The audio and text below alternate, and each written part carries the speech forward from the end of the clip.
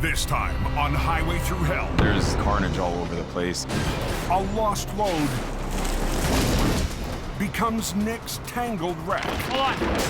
Oh, crap. A canyon crash 50,000 pounds of wood. has the boss This is going to be a tough job. bringing in backup Put the rotator in on an angle. Holy and an urgent call Did she get hit? for one of Jamie's crew. On the Highway Through Hell, the last line of defense is a heavy rescue team ready to tackle any disaster. Because closure is not an option.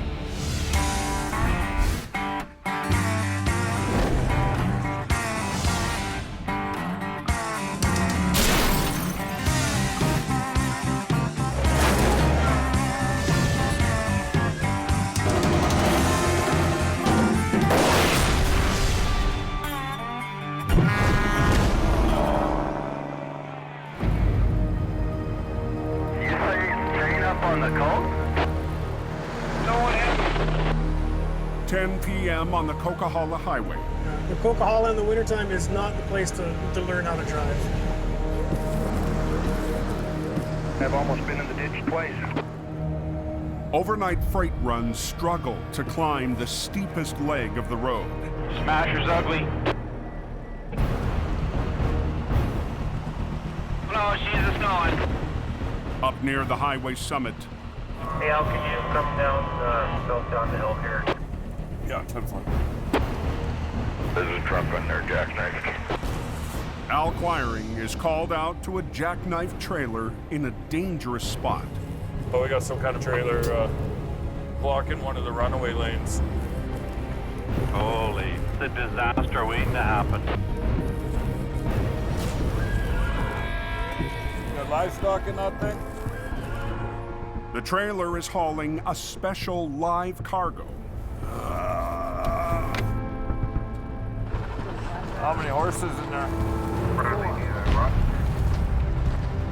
We got a real problem on our hands. The horses are show jumpers, worth more than $1 million. I can't believe it did that The damage. driver is one of the sport's top riders, Kyle King. We were just coming down. I was following real slow behind somebody else, and just kind of started going. I feathered the brakes, which probably shouldn't have, and then just spun. The hitch broke on the thing. The trailer is blocking a runaway lane, an escape route for truckers if their brakes fail. You're in Hell's Cauldron right here. You expect people to run into you, really. Traffic coming down the hill could lose control, tear into it and break it into a billion pieces. I'll get you off the road here, but you better get on the phone to make some arrangements, right? Hopefully we can rectify the situation. But the hitch is too damaged for Al to tow down the coke. When the truck jackknifed, the fifth wheel hitch was broken. With skittish animals in the back and a nervous driver behind the wheel, Go ahead, turn your wheels hard to the right. Al can only coach the driver out of trouble. Just put it in reverse and just a little bit of throttle. And hope the hitch holds long enough to get him out of the runaway lane. Do you just keep an eye on it? We don't want to break the hitch anymore. The last thing I want to hear is crumple, bang. Little by little, A little more. Just ahead a little bit here. It's easy, easy, easy. Al helps straighten the trailer. We've only got one very slim chance to pull this off. Just tease it a little more. Good, good. Wheels to the left. So I'll get you tucked in tight beside the sign there. But we want to go nice and smooth so we don't piss your horses off. Otherwise, we're going to be having steaks all winter.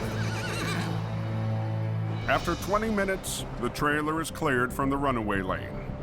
We got them into a safer area without further incident. Safe and snug as a bug in a rug. The horses will be transferred to a new trailer and hauled off the mountain. Makes me very happy. Okay, let's roll. You never know what the incident is going to be. You got to be open-minded and be prepared to handle whatever comes. Yeah, it's pretty slick, but it's open.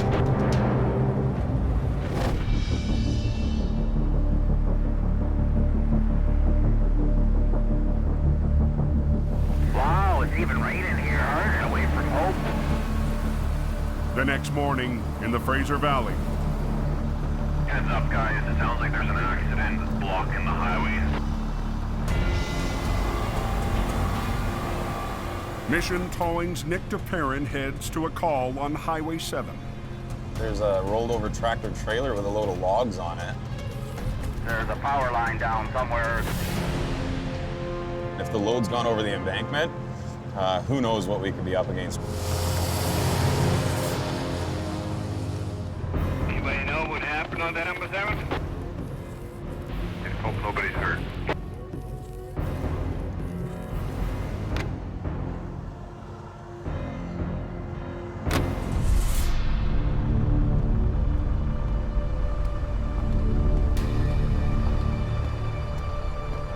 It's an ugly one. The flip truck has blocked the road. Power lines are down, and a load of telephone poles lay scattered across the slope below. There's carnage all over the place. This is a major wreck. The semi lost control on a bend, struck a power pole, then launched its load over the cliff.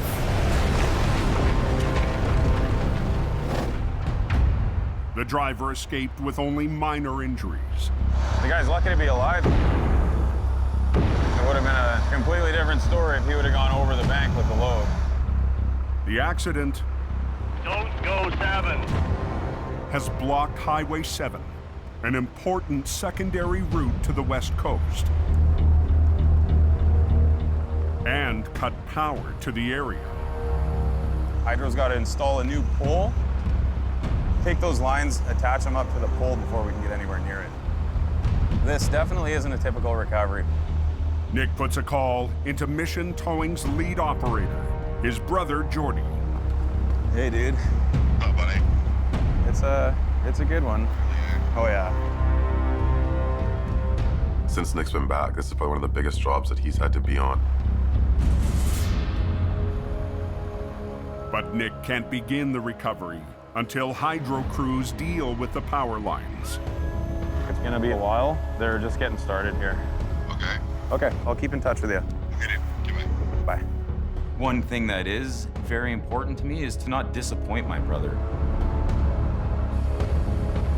That one log's just barely hanging on by the tip there, and I think if that one lets go, this one potentially can swing that way. It is powerful enough to kill somebody. Most difficult part for us of this one's gonna be the load. We're gonna have our work cut out for us.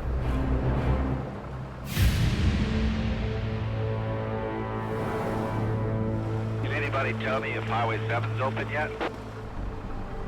Still closed. We've probably been here 10, 11 hours now. After waiting into the night, Nick is more than ready to start the recovery. Dying to get to it and start tackling the job. I've eaten 2 lunches since I've been here already. By 11 p.m., the downed lines have been cleared and power restored to the area. All right, boys, it's all yours. You all done? Yep. But the wreck still has the highway closed. Yeah, it's gonna be there a while before they roll it over. Nick's top operator, Neil Wakefield, and the rest of tonight's recovery crew roll in. It's all clear. It's showtime for us. Yeah, let's go. Get this done. Before they can flip the semi, I'm not a fan of the way these logs are sitting. Nick and his crew need to deal with a potential booby trap. It's actually very dangerous. 2 poles, nearly 1,000 pounds each, are tangled with the wreck. The first thing we want to do is get those right out of the equation. We're gonna have Trevor and Dylan attach our medium-duty wreckers and winch them out of the way. The poles are rigged to separate, away from the crew. But With it raining as hard as it is, it could be a nightmare. I mean, our straps might just slide right off them. But the heavy poles under high tension are unpredictable. Those things can twist and take somebody's head off. Trevor, do you want to get on your controls? Okay, guys.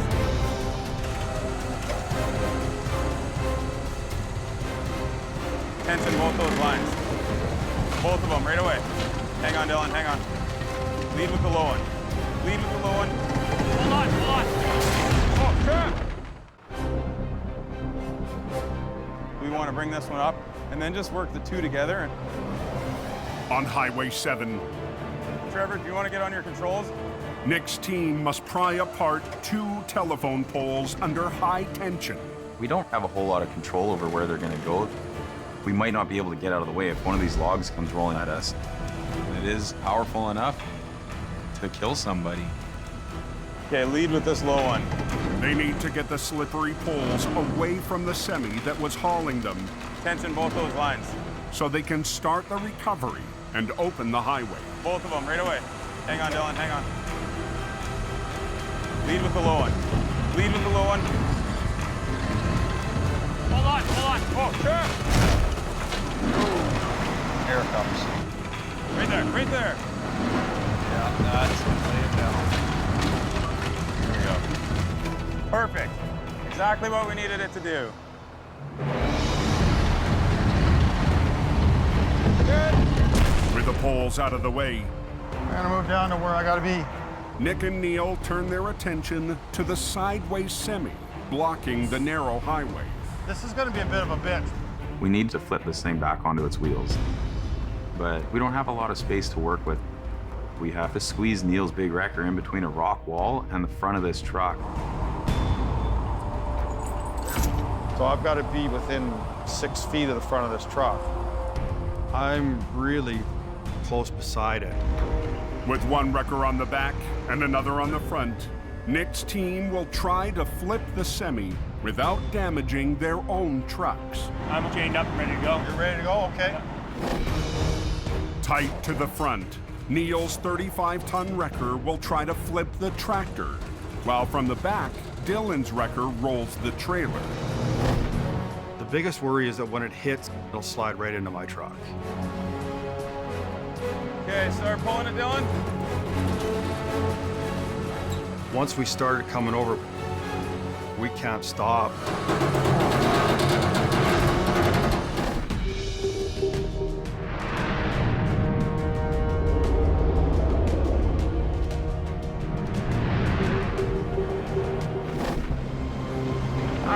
Going around Shylock up to the top. Other than that, you're good to go. Up near the summit of the Coke, Well, so far it's better than this time yesterday. It's slippery on the road here. Robert Muckwa's been patrolling this stretch of highway for the last 2 hours. Robert, he's got this work ethic that's really good. Jamie's head of traffic control is on the lookout for anyone in trouble. He's out there, he's on it, he's doing it, he's everywhere. Tonight, Robert's girlfriend, Loretta Chandler, joins him on the road. She asked me if she could fly, and she asked me to train her out on the Coke. This winter, Robert's also been proving himself to Jamie I'm trying to get this young lady on her way right away. as a light-duty tow operator. Now he's training Loretta in traffic control and roadside safety. My goals this season is to keep learning, just be with Robert, basically. 2 slow lanes are blocked. Coming in the fast lane up. As they approach the Smasher, the steepest section of the highway, Where this truck broke down? Robert and Loretta roll up on their first test of the night. Holy buddy, what are you doing? It's bad. A driver has abandoned his trailer to put on his tire chains. That's the worst time to learn how to throw a chain is when you're stuck on a hill. I never ever seen a guy take a tractor apart, put chains on. To me, that's pretty stupid. So it's gonna be tight getting through? Traffic squeezed down to one lane on the toughest stretch of the coast. Robert jumps into action, but in a matter of minutes, Holy. the northbound lanes are completely blocked. Hey, pass me that radio. Pass me that radio. All tractors coming northbound. Can you stop that box canyon, please? We got another truck spun out. Robert tells traffic to hold.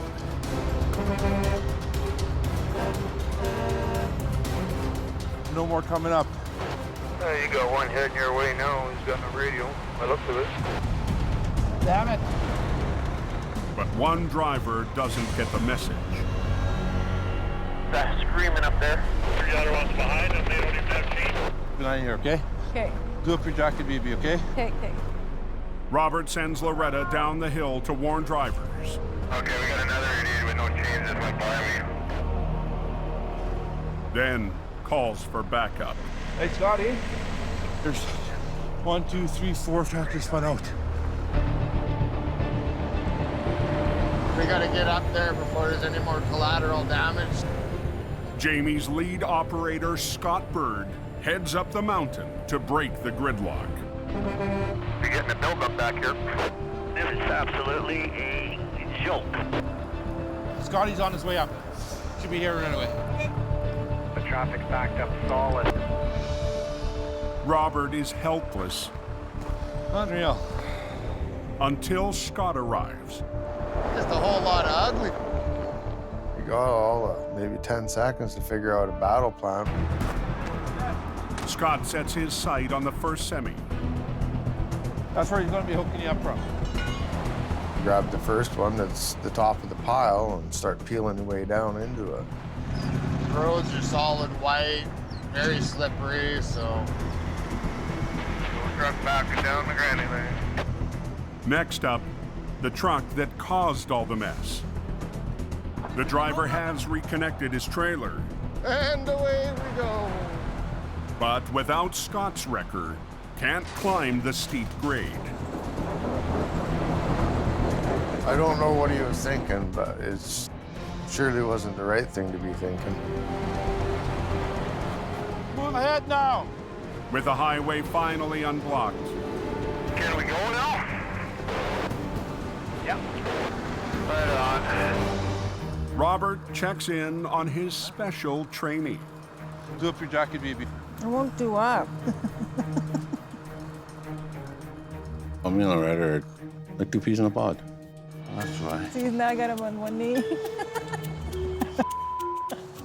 Every warrior needs a princess. What's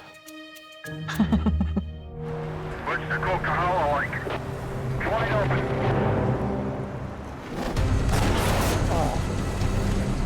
The road is closed. Clean up the mask, let's get going.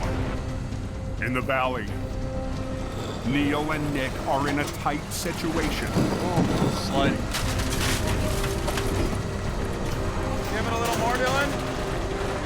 They're always stubborn.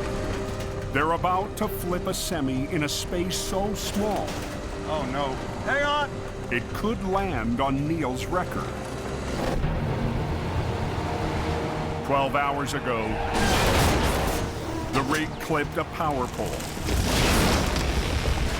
and launched its own load of poles down an embankment. Now the semi threatens to come down hard on Neil's 35-ton towing machine. This job really has to go textbook in order to land this thing right where we need it to.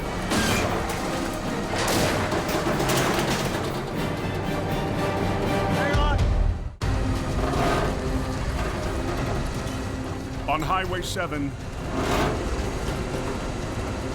Give it a little more, Dylan. Mission Towing is trying to flip a wreck with no room for error. We have to squeeze Neil's big wrecker in between a rock wall and the front of this truck to get the right direction of pull. As Neil winches the tractor over, it creeps closer to the back of his wrecker. The biggest worry is that when it hits, it's going to slide right into my truck. We don't want to end up having a catastrophic failure here. Hang on!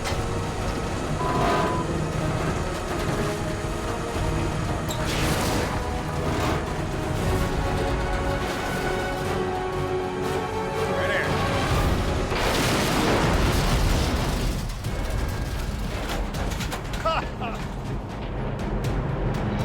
Son of a bitch. Like that much room. It's less than a foot away from my truck. A little nerve-wracking for a few seconds. That was close, man. Sweet. Yeah, buddy. We'll get hooked up, get this thing out of here, and get everybody rolling tonight. Nick notches another big win for his brother and the family business.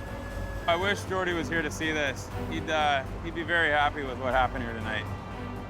Nick did phenomenal. Our crew is top-notch. Being this was a complicated recovery, I'm very proud of them today. The wreck is cleared. Yeah, 7 is open. The highway's reopened, but the job isn't over. Nick and his crew will return tomorrow to recover the rig's load of telephone poles over the bank. It's been a long day. Everybody's worked really hard. We're gonna come back and deal with the logs in daylight.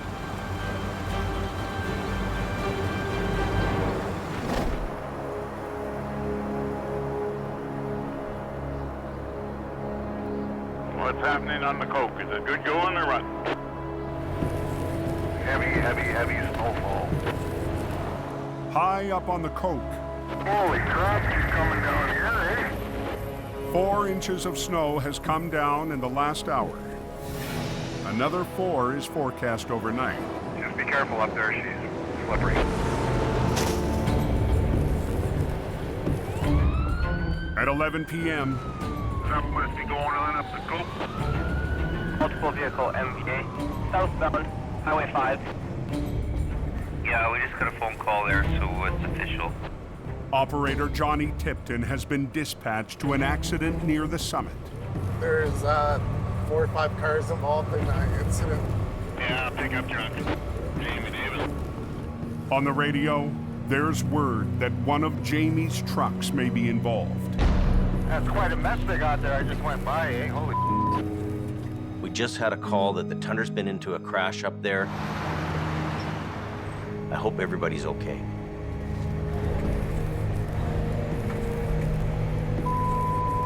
Man. One of Jamie's flagging trucks was rear-ended by an SUV. Robert's girlfriend, Loretta, was inside the vehicle at the time. Did she get hit? Yeah, she got rear-ended. Okay. I don't want nothing to happen to her, if you know.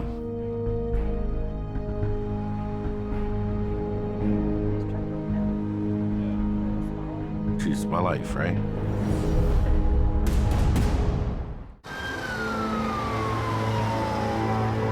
Multiple vehicle MVA, southbound, Highway 5. On the Coquihalla Highway, That's quite a mess they got there. Did she get hit? Yeah, she got rear-ended. Okay. a Jamie Davis traffic control vehicle has just been struck from behind. Robert's girlfriend, Loretta, was inside. He's gonna go up and do an assessment on her? Thank you. Robert and Loretta had pulled over to assist at another accident. Now all of a sudden, I see this SUV coming. I looked at Loretta, and that's when the Thunder got hit.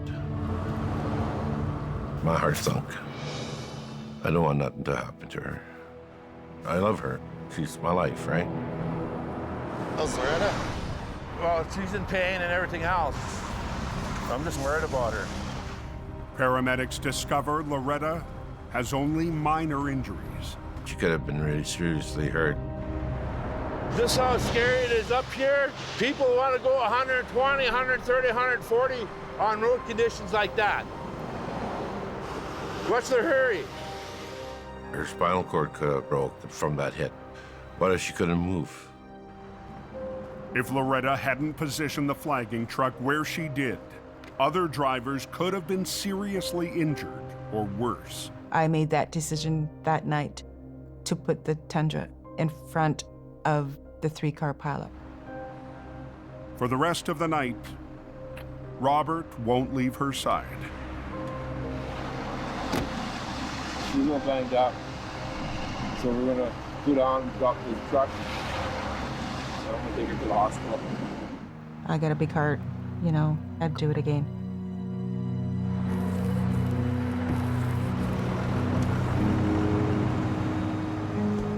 Imagine if we didn't have the flag trucks there.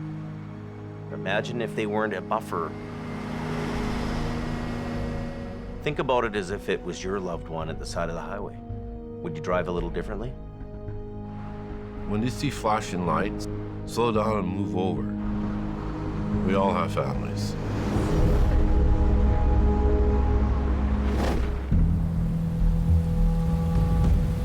It's just pissing down rain.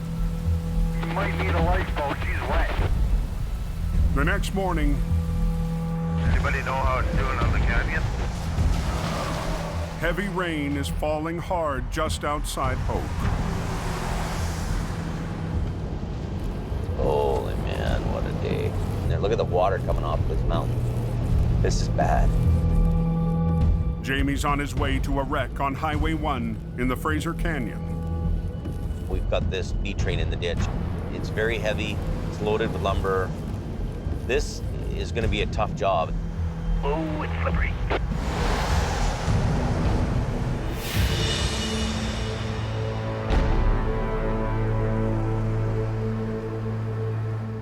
Already on scene is Jamie's younger brother, Jason. 50,000 pounds of wood. Jamie's called him in to help get the hefty, tilted load of lumber back on the road. There goes the boss. He drove it into the ditch. He didn't wreck anything on the bottom half of the trailer. Jason's company, Aggressive Towing, is called in when Jamie needs extra iron on a big job. I tell you, this trailer is not looking very good up here.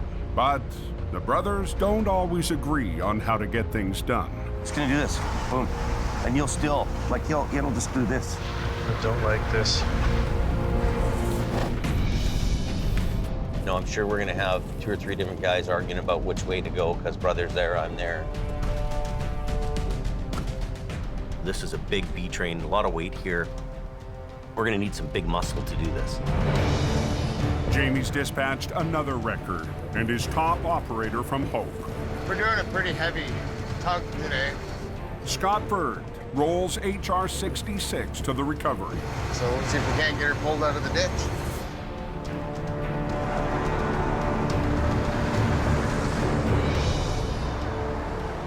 Jason's 60-ton rotator That's a nifty one. and his right-hand man, Chris Mervin, are on standby to tackle the tricky job. That's a big, heavy load. Jamie's been given an immense challenge by his client. The customer doesn't want us to cut the lumber and leave it lying in the ditch. He wants everything brought out together. Gonna be iffy whether it stays. I don't think you're gonna save that lumber on there.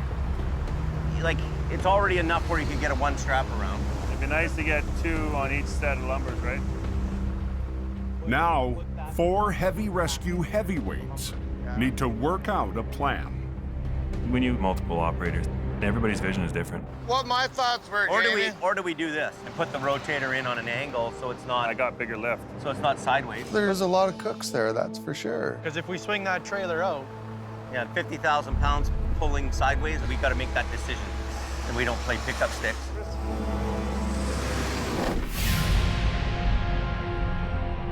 So where's the accident at? It's just a ginormous mess, you'll see it. In the Fraser Valley on Highway 7, Holy, I wouldn't have wanted to go for that ride. We'll tie off our harness gear to this cement embankment here. Mission Towing is back for part 2. There's a bunch over here. Of a messy recovery. Yesterday, a semi lost control on a corner, scattering more than a dozen poles down the bank.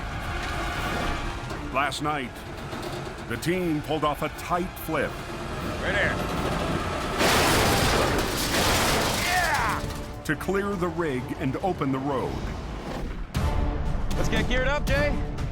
Today, Nick and his crew must get the massive poles up a 600-foot slope before the end of the day. But the steep terrain and the jumbled poles make this a high-risk recovery. Just below us is a straight drop-off to about 600 feet. It's a very dangerous place for us to be.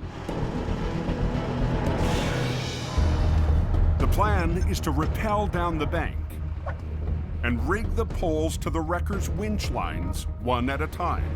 We have a lot of logs to pull up, but it's the only way we can do this job.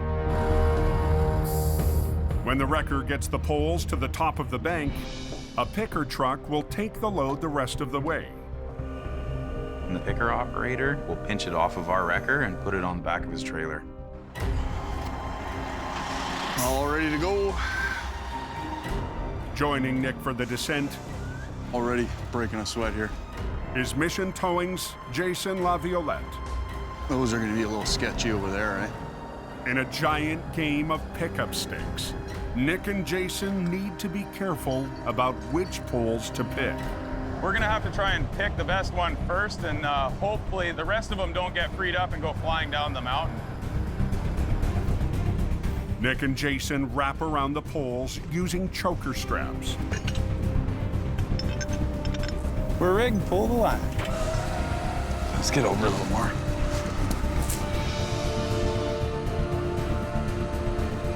As the winch pulls, the straps tighten. No problem.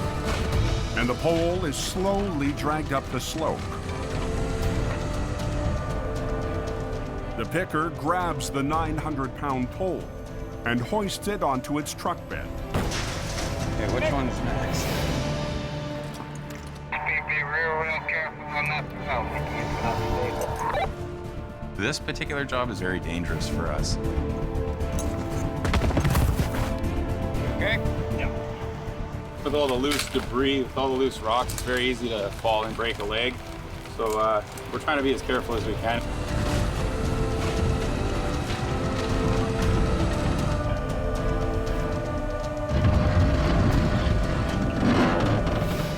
This one might make for an issue.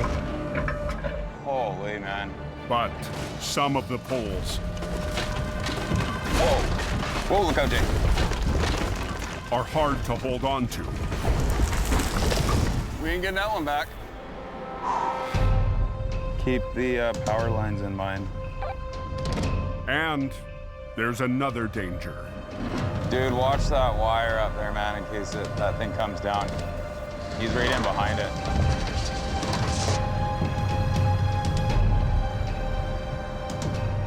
We don't want to have another problem here and put the power out to the community again.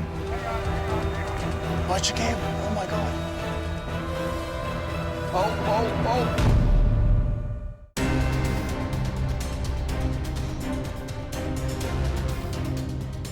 Number 7 is down to one lane. Everybody's got to go slow. In the Fraser Valley, Watch that wire up there, man, and right in behind it. Nick's team is trying to work around power lines to recover a load of telephone poles. Watch your cable. Oh my God. Holy man. We don't want to put the power out to the community. But the picker manages to steer clear of the lines. Thankfully, a potentially bad situation was avoided. The high-angle recovery isn't getting any easier. Let's take it in. But one by one, Pile's getting a little lower. Yeah. Nick and his crew get it done. It's kind of a good feeling, not gonna lie. Every pole that can be salvaged is recovered. That's it, my man. All of them. We did it. Nice job, dude.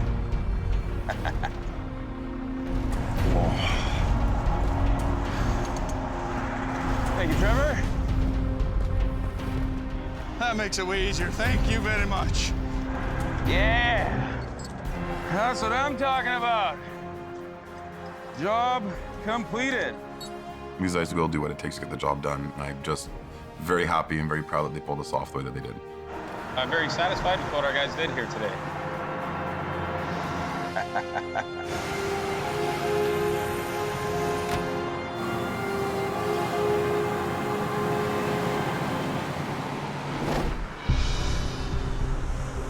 Apparently the truck crashed in the ditch there. That lumber truck fall over. On Highway 1, It's already enough where you can get a one strap around. It'd be nice to get 2 on each set of lumbers, right? Jamie, Scott, Merv, and Jason Those are 16-foot 2x10. They're heavy. are dealing with a 50,000-pound load of lumber tilted into the canyon wall. You could do 4 working lines off the back of him, though, if you use the 2 deck winches sideways to pull down.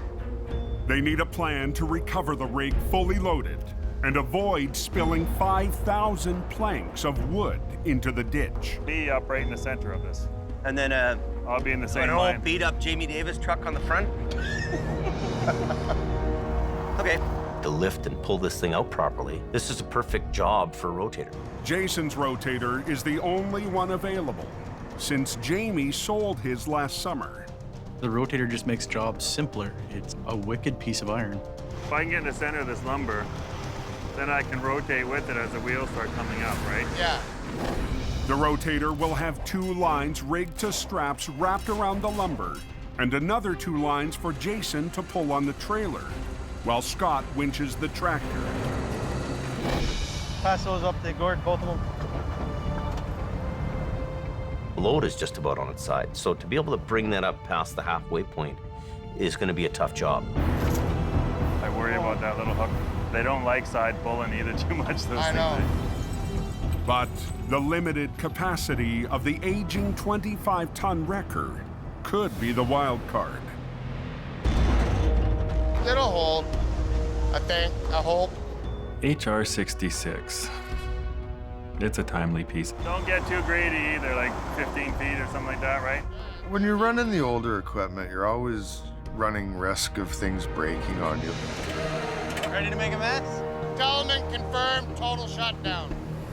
Somebody tell me how the canyon's been? Somebody said 5-minute time delay. The tractor and its load combined make for an 80,000-pound pull. When you're dealing with big weight, there's big danger. These guys all have to work as a team, and that's the biggest equation here. Okay, let's go.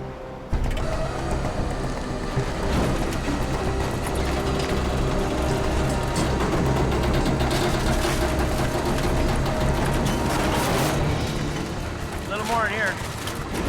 Keep them on that one. We don't want it sliding in, James. Yeah, this one here. Keep these sucked up. Jason controls the boom with the rotator's remote, A lot of weight there. This thing could break. while Merv works the deck winches. Hold on for a sec, Jay. Stand back, guys. What's going on with an accident? Don't go number 1. In the canyon, Keep them on that one. We don't want it sliding in, James. Jamie and his brother Jason fight to get a fully loaded lumber truck out of a ditch. Until this thing is all the way on the road, I'm not going to breathe easy. Keep these sucked up. If they lose the load, thousands of planks will spill off the deck. Tighten your yellow one up. This thing could break. Picking this kind of weight up, keeping it all together and intact was really a huge deal. Slow down on this, eh? You don't want it to shift because then it would be matchsticks. 5,200 of them. Stand back, guys. Whoa. Hold it. Slow, man, slow. Okay, hold it. Okay, Scotty, you going ahead? Yeah. Tuck in your middle one. Okay, we're moving. Keep going, Drew. Little bit on this. Yeah, keep on the other one. Easy. Not so hard on this one, eh? She's coming. Finally, We're on the road. the lumber truck is on the highway. Perfect. Damage-free recovery. Trucks are one thing. It's the guys running the trucks that makes all the difference in the world. I think we got her beat now. Okay. Everybody worked together really well. That's the art of recovery. Really sweet job. Yeah, nice. Way to teach my brother and Merv a few tricks here like usual, but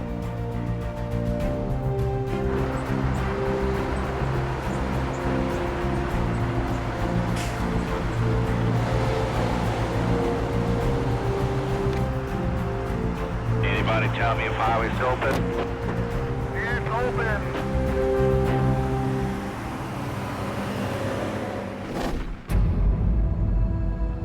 2 days later, at Jamie's yard, This is going to be the first time I've seen it since the accident. Loretta is still recovering after her close call on the coke. That was a hard hit. Very hard. Loretta was in a flagging truck when she was struck from behind by another vehicle. She pushed me about a good 70 feet. That's how fast she was going. I saw the doctor, and physically I'm better, but mentally, it sticks with you. I'm glad that Loretta wasn't serious hurt, right? I'm grateful for that. I'm very grateful. Hello. Hello. How are you feeling? Still a little sore. A little sore? Yeah. I have a recovery to go and do. Yeah? I really hate to ask you, but I really need you. I had to ask her to come. Yeah, I can do it. You sure? Yeah, I can get back out there. She didn't hesitate one bit. She said, I'm there to protect you. I don't want nothing to happen to you. I'm gonna go out there and help him. Keep him safe. Bring him back home. Doing this recovery is a very important step to my recovery.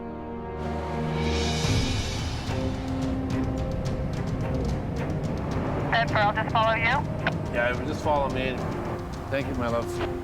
Robert and Loretta head to the job on Highway 3. I gotta get back out there. You roll with the punches. You just keep going.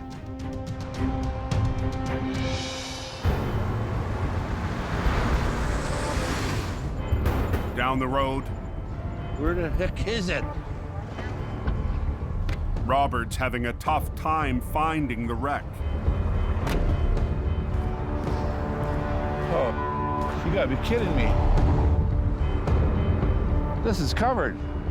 The car is encased in ice and snow.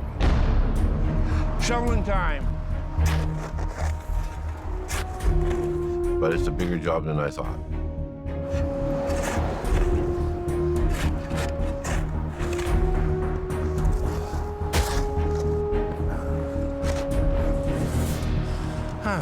I just say, okay, I'll come and do it. Robert is not a quitter. He'll do it. Oh.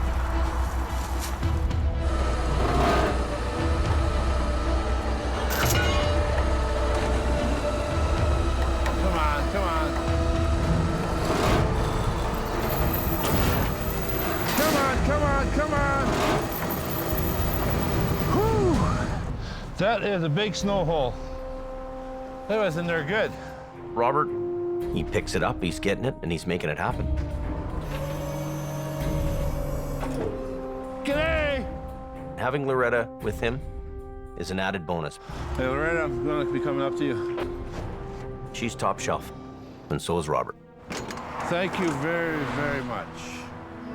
Okay?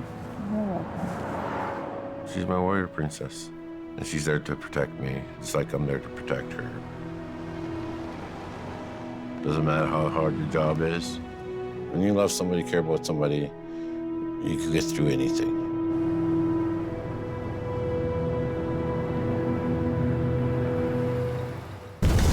Next time on Highway Through Hell. It's a very sad thing to happen to any family. A tragic wreck. Watch yourself there. That's bad. Puts the twist on Nick. This is what they call family bonding. 3 generations tackle a heavy load. Come on! This is a disaster. And a tough job takes its toll on a towing veteran. I threw up almost a liter of blood.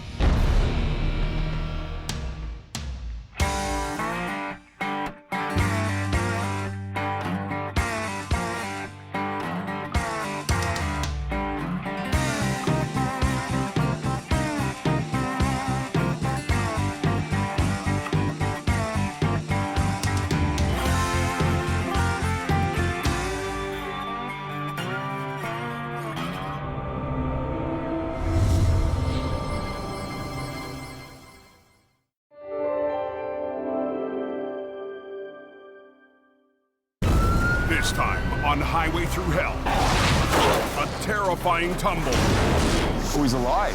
Plunges the mission team into a daring recovery. It will go over. Uh-oh! A frozen truck becomes Scotty's roadside mystery. She's all blown apart here. And Colin and Jamie use air power Wall's coming out of it. to battle a bulging load. On the Highway Through Hell, the last line of defense is a heavy rescue team ready to tackle any disaster. Because closure is not an option.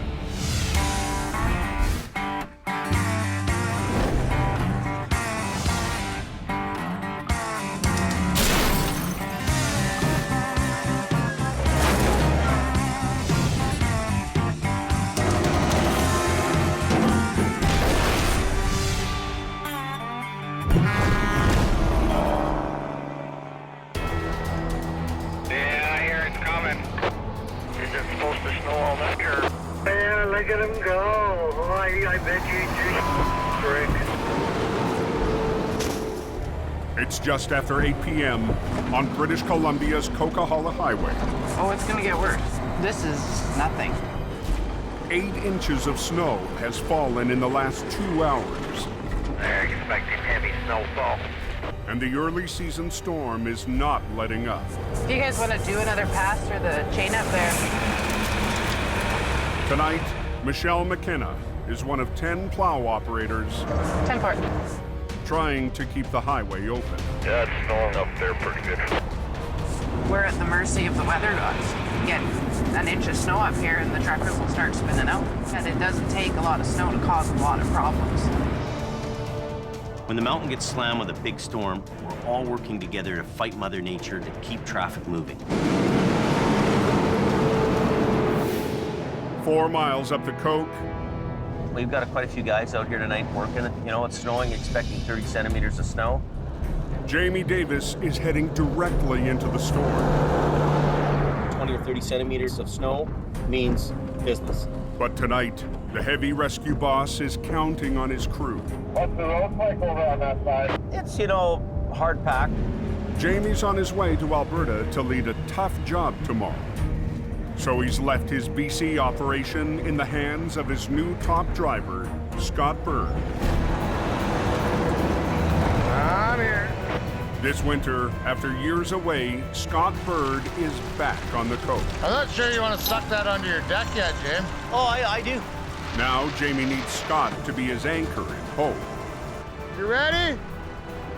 With Scotty being there, he can manage guys, he can keep the trucks together, he's good mechanically, and he's a doer.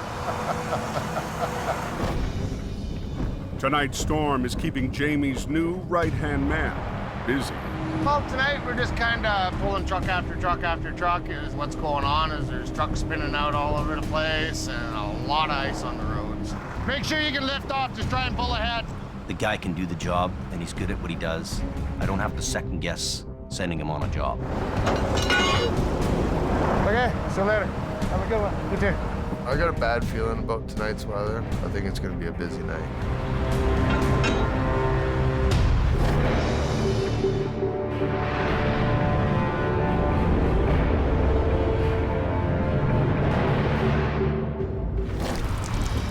Down in the valley, a 4,000-foot drop in elevation. Holy, the wind is raining like a bastard. storm has unleashed torrential rain. Houston, rain is hell going north. We got a fire truck up here on our side. Mission towing has been dispatched Dispatch, search and rescue. to an urgent call. There's all sorts of fire and police cars there. Pickup truck has gone over an embankment down into a creek. Operator Neil Wakefield is behind the wheel of Mission's 35-ton heavy wrecker. We're concerned that somebody's trapped, maybe underwater. There's a rescue truck coming up that way too. Someone's having a bad night tonight. Racing to the crash site, Mission's new on-scene coordinator, Nick DeParent. Going the way you are.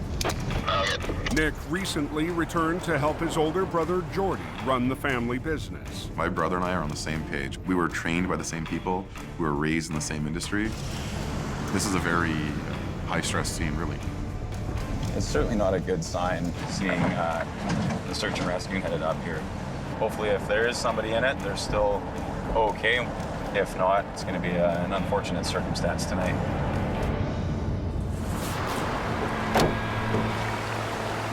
Holy. Pickup truck went over the edge. Down the cliff there, down into the creek. It's actually called Suicide Creek, is its nickname. That's a tough place for a crash. It's a tight turn, and when it's dark and raining, it really sneaks up on you. The driver lost control on a corner, crashing 90 feet to the creek below. It looks like something out of a movie. We've got 2 search and rescue vehicles, multiple fire trucks, police cars. I mean, there's every first responder that you can imagine. Where are we? Way down the bank. It's way down there. And it sounds like the water's rushing pretty good. Oh, he's alive. Wow, thank God. The driver survived, but is trapped inside. With Mission Towing, anything at this point we can do to help you? The vehicle's unstable where it's sitting. Okay. You want to run a line down to stabilize the vehicle? If you'd like to, we can definitely do that. We're going to be stabilizing the vehicle, so I'll be pulling a wrecker right around the side here. We'll have to put a line from our wrecker to stabilize the vehicle, and that way it's safer for the fire department and search and rescue to go into the vehicle and rescue this person out of there. What's the wheel up right at the edge of the bank? Perfect. Okay, you grab chains, come down with me. Junior tow operator Brennan Brucker must secure a line to the pickup so the driver can be extracted. The person in the vehicle is trapped in water, and if they're upside down in a vehicle, they might not have a lot of time. Give me that chain, Brennan. Watch yourself. We've got to really be on the ball and quick to get that person out of there. Wrap one of those chains around the axle.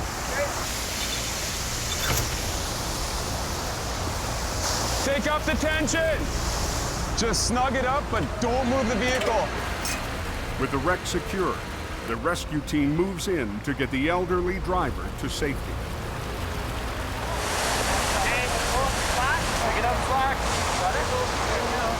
And they don't waste time. Bang, bang, boom. Everybody knows what they're doing. The driver of this truck is extremely lucky. I've been to accidents where people haven't been as lucky as him to survive. How did you guys come across this accident? The driver was found by 2 young men passing by. No kidding. I was driving by and my lights reflected off of something down there, and we started honking his horn, so went and stopped and checked it out. Just by fluke. They just happened to notice one of the lights on the vehicle shining down the bank. They made a decision to go down. If they didn't, the guy in the truck would not have made it through the night. The 911 callers also got stuck just up the road. Tomorrow, I can come up myself and pull your truck out for free for what you guys did here tonight. Appreciate it. Anytime, guys. Thank you. That was the best case scenario. These guys have done their job. It's our turn to do ours and bring the vehicle up. But as search and rescue drives away, Nick and his team lose their powerful lights. Shine it by the front wheel again? That's the most unfortunate thing is all the fancy lights are gone too. So it's a lot darker. That's one hell of a situation. The number one danger is the dark. We're talking about moving water, a steep bank, and the rain. It's a very complex recovery.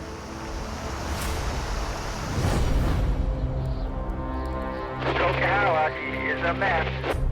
High up on the Coke, the temperatures dropped another 9 degrees. It gets worse here because it's snowing really hard. Hard rain in the valley has turned to heavy snow on the summit. Scott Bird, Jamie's top driver in Hope, has been working through the storm all night. Just before Juliet is stuck in the beach. John, this is Mike Juliet right there, so I'll be right there. I'm hoping this is just a quick bop out of the ditch thing. This is kind of a notorious black ice area. The thing about black ice is you don't know it's there until you're in the ditch. I'm seeing our guy in the ditch up here. Quick pull right on the back of his tractor. Tonight, Scott has an extra pair of hands. Jamie's newest recruit, Mike Reynolds. So this is number 3 here. So this one over here, we got to put a motor in. In the summertime, I quit my job at an automotive shop and took a resume over to Jamie Davis. We need to pump out 7 trucks within the month. Can you do it? Was pretty much hired on the spot. Jamie has also promised Mike a shot at running a big record if he can prove he's ready. He can fix things, he can drive them. If he can stick around me and Scott, he should be able to develop really great recovery skills. I think it'd be pretty fun to be running a heavy rescue truck all the time. He's gonna have to prove himself. Oh, it looks like it's gonna be a bit of a pain in the butt, but... It's Mike's first chance to show off his skills. The goal is to get the driver and his load back on the road. Hopefully he hasn't been frozen too long. Well, let's see if we can get this thing started. Start it up. The semi appears to be drivable. Mike! Shut it off, shut it off. But something's not right. It's smoking. It's froze up. When I see the smoke and hear the noise, I know there's a problem, and I gotta shut it down real fast. That's clutch. That's clutch? That's what it smells like. It's not running the way it should, so we're gonna have to take this to the side of the road and figure it out. Go up in there and just try and keep that wheel turned as hard to the right as you can. Oh yeah, there's lots of frozen snow up in the steering. Well, it's not coming real nice, and it's not steering, so there's some more issues underneath that truck than we can see. We're just going up to the next exit there, okay? This is a situation where Mike's mechanical skills come into play here for the customer.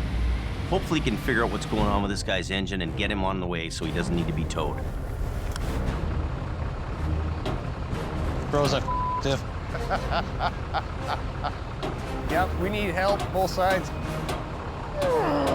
Scotty's got the hard side. Huh? Your side's frozen. Look out so I don't hit you.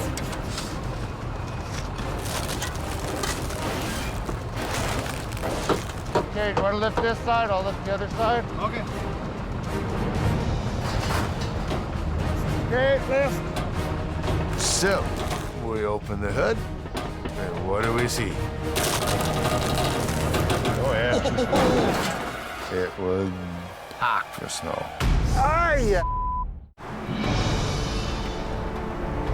On the Coquihalla Highway.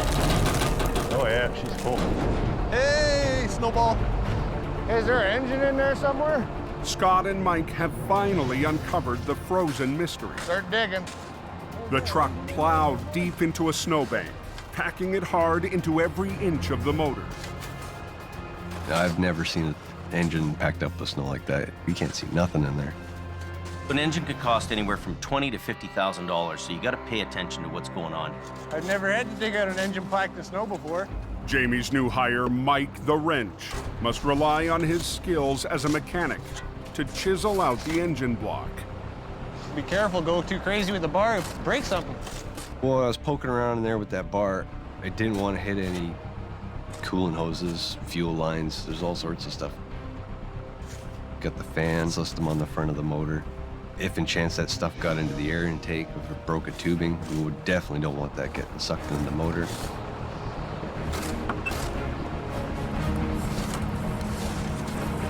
We're gonna fire it up. Mike gets the engine running and does a quick inspection. How's the oil pressure look? 60. Check the clutch travel, make sure it's not binding. You're very lucky you didn't even bend your bumper. The driver can get back on the road. Pretty lucky for the most part. Looking like I'm getting ready to get out of here. Okay, let's get moving, boys. It's always a good feeling when you get something out and the guy's able to drive away.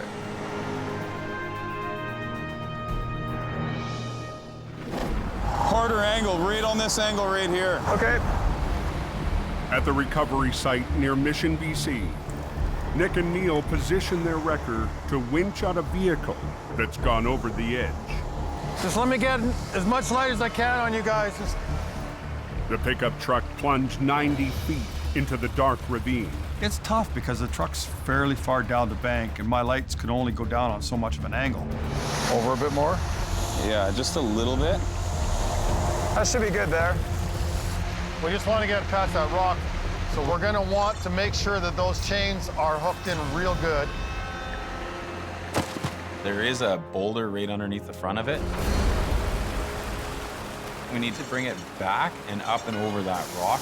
That one over here? Take off the tension! Our biggest problem is there's rocks down there that are quite big, so we don't want to get hung up on those rocks. But if you get hung up on a rock, it's going to go in places that you don't want it to go. Okay? You watch, I'll pull. You know, I can barely see the vehicle, so I'm relying on those guys to tell me what's going on. Do I need to boom up, Nick, or are we good? I'd boom in and up a bit. Okay. Winch? Yep.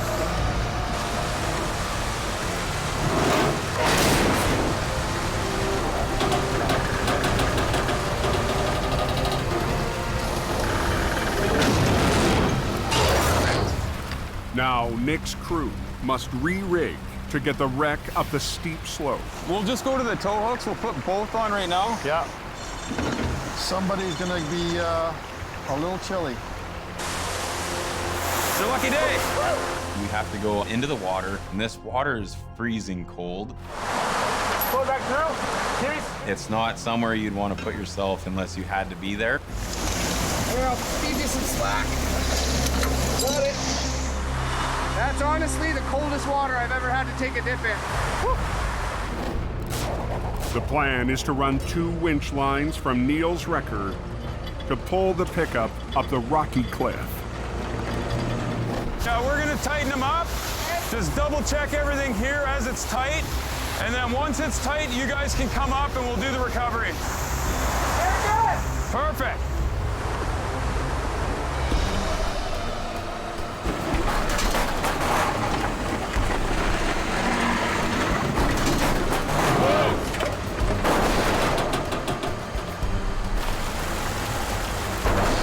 Keep an eye on that spool. Both.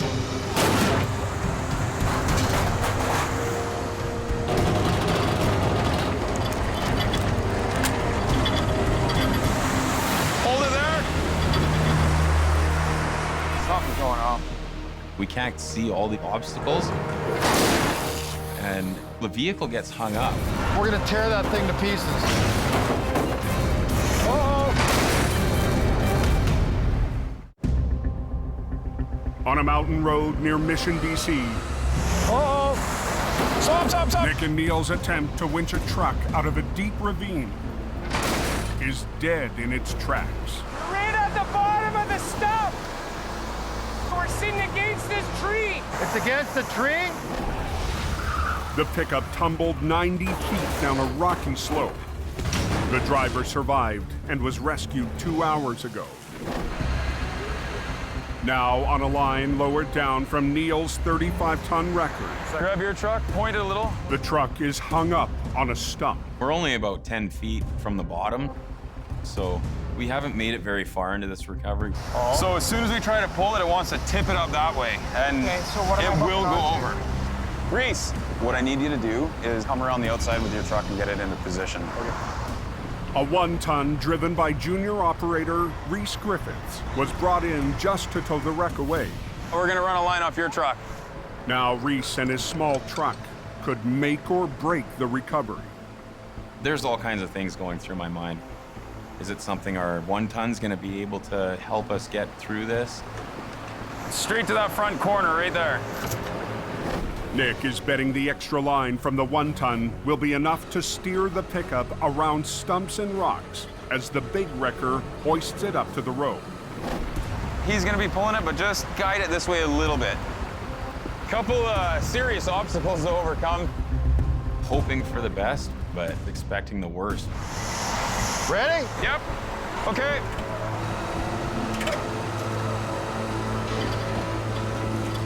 A little more line. Let your tension off a bit, Reese. Right there.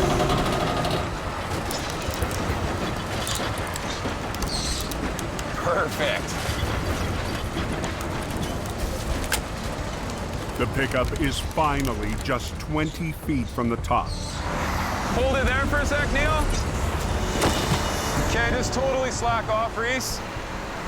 We're almost over the road. Want to give me slack on this one?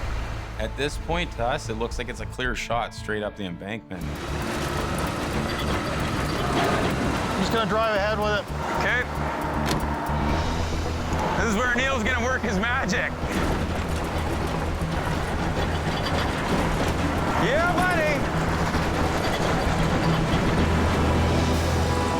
All right. Sweet. Beautiful. Where's Reese? Hell of a job, brother. It was an extremely difficult job, not something that we're doing all the time. What'd you think of that one? That was a good one. Yeah? For everybody to pull together and everyone to work as hard as they did tonight, I still need a hot tub, boss. it was a rewarding feeling for our crew. Okay, out of here, time to dry off. But Nick and Reese will be back up the road tomorrow to fulfill a promise to the young men who helped save the crash survivor. We still have another major part of this, which is get these heroes' vehicle that we promised when we get out for them.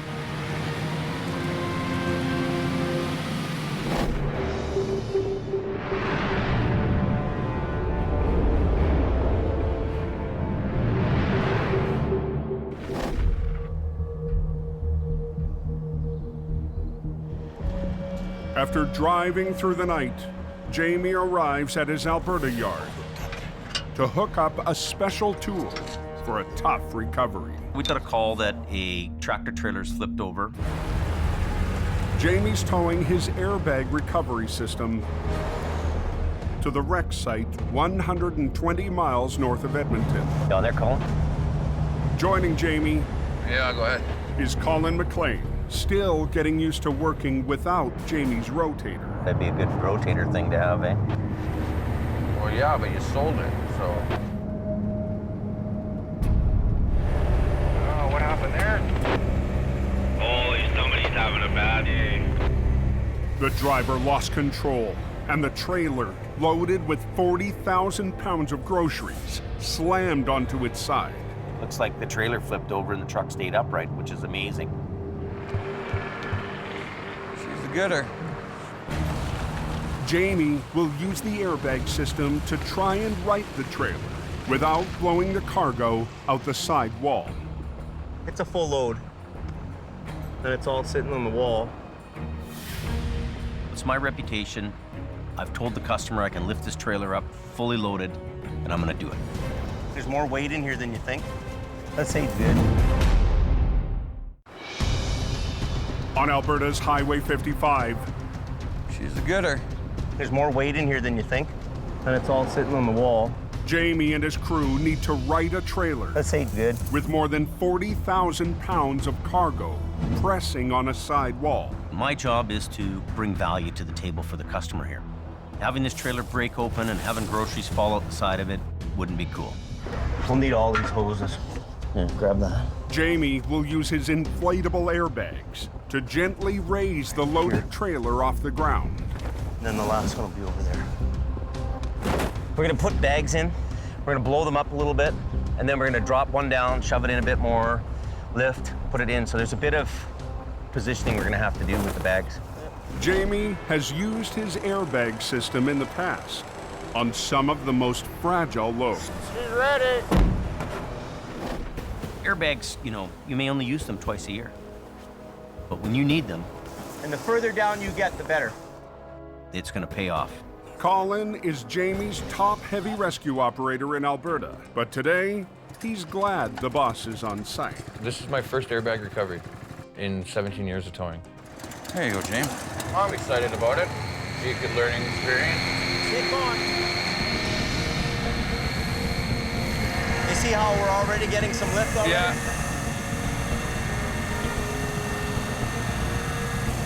I'm just looking at how the bags are kind of picking up against the wall, making sure that it's actually lifting the trailer. And we're gonna be real careful with this guy right here. You gotta remember that the wall is very flexible and it's also very weak. So you don't wanna put too much pressure at any one point. You try to lift too much of the trailer at one time, you're gonna collapse it. So you lift a little bit, little bit, little bit. If you get too greedy and you lift too much in one area, you'll end up blowing the wall out. But as the trailer lifts higher, Colin spots a big problem. Look at this wall here, eh? This is all blown apart here. Issue on this side. Oh, is it ripped? Having a cracked wall on the side after you start lifting is not something you want to see. Damn. We got to stop this right now or we're going to have a big fail here.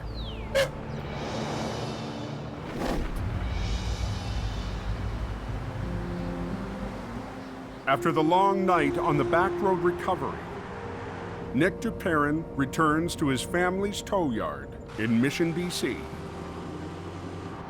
Big brother. What's up, dude? You get your feet wet today? Yeah, I did. Yeah. It's good. What's happening? Not too much. After 4 years away, working for another tow company, Nick has returned to help his older brother Jordy run the business. We work so well together. We think the same way. We know what each other's thinking when we're on a job. Family's very important to me. And one of the most important things about our family is the family history in our business. Our grandfather and our great-grandfather started this business in 1954. A lot of family memories. Jordy and Nick's grandpa Wally still owns the company he started with his dad 60 years ago. That's the one that burnt down. But it's been one of the toughest years in the family's history. 3 months ago, a fire devastated the business.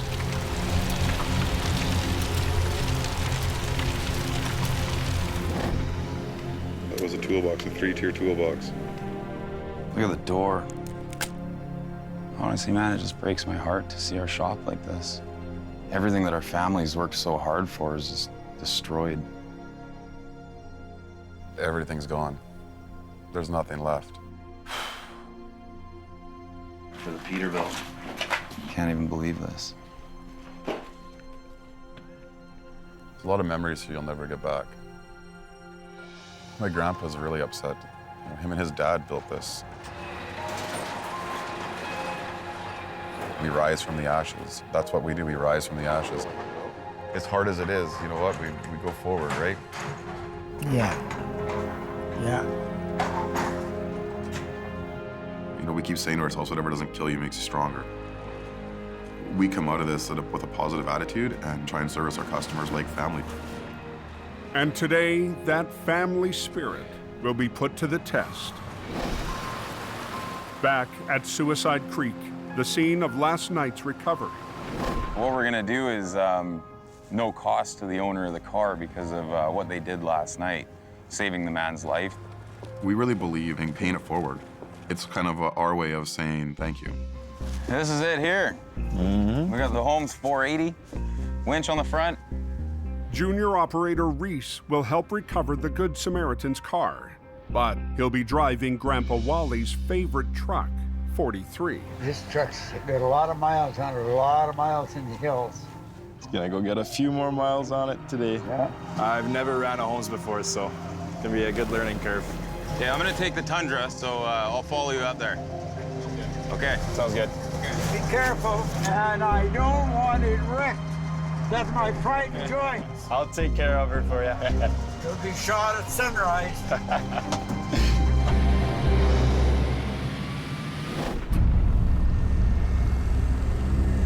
Hey, Jamie. Back in northern Alberta, Oh, no. Colin's discovered a tear in the wall. This is all blown apart here. A trailer loaded with 40,000 pounds of groceries is coming apart at the seams. A section of the wall has opened up from another section of the wall. It's ripped rivets. That's bad. If Jamie keeps lifting where the airbags are set, the wall could fail. We found a tear in the side of the trailer. If I saw this flown out, I wouldn't even attempt at airbags. Well, is that going to be an issue on the back? No, it's going to be an issue, period. Okay, We have to stop right now and rethink this whole situation. take down that one. The tear in the side is a bit of a sketchy deal, but it's my reputation. It's my name on the door. I think we got to take one of these ones out and put it there. It's up to me to do a good job and save the customer money and not cause a worse mess than's already there. Take this third bag down and move it over. Ah, right there. Colin helps reposition an airbag to try and seal up the wall. If you're lifting on both sides of the tear, you're doing this. If you put the bag on the tear, you do this. Okay. Using the airbags, we're able to put the metal all kind of back together. It brings the tear together. It doesn't separate the tear. It's risky to your equipment. You might end up, cutting a bag with the sharp edges, so it's a bit of a gamble. This is the critical time right now. The wall is holding. The guys need to rig up here a little bit now. Get your tailboard right here on an angle. You want to be pulling right here.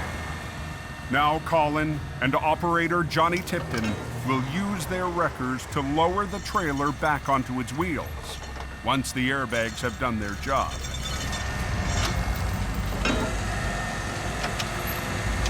Good. This should be good. With 2 winch lines running from the wreckers and 1 strap, the operators will try to guide the trailer onto its wheels as the airbags let go.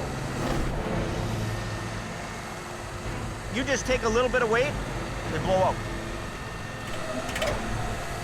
Pull your bottom ones first. Do the bottom ones and only do the top if you have to. Whoa. The groceries are starting to fall down inside here. This guy's at the maximum now. It's gonna pop out first.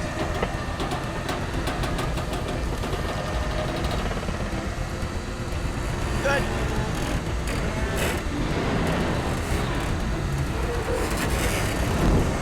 So perfect. Good. Oh, see, there he goes. The air cushions have done their job. But the loaded trailer still needs to be moved to the road. It's going to be a struggle just getting it 50 feet. You just keep tight here.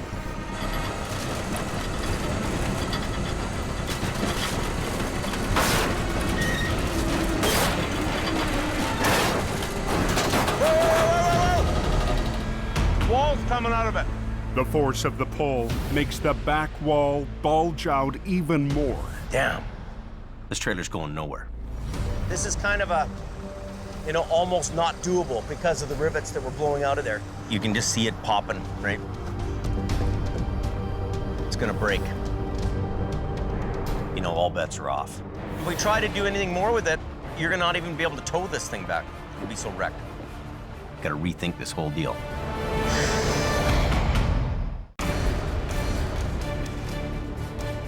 In northern Alberta, damn, you can just see it popping, right?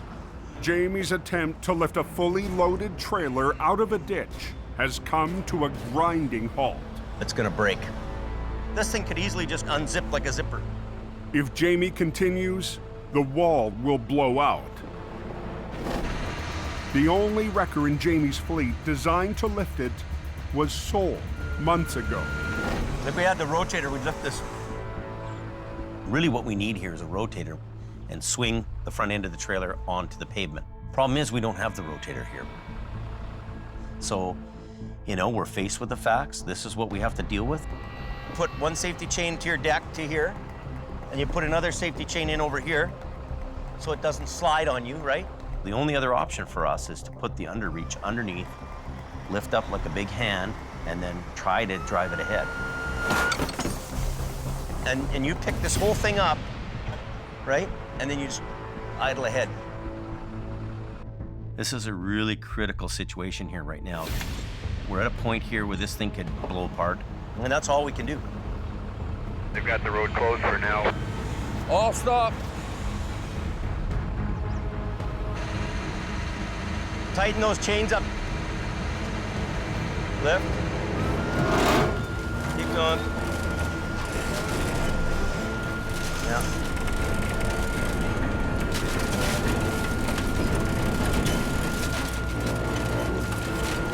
Okay, so what you do now is you just go straight ahead, okay?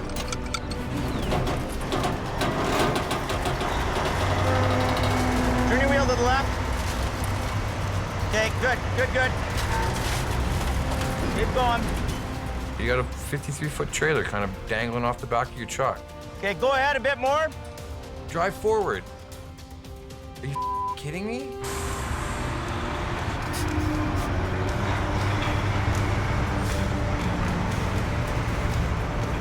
Crank it to the left.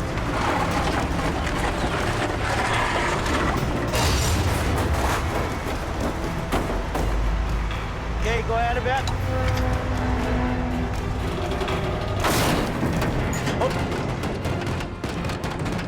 These are the kind of things that makes your hair stand up on the back of your neck. This trailer is just about ready to break apart.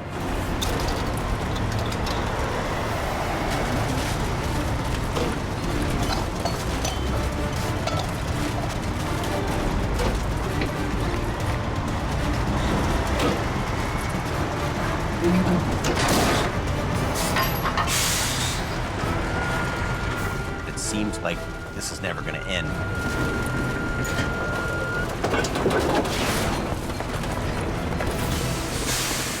Another couple inches is all we need. We need this much.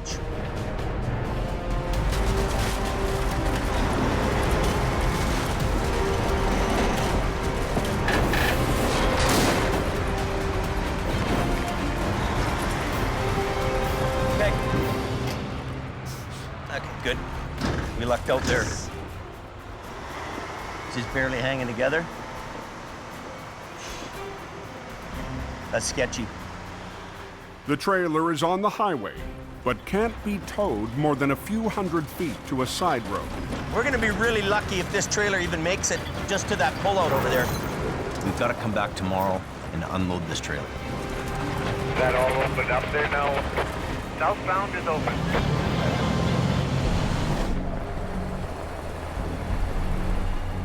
Near Mission, BC. You gotta be a little careful. There's a lot of sharp turns here, so it's quite easy to slide off the roads. Nick and Reese head up a logging road to make good on a promise. We're getting closer to where the vehicle's located, and the snow's getting a lot deeper. They're searching for a car that got stuck near last night's accident scene. The vehicle belongs to the two young men who called 911. All we want to do is show some appreciation for some people in our community that deserve to be appreciated.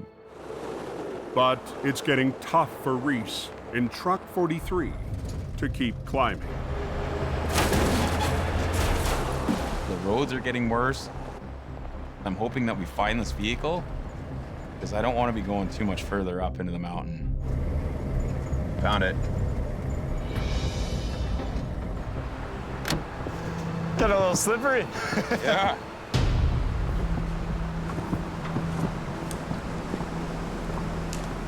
Only obstacle I see is this log that it's sitting on. Well, we're on a bit of a hill here, so there's a big log that's stuck underneath the front of the car, so it's not exactly the nicest working conditions here. They slipped off the road and went down a log, so we have to actually get it off of the log. Get your chalk blocks set up. I was spinning my tires coming up here, so I'll put these down so I don't pull my truck towards the vehicle we're trying to pull out. The tricky part about it is being on the hill that we're on as well as the snow. We have to apply more force to get it out.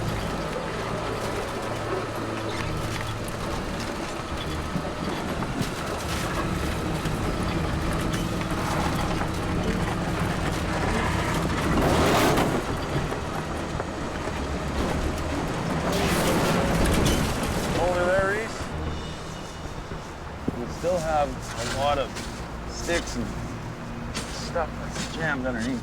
The car won't budge by winch alone. Oh boy. So Nick and Reese must get truck 43 in motion.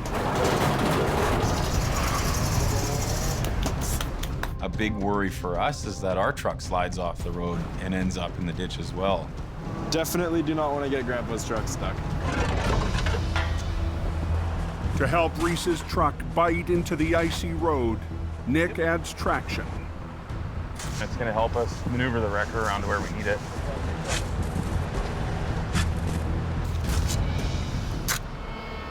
But a sudden shift in the weather forces him to rethink his plan. Yeah, we need to get out of here quickly. Starting to see some snow, so this is a game changer for us right now. The weather can change really quickly up here. All of a sudden, we can be in the middle of a snowstorm and be in a lot of trouble. I'm thinking before we try moving your truck, let's bring the Toyota up and we can run the snatch block off the Toyota. Redirect and down to the front of this. Yes, sir. Nick will use his truck to redirect Reese's line to increase their pulling power. We're gonna put the Tundra to the test. We're gonna give it a shot. We need to get out of here quickly.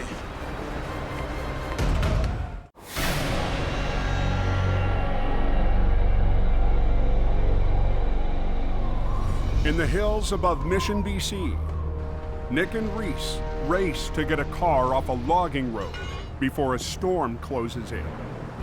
It's getting ugly. The snow's getting worse. We don't want to be up here in the middle of a storm. Okay. Nick uses his pickup truck to redirect the pull and prevent the 1-ton from getting stuck.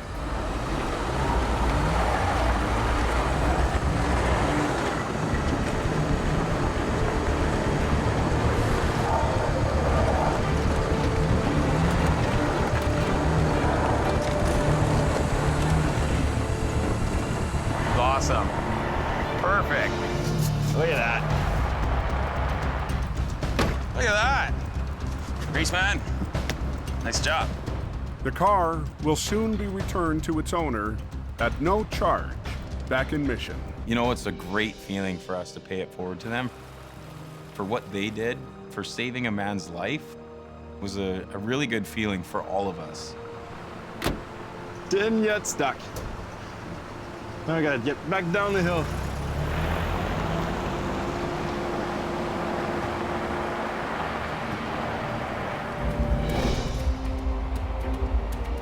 After yesterday's battle with a bulging grocery trailer, Jamie and Colin have one last task to finish the job. Here with a replacement trailer for the cargo, and the wall's just too breached for us to haul it with the load on. This trailer's got a broken frame, it's not going anywhere, and it's gonna mean a whole day of unloading. The trailer's tweaked, so the door is jammed. So the best thing to do is just punch right through it. So it might be a little destruction, but it'll work. Yeah. It's gonna be a bit of a rip and tear show. Well, let's see what happens. That was good. Well, the door's open. It's not a call you want to make, but you know that if you try to haul this thing down the road, it's going to be unsafe and it's going to end in disaster. This is going to be one hell of a job. 40,000 pounds of groceries must be moved by hand. Everything for the kitchen sink. Before the broken trailer can be towed away. Yeah, it's a pain in the ass. It sucks. Get organized here and start hand bombing. You're on a scene like that, it's all hands on deck. It doesn't matter if you're the swamp or the boss, you're moving boxes. Not record pickers, it's trailer pickers. This is a valuable load, and if we can recover 2/3 of it, you know, that's a savings to the trucking company, and it's also a savings to the insurance.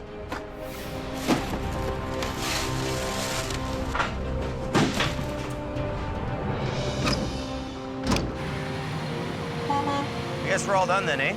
Good job, Jim. Good job. One of the best parts about this business is that really no two jobs are the same. You just overcome all these problems and you get the job done the best way you can. And, you know, you need a hot tub after 2 days of hard work.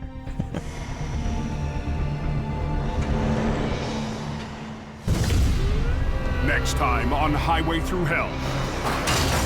A crash on a bridge It's on fire now. puts Jamie's crew on edge. Watch out, watch out. Scary ride, man. A mountain recovery has Mission Towing in deep. It was a mess. And a mangled load We have to get this sketchy-ass load down into town. makes the canyon run. Here we go.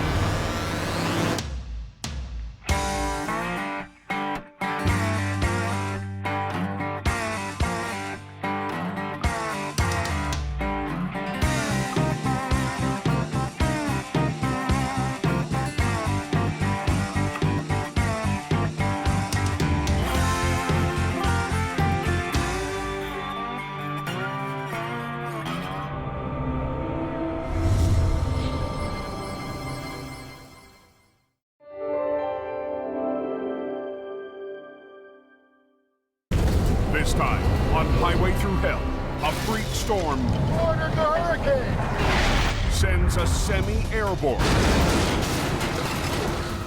This is sketchy. Holy crap. A heavy wreck Less than a 10-minute closure. puts Scott and Merv to the test. And We're going fishing. Al and Gord Big giant turtle. battle a monster truck. Gord.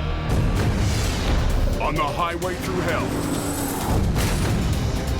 The last line of defense is a heavy rescue team ready to tackle any disaster. Because closure is not an option.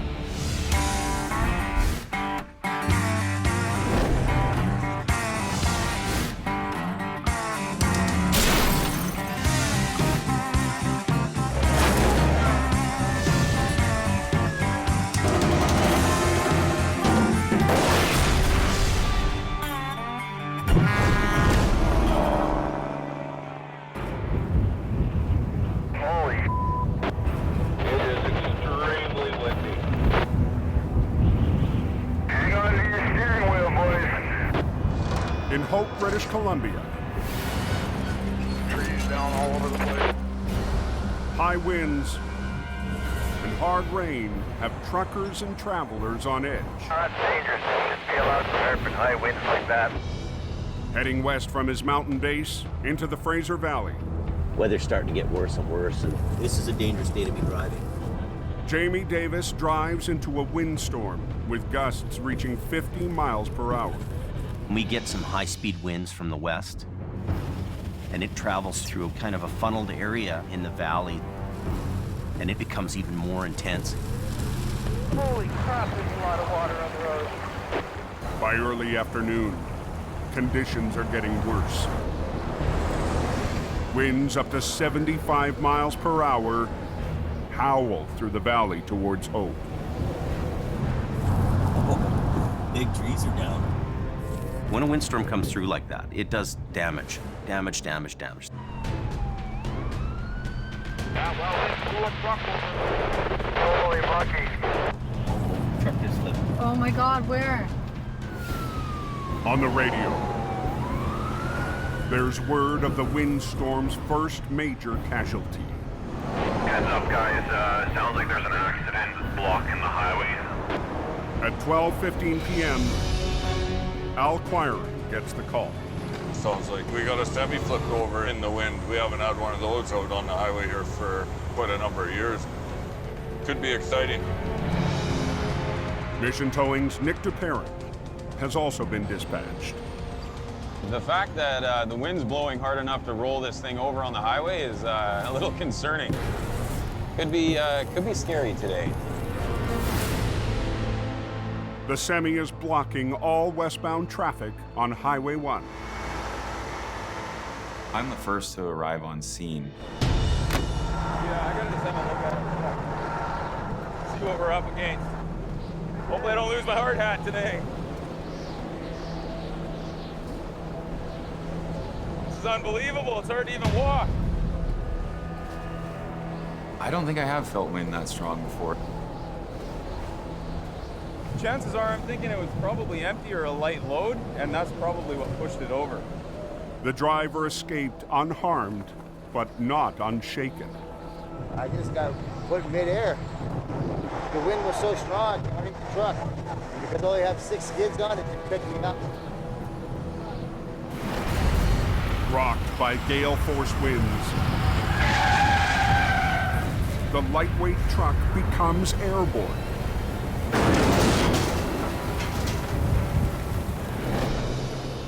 I was about 8 feet in the air. I just hung on for dear life.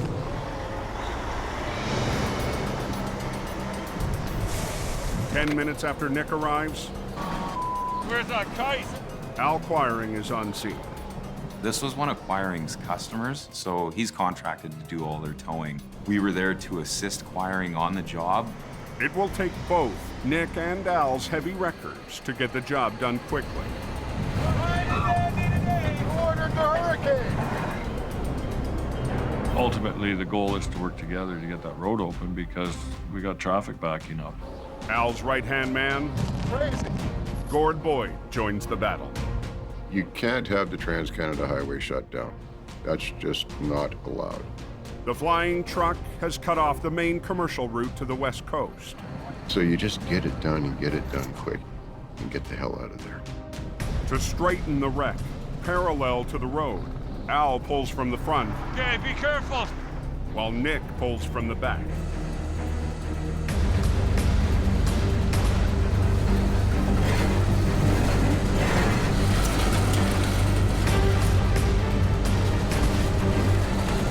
I've never felt wind that strong. Not on land.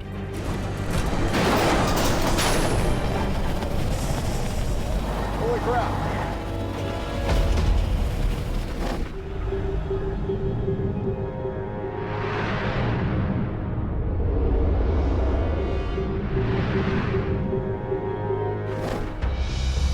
What's it doing up on the coast there? Blizzardy slushy is starting to accumulate. High on the Coquihalla Highway, the same storm system is hammering the summit with heavy snow. Driving up here is a completely different animal. When you get that wet snow, you can slip out at any second. Okay, 113, you can turn off your airboard. Jamie Davis has sent one of his operators into the mess. Lead flagger Robert Muckwa. So 103, I want to be heading her down to another tow. I'm still Jamie's #1 flagger. I go and scout in case somebody hits the ditch. Robert works the cope. He's out stopping if people broke down. Now he's into a 1-ton truck, and he's doing a really great job at that. There's a car spun out, just coming up to it right now. Yeah, that's the one. You're in a bad spot, eh? Yeah. I'm trying to get this young lady on her way right away. In case another vehicle comes along and slams right into her. Last winter, Robert's first season on the Cope. Stop! Stop! A close call nearly claimed his life.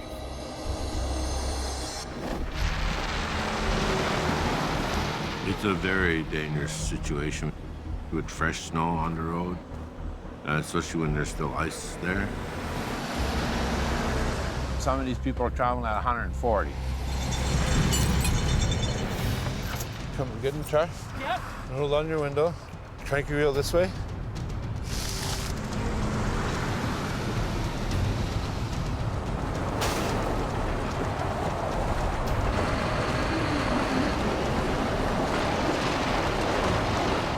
Despite the dangers, Robert gets the driver out. Doesn't matter what these big guys do, let them pass you. Your life is more important than they getting their cargo, and it's important for you to get home to your family as well. Just take your time.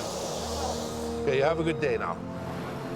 Robert always has a great work ethic. He stops and talks to people, and he does a great job. It feels good to have a job well done. 103 just... With another 5 inches of snow forecast for the Coke tonight, Robert's day isn't over.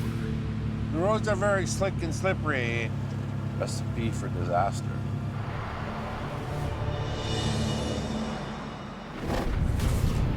Oh, it's pretty windy down there. Down in the Fraser Valley, The highway's so closed at Ennis Road. Yep. high winds are making it nearly impossible to clear a wind-blown wreck off Highway 1. I've never worked in wind like that, and it really complicates things. As Al tries to straighten out the semi, the wind blows a hook loose. It adds a variable that you can't control. Working together, Acquiring and Mission Towing are under pressure to clear the busy highway.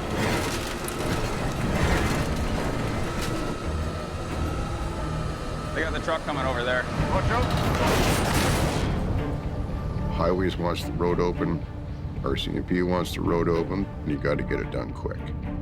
Well, I'm concerned once we pick it up in the air that trailer's gonna act like a sail. No matter how we do the job, it's gonna be a little risky. We're gonna do an autogrove jelly roll. Just pick it up and then rotate it right in the air. Okay. No worries, he'll walk you through it. Al and Nick will perform an end roll. With their 2 wreckers on opposite ends of the trailer, they'll slowly lift, then roll it back onto its wheels. A technique Al nicknamed the Aldergrove Jelly Roll.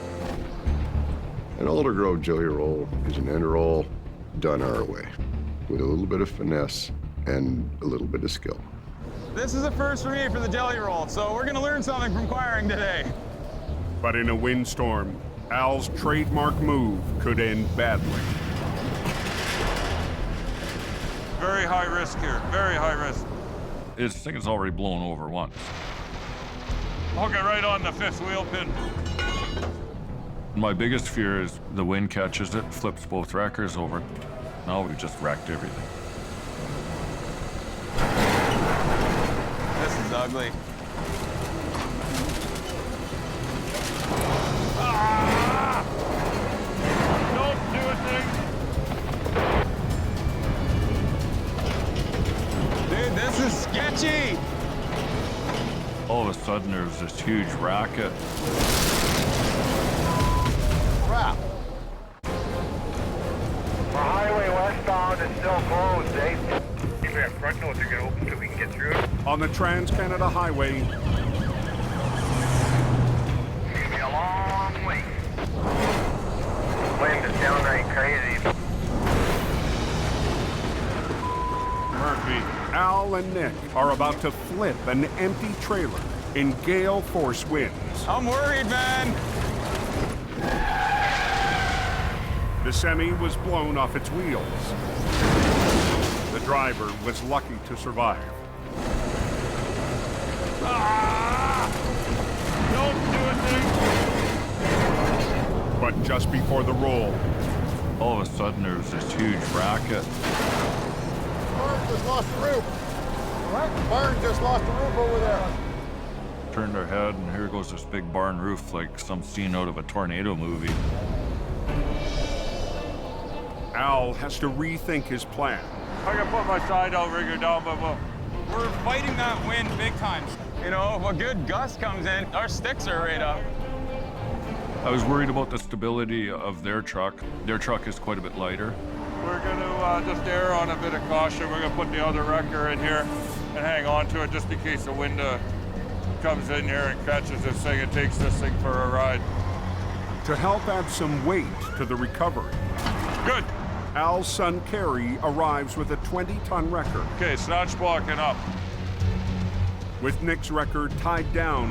Good, that's good, that's good. Al's hoping the extra weight is enough to keep Mission's wrecker on the road. As soon as that trailer starts to come up, the wind's gonna be pushing against it and fighting us the whole way.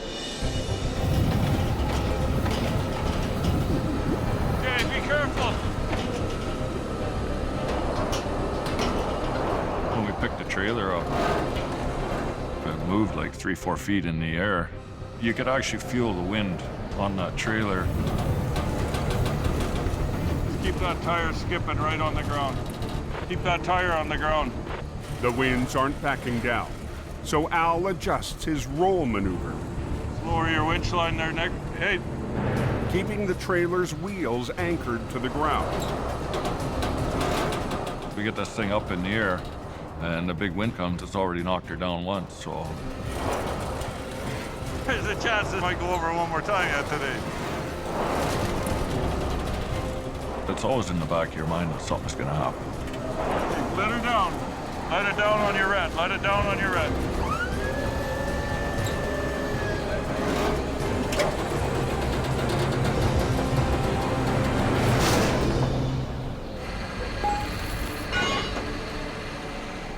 Oh, you taught me something today, Al. That was a first for the Alder Grove Jelly Roll. Nice job. An adrenaline rush in the wind like that, very high risk here, very high risk. We pulled it off, though. Just as things wrap up, Nick's brother Jordy arrives on scene. I missed the Alder Grove Jelly Roll. Yeah, we pulled it off in the wind, too. I legitimately had to finish 2 other accidents. Of course, by the time I get there, the rollover is complete. I was concerned with that wind. It was risky, but it came up, wheels just slid, set over, beautiful. Just like you knew what the hell you were doing. You'd almost think I'd done a jelly roll before. Traffic's coming through, boys. Yeah, we're moving now.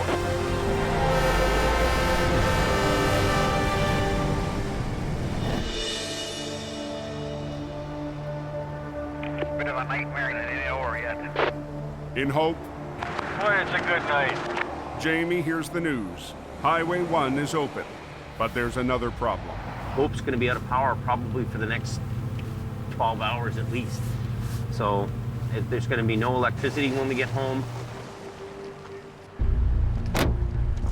The windstorm has knocked out power to Jamie's dispatch center. The power goes out in our shop. You know, what I worry about the most is phones, because communications is #1. Why is this thing not working? This is the phones right here. This is the battery backup for the phone, but it doesn't seem to be working. And without any power, the phones don't work. We have to just adapt and deal with it. Rigged up an inverter to the batteries. I'm trying to keep the phones going, and I don't want anything else going wrong with the phones. So I'm gonna just jump in the back of the truck right now. I'm gonna have a nice night in the pickup, but we got a heater, so that's good.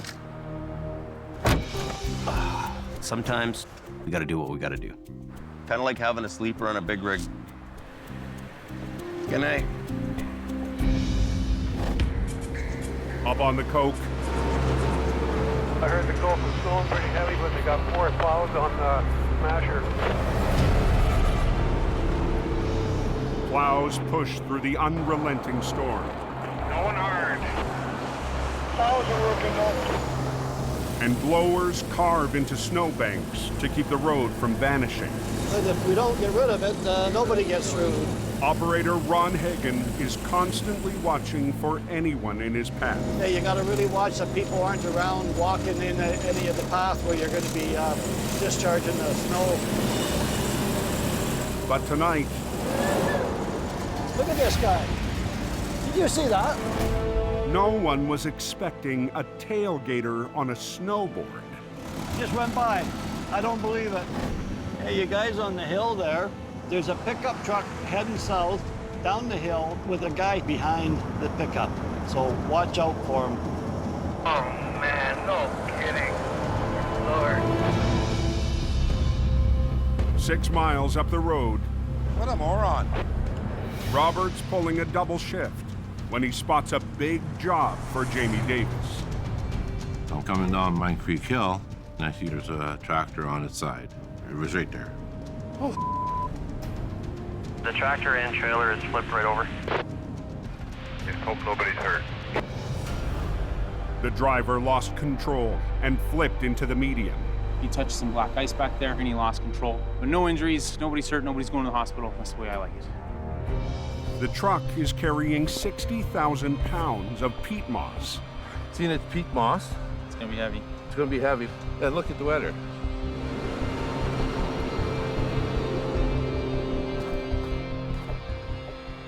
Robert takes photos, then calls Jamie.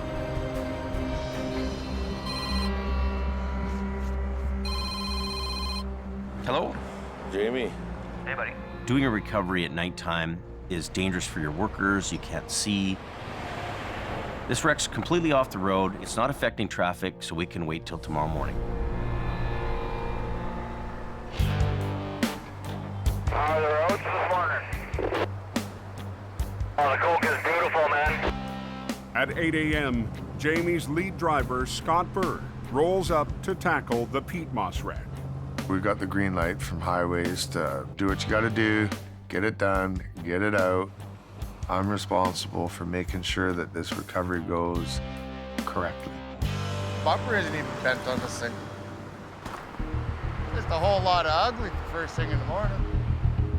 Swamper Gord Lundeen has been guarding the wreck since last night. How many is there in there? There's 2 per skid.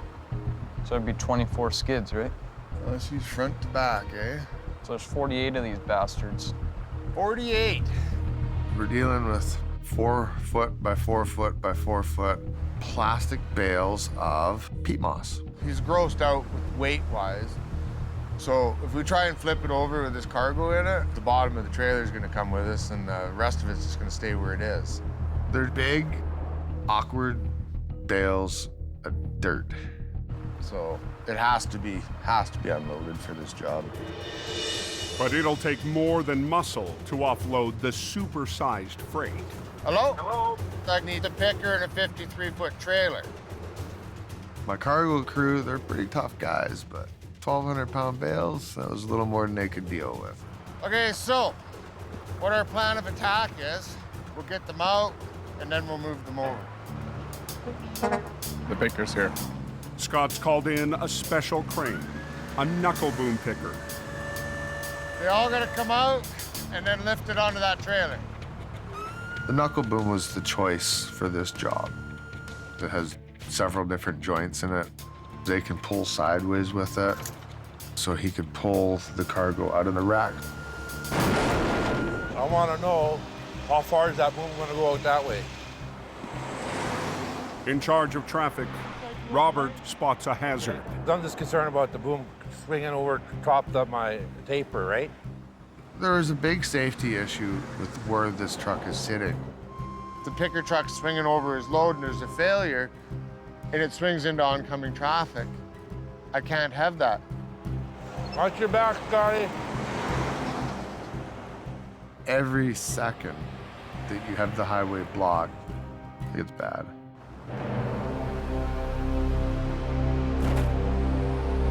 Hey, all good, buddy? Yeah, haul it out. Heads up. You gotta do the job, and you get it done as quick as you can get it done.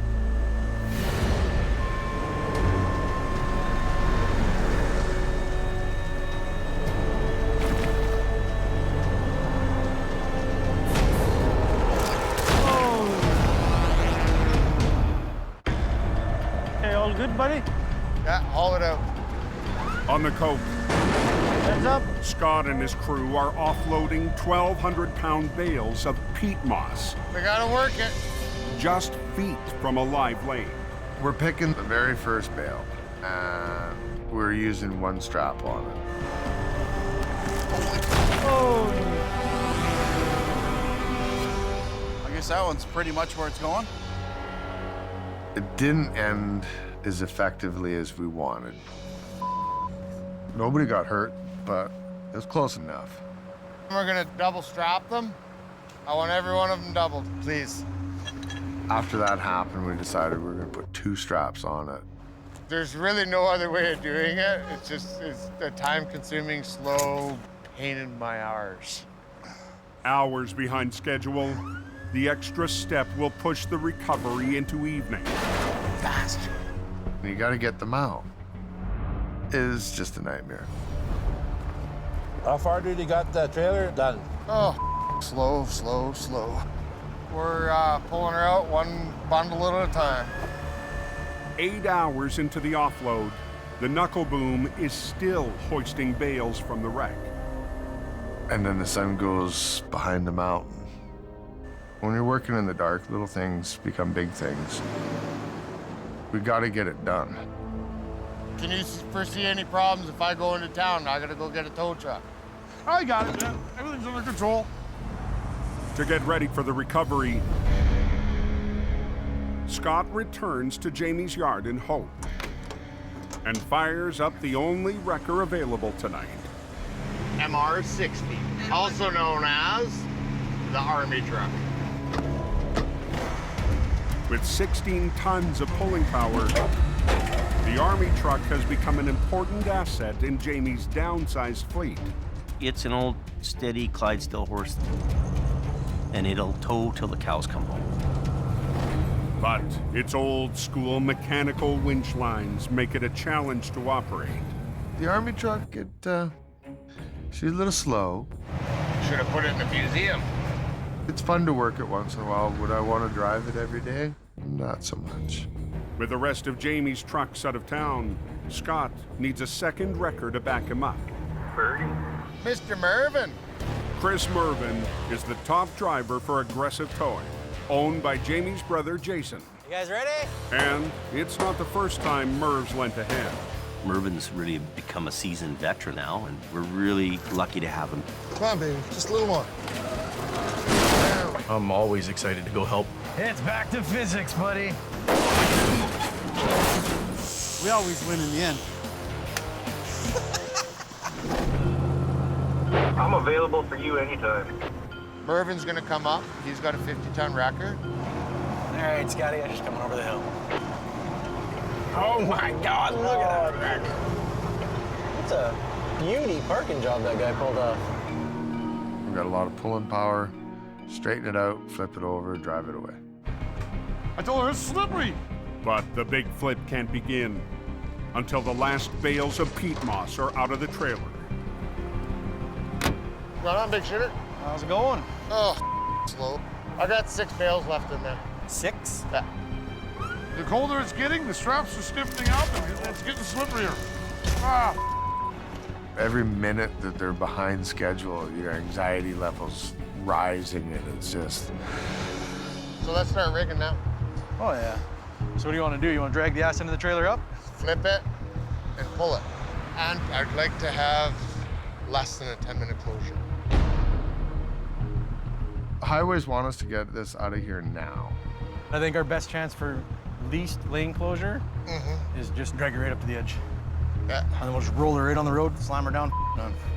As quickly as possible, that was the goal. Okay, well, we'll set up for that then, yeah. We decided to put my truck on the back to do the heavy side of the lifting up. Okay. And Scott's truck on the nose of the tractor to bring it over. After 12 hours of unloading, Oh, looks like that's it.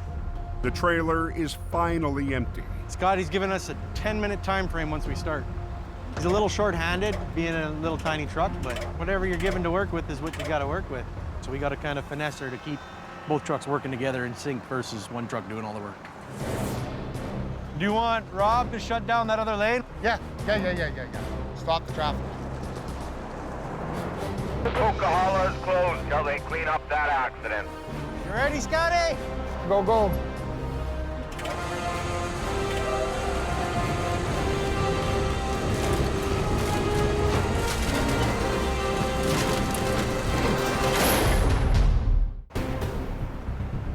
The Coca-Cola is closed now. With all northbound traffic shut down, You ready, Scotty? Go, go. Scott and Merv have 10 minutes to get a semi back on its wheels and open the highway. How long is that road to be closed for? Who knows? We've got this window to deal with, and you don't want to be the guy failing. Scott's old-school Army truck must keep up with Merv's modern 50-ton wrecker. Merv's winches work a lot quicker than what I have. When you're working with older equipment, you definitely have to pay attention to the other truck. If you operate 2 wreckers at different speeds, worst case scenario, we tear the trailer in half. Hold on, Merv.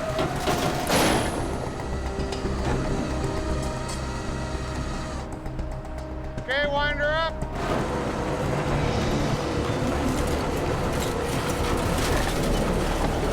That's good there, Murph. Okay, let's loosen off and rig up to the top. The wreck is within 10 feet of the road. Scott and Merv can prep to get it back on its wheels. Now we're gonna re-rig in order to flop the truck and trailer back over.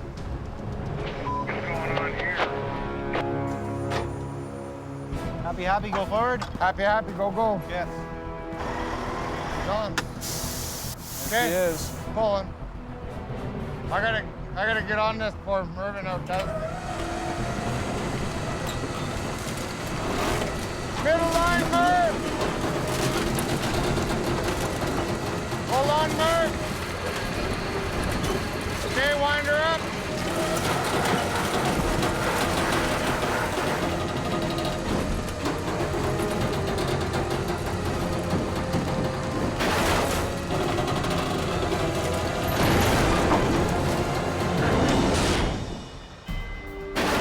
Picture perfect.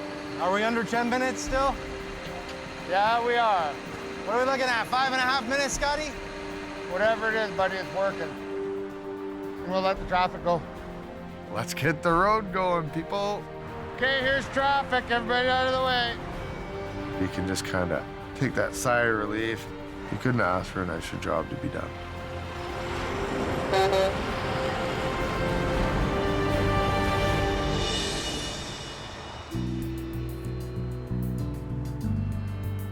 Here's the whisper of wind nowhere.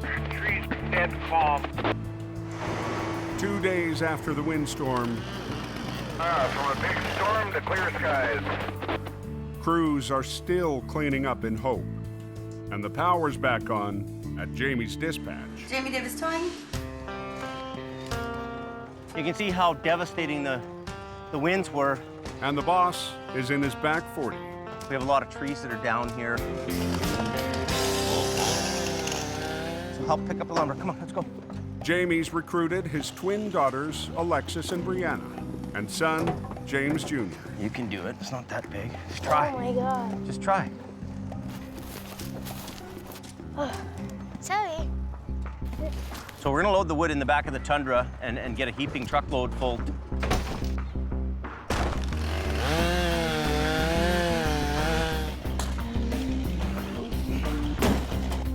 That'll be good enough for today. Get in the truck. It's nice to have all the firewood for the house and for the shop, but I hope we don't have another windstorm for a long, long time.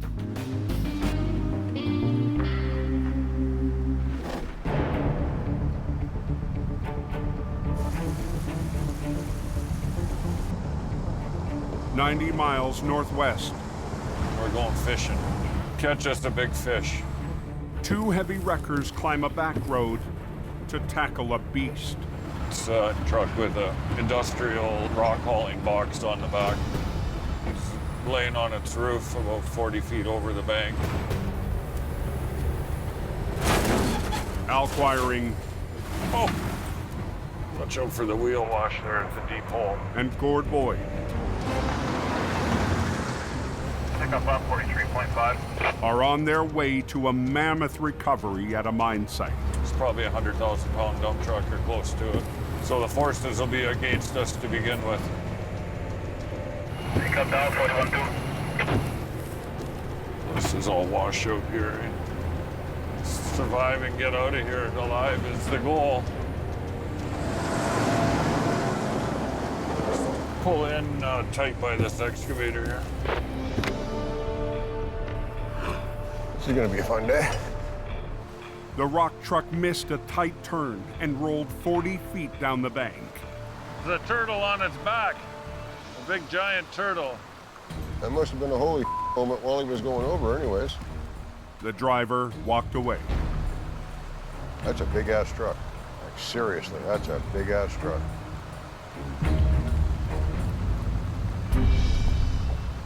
That thing weighs as much as both of our wreckers. The only real damage to that thing is the mirror. This truck is the size of a house, 100,000 pounds, 15 feet tall and 14 feet wide. They call them a West Coast fat truck. Real crazy. This is crazy. Yeah. Gordy and I have a lot of experience, but a job like that maybe only comes across the towman's desk once or twice in a lifetime. We're gonna be doing some pulling. Hopefully we're not outgunned. Want to walk down and see if we can get a hook in the frame on the far side? The Goliath will be the ultimate test for Alan Gord. It's not gonna get out of there on its own. The sooner we start pulling on it, the sooner we're gonna be out of here.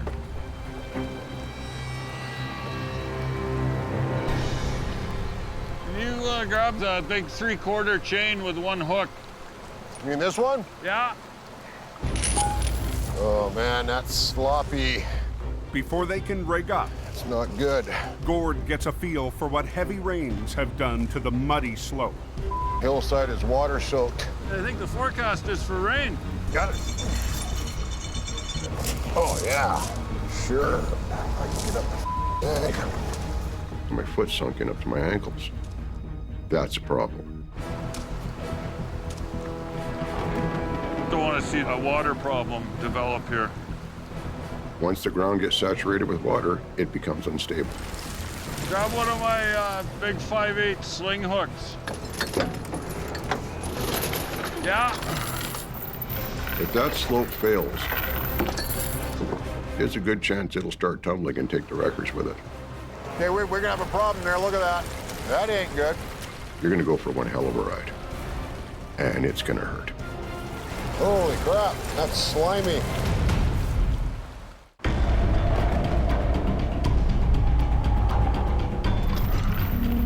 Damn, that's a big truck. An unstable slope. Hey, we're gonna have a problem there. Look at that. That ain't good. Threatens to wash out Alan Gord's recovery of a 100,000-pound rock truck. If that slope fails when we've got that thing halfway up, there's a good chance it'll start tumbling and take the wreckers with it. Don't like the edge of this road. Oh yeah, we got water issues here. If I can't have my truck sitting on solid ground, I'm not pulling anything. Time to come up with a plan B. If you can't find the path of least resistance, create it. Luckily, the quarry that we were actually working for had a loader and excavator. That's a rock. Always be ready to improvise. We got Michelangelo in an excavator here. He's painting us a nice picture. Yeah. One more load down here, and I think anymore we're gonna be having a dance floor on it. That's nice. That's real nice. And we'll start getting rigged up here. At least the rain has stopped. Gord backs up his wrecker to the bank to rig up for the flip. And my truck is going to be available at the tail end of the recovery to actually winch this unit out. Running from Gord's wrecker to the rock truck, a single line will loop back through the excavator several times for a rare 5-point pull. I've been doing this for almost 35 years, and that's the first time I've had a 5-part line put to anything. Gord uses pulleys called snatch blocks. Every snatch block you put in the line doubles the pulling power of it. To loop the line back and forth between the excavator and the rock truck. In theory, this should give me enough to overcome that. This will work. Okay. The excavator will also act as a dead weight for Gord's 50-ton wrecker. I don't have enough weight to counteract the weight of what I'm trying to pull over. He weighs 100,000 pounds alone. You have to have the anchor. Right now, with this machine hooked, I outweigh the casualty, and I've quadrupled my pulling power. So I have one line through 4 snatch blocks. So I've got a 5-part line, 200,000 pounds of pull. Okay, we're ready to go. We want to pull this thing out. We want to get out of here. Got it. Got to have evidence suitable for framing. Just go nice and easy. This was a chance for me to put theory into practice. Most jobs, 1 or 2 snatch blocks is more than enough. You don't get a chance to do these things too often.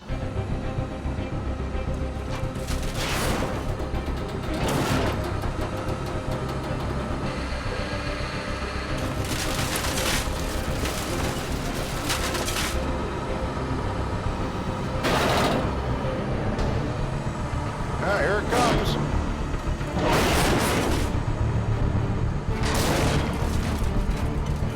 Now is when it's gonna start getting heavy. The hard part is getting that big fat turtle onto his feet. Come on. Start to piss me off.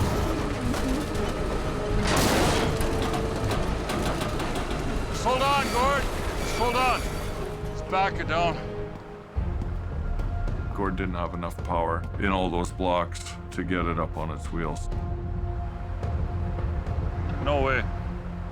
That's how tough these trucks are. It's unbelievable. I'll get it back down and I'll hook on that top one and give you a little help. That'd be a good idea. Al has to add his wrecker to the fight. The owner of the truck wanted this thing brought out, and I don't want to let him down.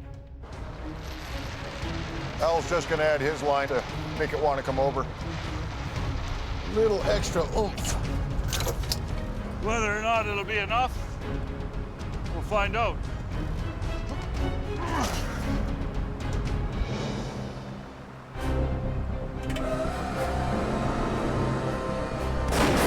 Okay, go easy, Al.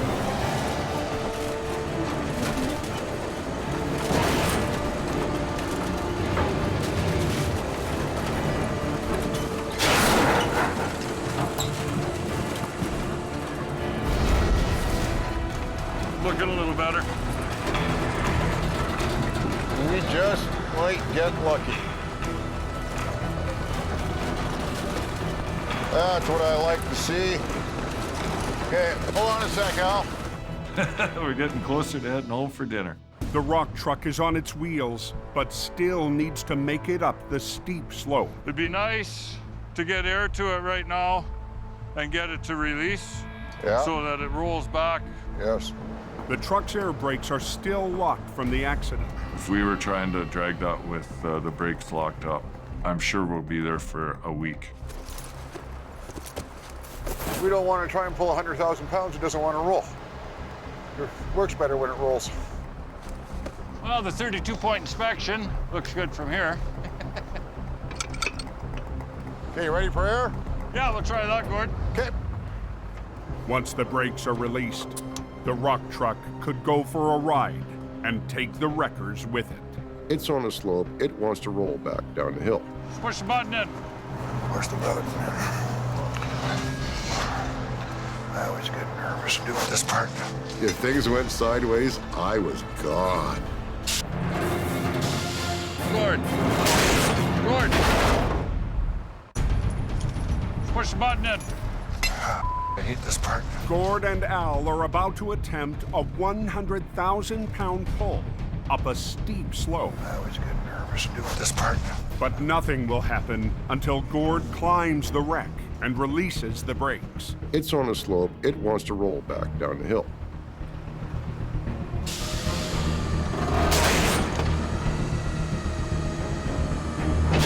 Gord. Gord. We should be okay. I always get nervous doing that. Yeah, as long as the wheels will just keep tugging on her. I'm gonna have Gord keep his lines on it to control the truck and get this thing out of here, hopefully.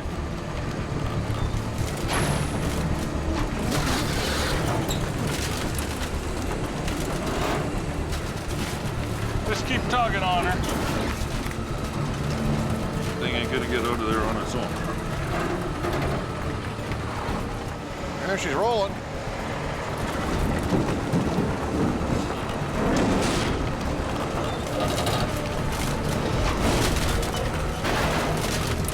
Go, go, go. This is going very well. Oh, oh, oh. Beautiful. We're good. Okay. Mission accomplished. There she be. Damn, we're good. I'm happy that we pulled it off. Came out of there without wrecking anything, wrecking our trucks, wrecking ourselves. Chalk, another one up for Team Green. Sometimes you get lucky. It's amazing what you guys can do.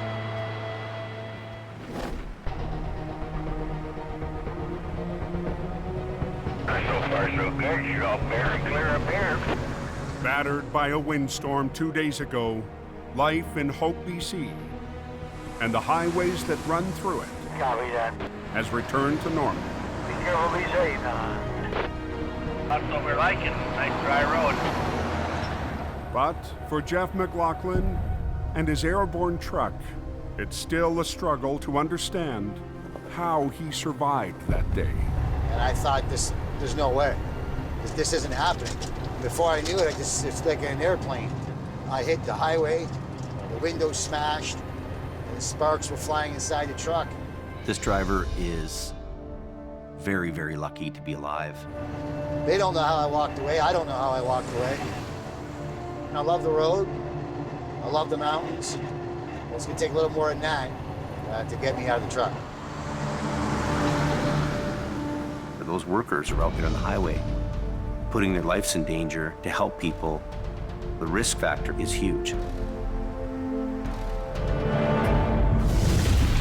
Next time on Highway Through Hell, burning rubber It's cooking. brings chaos to the coke and puts the crunch on Al. Pay attention! A bad delivery Merry Christmas, Mom. has Colin in a bind. Watch yourself. You can definitely see the fingerprints in the steering wheel. And a close call How's the ball? is Nick's next mission. Hold on. Nick!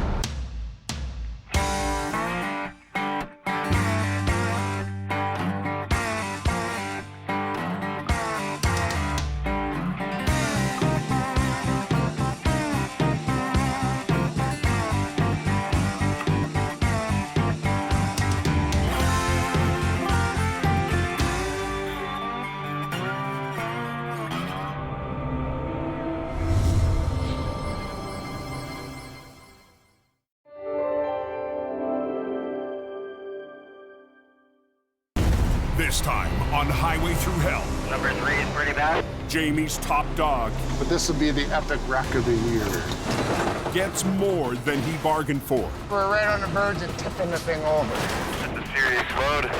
A colossal convoy That's pretty badass. trapped on the mountain Here goes nothing. tests a heavy rescue rookie. Ready? And Go ahead. mission towing I'm not convinced it's gonna work. tackles a river monster. On the Highway Through Hell, the last line of defense is a heavy rescue team ready to tackle any disaster. Because closure is not an option.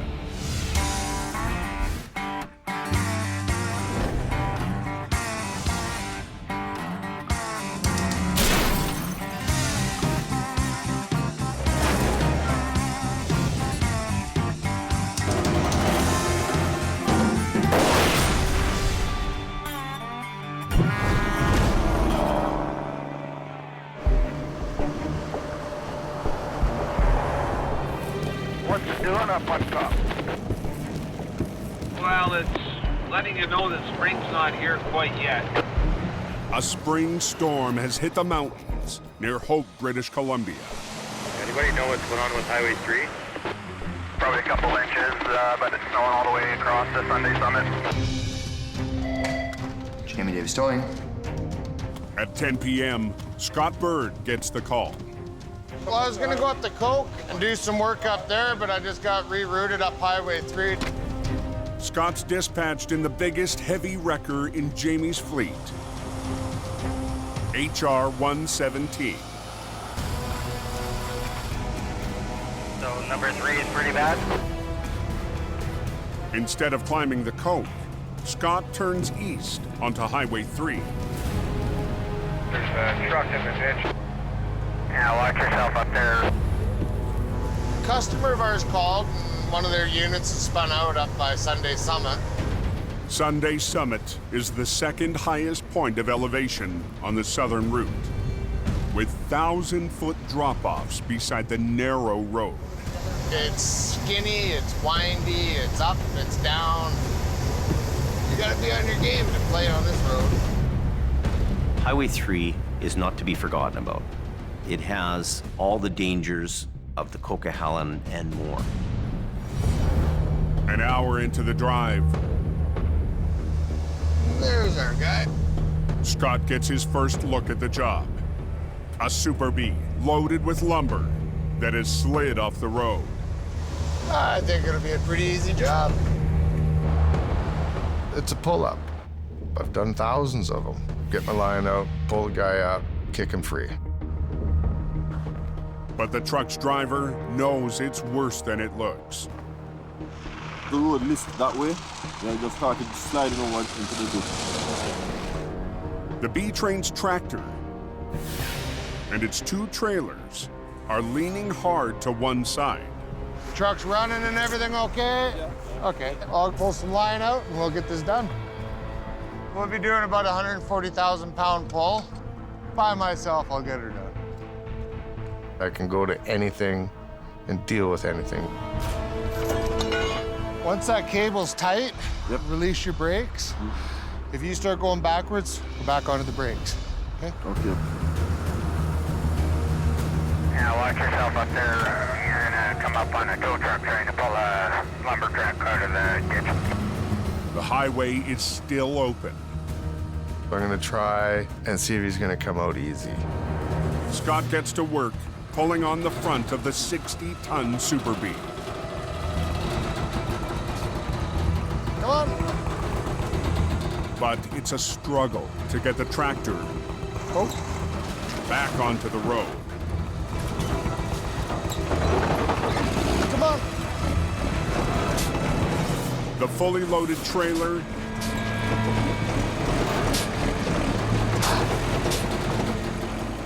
refuses to budge.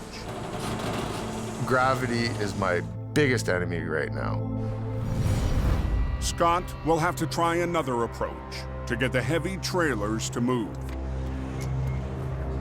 I have no choice. I have to have the whole highway shut down. I need you and Robert up here flagging. Fast. It was supposed to be a quick and easy job, but Jamie's top operator is hardly panicking. But this will be the epic wreck of the year, where I pull a loaded Super B out by myself and he drives away. That's the way it's gonna happen.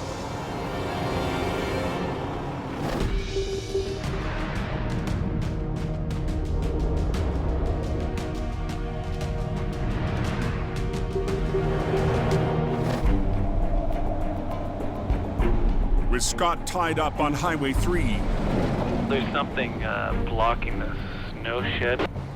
Jamie sends his newest driver up the coke. I just got a call to head out for a spun out 13-axle truck up on the smasher. We're gonna go up there and give him a tug up the hill. Mike's gonna take a shot at this job. He's new here, but I'm confident he can get it done.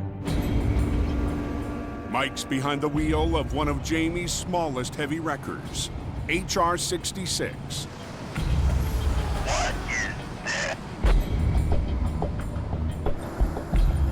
As he arrives at the snow shed, That's pretty badass. the job takes on a whole new dimension. The first thing I see is the back end of this big, huge trailer. Up ahead, Yeah, there's a bunch of big loads stuck up there. Mike discovers 3. There's more than one super load in the convoy. Sorry. Sucks to be you. 2 more oversized loads hauling oil field equipment are stuck. These are massive, massive heavy loads. Each one of these things weighs about 240,000 pounds. The 3 enormous units were no match for the steepest section of the coke. Once you start climbing, your weight starts going to the back. And when it starts going to the back, you start losing traction, eh? And all of a sudden, I'm down. The convoy's lead driver needs the oversized loads up the hill tonight. These oversized loads run under permit, and they only have a certain window that they can travel during a 24-hour period. And if they don't get through, it could cost a lot of money. These trucks are 13-axle tractor trailers that weigh about 5 times as much as a regular tractor trailer load.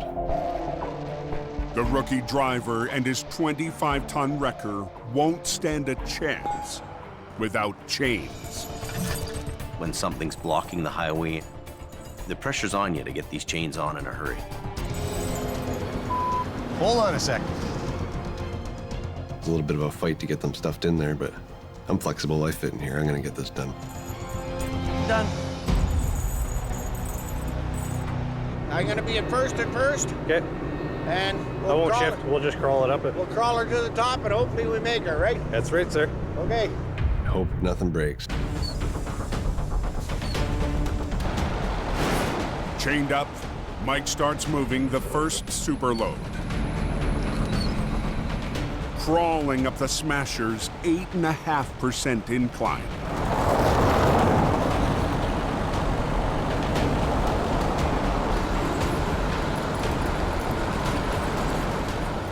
I'm watching on my mirror and making sure that my winch line's tight. I'm staying in the same path as the truck.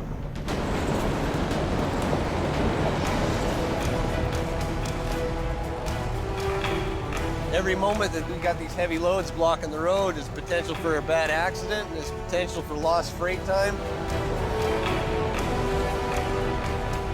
Mike gets the first $250,000 load to the top of the hill.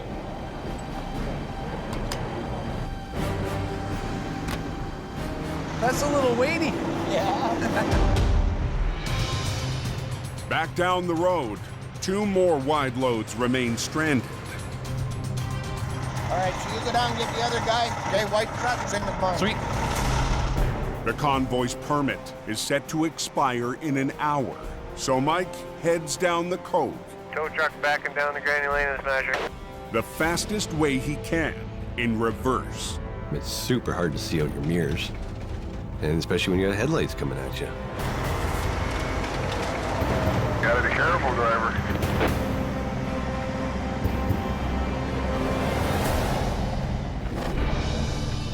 Across the mountains on Highway 3. Come on. What was supposed to be a simple recovery is turning into a problem for Scott. Damn it. The recovery veteran has struggled to winch the heavy B train out from the front. Okay. Scott's called in flaggers Robert and Loretta to shut down the highway. You have to slow down to come around that curve, right? So I'll let you know when I get down there. Closing the highway will give Scott room to pull from the side. Barrel truck's coming up and then Scott is coming out. Be stopping all traffic. It's not a pull-up. It's a pull-out. It makes a whole big difference to what I'm going to be doing here. Scott rigs 2 double lines to the lead trailer to work the lumber truck back onto the road.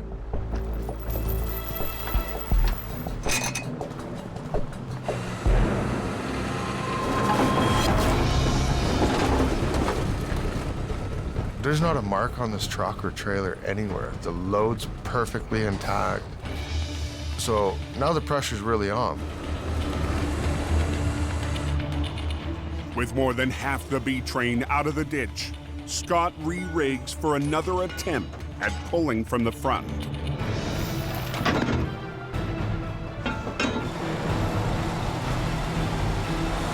I'm really confident I can get this job done.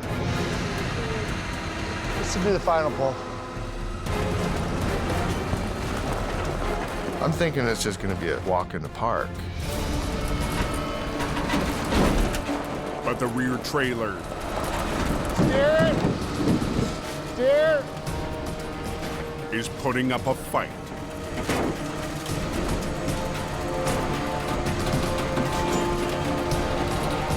I notice the back trailer is starting to tip over. 100,000 pounds of lumber threatens to spill. If the back trailer goes over, it's gonna take the front trailer and it's gonna take the truck over. And if I'm the guy that flips that thing over, I'm gonna be kicking rocks down the road looking for a new job.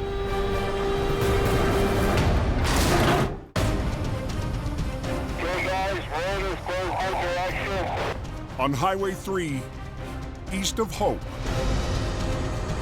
Steer it! Steer! Scott Bird struggles with a loaded lumber truck.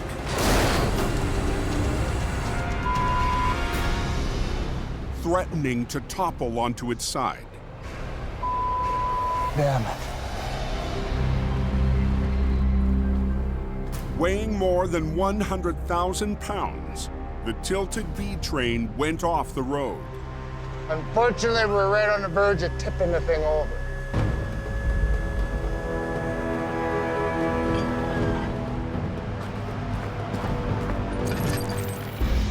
Sometimes they look easy and they're not quite as easy as they look.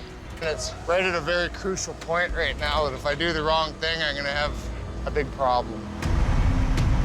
Working with only one truck, Scott repositions to try and break the back of the B train free.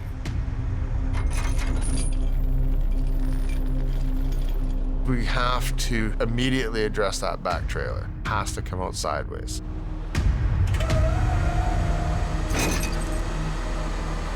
With a truck and a set of trailers and a load, it's nothing for $400,000 to be sitting there. So I don't want to screw it up.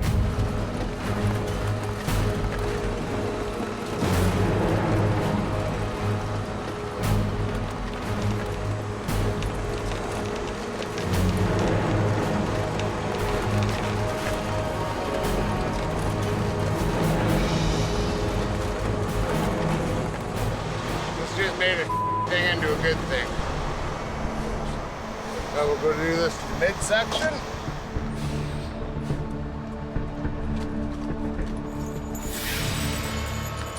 I'm gonna put it back on the road without a mark on it. That's the way it's gotta be done.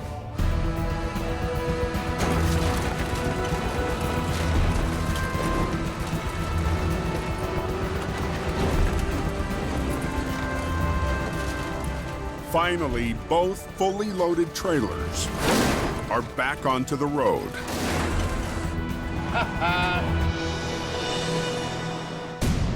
Hey, I have another problem. But at the front of the rig, So it won't start. It won't start? Nope. all the fuel has shifted into one of the tractor's 2 tanks. All of his fuel's gone down to the downside tank. The driver can't start the truck.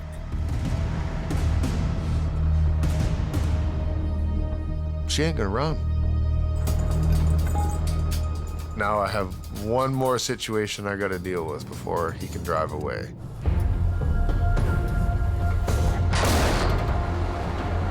Okay, I gotta try and false start this fella here. Okay, drivers, Scotty's almost got him out. Not much longer. Excellent. Thanks for the heads up. Okay, let the clutch down. Let's try and jump start it now. If the clutch start works, the driver should be able to get on his way. Give me a thumbs up if it's running.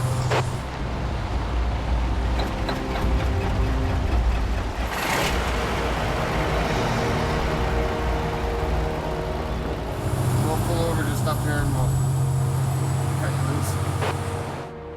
Loretta, let your traffic go. Good job. Okay, bud. Take care. Okay, man. I'm going for the road. Yeah. It was a little bit of a grunt, but we got her done. You can buy all the big wreckers you want. You need the talent to run it. And Scott has that. Pride is everything. Do it right. Feeling good. Truck's out of the ditch. Customer's happy. That is a beautiful thing.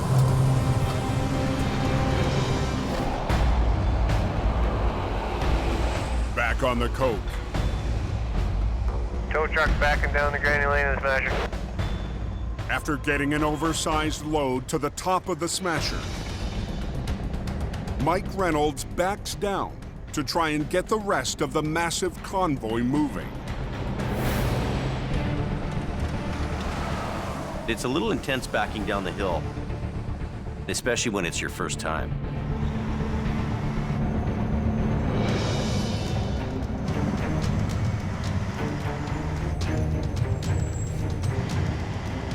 Backed all the way down the smasher. The top to the bottom.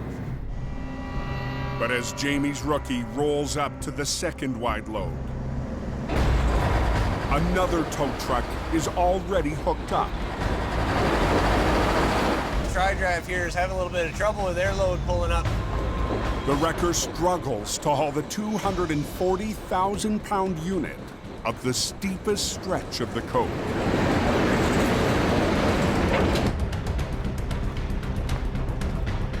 These oversized loads, they got a time restriction on their permits.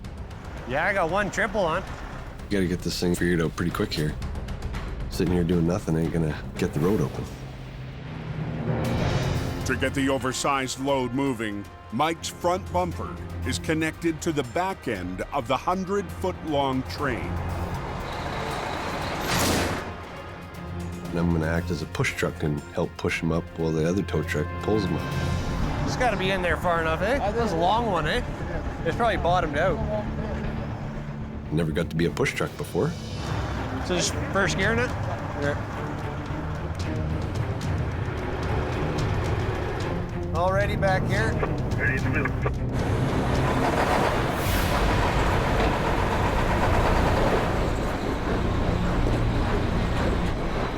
Even with Mike pushing and the other truck pulling, the load won't move. Tires are smoking away to pieces, trucks jumping all over the place. This is being super hard on my truck. I'm just burning my tires and chains off back here, man. Not very good.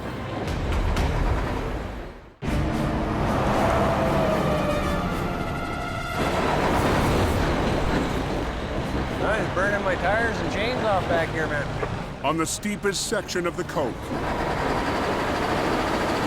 another oversized load is too much for Jamie's junior operator. Tires are smoking away to pieces, trucks jumping all over the place.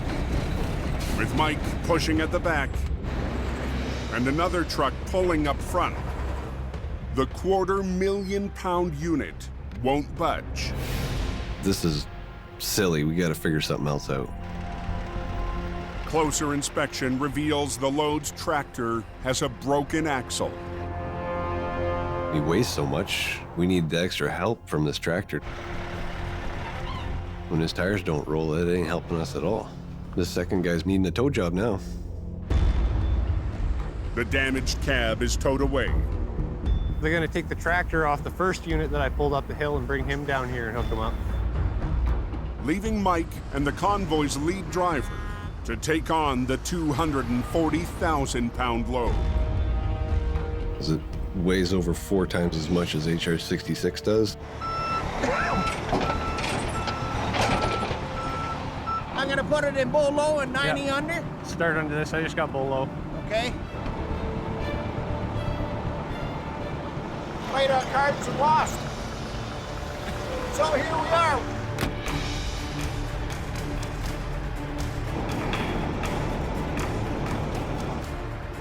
All right, buddy, I'm gonna ease off on the brake and then we're gonna start going. I'm in bull low, brakes off, ready to go. Bull low is the lowest gear Mike has in HR-66.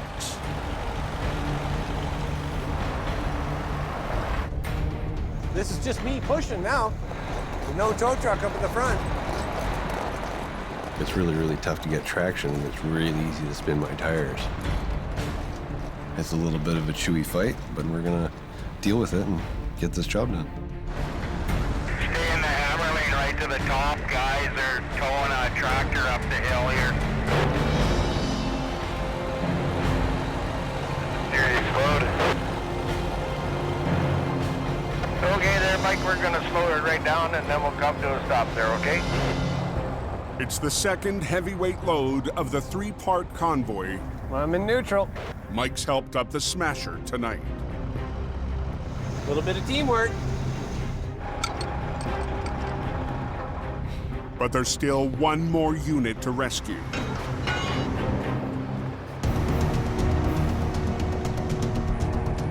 A third rig spun out in the fast lane south of the snow shed. Get back and down the smasher. We got big truck a minute trying to get up this road. I mean, we got to get in here and get this thing cleared up fast.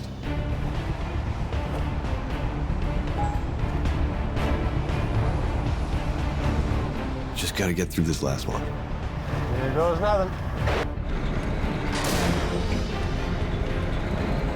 We gotta go right because we're gonna have all those trucks behind us spinning out. With more than 100 feet of oil field equipment in his rearview mirror,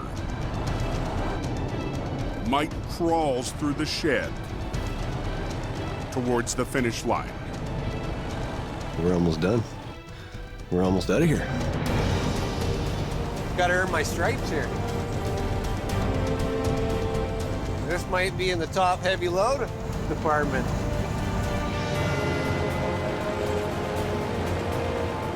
The mechanic turned heavy rescue man as the last piece of the convoy to the top of the coke. No small feat for the junior operator. We hauled up about 720,000 pounds of iron tonight. Maybe I set a record.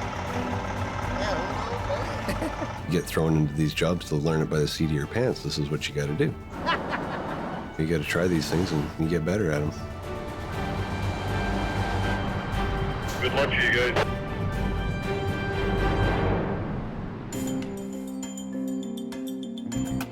Done and done. Mike pulled off a huge night, and I think he holds the record for the heaviest load pulled up the coke. Yeah, you got to be a warrior to do that hill, man. It's not for the faint of heart, right? No, that's right. But good job, though. That's really good. Thank you. Okay, all right, I got to get back to my paperwork, buddy.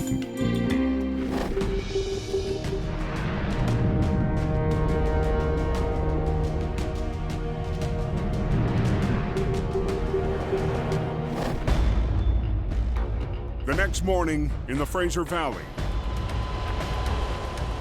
Mission Towing has just been dispatched to a different kind of heavy rescue.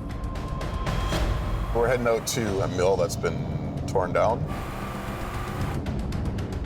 Jordy DePerrin and a 30-ton wrecker are heading down to the docks of the Fraser River.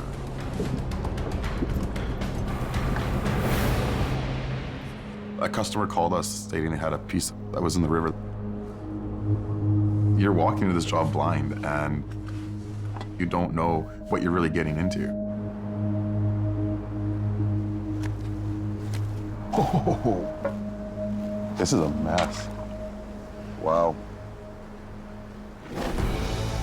Underneath the water, a 40,000-pound log conveyor is anchored in the deep mud. For decades, lumber mills have relied on the machines to move logs up from the river. When the mill on this site was being demolished, This has got to be 30 feet deep here. the log conveyor collapsed into the river. This thing's big. I mean, this is a big, heavy piece of machinery. The 40-foot-long hunk of metal has Jordy and his brother Nick wading into uncharted waters. This conveyor is buried in river mud. It's heavy, so it's sunk down into that mud pretty hard. Very different than pulling a vehicle out of a ditch. I've been doing this job a long time, and this is the first log conveyor I've ever been faced with. With so much of the conveyor buried in the mud, the crew can only rig to its top side. You always want to hook underneath so it lifts it as you're pulling at the same time. In this certain situation, we have no choice but to do this. Winch in, boom down, boom up. Operator Dylan Greenwood starts the pull.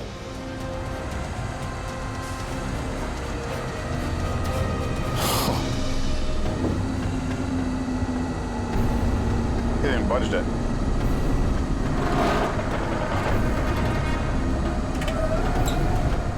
that's dead stopping Dylan's wrecker and lifting the front tires off the ground.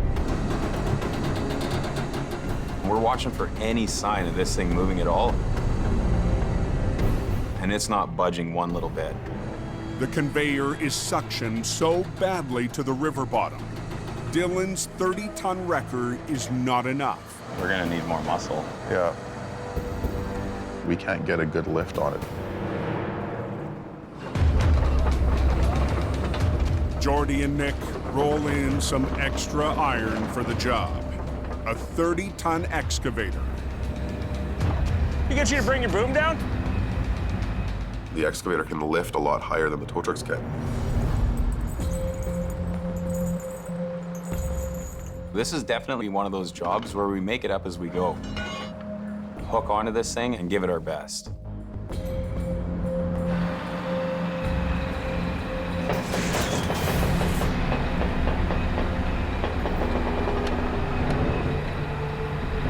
Okay, ready? Go ahead.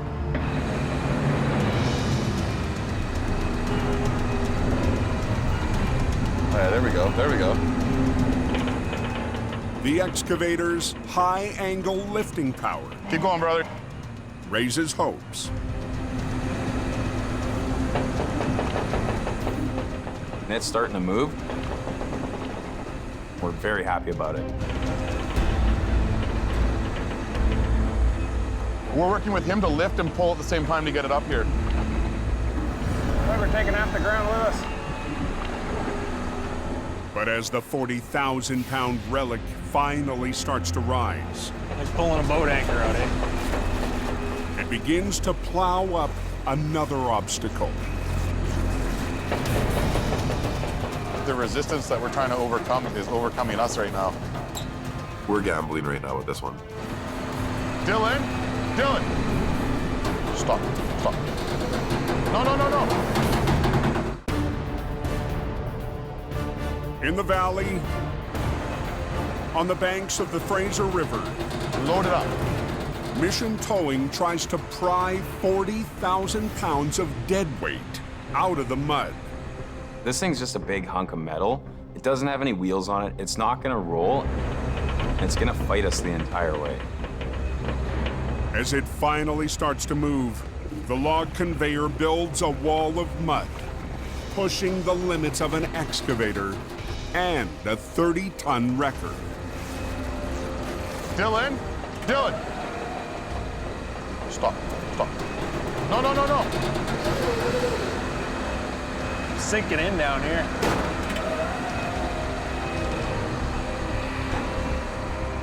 We're not moving this.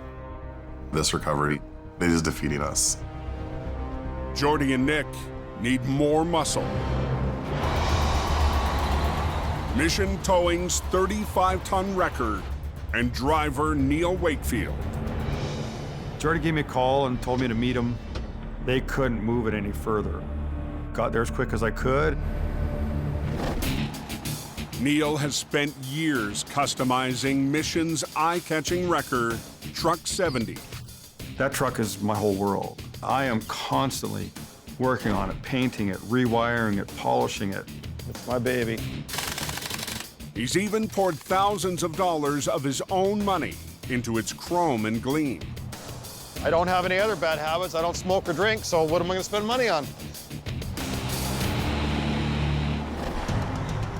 Now Neil and the 35-ton wrecker will try to turn the tide on the Riverside recovery. Welcome to the party, Neil. How long is this thing? See where the ropes are? Yeah. Okay, they're probably 30 feet past that. It's not very often we catch ourselves doubting what we're doing. And this really has us reconsidering whether we should have taken this job on.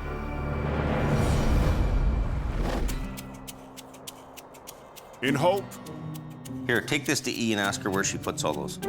Jamie's at his yard, Sherry, behind a desk, for his least favorite task. trying to pay the bills, that's where it's at. So we're gonna do that right now. Do you want me to get that? But out front, his stepson, Brandon, has a new role. Jamie Davis Towing. 6. You're in the wrong gear. Brandon's been working for Jamie since he was 16. Whenever I head up to a wreck, I'm always kind of a bit worried because I've had so many close calls with getting hit. Get over! What? Brandon, he just walked off the road. Brandon decided that he didn't want to flag anymore, and I understand that because it's dangerous work. Fast and efficient. This winter, Brandon's been helping out around the office. Every day I do their banking. I take their merchandising in and I sell their merchandise. I do dispatching. I do billing. There you go. I do invoicing. I do filing. I do faxing. I think I'm gonna make the all-star team this year. Hey, Brandon, let me try that thing. Show me how to use it. Look, see that? First time ever, and I'm doing wheelies. Whoa. Good for him if he wants to try something and get to work and do something.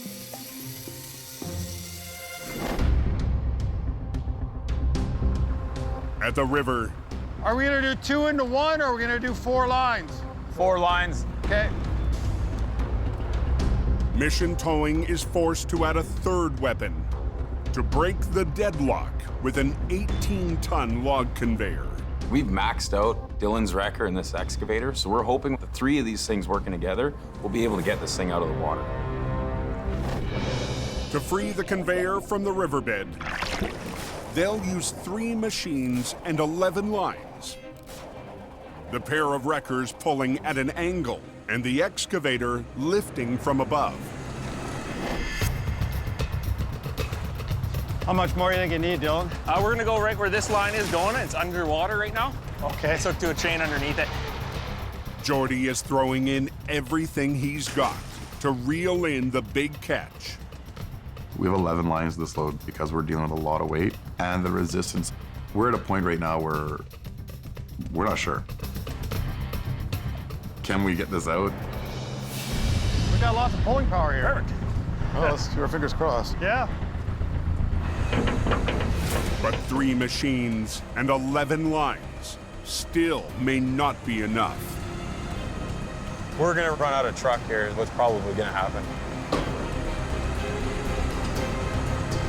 I'm going up.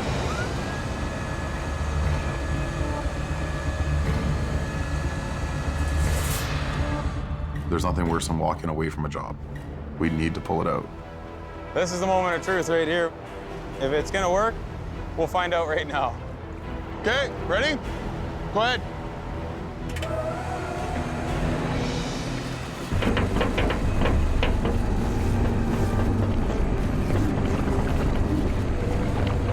Finally, the massive hunk of steel.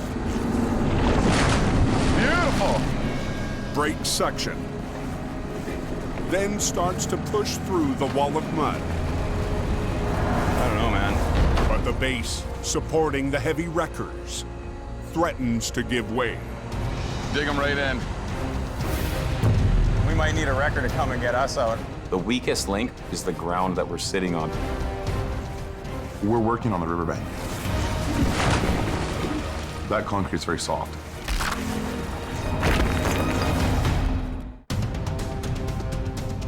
On the banks of the Fraser River. I don't know, man.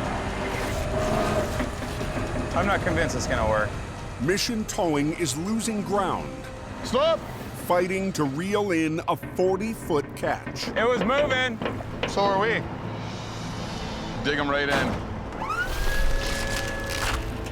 Okay, ready? Go ahead.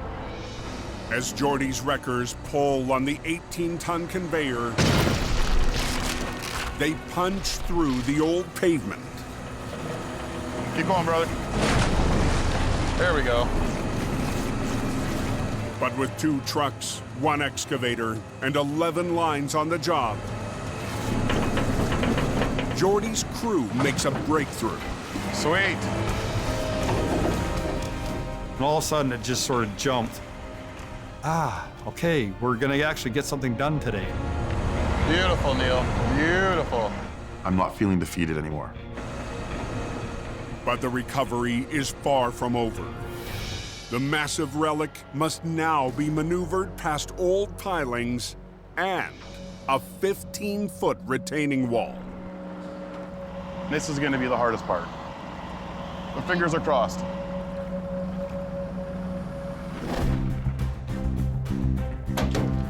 Back in Hope, Grab one end of that. Jamie loads up for a trip he's been looking forward to for weeks. Lots to do today. The parts loaded in the back of the truck are for a new addition to Jamie's fleet. We've sold a rotator. I need a couple of more paid-for trucks that are refurbished just to kind of back everything up. Big important project for me is to get Mighty Mo on the road.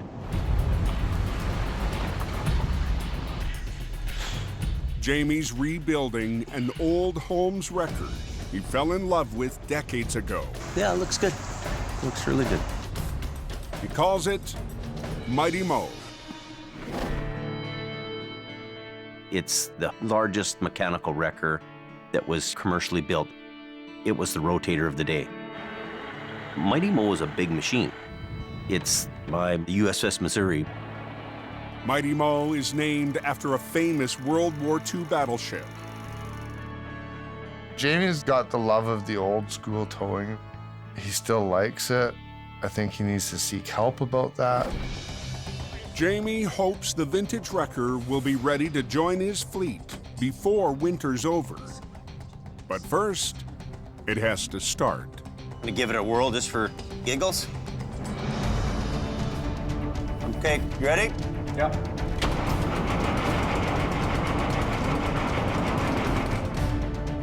It's old school, cool kind of truck. Is it pumping up, Jamie? There's no electronics, there's no onboard scales. It's all manual labor. We had one fault code on the dash, but it ran. We'll figure it out. That's part of the game. I can't wait to take Mighty Mo out and do some recoveries in the snow.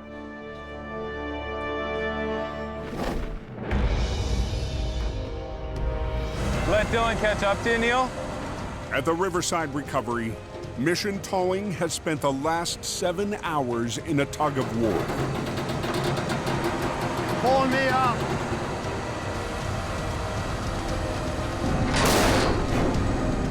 We've worked so hard to get it to where we're at now. Our fingers are crossed. The 40,000-pound log conveyor is free from the mud. But Jordy's crew needs to lift it past a row of wood pilings and a 15-foot retaining wall. Take some weight up.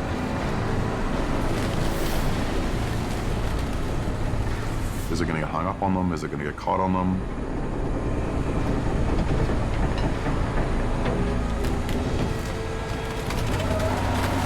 Hang on, we're pulling against each other right now. Hang on.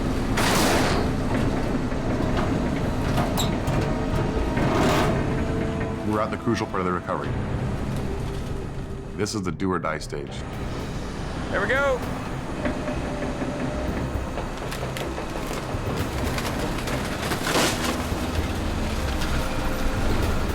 The conveyor clears the retaining wall.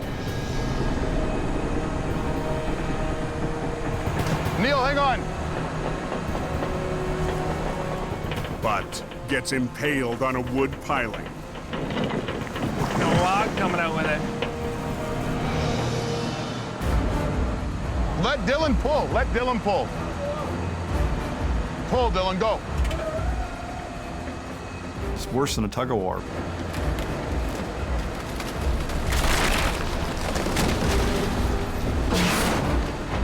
It just doesn't want to move. The only play Jordy has left They ripped these frickin' things right out. Who cares? Yeah. is to try and tear the conveyor free.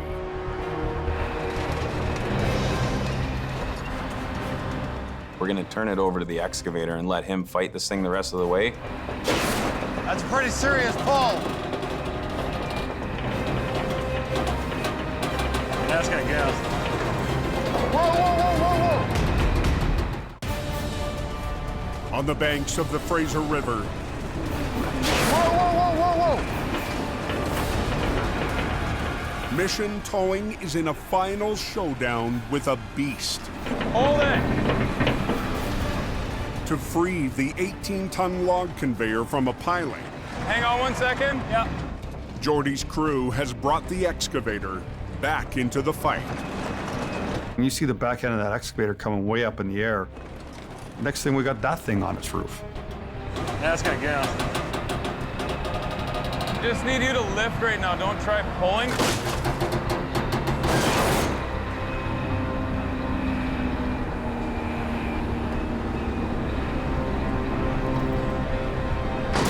There we go.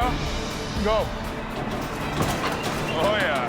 Finally, after 10 hours, the conveyor scrapes up the bank. I'm gonna have to call you back, okay, honey? Daddy's finishing the job. And Jordy gets a reminder of his most important appointment of the day. I got a hockey game to make. I need to leave in a hurry because I'm on my way to my son's hockey game. Okay, I'm gonna go.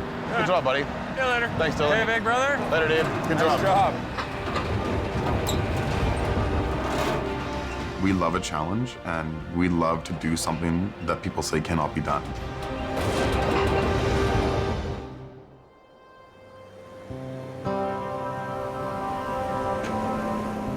We won the recovery, and I get to go watch my son play hockey. It's a win-win for everybody. That way, push through, push through. All your stress from work goes away when you come to the hockey rink and watch your son play. That's why we do what we do for our kids, right? It's a big part of our life. Stay on it, James. Stay on it, stay on it, stay on it. Come here. I have 3 beautiful children. My son, who's 10. Hey. What's up, buddy? I have a daughter who's 6 and another daughter who is 19 months. My children will be the 5th generation to mission towing. I'm very excited for that. Okay, let's go. Jordy is not alone. I got Junior with me here tonight. That's the life of a towing family. It's a feeling all heavy rescue operators share about what's most important. What you deal with every day makes you realize that life is short, life is precious.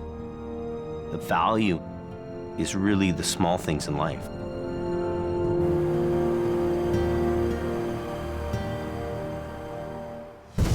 Next time on the season finale of Highway Through Hell, a logging truck It's winking at me, 700 feet down saying, come get me. becomes Al's steepest mountain recovery. A fiery crash has heavy rescue Keep going. battling to clear the canyon. And as winter wraps, Jamie cranks it up for next season.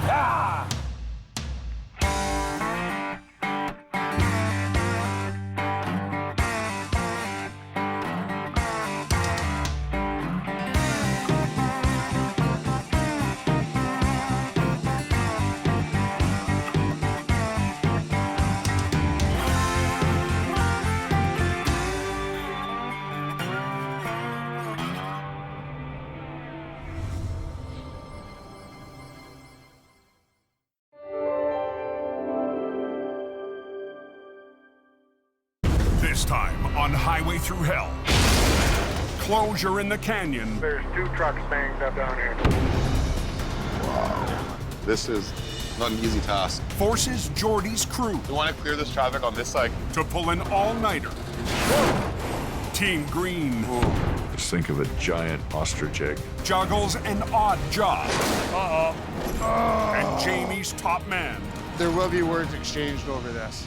cleans house. On the Highway Through Hell, the last line of defense is a heavy rescue team ready to tackle any disaster. Because closure is not an option.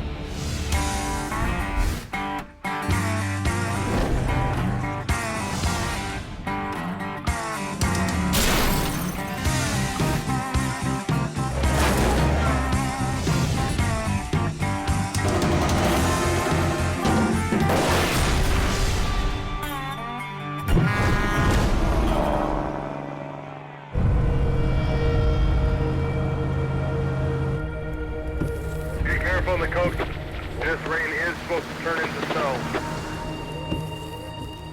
Watch as you start coming up the hill. On BC's Coquihalla Highway, It is definitely sticking up at Lopkins. a late-night storm has caught drivers off guard. When you head up the Coquihalla to the top of the mountain, you're heading into the eye of the storm. Oh no, she's a snowing. You're in your own little hemisphere of weather and trucks and snow plows. Cloud heading down the hill. Truck drivers are having trouble going up and down the hill. Bad night in the Coquihalla. Seems to last forever. Yeah, we got a little storm going on. Al Quiring is on his way to tow a semi blocking the hammer lane. Did that guy burn himself to the top of the hill, Angie? Still trying to get up, and I think Tonight it's mostly a case of idiots. I just got back down there and get this guy. Sometimes they're happy and recognize that they need help. Okay, just go easy. And then there's other people that seem to be content with being stuck in one spot.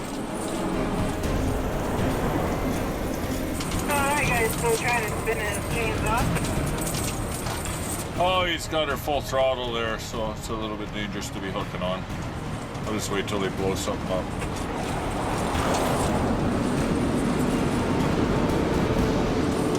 Al meets up with highway maintenance. Idiot pills here tonight. But the driver just won't give up. Come on, buddy, come on, come on. Sometimes I wonder if they like to do it on purpose. He's gonna blow his truck up here eventually. He's been at this for about half an hour already. These drivers think that they're gonna put on these cheap tire chains, thinking this is gonna save the day and they'll get them right through that Coquihalla.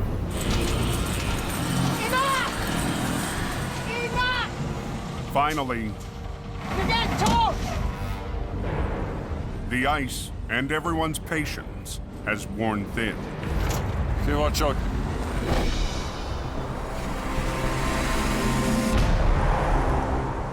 "40 miles away in the Fraser Canyon, Running into some reduced visibility. Pretty scary out there. dense fog is slowing down the overnight freight runs. Can't even see where the hell I'm going here. Just after 9 p.m., Okay, we're stopped up here. traffic in the canyon grinds to a halt. Two fully loaded tractor trailers have collided, shutting down Highway 1. There's a lumber truck rolled over there. Freeze all over the road. There's two trucks banged up down here. An accident between a B train loaded with lumber and a courier truck full of mail has scattered debris across all lanes. Now we have a complete block of the Trans-Canada Highway. Oh, this could be ours.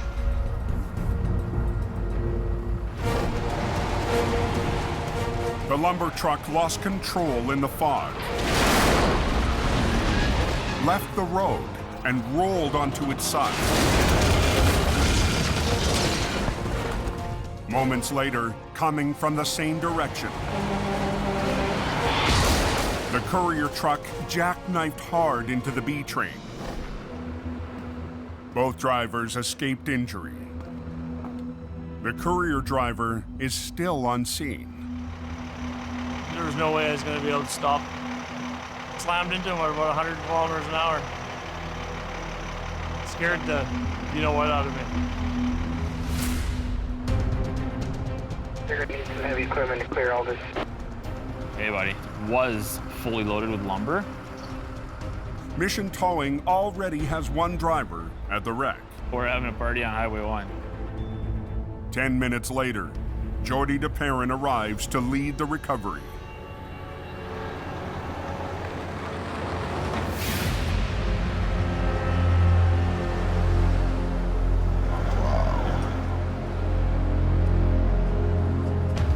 She's pretty twisted there. This is a big recovery.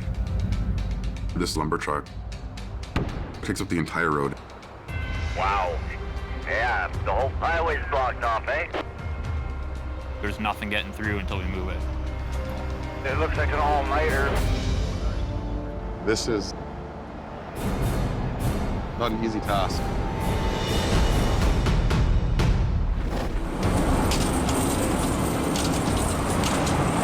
Back on the coke. Come on, buddy. A driver blocking a lane, Enough! trying to get up on his own, Enough! has run out of options. You have no choice! You're getting towed! You're gonna cause an accident! Highway maintenance gives Al the green light to do his job. Thanks, Al! Some people just can't think beyond their own self. After a 30-minute holdup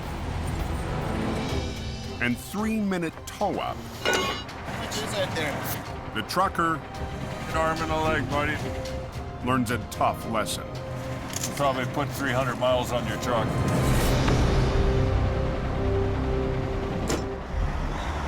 Hey, listen. D-train in the weeds, downside. But Al's night is just getting rolling. There's something going on. Down the hill, another truck is blocking a lane. It's getting worse by the second. All because of one guy down here. What are you doing? Just kidding. It looked like he steered off and into the snowbank to stop the truck because he was panicking. Can you get going? Because you're in a bad spot here. You're going to cause an accident. Somebody else is going to smoke into the accident. There you go. Put the phone down. We're trying to get the road opened up here. If you can pull that down, how much? Pull you down the hill. You know how stupid that sounds? He wanted me to tow him down the hill. Well, if you hook onto that guy and something goes wrong, you're now a 200,000-pound missile coming down that bobsled chute.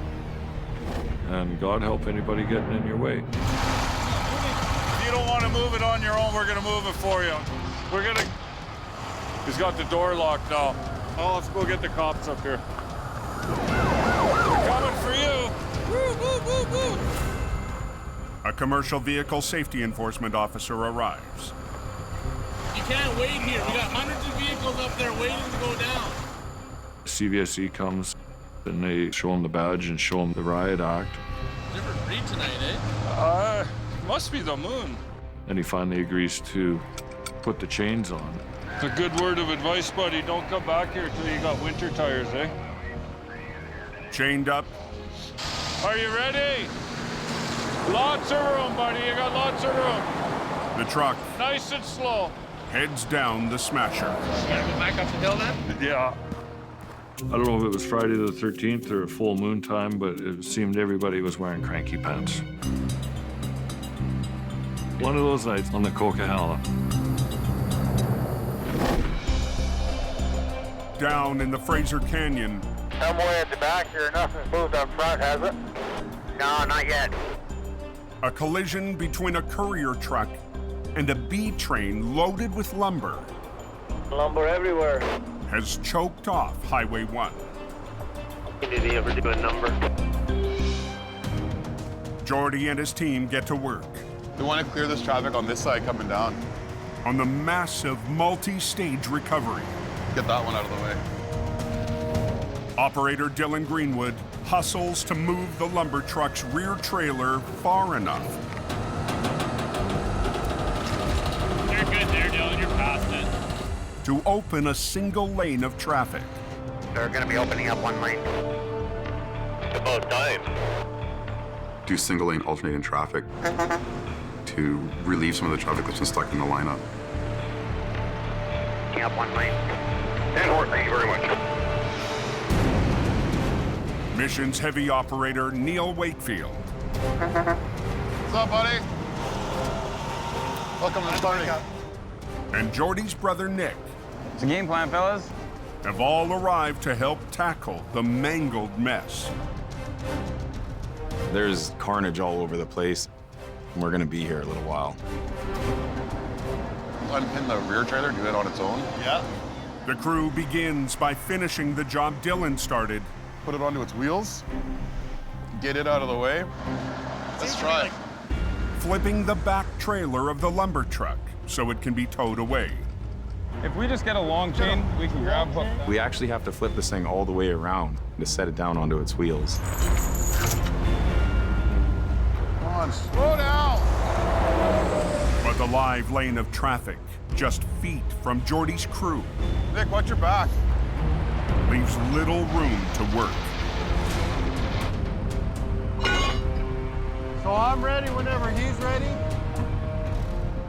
Okay, watch Dylan. I'll watch Neil. You ready? Okay, coming over. Neil, go. We want to bring this thing up and rotate it and set it down onto its wheels. It's controlled the whole time. Keep that line. And just get ready, because it's going to want to swing. Kind of one eye on the wreck and one eye kind of keeping an eye over your own shoulder. Neil, hang on.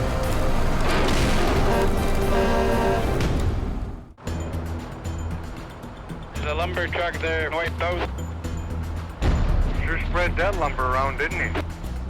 In BC's Fraser Canyon, If we just get a long chain, we can grab hook that. Yep.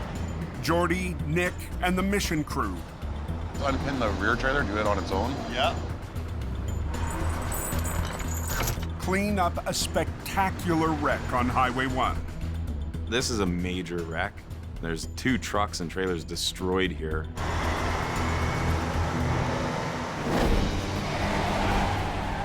Two hours ago, a B train carrying lumber flipped onto its side.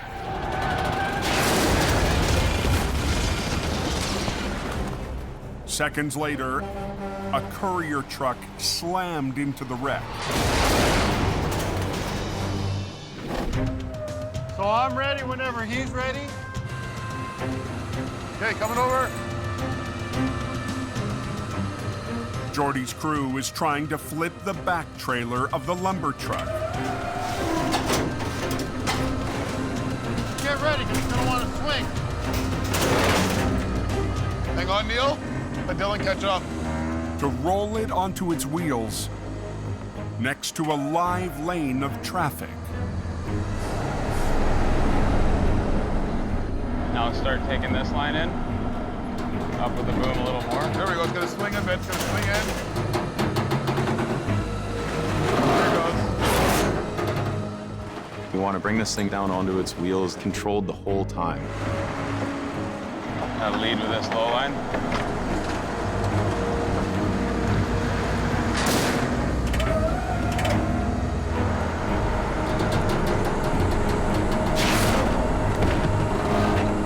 The first piece of the lumber truck That's good, Trav.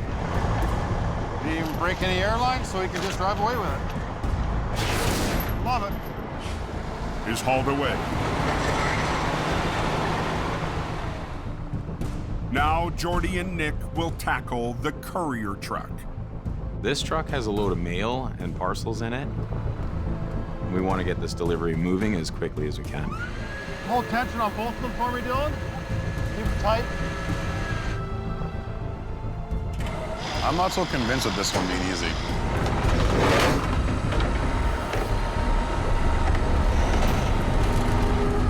The tractor trailer is badly jackknifed. As the crew gets a closer look, Kind of ugly, eh? the extent of the damage becomes clear. Not much we can do with this one. Nope. This thing's in rough shape. It's not going to be an easy one to tow. Jordy's team has to improvise. Just throw that chain on there. Okay. To get the front of the wreck on the underlift. I'm sitting on number one in that friggin' lineup. With traffic on Highway 1 still at a crawl, I'll just say the least, I'm really pissed off. Hey, Neil, take it back to Hope, drop it, fly back up, then we'll do this. the courier truck is on its way. Lickety split, nothing to it. Booyah! But the toughest part of the recovery, the rest of the lumber truck, is still to come. We have one more part of this recovery to finish off, and now the pressure's on. What a mess that is. Look a bad game at Jacob.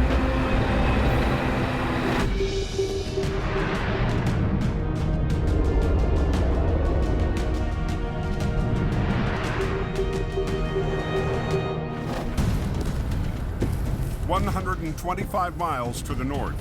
It's that type of snow that just turns to ice as soon as you drive on it. Breaking this Cache Creek, eh? Scott Bird drives through a storm. We are seeing snow tonight. She's slick. To a wreck 3 hours from Jamie's home base. We're on our way to Cache Creek to some sort of collision involving at least one big truck.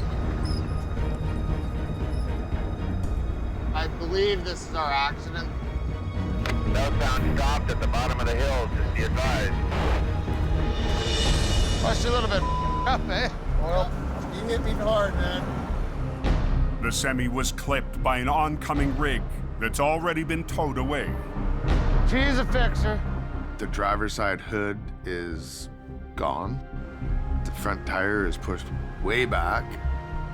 The wreck is blocking one lane on a downhill stretch. We got single lane traffic here. Yeah, it would be wise to approach it real slow. It's obviously very icy.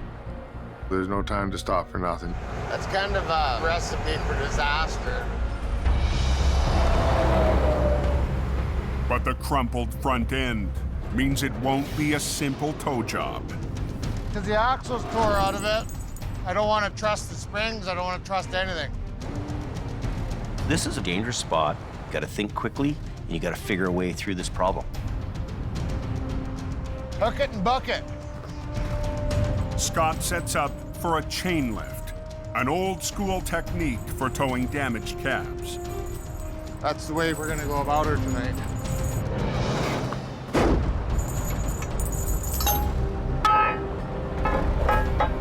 It's the old Truckmaster style hookup. Old school technology, but it's used every day.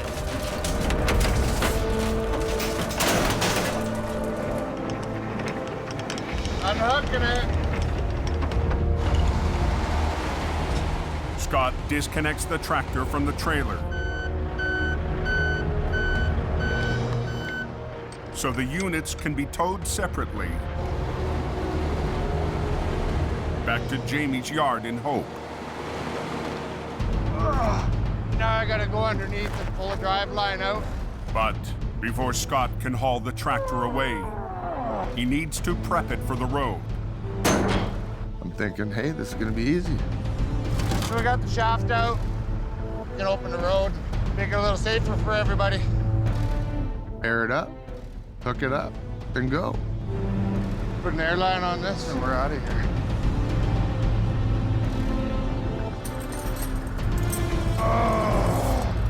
But the piece needed to attach the wrecker's airline to the cab has disappeared.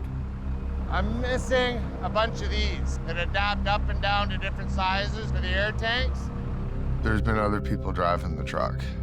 My airline is not rigged up the way that it was.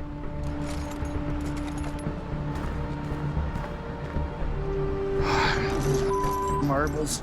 Scott suspects the part is at the yard in Hope, a 3-hour drive south. That's the bucket that had everything in it that one man would ever need to tow. And now it ain't there. I don't have an end on my airline. I ain't got all. They're alternating traffic. On a highway near Cache Creek, 3 hours from Jamie's yard. Scott Bird is in trouble. I don't have an end on my airline. I ain't got all. Scott's missing a small part needed to air up and release the brakes on a damaged tractor. Somebody else can use my truck. You don't put all away. Without the part, Scott can't tow the wreck back to Hope. Ah, come on. I should have had that thing picked up and moved off the road within 5 minutes. My hopes and dreams of a quick lift and go were very rapidly crushed. Now here I am on the side of the road looking like an idiot. But Scott isn't giving up. I can get it off the road. It's just a matter of finding enough pieces to do it. I had to get creative with some plumbing hardware. Scott improvises a fitting for his airline. Okay, that's that. Bada boom, done. Scott's nearly ready to roll, but won't let go about the missing part. Chasing around after stuff because somebody didn't put it back the way that they found it. We can't do this on the side of the road. There will be words exchanged over this. Okay, the tow truck is leaving.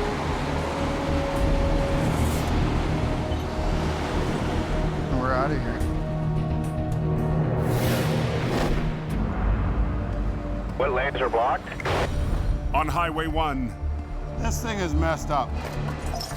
Mission Towing is in the final stage of a massive all-night recovery. That accident cleaned up?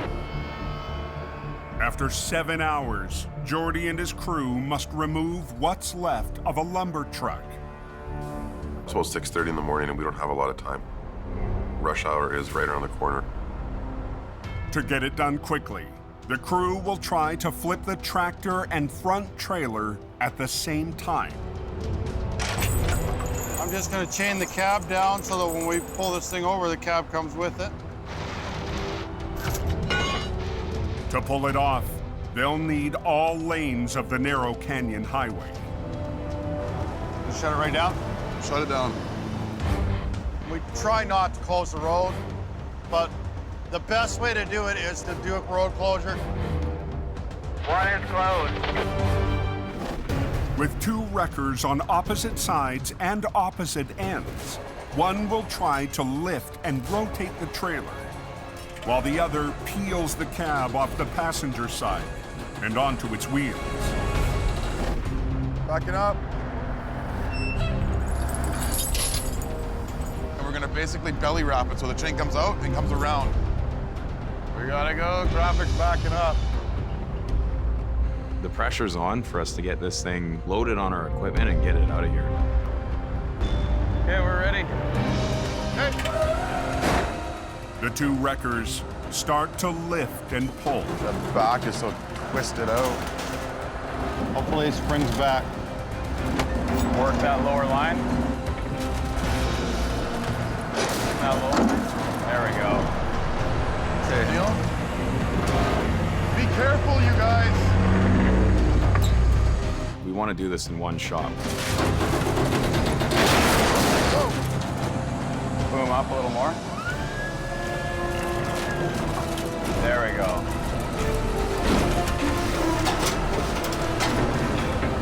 Just like that. Beautiful. Sweet. Grab the trailer and winch it around just to free up a lane to let some of the traffic get by. Sitting here waiting for this road to open. Go ahead, Neil. Once that's out of the way, you guys can open it up again. But we're trying to do this before daylight, before the rush happens on Highway 1 here. Are they letting any traffic through there at the accident yet? Yes, sir. Roger that. Highway's open. Very, very, very impressive. But the job's not over. Tractor and trailer must now be separated before being towed away. There we go. We're happy to have this thing basically on the home stretch now.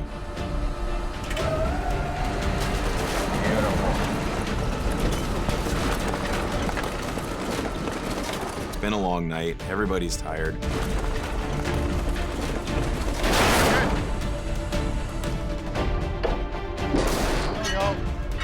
We're looking at the time and it's coffee o'clock now.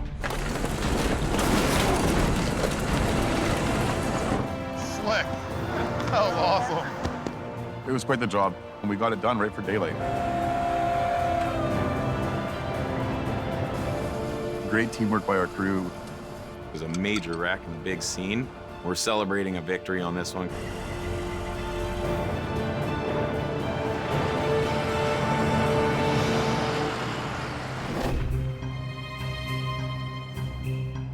After a tough night, Scott Bird's back at Jamie's yard. All right, you dirty sons of bitches. On the hunt to find the missing part. This is other people's mess. That's garbage.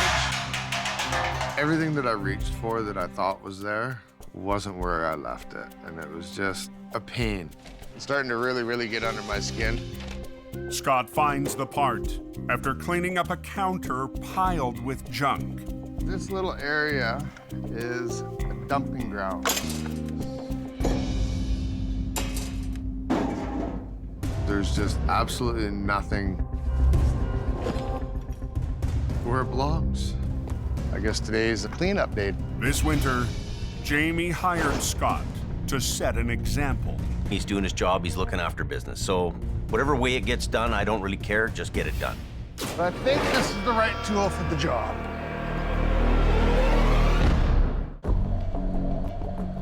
At the heavy rescue yard in Hope, This little area is a dumping ground.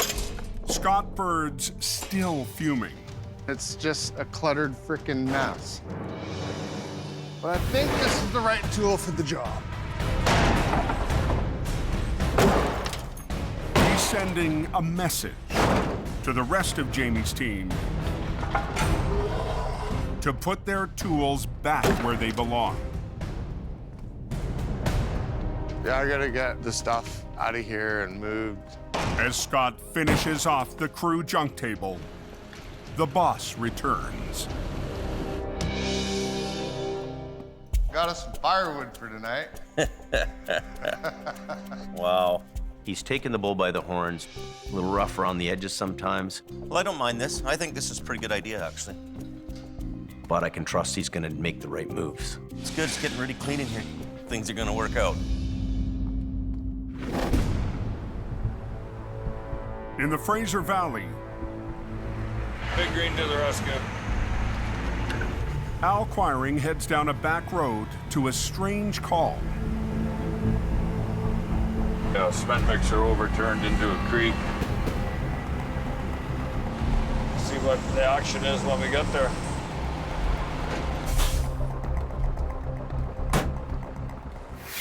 A 65,000-pound cement drum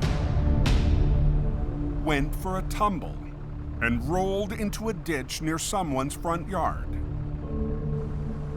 It was parked near the edge of the driveway when the driver turned the mixer on. Without thinking, fired the truck up, and when the drum started spinning, The truck has already been towed away. But the cement-filled drum won't be so easy. just think of a giant ostrich egg. That's really heavy. Al's right-hand man, Gord Boyd, and his 50-ton record Let me get down to the bottom side there, Al. have been called in to help. That's the kind of job you don't want to screw around on. You want to get in there, you want to do it right. Well, it's through. But the big egg isn't built for easy rigging. It's slippery in the middle and it'll slide right off. Al and Gord managed to wrap a sling and shackle around each end. Topside is, here we go.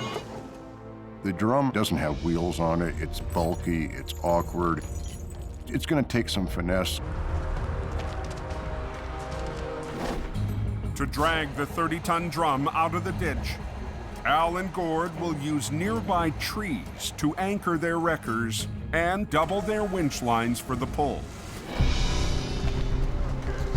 This line here, we're just gonna use one snatch block in it, and then this one will be through a block, double block.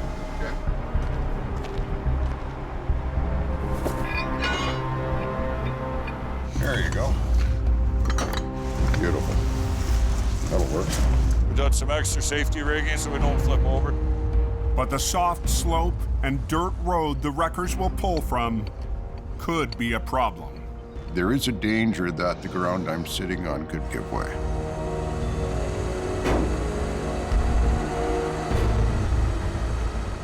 Gord and Al tighten their lines. Anytime you're around those kind of conditions, you've really got to be on your game. Use both lines there, Gordon.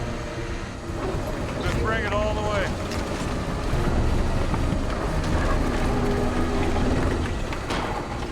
I don't need to tell you that's a loaded gun right there. Gord, pull more with the bottom.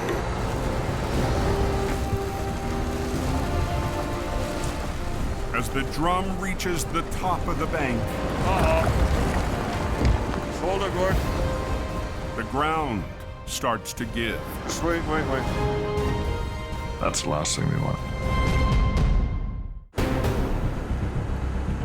In the valley, use both lines there, Gord. Al and Gord fight to pull a 65,000-pound cement mixer up a crumbling bank. Bring it all the way. Near the top of the road. Just hold it, Gord. Just wait. The fully loaded drum is digging in, carving up ground the heavy wreckers are parked on. There is a danger that the ground could give way. I don't want to see this. Where'd our shovels go? Here's Gordy and I tied to this 65,000-pound ostrich egg. After clearing the path, Okay, out of there. Al and Gord ease the drum out of the ditch. Boom, out with it, Gord.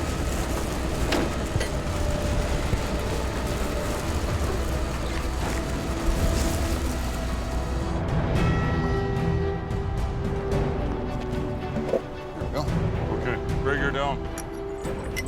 Reagan did his job just like it was supposed to. We did it right. It worked. Okay, that's part of the battle. Now the fun part.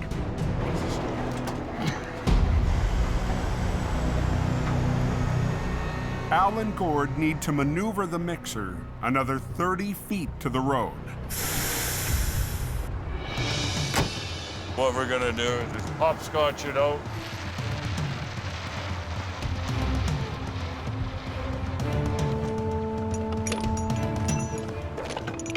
This is actually the tricky part because we're going to balance this thing with two trucks and we're going to try and move it. Just back up till you're touching and just start booming out with it. Don't worry about the tree, you'll go underneath it, okay? It's going to be a bit of a dance to get this thing out on the road.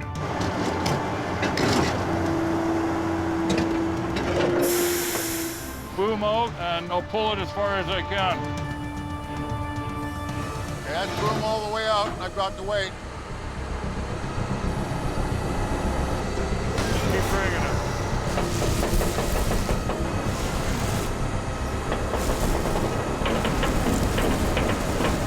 Take it back up one more time. Okay. At that point, we're actually carrying the cement drum between two tow trucks, pulling it out to the road.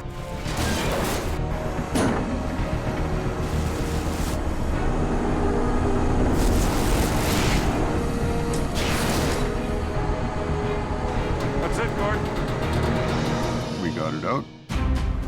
With the drum on the road, a flatbed rolls in.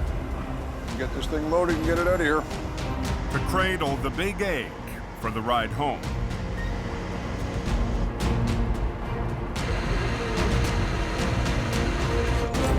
Al and Gord's oddball recovery is in the books. We came, we pulled that out, and there it goes. We did the job, and nothing got wrecked.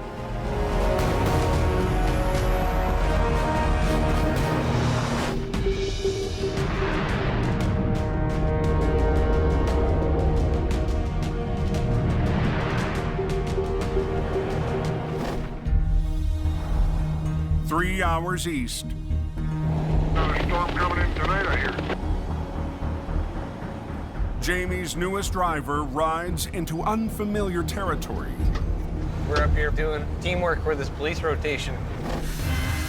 Mike the Wrench Reynolds was hired as a mechanic with a chance to become a heavy wrecker operator. Jamie's dispatched Mike to the town of Princeton. We're heading up here to have a towing yard. Mike will back up local tow operator Tyler Lee. They're expecting a couple of bad storms. How you doing? Not bad. During one of the toughest weeks of winter. Jamie had asked me to help out the local tow company that doesn't have a heavy wrecker. Just outside the town, I don't think I want to go down this hill. Highway 3's narrow and winding trucking route is tough for drivers and Jamie's new recruit. Highway 3 has all kinds of different dangers to it. It has steep hills, winding corners, and it has huge drop-offs. So we're gonna camp out here and take on whatever work we can get. Mike's visit doesn't go unnoticed by the locals. What are you guys doing? That's the closest I've ever been to them. Mechanic, tow truck driver, a deer whisperer.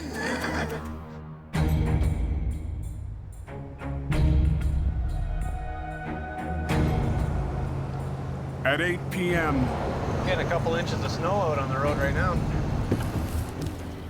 Mike heads out to Whipsaw Hill. Whipsaw is on Highway 3, and it's the same steep hill as the Coquihalla, just add a few more curves to it. Trucks spin out on it just like they do on the Coke. 11% downhill grade. Slowly slipping down this damn hill. 20 minutes into the Whipsaw stakeout, Trucks biting and clawing and scratching and trying to get up. Mike's on the move to a spun-out heavy load. All the way to Princeton. No. There he is. The loaded B train is blocking the road on a steep switchback. You gonna be able to pull me up? Icy conditions. Super big, huge, 120,000-pound double trailer truck. It's tough stuff.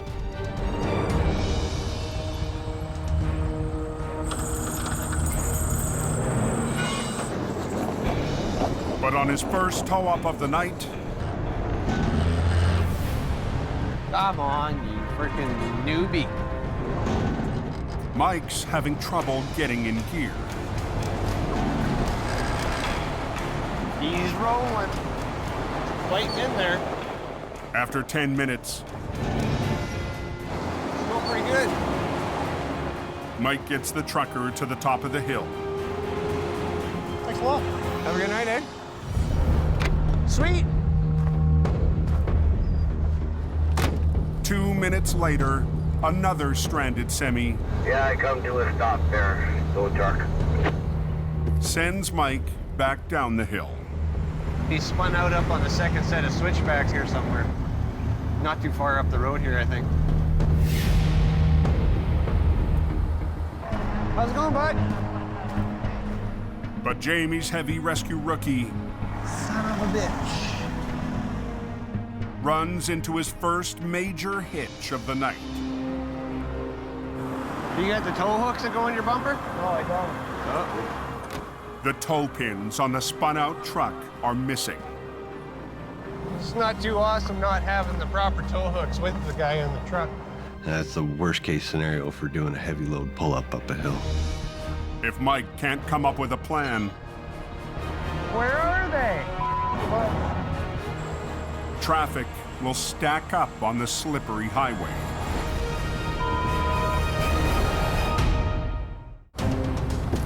Yeah, I come to a stop there. Tow truck. On Whipsaw Hill, How's it going, bud?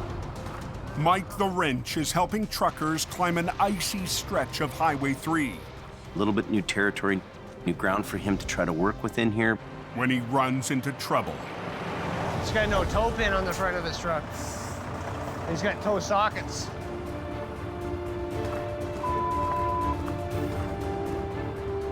I'm not impressed with this situation. Mike's only option is to attempt a modified chain lift.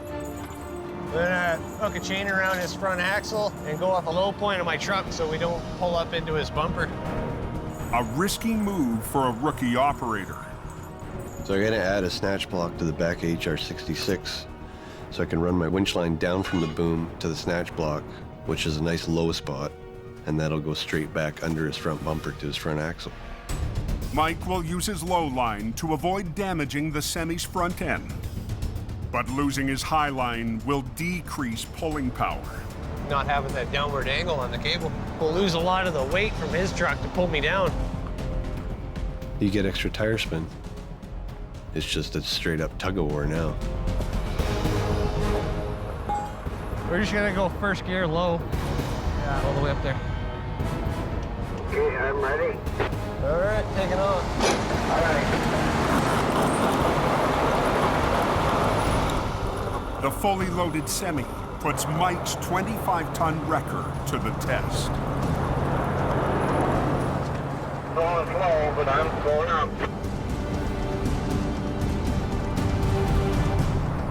That was pretty easy, eh? Yeah, 10-4. Mike troubleshoots his second tow-up of the night. Feels pretty awesome. Getting off this road.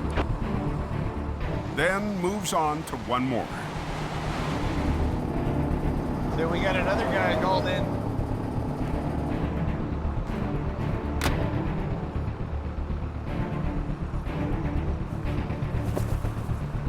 All right, buddy, here we go. All right.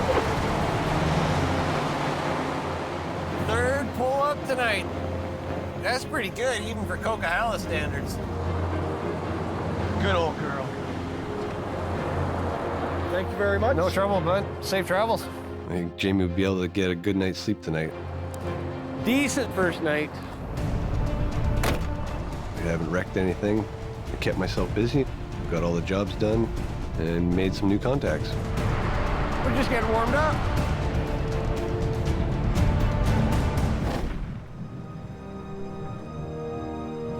Back in Hope. Done and done. Mike returns to Jamie's yard after a successful first tour in Princeton.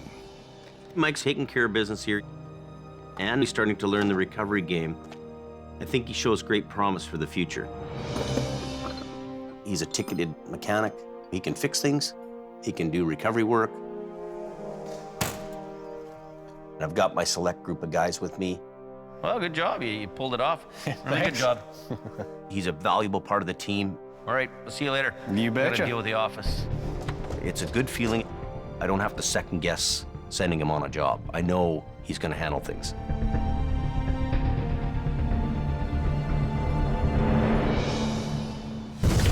Next time on Highway Through Hell. Number 3 is pretty bad. Jamie's top dog But this will be the epic wreck of the year. gets more than he bargained for. We're right on the verge of tipping the thing over. It's a serious load. A colossal convoy That's pretty badass. trapped on the mountain Here goes nothing. tests a heavy rescue rookie. Ready? And Go ahead. mission towing I'm not convinced it's gonna work. tackles a river monster.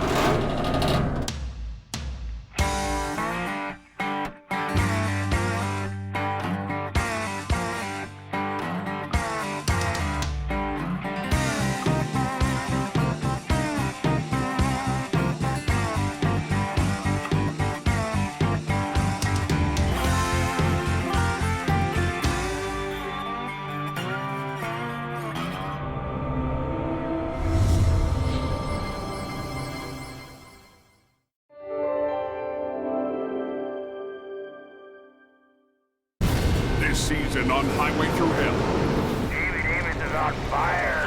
The fun of trucking. Come on, let's go! Ah! Yeah! Come on.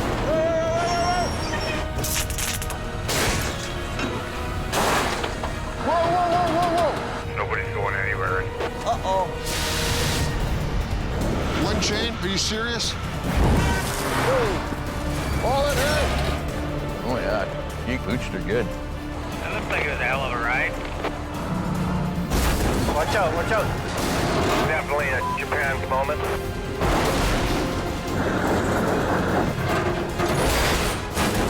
Mission accomplished. Bada boom, bada bang. Here we go, once more into the breach.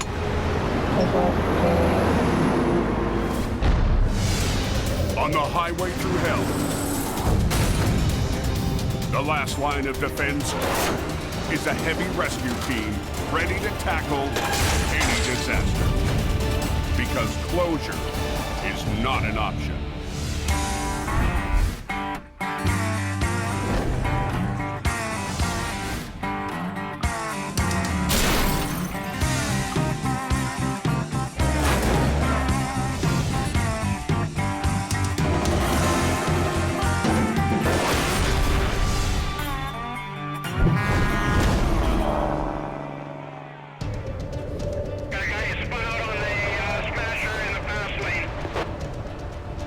There's guys spinning out on Shylock.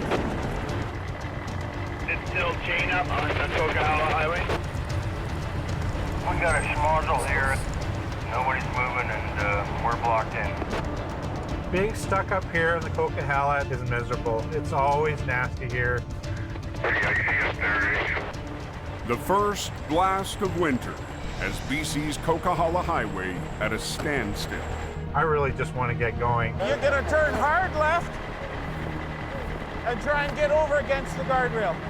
Highway maintenance crews Steer hard that way. do everything to get traffic moving again. Steer left. Yeah, it's close, yeah. I'm getting very angry. Fat old guy shouldn't have to do this. But before the battle is lost, No trucks backing down the hill. they call in the cavalry, requiring towing. It's already turned into mayhem. Driver Gord Boyd is back. Yeah, it's winter, all right.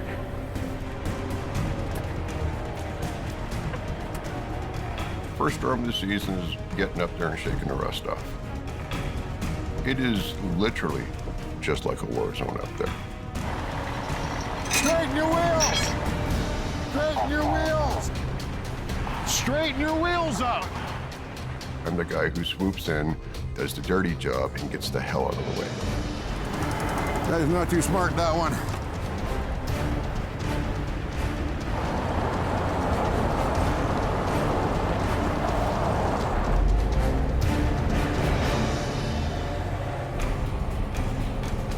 Also in the battle tonight, Instead, we gotta hustle and bustle. Gord's partner on the mountain, Big Al Quire. I've been towing on that hill for 25 years. That snowshed corridor is icy.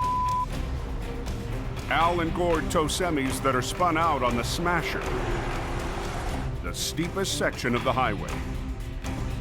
Usually the first storm is the whopper, because that's when people are not prepared. Tonight, truckers should have their tire chains on. Oh! Oh! But Al's found something new. Snow socks. We don't use those in BC, buddy. They tested them in Colorado. They're so far away from the ocean there that snow is champagne powder. One set of good chains. I'm gonna drag your ass to town like we're going for hookers and beer. Hang on, we're going up the hill. Some kind of a condom or something. I don't know what that was, but you know, welcome to the Coquihalla. Those things are junk. Snow socks my ass. Halfway up the Smasher, He's got his wheels turned again. Straighten your wheels! Gord's tow-up has turned into a tug of war. When your wheels are turned all the way over, they're not turning. All they're doing is plowing. Steering from behind, the trucker Truck being towed, straighten your wheels out, straighten your wheels out, turn them to the right. is making the tow-up frustrating.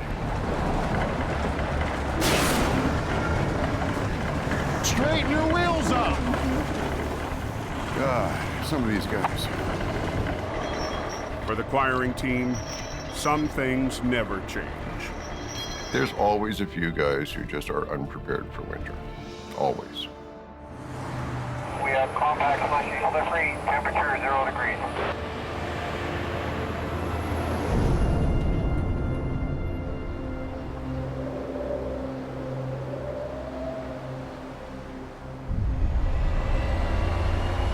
Jamie Davis en route. For Jamie Davis, We've owned this truck for 2 years and I've never stepped foot in it. everything has changed. This season, I'm trying to simplify my life, simplify this business, and I've had to make some really tough calls to do it. 3 months ago, This is the last trip for me in the rotator. Jamie sold the most prized tow truck in his fleet, the Rotator.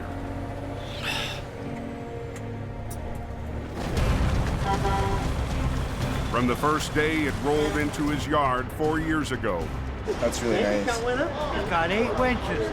Yeah, it's pretty good, eh? the Rotator has been Jamie's dream truck. They have the ability to move and swivel around, and they can pick up huge weight in a short radius. The Rotator is the Godzilla of wreckers. Keeping the highway open.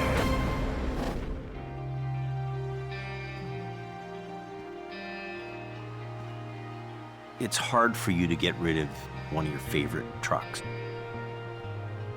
You are it, and it's you. It's almost like losing a part of your family. Good luck with it. It's going to be a great truck for you.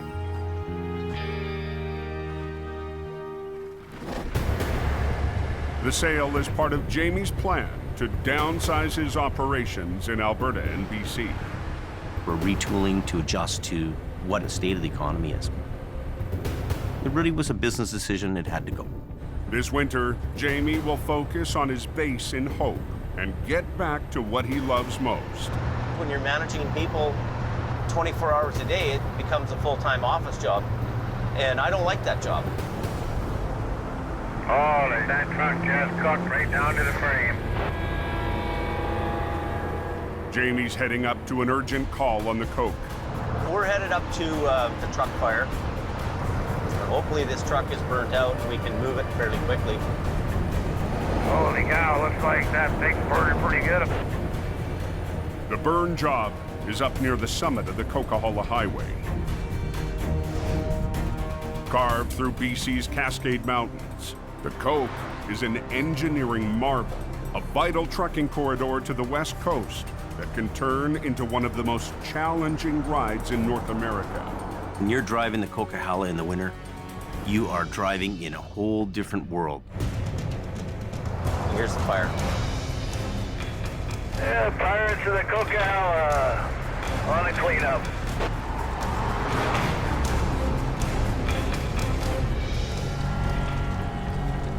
After the cab began to fill with smoke, the driver pulled over and disconnected the tractor from the trailer. Tractor fires are really dangerous. You have rubber burning, fuel, oil from the engine. It's like a living, breathing animal that's ready to bite you. The diesel fuel tank also has a gaping hole in it. We have no fire services. Nobody's gonna come and put it out. That's the end of that.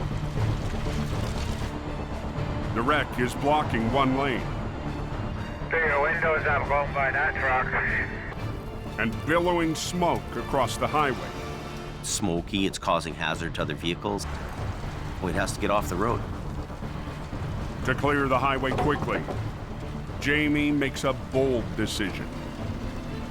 We're not gonna sit here 20 hours to watch this thing burn. Drag the flaming wreck up onto his flat deck. Main thing right now is they want the lane open. We need an extra guy. Jamie needs help to haul away the trailer. So he's called for one of his heavy rescue trucks, HR-66, and his new lead driver. I'm hoping just to hook it and buck it. This winter, Jamie's brought back a familiar face. Scott Bird worked the mountain passes for Jamie 3 years ago. Textbook. And has more than a decade of time logged on the Coke. You ready? making him one of the most experienced heavy rescue operators on the mountain. Hiya! Dirty! But Scott's raw personality can rub people the wrong way. I'm gonna get really pissed off. Don't yell at Get me, in your buddy. truck and go home. If you don't do as you're told, leave. Scotty, he gets under my skin like nobody. So the last 4 months have been nothing but bull or what? But he knows his game, and those guys, they're few and far between. Scott took a job in Alberta, but felt the call of the code. The things that I missed about Hope, there's more action, there's more weather, there's just everything. Jamie needs a guy up here that has done it before and is capable of doing it again. Holy smokes. Yeah. I'm that guy. It's gonna be a wild ride. I'm not sure you want to suck that under your deck yet, James. Oh, I do. I told him we'd get it off the highway. He's like, we're loading it and moving it. And I was like, still on fire, James. That truck has a wooden deck. Wood burns a lot quicker than steel does. Well, let's get the shovels here and we'll try and extinguish some before we put it on the wooden deck. It'll work out. Yeah. It's got snow. Scott's got an opinion, I don't have a problem with that. He's a smart guy, he gets it. But the lane's blocked. You know, what are we gonna do here? I would have just let it burn out. His name on the door, his checkbook, so. But as Jamie gets ready to whinge, Give me some line, man. Oh, you all right? on BC's Highway 5, Oh, you all right? Jamie's new lead driver, Scott Bird, has had a close call on a burning wreck. You get off the highway. Scott's walking by the unit, and the fuel tank shoots out at you. It's like somebody taking a flamethrower and just shooting you with it. It singed your whole face. Did it? Oh yeah, all your beard and everything, your hair's burnt. Holy. This was the first big fireball come spitting out at me. And it was a very freaky incident. He could have easily taken first or second degree burns. This could have been a lot more serious. Be careful of that. The flaming diesel is still flaring into the live lane. All the conditions are right for an accident with this fuel tank. This is a huge concern. We gotta hurry. Okay, we're gonna start winching. Bit of a bitch, eh? Come on, you. There's nothing here that rolls anymore. This thing's gonna be a fight for us all the way up the deck. Whoa! That fuel tank doesn't like us. That's gonna blow up again.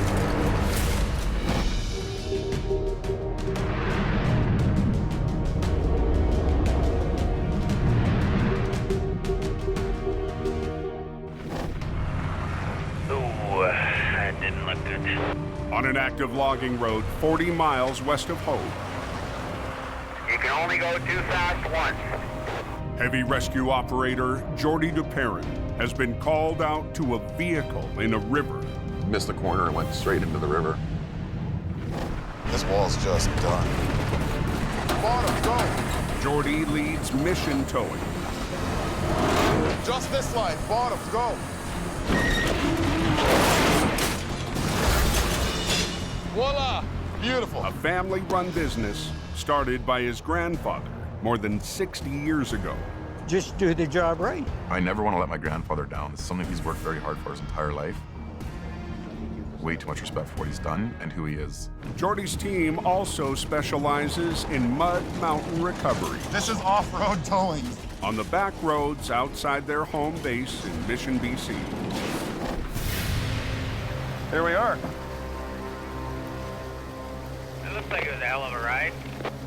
You're gonna have quite a time getting him out of there. He went straight through this. The van lost control on a tight turn, missing a bridge and plunging into the water below.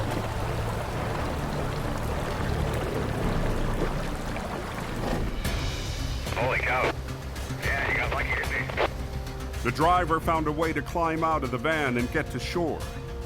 How he survived that just blows me away. Very lucky he's alive. Jordy's called in a 50-ton wrecker to recover the van. The operator is Jordy's younger brother, Nick. Good, how are you doing? Pretty good. I'm Nick. Nick Darwin. Nice to meet you, Darwin. How are you? You can bring it right through the trees up to the road up this way. Nick has come back to the family business after 4 years of city towing. Well, I'll show you the path I want to bring it up. My brother and I are the same breed. We come from the same blood of towing. Our grandfather and our great-grandfather started this business in 1954, so my brother and I are 4th generation to it. And Nick and Jordy need to prove to Grandpa they're ready to take over the family business. This is the path I'm looking at right here. What do you think, Nick? Yeah. Right here. This is going to be our path with least resistance. Definitely. It's my first job working with my brother since I've been back at the business, so very excited. It's also Nick's first backroad job in years. Up in the mountain dealing with this type of terrain, it's not just a regular ditch like in the city. There's a lot of obstacles to overcome. The van is nearly submerged in fast-moving mountain water. It may not look like it, but there's lots of force. So Nick and Jordy have hired a swift water rescue team. There's a lot of challenges in this recovery that make this recovery very difficult. Instead of chains, they'll use a simple looped cable to hook on to the wreck. But with safety being a #1 concern here, you don't want to get underneath there and try and hook things in case you lose your footing. We have a lot more serious situation on our hands. You want to be lower down, do you think? Or is that good? The team will try to attach the noose-like choker cable around the front right wheel. I need it to sink so I can get it down. I know, there's lots of force there. I'll just see what you can do. But in the frigid current, it's a struggle. Are you bringing it, pulling it right through? Or are you just hooking up to... It's hell of a shot right now.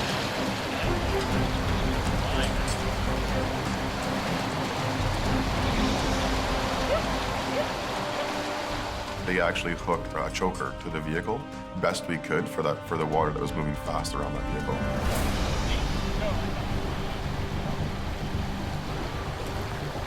These rocks are going to be the problem. The biggest fight's going to be that big rock right there. This one here, you mean? Yeah. Okay, so let's get this block up. Let's get her going. Jordy and Nick will run a line high on a tree to raise the angle of the pull and lift the van over the rocks. Glue the shackle into the strap, right? And then we'll hook that hook into the shackle. We can pull in a forward direction coming from a high point. We should be able to get the front end facing this direction and bring it up the bank. Okay. Perfect.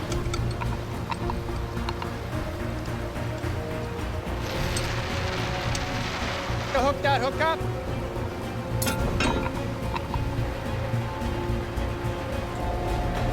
To execute the recovery, Nick has to position his wrecker at an angle across the road. So it's going to be closed for a while is what you're saying? Oh, you got to be kidding me. There's logging equipment that's coming up and down. There's people that are working up there. We can't hold these guys up. The worst case scenario is the weakest link breaking. There's going to be lots of force. Oh, yeah. In this particular job, the weakest link is that choker.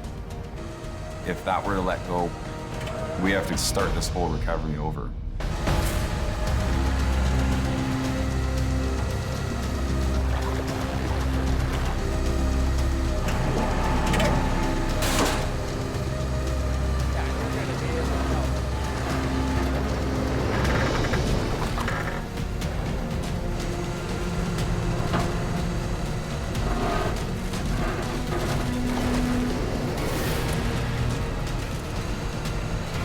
Right into that big rock.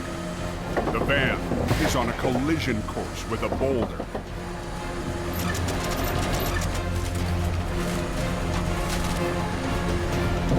Oh my God.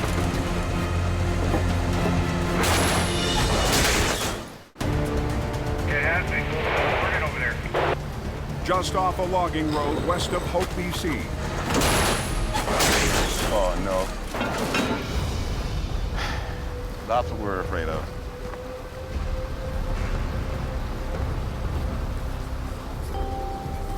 Did the choker come off? Yeah. A choker cable has slipped off the wreck, stalling Mission Towing's river recovery. Yeah, we can deal with that, eh, Will? Yeah, we can get underneath there and hook up your big stuff. The van has moved enough to rig heavy chains.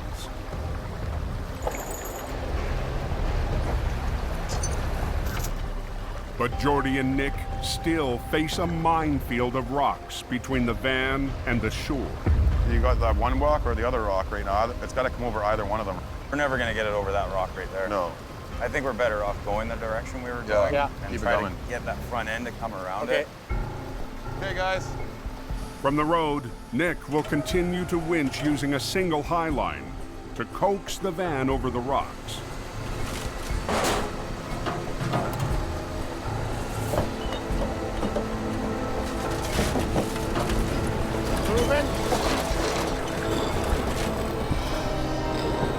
But as the van inches towards the shore, this is where it's gonna get ugly. A wall of rocks blocks the path.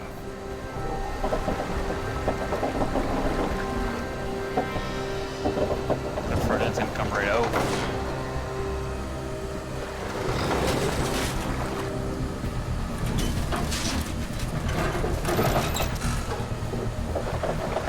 Oh yeah, look at it.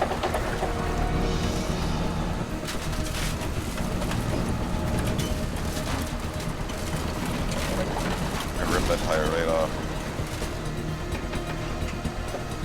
No, no, no, no. Oh. Get it out of the water.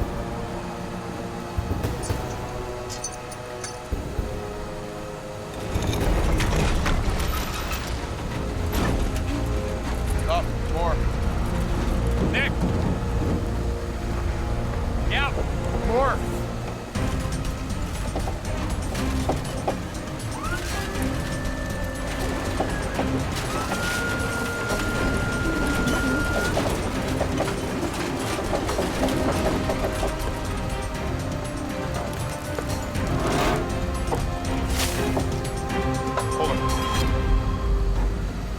Tell them to stop there. It's out of the water. Beautiful. Now we're at the second stage of this recovery.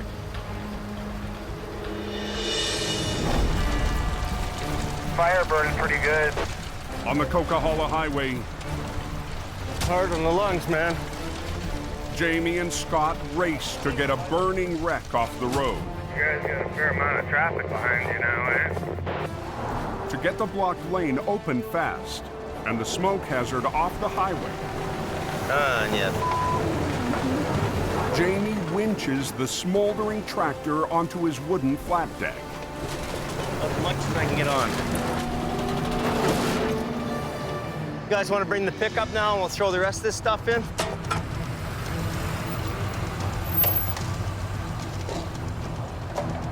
There's so much leftover debris from the burnt truck. It fills a pickup load. Don't wreck my tailgate. We gotta hurry. We gotta go! Sweep that thing up, sent the right gear, and it's gone. The fire is out. Jamie has to head back down the coke with the smoldering wreck. Feeding that fire with oxygen is obviously gonna make it flare up. I'm gonna start limping down the road. It's gonna be a real slow go. Going a little slower, less oxygen. That's about the only way to get it done. Scott follows behind with the trailer. Get there. I'm here. Looking okay? So far, I don't see any flames erupting yet. We're watching for fire to start up again, and just keep people aware that there's something in front of us here. You right up behind me on here, Gordon?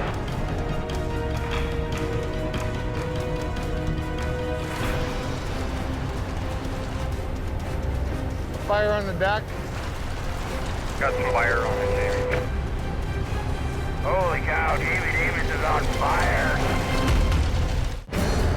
Holy cow, Davy Davis is on fire. On the coke, a burned-out tractor has flamed up mid-tow. Hey, driver, your wreck's burning pretty good back there. Over. The fire threatens Jamie's wooden flat deck and traffic on the highway. Yeah, it's the next pull up there, Jim. There's some fire coming. Quite a bit. Following behind with the trailer is Scott Bird. We're gonna stop at a wide spot, get this thing to go up. We gotta pull over right now and deal with it before it gets out of control. Oh, look at that. Yeah. Come on, quick, quick, quick. Come on, jump, jump, jump. Jump, jump, jump. Quick, quick, quick. Gross. Need a little snow. We find a spot and, shovel some snow on it. Snow put the flames out. That's the way it gets done here. Well, we like our wreck hot, eh? Just like we knew what we were doing. Me and Jamie are working together like we did years ago.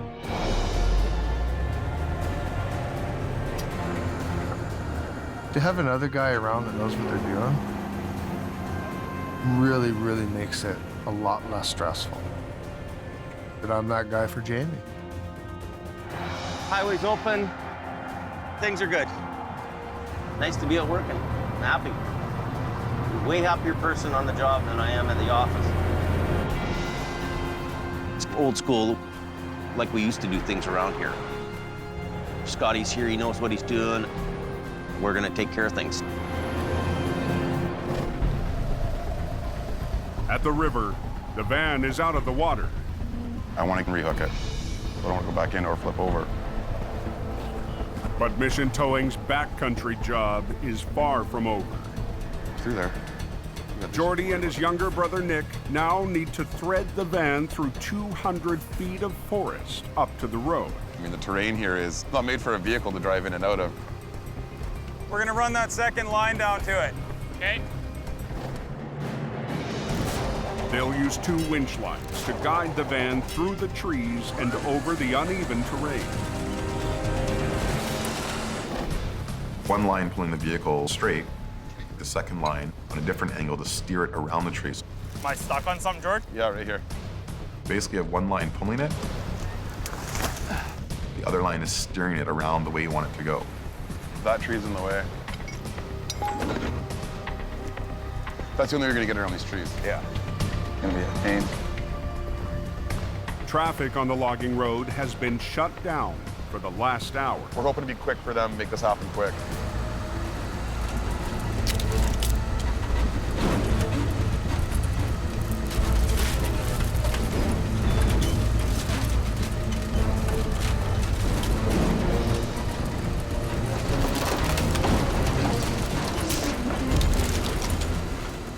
I can't see the load, so I'm 100% relying on my brother to be my eyes down there. Watch that.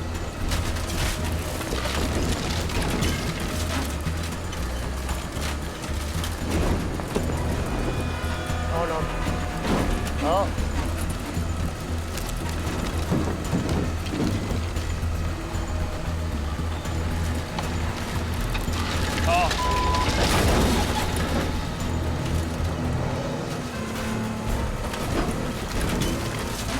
Okay, Nick.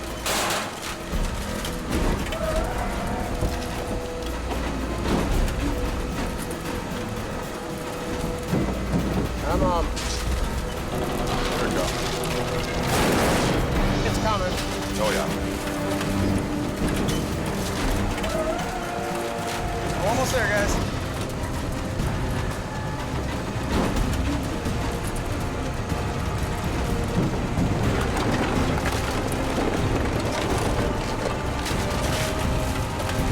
Bang on. Good, Nick. He's out. Perfect. It's out, that's the main thing. This was a very successful recovery, and it's a very great feeling when you're done. Bada bing, bada boom, bada bang. That's right. Something that's very important to me is not disappointing my brother or my grandfather. It's a promising start to the season, for Jordy's brother, Nick. Yeah, buddy. Good job, boy. Good job. Nick did awesome. Bring on some more. I can't wait. We're up for the challenge. Maybe the next one, hopefully there'll be a few more trees and bigger rocks we gotta overcome. Hopefully not, actually. It's open. Yeah, they're opening it upwards now. Those are the ones that keep us hungry in this business. Sweet. Let's get out of here. We're out of here. We look forward to that type of work.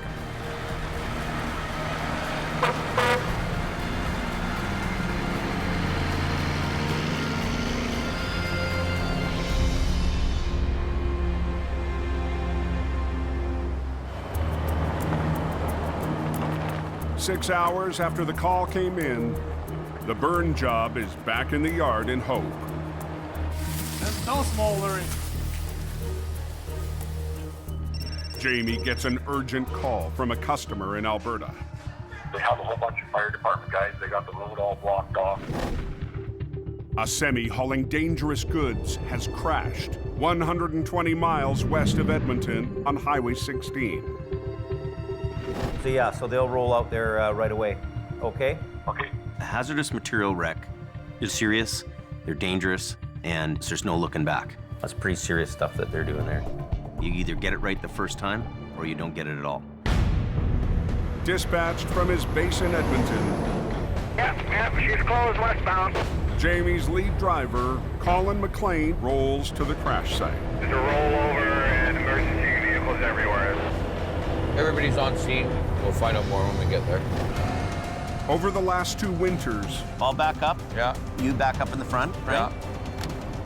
Colin has gone from heavy rescue rookie God, kidding me. Good decision. We'll do that. Trying to do that? Okay. Hey! to top driver on Jamie's Alberta team. Did you see that? That was beautiful.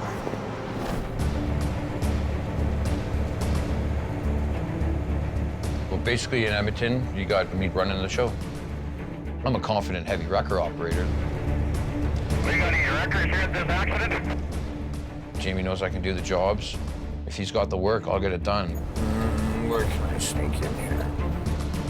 Colin, he's picked it up quickly, but we've got a pretty tight, small little crew there in Edmonton right now. I'm really hoping they do a good job. They keep it all together. 10-4, Jamie Davis, stuck.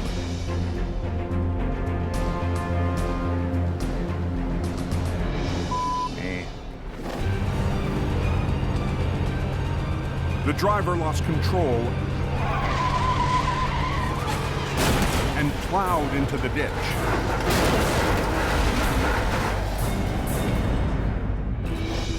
The wreck is carrying more than 100 cylinders of compressed natural gas. Look at all the natural gas cylinders.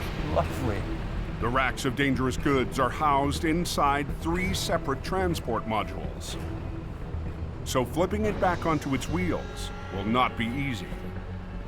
I have representatives from the trucking company. I probably have a dozen fire rescue people standing around. We've had the highway shut down now for about 40 minutes. This is not a wreck to take lightly. This is not a wreck to up. This is an A-game wreck. In hope, Jamie and Scott have come up with a plan for Colin. What's going on? So we sent you what we thought was a diagram of what you could do, eh? Really? Because this job is so high profile. Link the back of container number 1 to the front of container number 2. Scott and I feel that we need to give our 2 cents worth in order for him to come up with the right plan. Kind of pissed me off a little bit. You guys are sending me drawings of a truck wreck. You're 1,000 kilometers away. Okay, you really guys are starting to bother me, but I know you care, so I'm gonna let you guys go, and I'm gonna go to work. Yeah. I know what I'm doing. I know my job. So just stay out of it. Right now, westbound traffic is shut down, so it's important to get the truck off the road. She looked like she hit pretty good, though. Driver Johnny Tipton arrives to help Colin with a high-stakes recovery. You gotta be super alert. Any little mistake could turn into a big disaster. These modules weigh approximately 18,000 pounds, 18, 18, and 15. Okay. It'll be a good challenge for me and Colin. This winter, Colin and Johnny are operating a pair of 50-ton wreckers, HR-116 and HR-117, the most powerful trucks left in Jamie's downsized fleet. These two units pack a lot of punch. They're heavy-duty recovery winch trucks. But all that pulling power won't matter if they can't hook onto the wreck. What can those lifting hooks take, do you know? We lift the modules with those. Okay. It's rated for the weight of the unit. They're rated for lifting up, not being pulled on them. The modules hookup features were too small. Look at it. If they're not going to be able to take the weight, we'll snap them. The last thing we need to do is have anything break, have this thing roll back over. And we start pulling on that. This is new. Okay.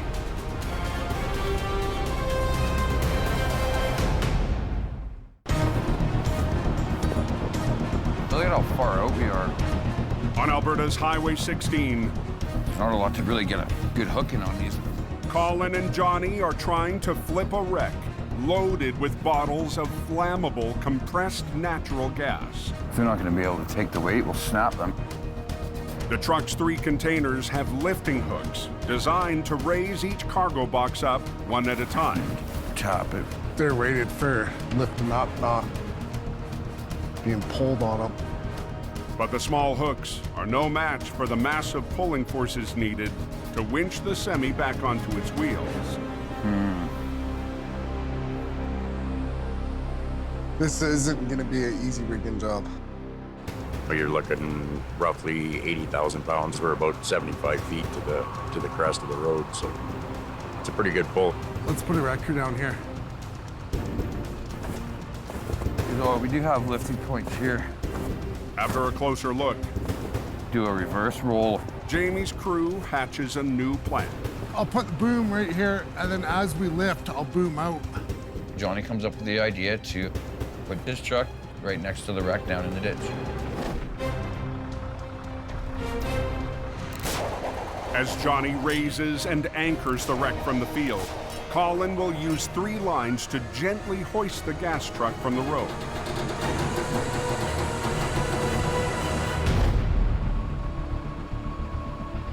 Having the trailer come down hard is not an option.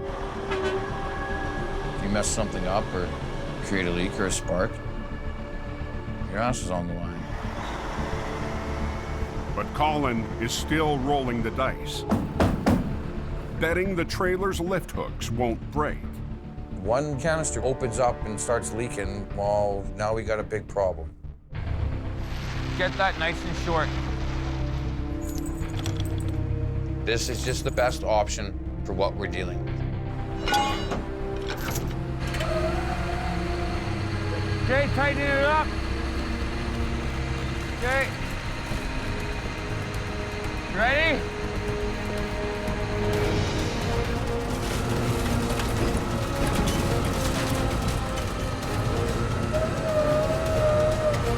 Hang on, let me catch up.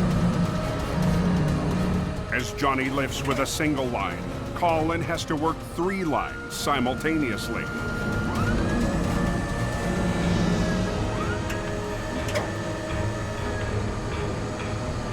But the guys can't see each other.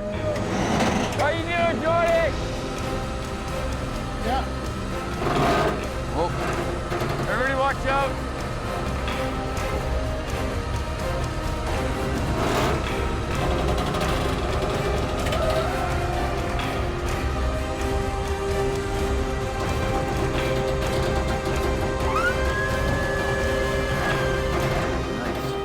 Better than that.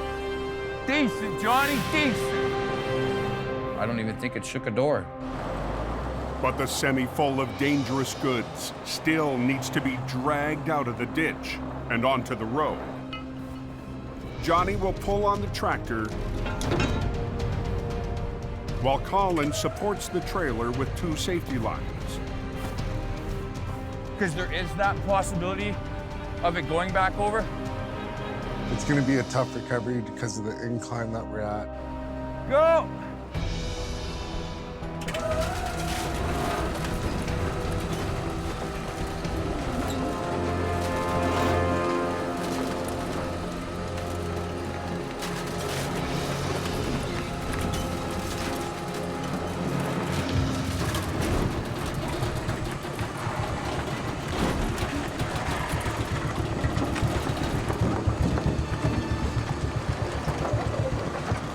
tractor is eased onto the road.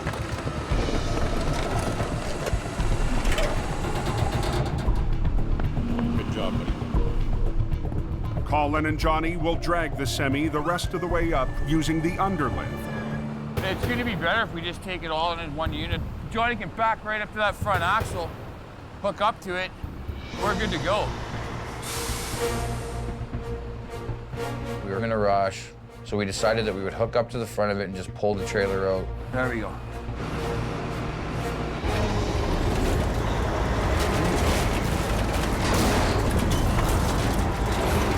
Come on, Johnny, pull that thing up. But the heavy load won't budge. It's definitely a piss off. Me.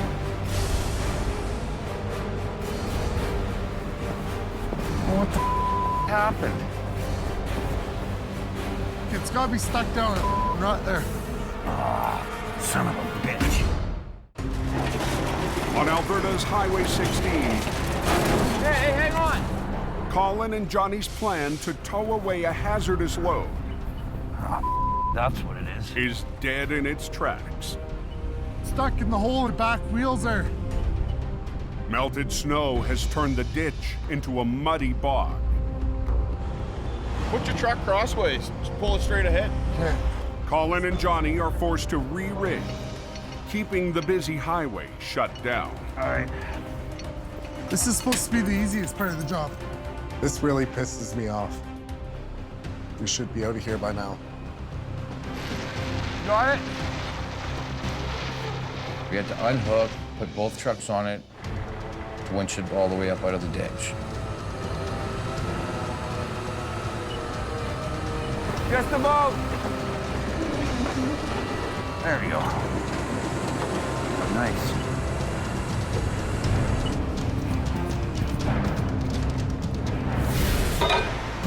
The wreck is finally back on the highway. Dangerous goods still intact. So you're good to go? So we're gonna go cross down and hit the dangerous goods route? The high-stakes job is over. And Jamie's tight two-man crew, his last team in Alberta, found a way. Me and Johnny got the job done, and we didn't need anybody else's help. How's the road looking there? It's open, driver. And we're the guys that did it. That's what makes me feel good.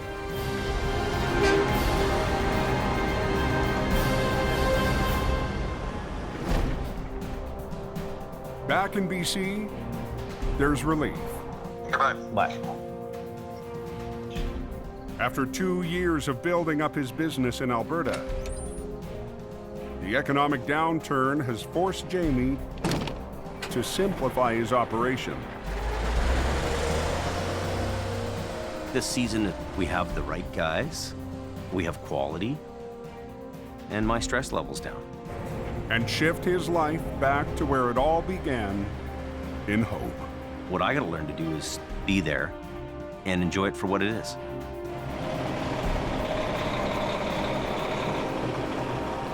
My world's just starting. Less is more. It really is. Daddy, Daddy, you're home! Red tracks. Me too. Let's go. You guys go in the house, okay? Okay.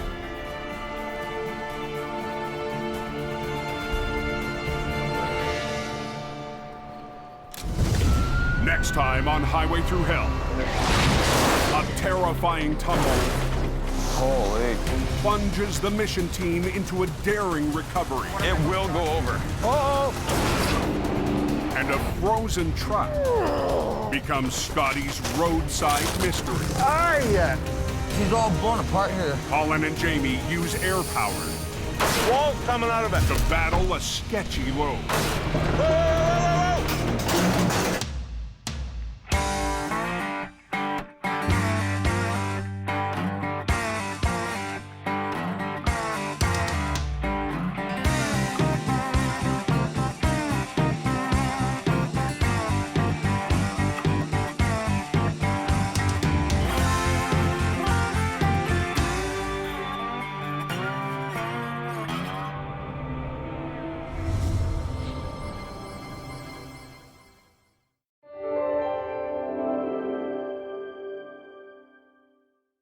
This time, on the season finale of Highway Through Hell, a logging truck He's winking at me, 700 feet down saying, come get me. becomes Al's steepest mountain recovery. A fiery crash has heavy rescue Keep going. battling to clear the canyon. And as winter wraps, Jamie cranks it up for next season. On the Highway Through Hell, the last line of defense is a heavy rescue team ready to tackle any disaster. Because closure is not an option.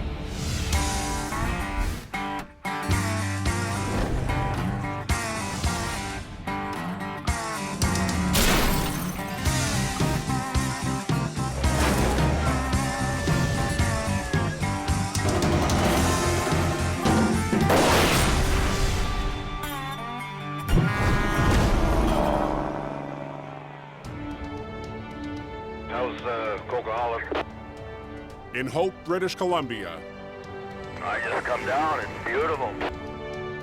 the Cascade Mountain peaks emerge from the snowpack. You got a good ride all the way up, eh? Nice dry road. It's a relief for drivers after months of winter. 80 miles north of Hope, Someone said a cup went off the mountain. Al Quiring The guy with the green record. and Gord Boyd climb a mountain road to their next job. We're heading up to go and recover a logging truck and trailer that's gone over the steep cliff with a load of logs. It's a tough country. 10 feet off the road can sometimes mean 300, 400 feet down. This isn't the first time the Quiring family has gone to battle on these high switchbacks. Nearly 50 years ago, Al's grandfather tackled a logging truck in the same mountain pass. I guess it spawned a little fire in my heart, and I had to have a logging truck myself. My grandpa had quite a legacy in heavy towing. I don't want to let my family down. The risk factor, I'd say 9.5 out of 10. The terrain is very, very steep and very rocky. Hopefully it'll be a safe day.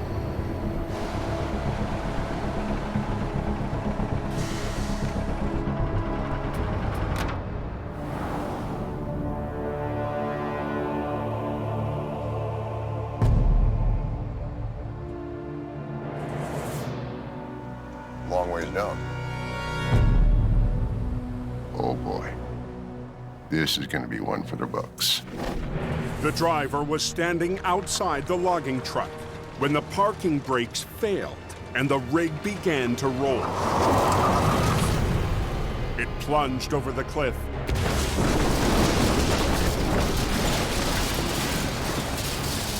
tumbling to a stop 700 feet below.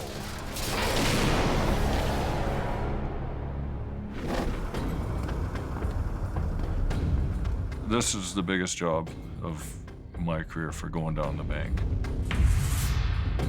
Every towman wants to catch a big fish, and this is a whopper.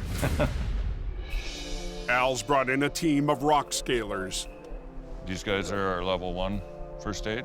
To help with the high-angle recovery. Some of the biggest dangers, obviously, is the falling debris, which could include falling wreckers. Nobody below anything when we're pulling. Okay? Sounds good. Let the games begin. The logging truck is so far down. We're beyond the reach of our winch lines. Al and Gord. We're going to be doing some high-line fishing. Need to shackle every inch of extra cable together. Gordy's going to be the main prime puller. To try and link Gord's truck to the wreck. We'll use all of this and then some. And hopefully we got enough. We're not going to know until we start hooking stuff together. You guys can go ahead. Okay. Probably better to the left a little bit.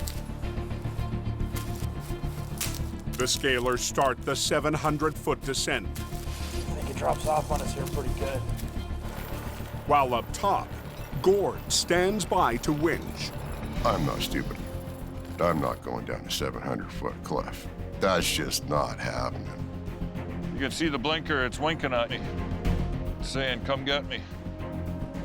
But the only person Al trusts with the rigging It's coming down. is Al himself. I want to be the guy at the end of that winch line that's attached it. Watch yourself. And the only way to do that is boots on the ground and down the hill. Al is a special kind of crazy. We've already got all the chokers over the bank. As the cables snake down the slope. We're now running on my winch line. Through the path of lost logs. It's another hazard for Al and his crew below. They're 4,000-pound missiles on a sheer cliff. You're in a real danger zone. Look out below! Can you hear Al? Hey, we can't hear him either. He's yelling something. Darwin! Log! Log!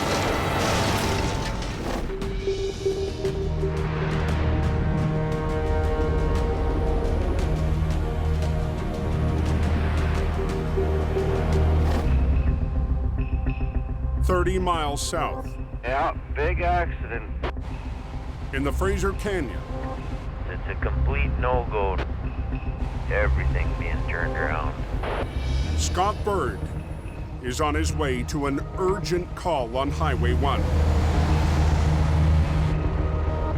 We will see what we got when we get there. It's always a surprise, like Christmas morning every time the phone rings. I brought Scott back because I needed to know that I had a guy who was solid, he could get the job done. He'll do it. I can rely on that. What's going on here? The tires ain't moving, or?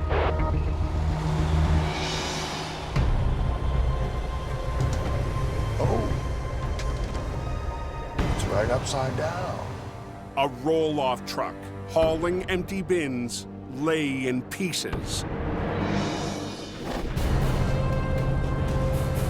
The rig lost control, hit a power pole, then broke apart and caught on fire.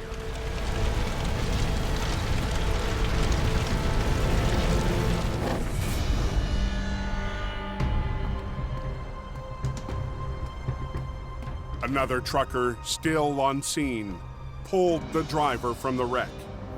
And he was still in the cab with the flames going. And then I got him out. He didn't think about the hazards of going in to rescue him. It's just human nature to run in and do it, but he probably saved his life. Lucky. How did you say that guy was blessed? The wreck is too much for Scott alone.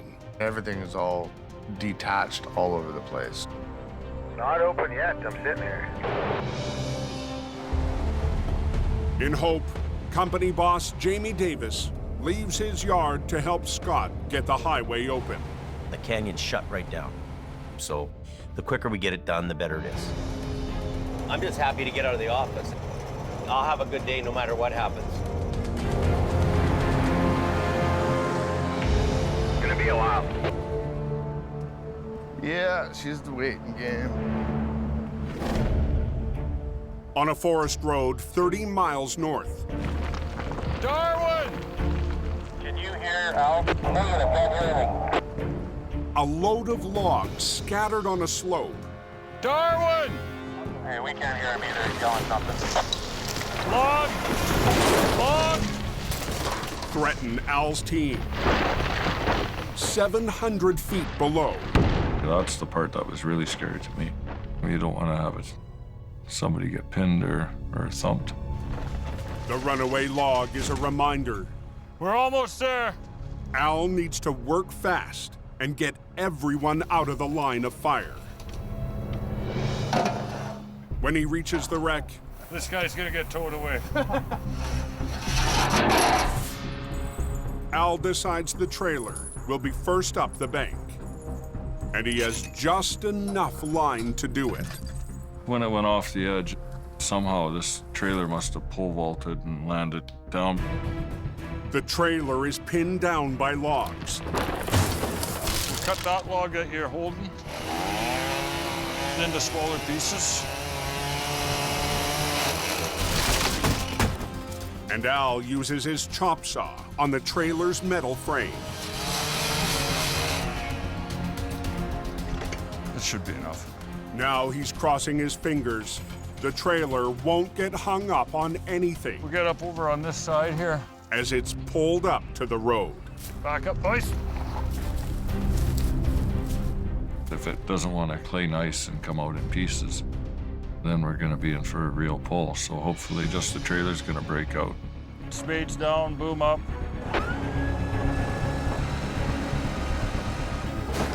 Talk to me, how do we down there?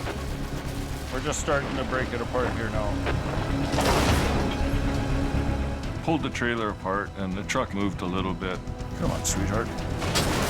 And somehow underneath, looked like smoke, didn't it? The battery box was shorting out.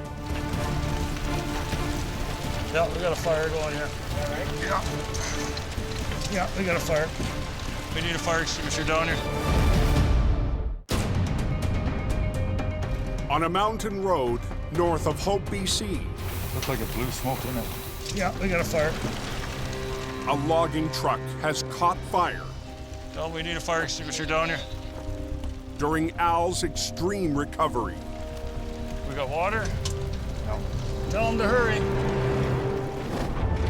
No one was on board when the truck's brakes failed, and it plunged into the chasm. 700 feet down this god-awful cliff. Unfortunately, the fire extinguisher was up the bank. It's getting a lot bigger. Talk to me, what's going on down there? ETA on that fire extinguisher. We're getting pretty big flames here. Fire extinguisher's on the way down.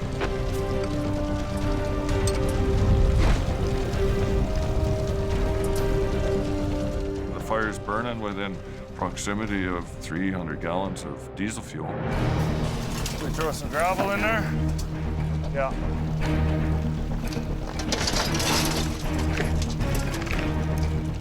We had the bucket brigade going to get some sand on it. It's our best hope. When the extinguisher finally arrives at the wreck,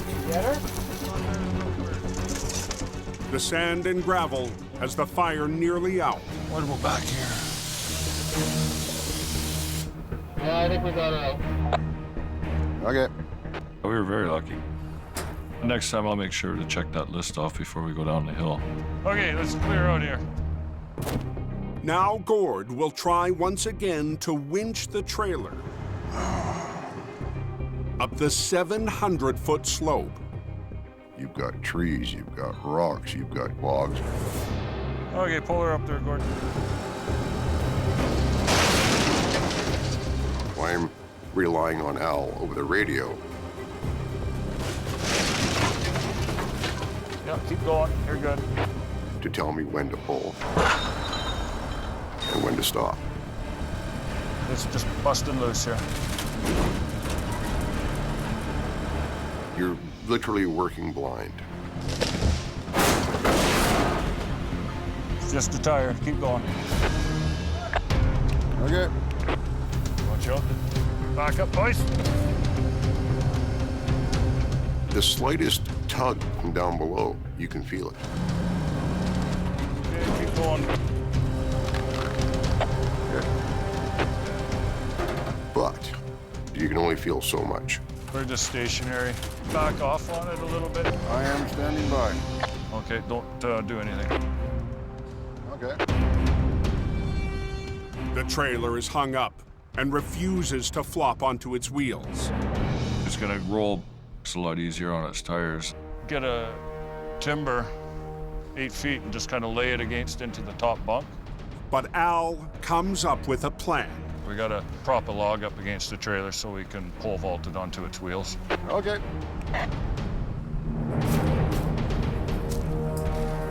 Get a log lodged in there that it can pivot on. And bring her around over here. Yeah, right there. Oh. An old-fashioned pole vault. Hopefully it'll spring onto its wheels. Rip that baby right out of there. Okay, Gord, tickle it up. She's starting to tighten up. Yeah, we're moving. And then all of a sudden, bang. It sprung. That's nice. That is nice. Flipped onto its wheels. Pretty awesome. We're 10-4, Gord. Take her home. Alrighty. The log trailer will now make the slow and steady climb. Pull on her some more. See the light at the end of the tunnel.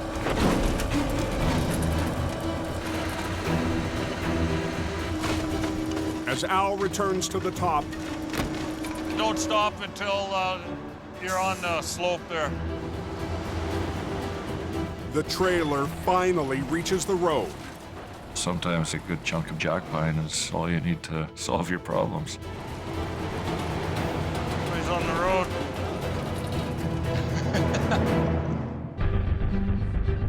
But down below, the tractor may be too heavy to drag up the mountain. Gordy's gonna clear the scene, and then we're gonna rig for the truck. It's gonna be a little bit more extravagant. What's the hold up here? In the Fraser Canyon, Road's closed, I yell. Jamie arrives at the crash site on Highway 1. They're lined up pretty good, eh? Wow. A crashed bin truck and trailer have kept the Canyon Highway closed for the last 3 hours. Quite the deal. We've got this truck totally wiped out, facing the wrong way, and it's on its side. This is a major crash. Earlier today, the truck hit a power pole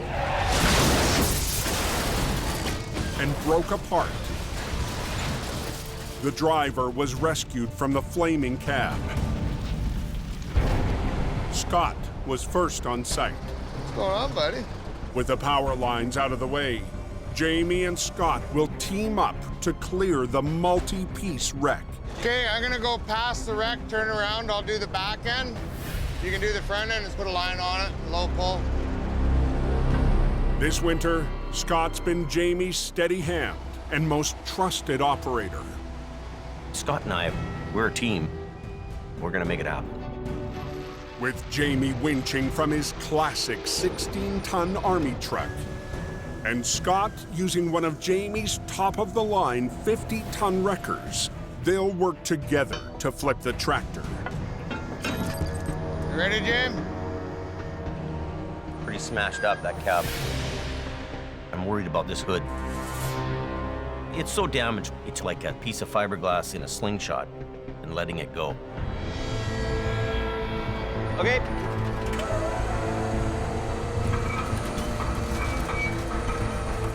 When you flip that truck over and it comes crashing down, you never know what parts are gonna fly off it.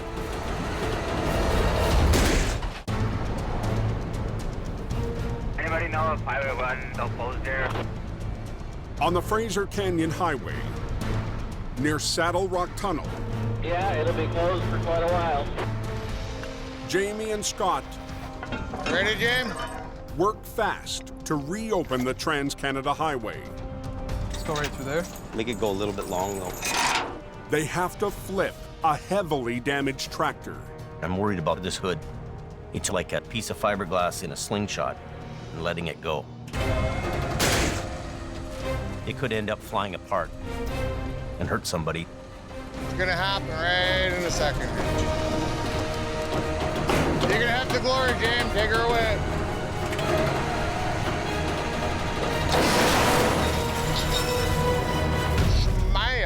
But when she hit hard. The hood held on. That's great. Let's get this wreck out of here. As Scott moves the tractor down the road, We're gonna put this container over next. Jamie sets his sights on a piece of the wreck still blocking the highway. Run the other one up, and we'll drag it across. A 2,000-pound cargo bin. Priority one is get the road open.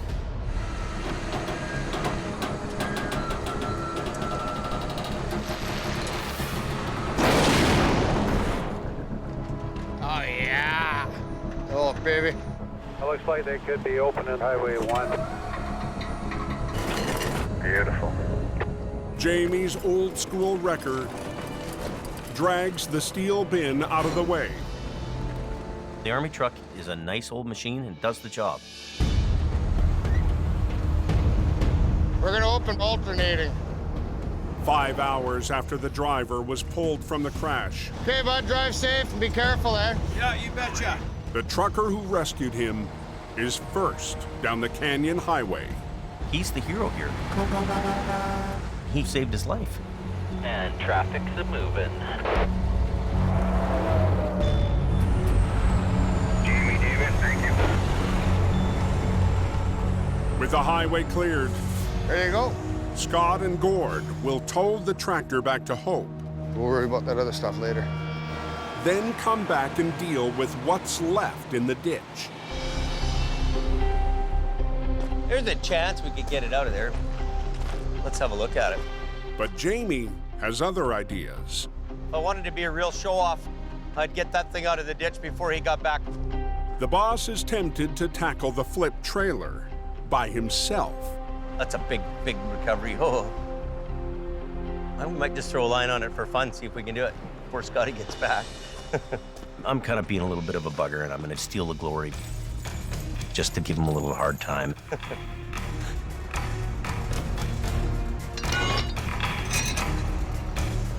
No matter what happens, it has to come over. Jamie is gambling his old Army truck will come through one more time. A bit of a pull here.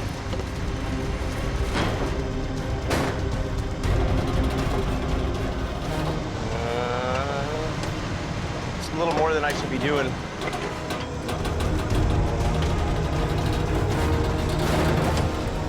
That thing's jammed in there.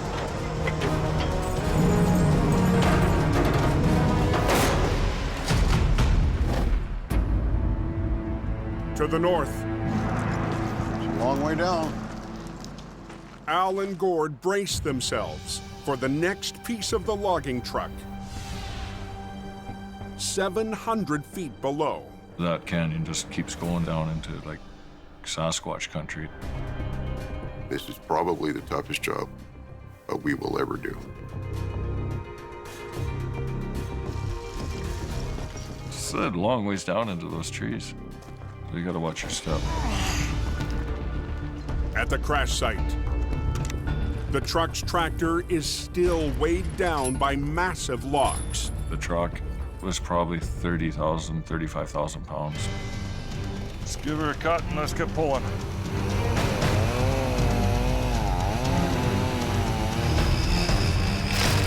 Al's crew carves away at the timber. I'll make this go in there a little bit further.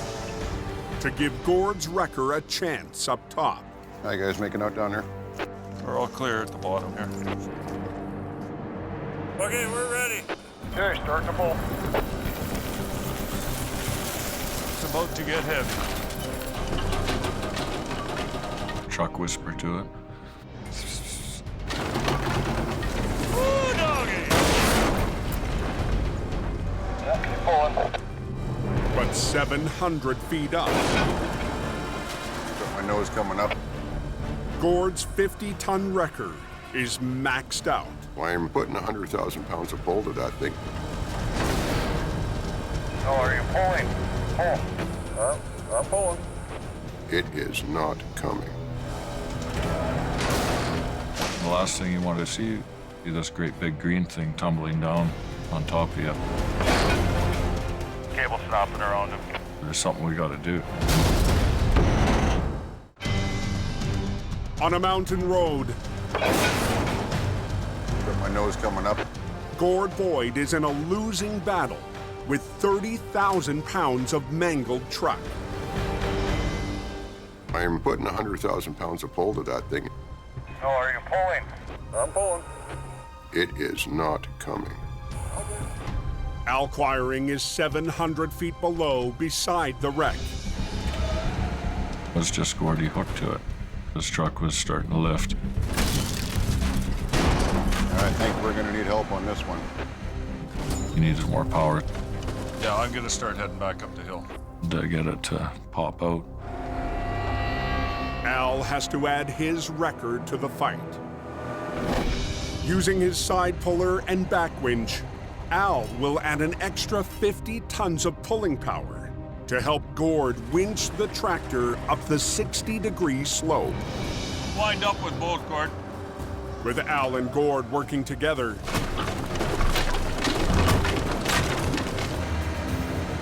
Yeah, you're picking the frame up now. the wreck finally starts to roll, but it has to get past hundreds of feet of logs and trees. Can we just keep pulling or what? Sure, you might get tight on you though.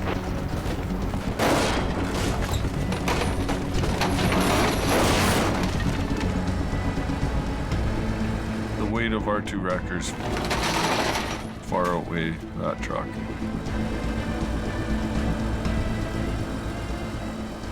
She's not coming up quick, but she's coming up. The more we pulled up the hill, the lighter it got. Just kept shredding to pieces. One more loose on the frame, I think he's going. Copy. But as the tractor inches up the bank, Still a ways down there. Al's goal to be out before dark is slipping away. You don't want to be working in the dark. Hopefully we get this thing out of here before nightfall.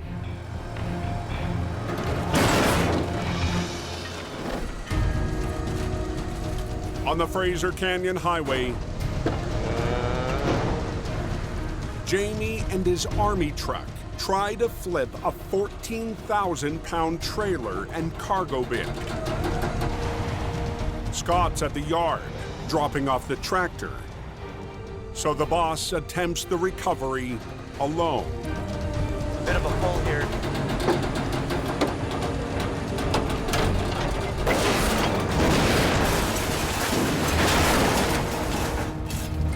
Wow. Jamie and his old-school wrecker So that's halfway home. get it done. Scooping Scotty is as much fun as an old guy can have. But the boss knows when to call it quits. I don't think we should try to do any more with this because I just know better, you know? You just know. And I really enjoyed getting out of the office today. I like this old army truck, just plain and simple. I'm out of here. Heading back to flip the trailer, When I get back up there, we're gonna finish it off. Scott's in for a surprise. Well, they flipped my trailer over, the rotten son of a gun. He beat you on another one, Scott. That bastard. He'd rather be in the ditch, swimming in diesel and mud just like I would, right?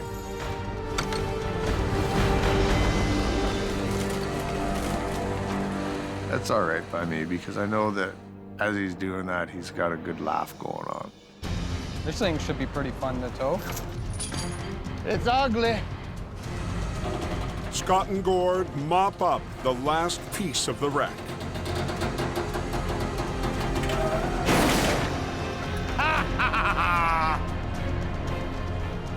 Love it when a plan comes together. We're just gonna chain her down and get the hell out of here. Hopefully Jamie's got that fire cooking. Scotty's done this a long time.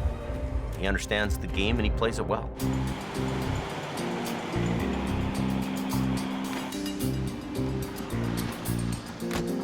What is it, good. Every time I leave, I It's a come game. back and you got my trailer It's a split. game. It's a game. It's getting to be like the old days again. Flip it over and leave it before you After on the you, side of Jim. the road. And I'm starting to have fun. Oh, after you.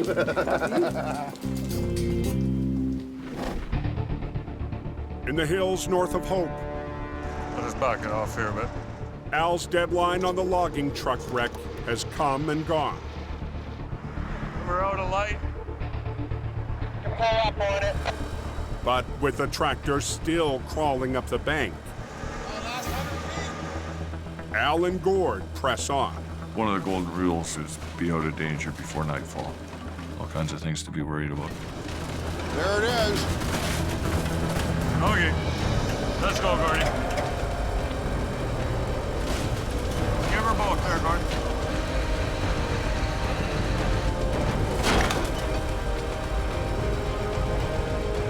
As the tractor climbs the steepest section, Easy, easy. the risk goes up. We're pulling off the side of the truck, getting off the end of the boom, so I'm kind of in a very dangerous spot. You don't want to have a cable snap back. Whoa, Gord,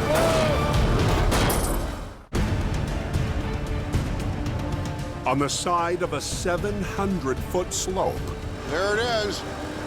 Nice. Come to Papa. Al and Gord fight to pull the final piece of the logging truck up to the road. Tow trucks at the top are starting to really load up. Move up with it, Gord. Just like the video game, when you're blasting away at that big giant, you see him starting to wobble. Whoa, Gord, whoa! That's good. Good, good. A couple more good punches, and you're on your way. Well, no wonder it was so heavy. It still had logs on it.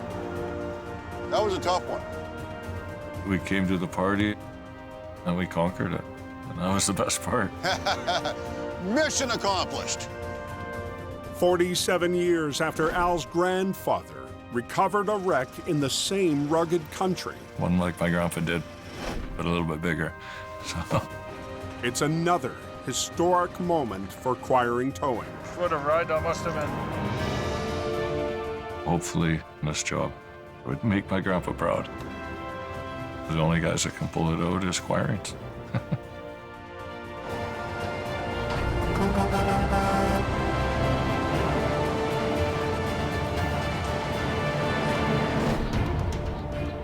But this winter, we've had a few for the record books. Way more weight, way larger objects, way bigger challenges. That's a big-ass truck. If you don't push yourself, you're never going to find out how good you are. Wind her up. We're gonna rip this tractor out of here. He does not accept defeat on any job.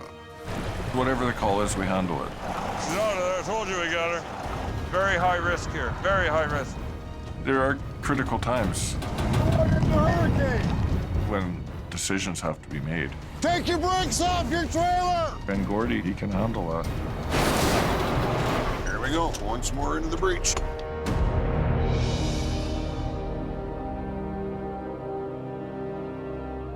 We're given a responsibility. Do whatever it takes to keep the highway open.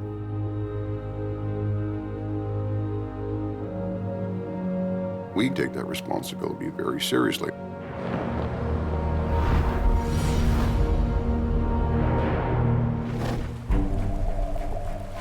As the last days of winter melt away, Oh, the coke is beautiful, man. an unexpected call has Mission Towing's Nick DePerrin heading up Highway 5.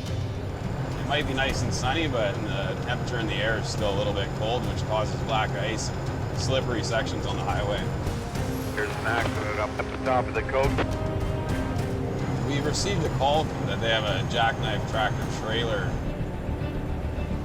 Whoa. Ay, ay, ay. The rig hit a patch of black ice, jackknifed, and clipped a power pole.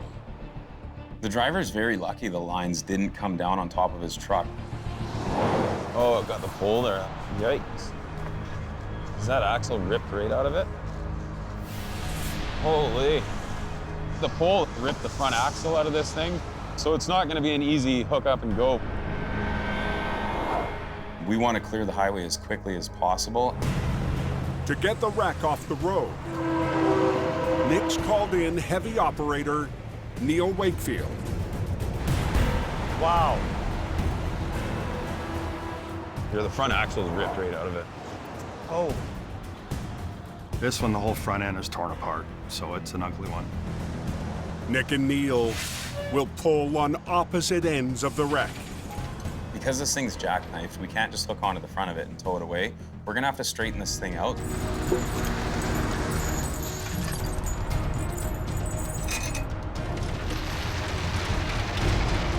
He's gonna start pulling, Neil. Hopefully it comes without too much trouble. Ready? Because it's stuck in there pretty good.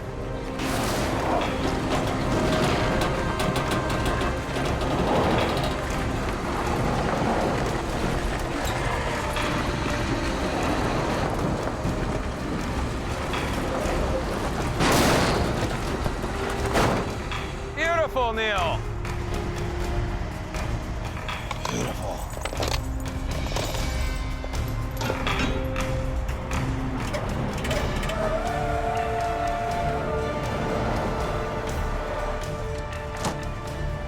We've got this thing chained up. 2 minutes! And it's time to get it off the highway. In less than 30 minutes, Nick and his crew have the lane open. Yeah! So how's the coke, boys? Perfect both ways.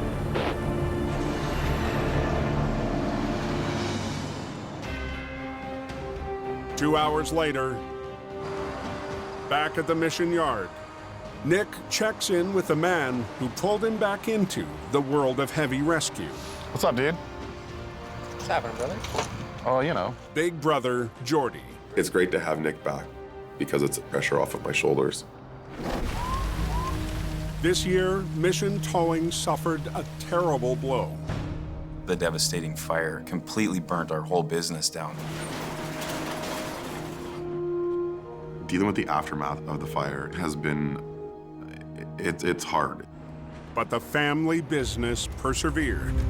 Knowing that there was going to be a lot of rebuilding and a lot of work to do, I came back to help my brother. This season, we did get thrown pretty much everything. No two recoveries were the same.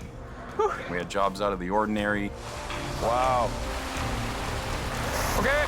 Whoa, stop. There's a lot of weather involved.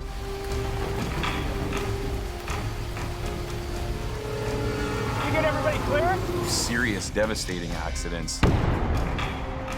That's crazy. We muscled through everything that was thrown our way. Right here. We have a very good team. Yeah, let's go. And a good team standing with you is the recipe for success. Bada bing, bada boom, bada bang. That's right. My brother and I are 100% on our A game to move forward, to rebuild this, and it's a whole new chapter in life. The sky's the limit, and we're excited to see what's next. Now, knowing what we're up against, we're able to put this together how we want it. Bigger, better, stronger. Yeah, let's do it. Yeah.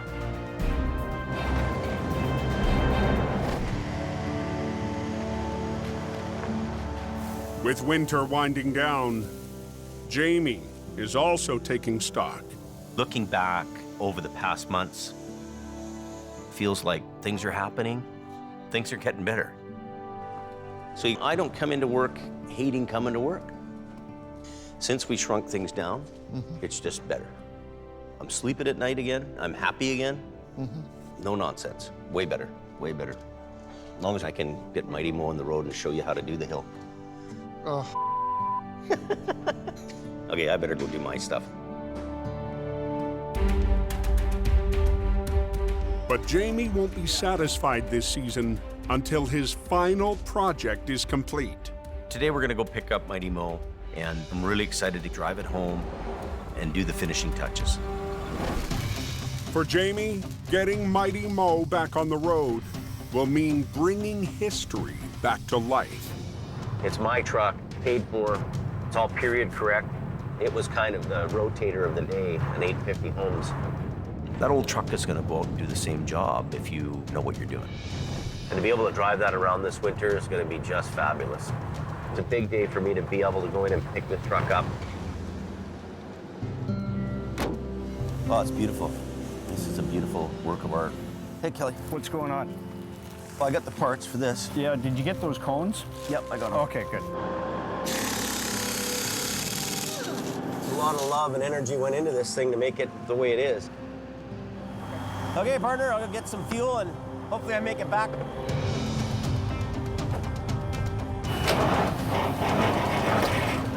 I hope I don't have to get towed home. It's a big day for me to be able to go in and pick the truck up. Oh, it's beautiful.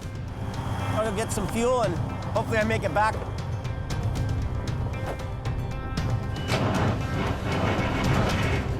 I hope I don't have to get towed home.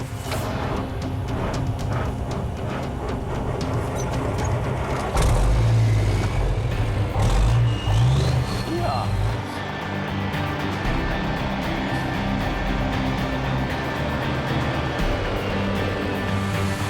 First time in 12 years this truck's been on the road.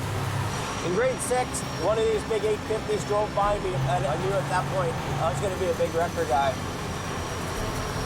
It's old school, and so am I. Now, if that ain't a hot rod, I don't know what is. Sure, man, that thing is cool. This is a cool honking truck. Yeah! Gives me my mojo back. It's a moment of triumph after a challenging season for Jamie Davis. A few years ago, we went to Alberta, and it seemed like the sky was the limit. We were adding trucks, hiring guys, and growing at an out-of-control pace. I could have never predicted that things would start to collapse and the oil field would be almost shut down. Jamie's strategy to downsize began with selling his prized rotator. Good luck with it. It's going to be a great truck for you. Then, been cleaning up and organizing. Retooling his operation in BC. Jamie also took a chance and hired back a heavy rescue veteran. I brought Scott back because I needed quality. Now we're cooking the bacon fat, son. His personality is, you know, rough around the edges. Before you do anything, check with the scene coordinator. But you go to do battle, you need to know you got a warrior by your side.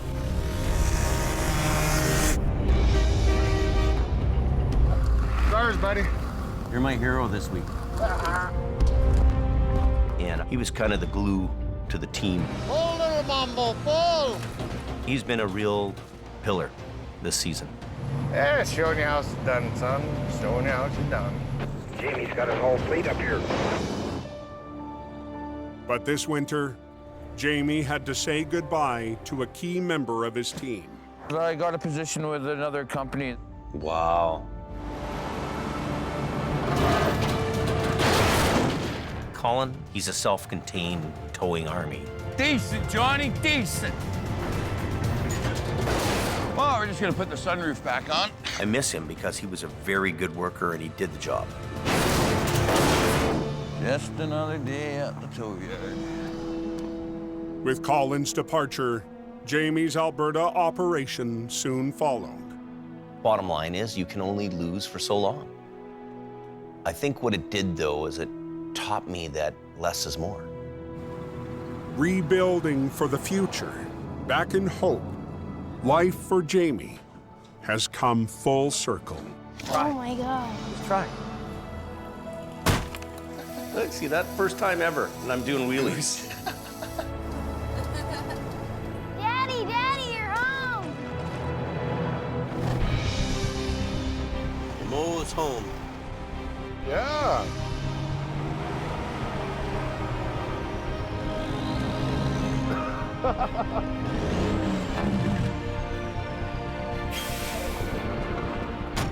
Yeah, she's home. I can't wait to take Mighty Mo out next winter and do some recoveries in the snow.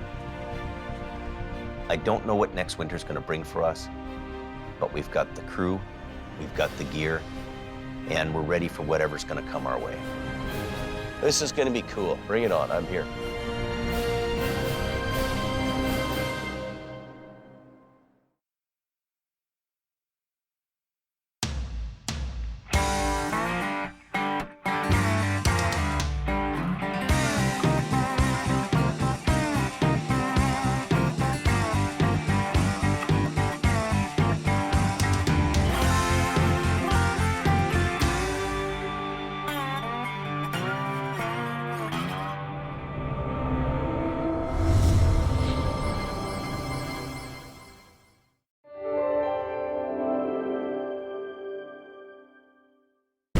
This time on Highway Through Hell. Take your brakes off your trailer! A Coca-Cola cowboy. Wrong truck to pull. Why Gord Boyd. Stay off my hill. Never backs down. There's a totally different side to him. The mountain's iron grip puts the squeeze on Johnny. That's bad, bro. And a rolling wreck. That's crazy. Has Nick at the end of his rope. Oh, Trap! Hold on. Let it out! On the Highway Through Hell. The last line of defense is a heavy rescue team ready to tackle any disaster. Because closure is not an option.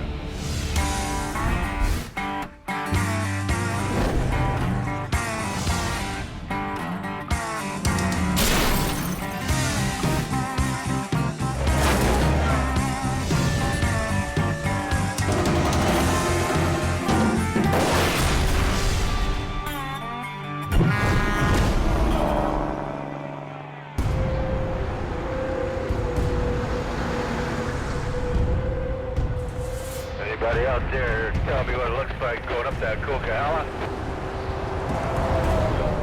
It was ugly when I came down, and then it got ugly behind me. A midwinter storm has hit BC's Coca-Cola Highway. Asher's a giant mess. We got stuff jackknifing all over the place here. Gonna need highway help. In the last 2 hours, 6 inches of heavy, wet snow has stuck to the road. When you're up that mountain, you're on guard, you're on edge all the time. It's a very rugged, tough environment to be in. And mandatory chain-up for big rigs has been triggered. Drivers are supposed to chain up before climbing the steepest section of the cope, the Smasher. I'd be kinda ticked off if I had to put my chains on to go up there. But some drivers are going barefoot, AL22 quarter 10. making big problems for Highway Supervisor Richard Enns. Yeah, you can send your traffic warrior. Oftentimes when chain-up is required, the drivers choose to ignore our direction. Yeah, what's the fine if you don't chain and just spin out? A lot of people think, oh, well, throw one set of singles on, that'll work. And they're buying cheap chains. Drivers who roll the dice often only win one thing: a pricey tow from Gord Boyd. As soon as I lift off, you lift off. Let's get this done. When a storm hits, Quiring Towing is called in by the Highways Department.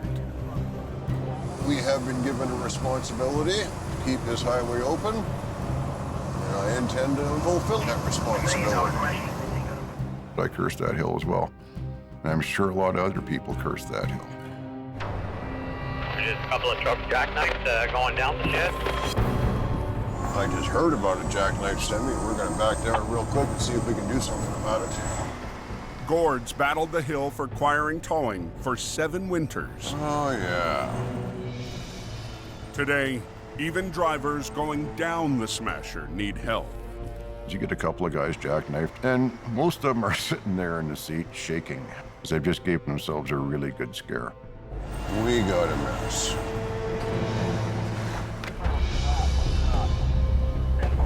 Okay, here's what I want you to do. Put your trailer brakes on, put it in gear, turn your wheel hard left. I'm trying to tell the driver what he needs to do in order to get down the hill safely. Okay, keep coming, keep coming, keep coming. Now remember, keep your wheels rolling. As long as your wheel, okay, brakes off the trailer. One down. As soon as one driver is on his way, another is in trouble. Don't try and go down the hill too slow. That's why you got in this position. I feel sorry for this guy. He's terrified. Okay, trailer brakes on again. Okay. I need him to overcome his fear Come on. and to let the truck roll. Okay, come on. He thinks he's gonna have a runaway, but it's not what's gonna happen. Okay. We'll go to plan B. We have sand handy, we have shovels handy. That'll probably help. Take your brakes off your trailer! Trailer brakes off! Brakes off! Okay, do not touch your brakes going down the hill. Try and hold about at 20 or 30 kilometers per hour. Give her. Just call me the truck whisperer.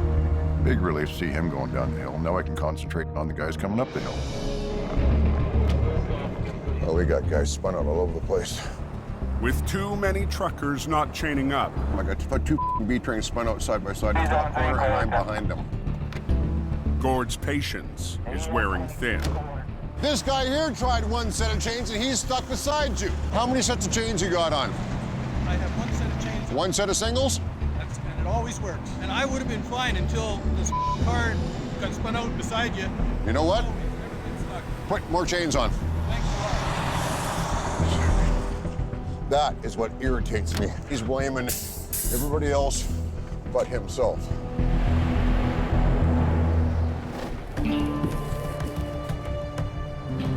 "20 minutes up the road, another heavy wrecker heads south on Highway 5.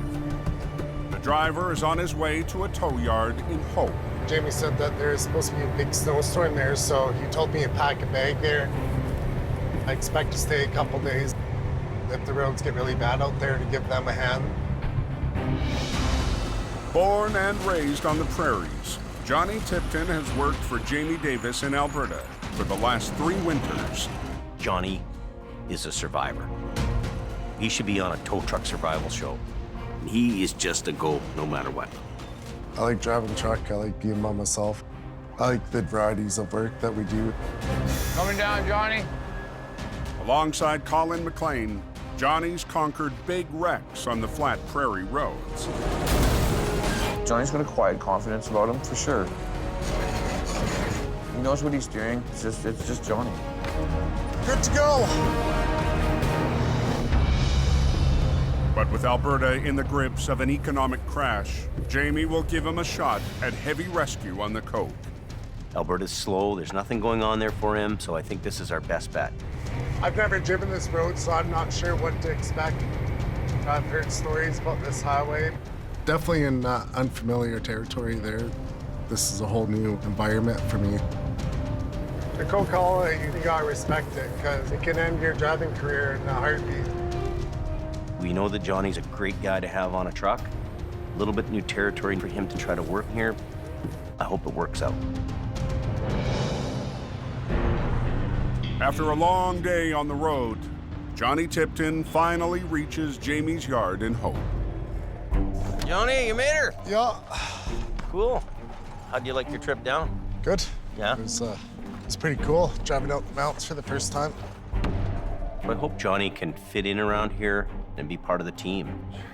That means getting along with lead driver, Scott Bird. Scott's a very experienced operator.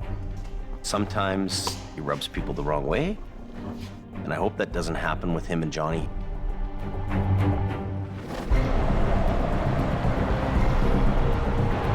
Oh, it's a sticky mess. It's got some pretty slippery spots, not the best. Up on the coke, the snow's not letting up. Every time you come back down this hill, it's like a different world. Al Quiring has now joined Gord on the battle. We have a lot of those kind of drivers that just don't think ahead. Al's on his 5th tow-up of the last hour when he passes a small car in trouble. We got a stationary vehicle in a 120-kilometer-an-hour zone. Could be an escalating situation where somebody starts a chain reaction. The driver has a fully loaded trailer on his hitch. I got a job in Saskatchewan, and we're hauling everything that we own. Al already has a semi on his hook, but decides to add the extra load to his train. You can only wonder who would take a front-wheel drive car that's loaded to the hilt, in the back seat full of clothes and who knows what else. Yeah, next time instead of renting the trailer, rent the van. Get going, you guys. You know, sometimes it's easier to just take 5 minutes to get that guy out of a dangerous situation.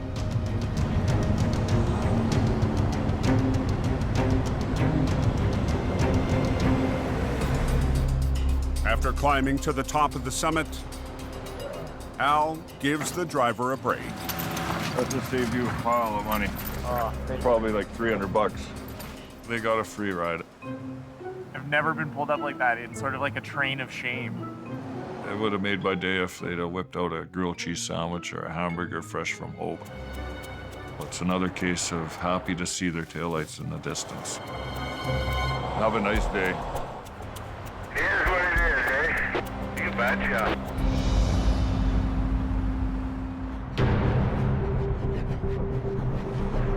I just passed the first MVI up the hill. That snowed up there is pretty slick coming down. As night falls, the storm is only getting worse. I've almost been in the ditch twice. Now all this traffic's gonna polish this road up nice like a skate rink. Highway sanding crews are out in full force. Loaded Zodkiss, loaded. No, it only takes one truck to mess it up for everybody else. Just one. It's a gong show at times. Up ahead of you, there's a truck in the ditch there northbound. 8 miles up the hill, Jamie's lead flagger, Robert, has just arrived to the scene of an accident. Tractor is really deep in there because of the snowbank. When the snow plows go this way, northbound and southbound, it just keeps on packing. It's quite heavy. The fully loaded semi slid off the road and plowed into 3 feet of snow. It's on a curve, right? You get four-wheelers coming, and wham. The driver is still waiting for help inside his cab. I was going to jump the black ice and shot into the ditch. The snowbank, and it stopped me from going across the other side of the road. Johnny from Jamie Davis, do you copy? Johnny arrived in Hope less than 24 hours ago. Now he's headed to his first recovery on the coke. For Johnny going up the mountain, it's got to be a little bit intimidating. This is gonna be my first big wreck on the Coke Hollow there, so I'm a little nervous and excited at the same time.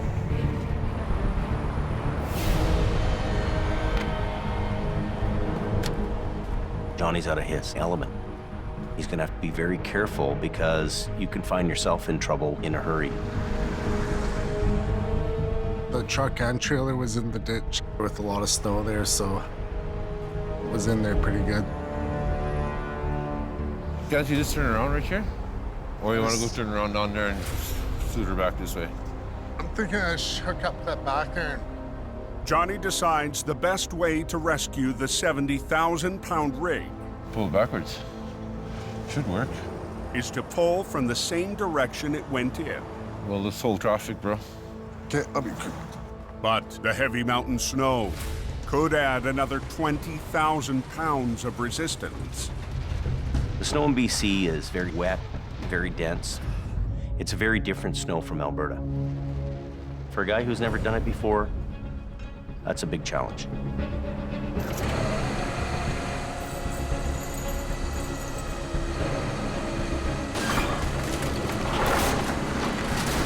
In reverse. Even with the driver trying to help, the truck won't budge. In Alberta, for this job here, it would have been hooked up and packed up and gone in 20 minutes. That's good. Do you have the tow hooks on her? Johnny will try again, this time from the front. Gotta dig them out with my hands. But the tow hooks are nowhere to be found. In BC, the resistance from the snowpack would be a lot higher than the resistance in a vehicle in Alberta. Same rigs, same everything, but the snow is going to make a difference in your job. And Johnny doesn't know that. You think we should shut it down? Okay. Robert blocks traffic, and Johnny starts to pull.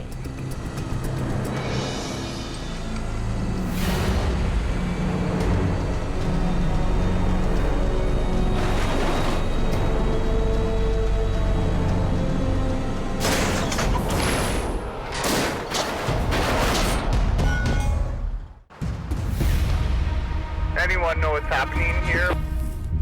On BC's Coquihalla Highway, Now we're blocked here going northbound. They're pulling this truck out.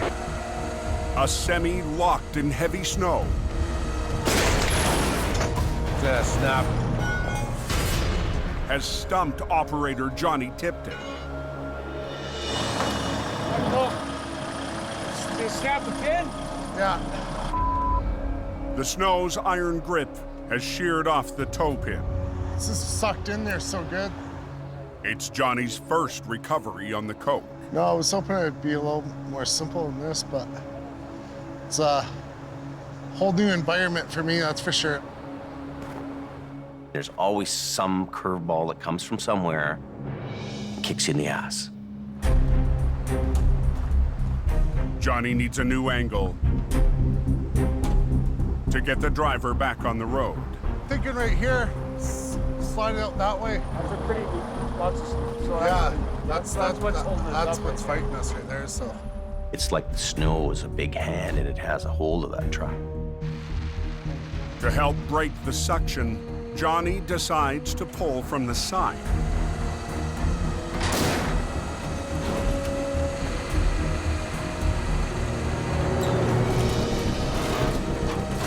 But as he starts to winch, Look how slippery it is. the only thing moving is Johnny's 40,000-pound record. Come on, buddy.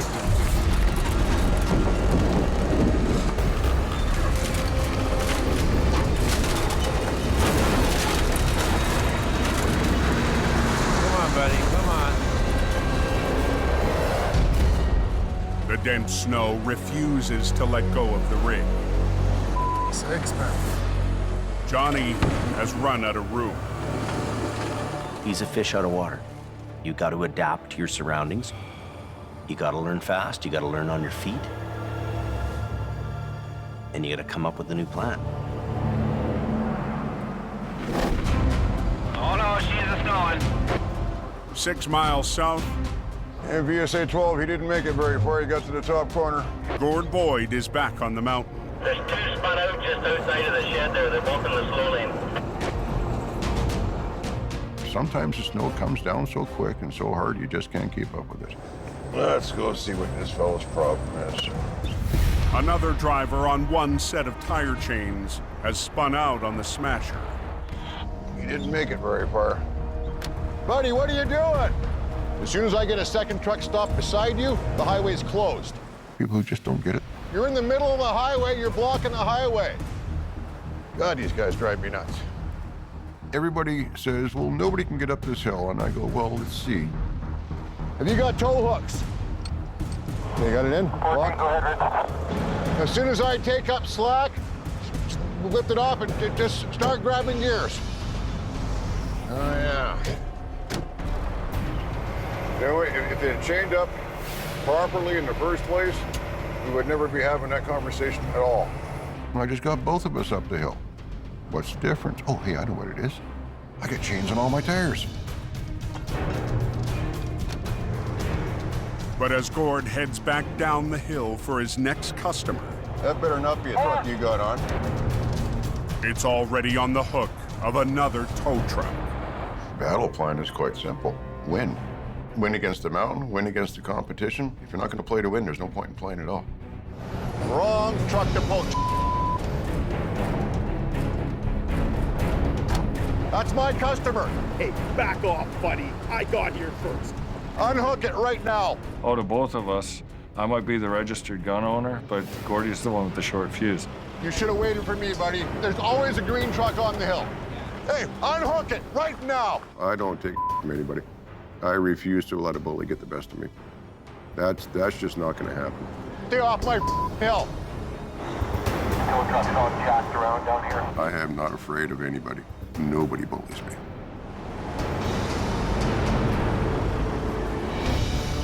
Anyone know what's happening here?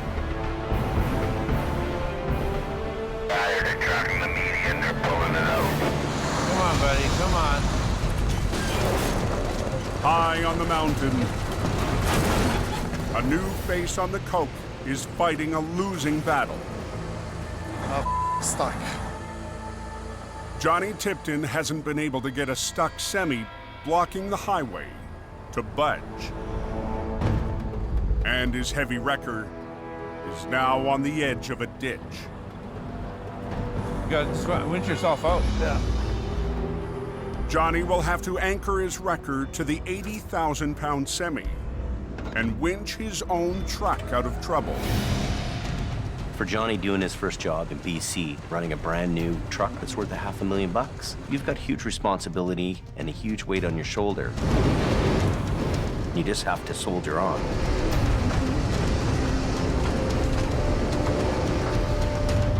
With Johnny's wrecker out of the way and one lane open, They're letting us through right now. Robert waves traffic through.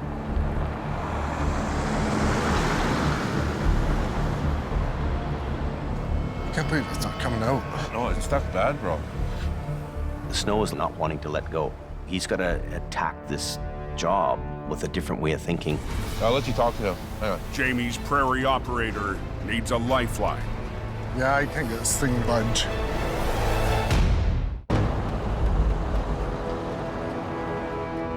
I can't believe it's not coming out. No, it's stuck bad, bro. A semi stuck in heavy mountain snow has Jamie's newest mountain operator in trouble. When you're out of your element and things aren't going right, you got to figure a way through this problem. I'll let you talk to him. Hang on. Johnny calls for backup. Hey. Yeah, I can't get this thing to budge. Snap the tow hook there. It's not budging. Does hurt the pride a little bit to call another operator to come show you how to do it. I just got a call from Johnny, and he's having a problem getting his truck out of the ditch. Jamie's lead operator, Scott Bird, is on his way. I don't really understand how he could be having a problem. That truck he's driving can pull a bloody mountain over. I'm a little rough to work with, but that's just me. It's how I am, you know. If you want help, you're gonna have to put up with the abrasiveness. Johnny, what's going on, bub? You tired? Sometimes he rubs people the wrong way, and I hope that doesn't happen with him and Johnny here. I hope these guys click and they make this job happen without any sparks flying. Let's go have a looky-see. Were you skidding backwards and... Oh, we're digging down. So you got him out a little bit? Yeah, I got him out a bit there. Ole. You go into the ditch, you got hot tires. The hot tires are gonna melt the snow, and then the snow is gonna refreeze it. And it just grabs a hold of it. You're biting off a little more than you can chew. Holy. The guy's plowed himself in really good.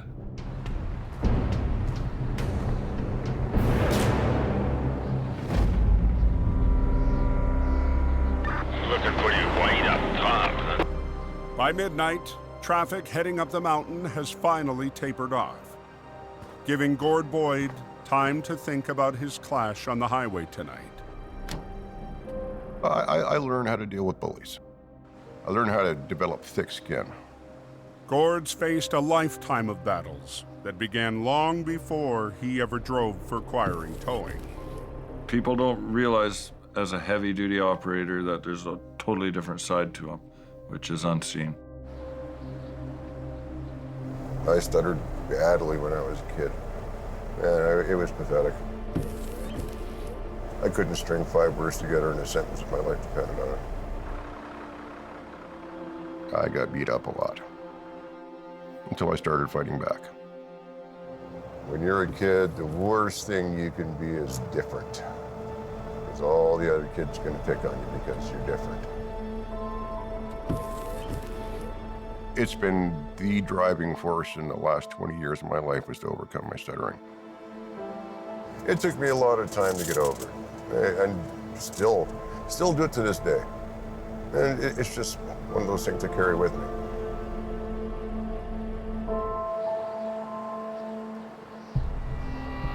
Hold on, we'll just going up out of the snow shed.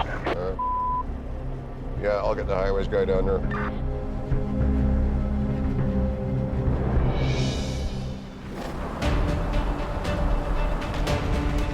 Up the highway, Jamie's most experienced heavy rescue operator has a plan. We're gonna go into the frame of his truck right on his 5th wheel plate. Really good and strong in there. So if you got another big 5/8 chain, You have to break everything free. when we're doing big bad pulls like this, we're going big bad chains, buddy. Scott gets Johnny to drag out his biggest chain. Johnny's experience has been out in Alberta. They have the light, dry, powdery snow. Out here, it's kind of halfway between concrete and crazy glue. You get stuck in it, it's gonna hold on for a while. But even after 3 failed attempts, Grab that heavy son of a bitch right there, would ya? Scott refuses to finish the job. I can just feel Johnny's frustrations with this because he's never been defeated until the Coquihalla defeated him. Coaching from the sideline, Scott makes Johnny work the controls. Just go on your hand controls, don't worry about the remote. Pull! To free the tractor, Scott chains up to the 5th wheel, the solid connector between rig and trailer.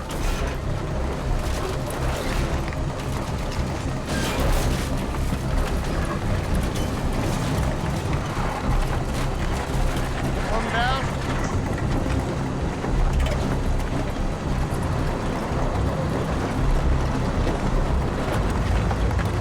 Hey, Johnny, kick her loose.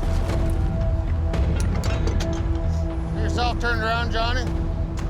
And Scott has another tip for Johnny. Can't do a big long pull here on this, Johnny. I said you gotta do short little jobs, little short plucks. Run a line down to this chain here again. Okay. Give him a little tuggy-wuggy.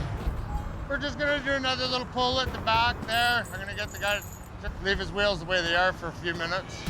Good enough? Yeah. Just move it around a little bit, pull, pull, pull, pull, get everything set up the way you want it. Put your boom in.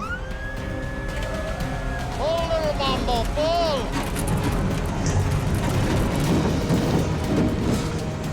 Robert lets 1 lane of traffic pass by. Pull!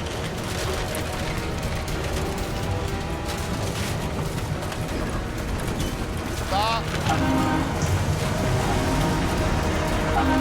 Stop. Pull, little mambo, pull! On BC's Coquihalla Highway, Stop. Johnny needs to hit reset on the last stage of his toughest recovery. When I was pulling there, it was kind of taking the weight off my front end of the truck. You gotta pay attention to what your truck's doing.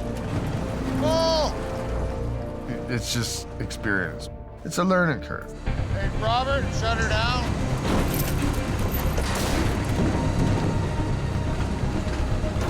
Let's go ahead to the left real hard.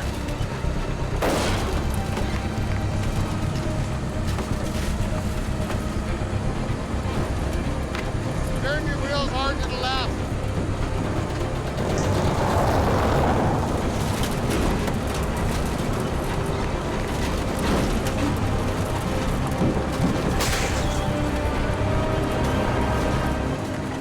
There you go. That's good. You believe in your machine yet? Yeah. Young grasshopper, you will learn. 3 hours after Johnny's first mountain recovery began, the job is over. I'm happy now, we're out, so he's just gonna tow me up. That'll be it for me. Thanks for helping me out, man. Scott didn't come there and just take over the job. He just showed me what I should do to break it free. There's always different little ways of doing things. You're just learning something tonight, right? If I didn't have the respect for Johnny that I do, I would have just kind of pushed him over, and I didn't want to do that to Johnny because Johnny's a great guy. He's taking a big bite of the pie. He should have just took little ones. And he's learning. Burton's. Scotty did the coolest thing. He mentored Johnny along, and I'm really proud of him for doing that.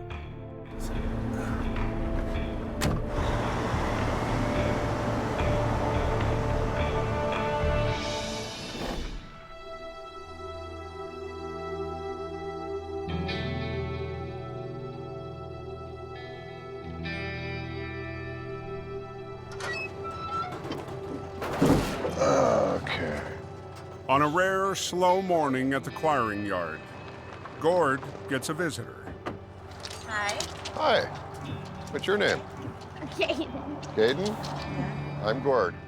A 9-year-old who shares Gord's passion for tow trucks. You like trucks, do you? Yeah. Yeah? Like these big ones? And something else. He's going through the same thing I went through, and I really feel for the kid. I was just wondering what that looks like. There's all my recovery chains and the blocks. We had a house fire, and then he didn't speak for quite a few years. And when he started to learn to speak, we noticed a speech stutter. I kind of just stutter when I'm excited about stuff or something like that. It's a story that hits close to home for Gord. In 1967, I was 7 years old. Standing on a street corner, waited till traffic stopped, took 2 steps and got hit by a motorcycle. And immediately after started to stutter. Back in the 60s, no one knew what PTSD was. That term didn't even exist. No one saw the connection between childhood trauma and stuttering. Do you want to see the inside of the truck? Sure. Hop in, I'll jump in the other side. You hop in there. This is my office. This is so cool. It is cool, isn't it? This thing is built to pull. This thing is built to pull anything. Sure, people, you giving you a hard time at school for your stuttering? Yeah. There's gonna be a couple. And you know what? There's always gonna be a couple, guys. I used to stutter really, really bad. Like seriously, and it bothered me. It just really bugs me when people bug me about it. You're not alone, believe me. You're not even close to being alone. I wish I'd have had someone like me when I was his age to talk to me, because I didn't have that. Everybody thought I was broken. Probably the coolest truck I ever seen. Right on. So it's really impressive. Thank you. I'm glad you like it. You know, I really do hope I help the kid a little bit, because I remember what it was like when I was a kid and going through that, and kids are cruel. You have yourself a good day, Caden. I'm glad you came by. Bye. Bye.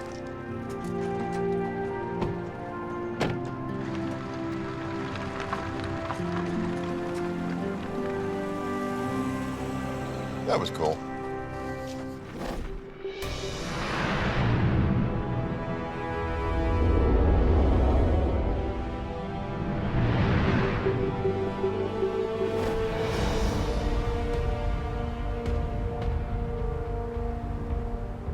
"50 miles northeast, in the backcountry near Harrison Lake, BC.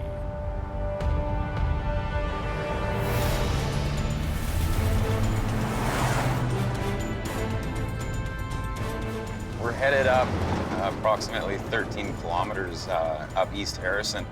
Mission Towing's Nick DePerrin climbs a dirt road to his next recovery. We've only seen a few pictures of it, so we can't quite tell how steep the embankment is or exactly how far over the embankment it is. Along with his pickup, Nick's brought the only tow truck in the fleet that can make it over the tough terrain. You have to climb up to get into where this vehicle's located. A 1-ton with 4-wheel drive. We don't have any heavy-duty 4-wheel drive wreckers, and hopefully we're gonna have enough muscle to pull this thing out. Wow. Wow. This thing's a lot further than I thought it was gonna be. That's crazy. This is gonna be a gong show. The SUV was parked on the edge of the dirt road when the ground gave way. Fortunately, no one was on board. Now, with the help of junior operators Trevor and Reese, This will be fun. Nick will try to winch the wreck 250 feet up to the road. First thing we'll do is we'll grab the front driver's corner. Yep. Get it onto its wheels, spin it around so the nose is facing up. All right, Reese, you and I are going down. Hope you ate your Wheaties this morning. I did not eat my Wheaties this morning. Trevor is gonna stay at the top and run the truck. And I'll be bringing Reese down the mountain with me to give me a hand rigging this thing up. To get the pulling power needed for the job, Nick and his crew must double their lines. Our 3/8 line off the wrecker has a working load limit of 3,500 pounds.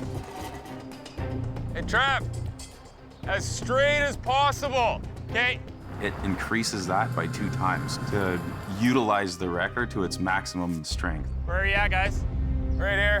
Okay. You watching? See it? Oh, there you are. That one's passenger, this one's driver. But the SUV is so far down. Is that as far as that one goes? Hey, Trav. That's it. They can't run a loop from the wreck to the tow truck. How much line you think you got, Trav? It's got 150 feet of line on the driver's side, and we're about 120 on the passenger side here. We're not gonna have enough length to reach all the way out to the casualty and bring it up. I thought that was gonna be the end of the day.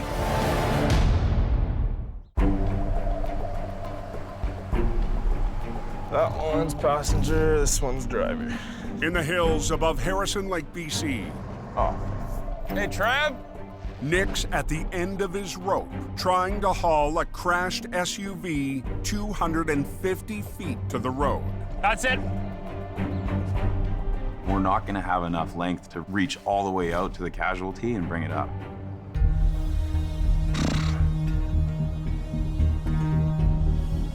See the other shackle right there? But Nick has one more idea.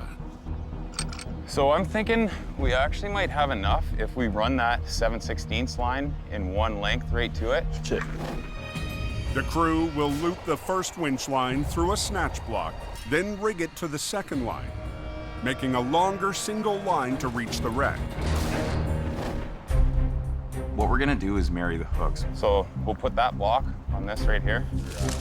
We've reached the distance we need to reach with our line, and we've increased our working load limit. That'll free us up that other line as well if we need to tie it off to a stump. Marrying the hooks will give the 1-ton the capacity to winch 7,000 pounds. So we're gonna give it a go and do the best we can with what we've got up here today. You want me to start running this up the hill? Yeah, please. But there's still a chance the truck's winch won't have enough power.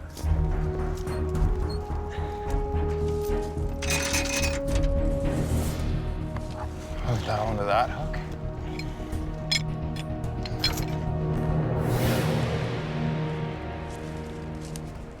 Hey, Trav? Yeah? Can you start taking in your lines? We're hooked up. Okay. We're not totally convinced it'll be a 100% success yet. There's all kinds of sticks and branches that are sticking up. I don't even know what we're gonna run into trying to bring this thing up the bank. You got that one hooked up, right? Yeah, I'm holding it till it's snug. If we snap one of our lines by overloading it, we're not gonna be able to do this job, and we're gonna have to head back to the shop.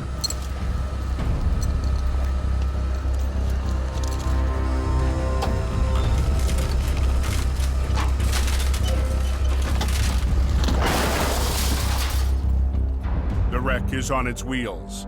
Now the mission team must get it up the steep slope. I'm hoping that we have enough truck to pull it up. Hopefully we don't run into too many hiccups along the way. Just gonna see if I can turn the wheel. As long as it doesn't get hung up on anything, we should be okay.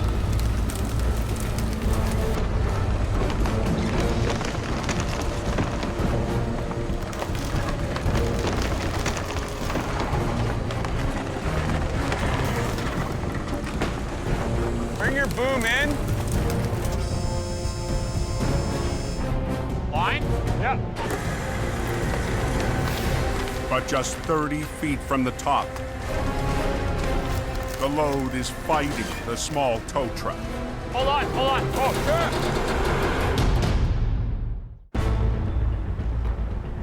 sure. Bring your boom in. Line? Yeah. On a mountain road near Mission, BC, a wreck on the end of a single line is testing the limits of a 1-ton tow truck. Hold on. Oh, sure. And Nick's team. Let it out. Huh? Let it out.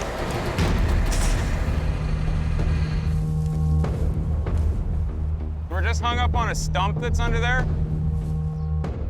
There's a stump jammed underneath the one side of it. It's brought this recovery to a complete halt, and our truck is maxed out trying to pull on this thing. Okay, can you try letting it go down, see if we can go back over that stump? Okay.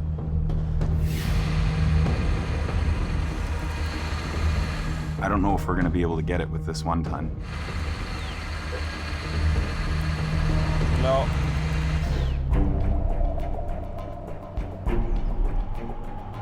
Only got a couple hours left of daylight. We have enough obstacles during the day. At night, this job's gonna become impossible. We don't have a lot of options up here, so I'm just gonna grab a log and try to put some leverage on this thing and see if we can get it to pop over this stump. Pick it up? Yep. Okay. Work your passenger line first to bring it this way a little bit. Okay. And then just walk it up. Walk it up. Wherever it gets hung up, work that other line to try and guide it up through there.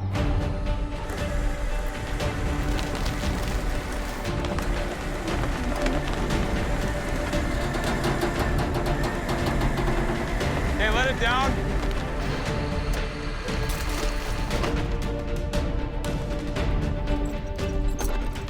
So hopefully it pivots a little bit and comes off that stump. Okay.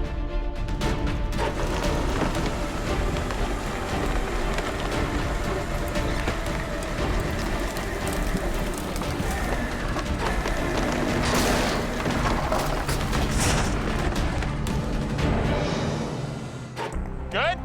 Yep. The wreck is free of the stump. I'm good. Clear? Yeah. The biggest obstacle now is going to be to get it up the steepest grade of the hill. We're not totally in the clear yet. A little more on the driver's side again.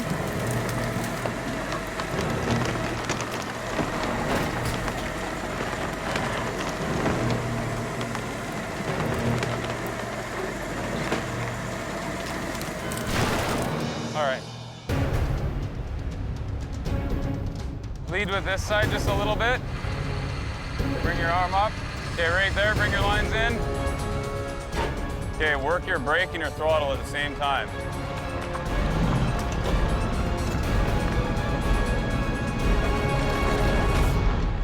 Just before dark, We got it out. Reese, my man.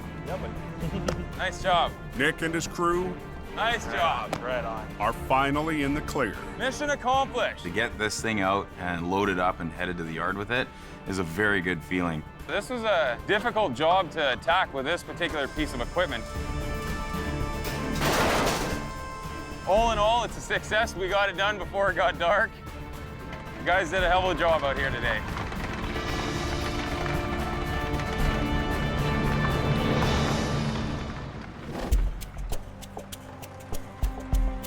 The next morning at Jamie's yard in Hope,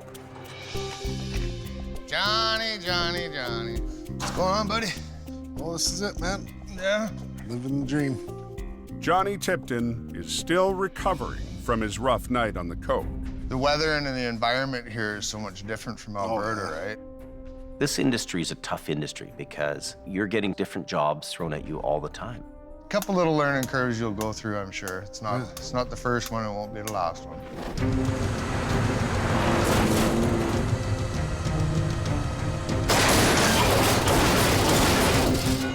Johnny fumbles the ball a bit, but that's okay.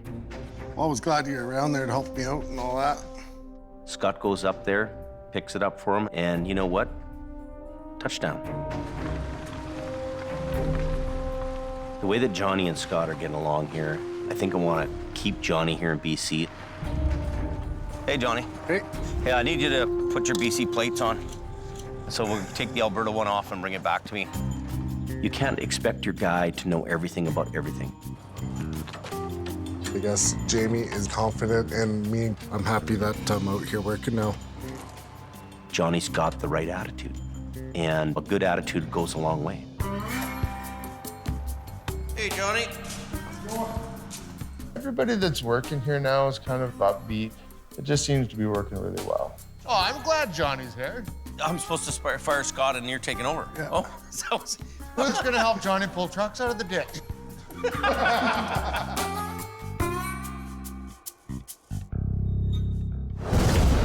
Next time on Highway Through Hell. Wind her up, give her some throttle. A battle in a bog. Like 3 big fat elephants. We're gonna lean into it. Has Al in deep. Man against machine. Whoa! A crash in the canyon. Everybody do a little bit. Puts Jamie to the test. Try to work together. Hold it. It's wedged under there. I can't budge it. And Jordy and Gord tag team. Hang on. On a Tangled wreck. Hold on.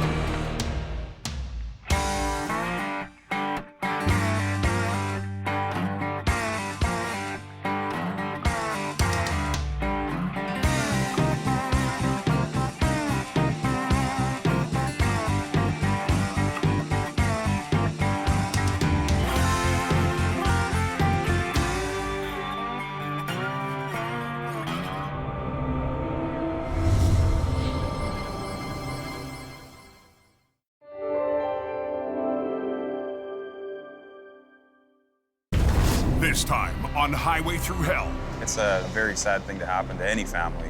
A tragic wreck. Watch yourself there. That's bad. Puts the twist on Nick. This is what they call family bonding. 3 generations tackle a heavy load. Come on! This is a disaster. And a tough job takes its toll on a towing veteran. I threw up almost a liter of blood. On the Highway Through Hell. The last line of defense is a heavy rescue team ready to tackle any disaster. Because closure is not an option.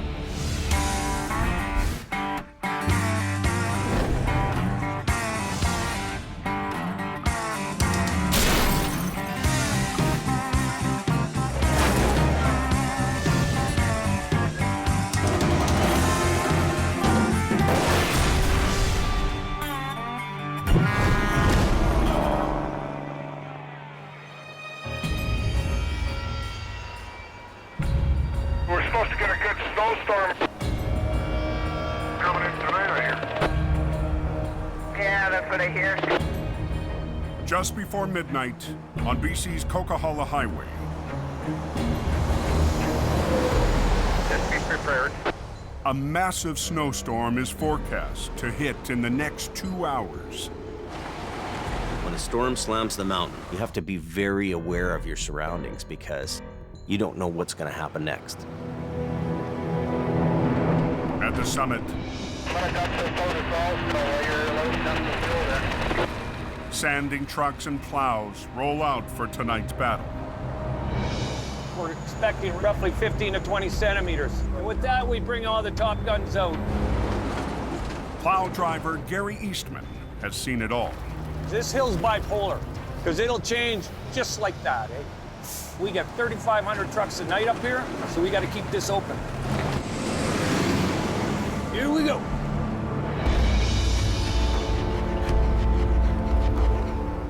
"60 miles away at his home base in the Fraser Valley. There's gonna be some aches and pains, I'm sure of it. Towing legend Al Quiring prepares for a long night on the Coke. Patsy. Yes. I've got to go do towing. Do ya? Yeah. He doesn't have a schedule. He works when the phone rings. Al couldn't do his job without the most important person in his life, his wife, Nancy. When I go up there prepared and Nancy's had time to make me sandwiches, I can hole up on that mountain for days and not have to worry. He'd prefer my food rather than going to a gas station for food, that's for sure. Of all the things that I haven't done so good, at least I've done one thing good.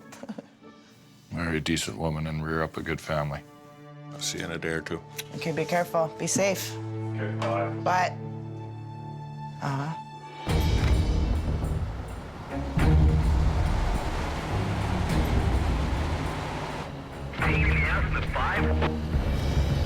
I think you got chain up at Box Canyon, if you can copy. As Al climbs Highway 5, Holy frig. the forecasted storm has hit the mountain hard. Hey, Al, it's a little bit up here, man. Need to... 1 minute it's all quiet, and the next minute it's full on like NASCAR wrecks everywhere. Knocking down the hill. A driver who tried to climb the hill without tire chains How you making out, buddy? has spun out in the hammer lane.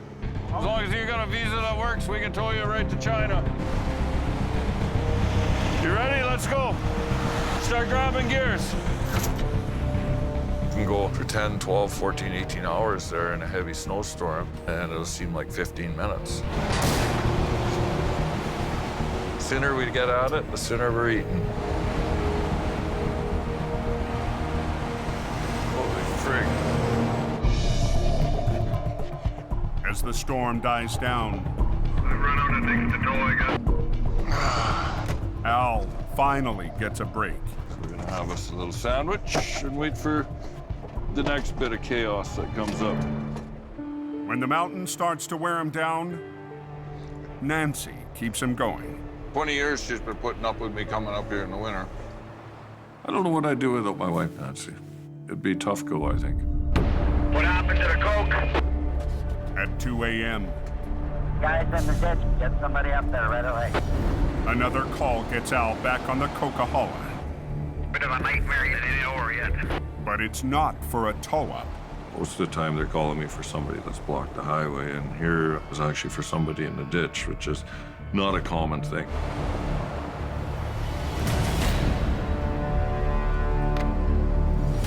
How do you think a guy does this? Must have been a good ride, eh?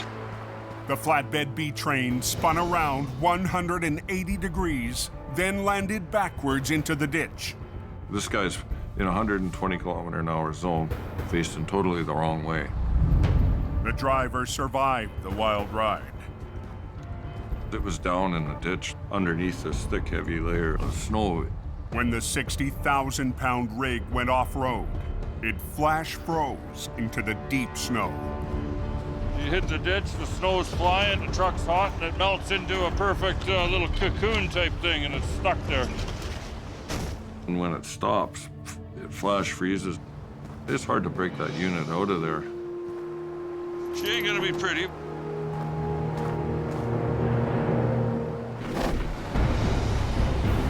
Three miles north on the Coke, Goes sideways in a blink of an eye.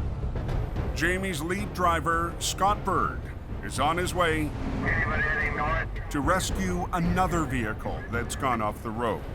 I don't really know anything about the accident other than it's way over in the ditch, so. Tow truck's on speed, he should be much longer. Ken Monkhouse is already working the wreck. Ken's a great guy. Ken's been in this for a long time. You give Ken a job, he goes, he gets it done. It's a routine job. What's going on there, young feller? Need a hand? Got the roadblock? I got through. I got special privileges, you know. But lately, Ken hasn't been himself. You want a hand with something, Ken? No, I've pretty much got it. Oh, okay. I'll just be here for moral support. Belly, belly, bula, bula. Bula, bula, bula. Ken is one of Jamie's original employees. Think you can handle her, city slicker? No problem, buddy. But last winter, he left to work in the valley with Mission Towing. Thank you, sir. Have a good day. This winter, I need as many people as I can. Ken's returned to Jamie's heavy rescue team and the rugged action outside Hope. The mountains seem to call to Ken. Can't relax yet. That's usually when things happen. When you relax, you gotta stay tense right till you park it in the yard. It gets harder and harder the older you get. Really, it's a young man's game. Watch yourselves. Tonight, Ken seems to have everything under control. But the veteran tow operator isn't well. I been having some stomach aches the last couple weeks. I came into work, walking to the tow truck to start it up and warm it up. I threw up almost a liter of blood. Just very, very weak. Ken gets the van on its way. He's having a bad day. But makes it his last call of the night. So I said to the dispatcher, you're gonna have to find someone else to cover these calls.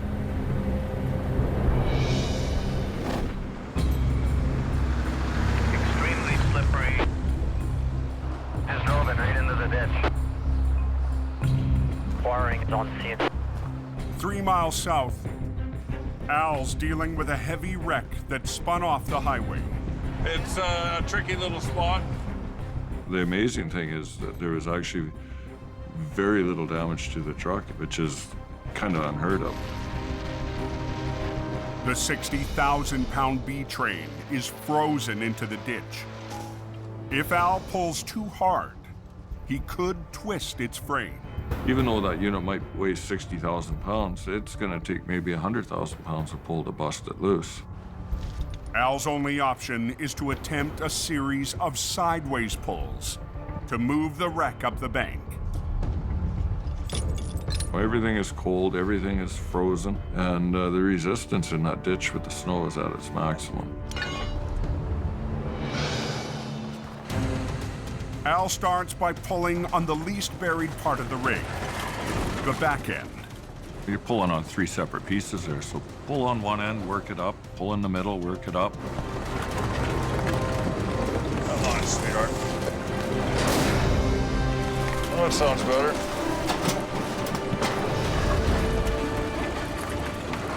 Right on, we made her. To break the rest of the rig free, Al will need something extra. Al extends his outrigger.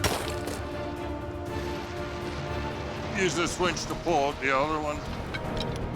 And doubles a line running to the middle of the rig.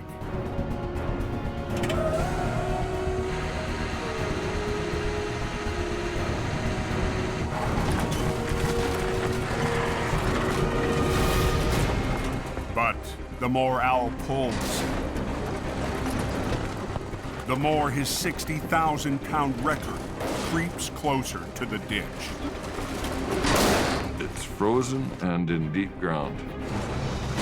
The more I pull on it, the tougher it's gonna be.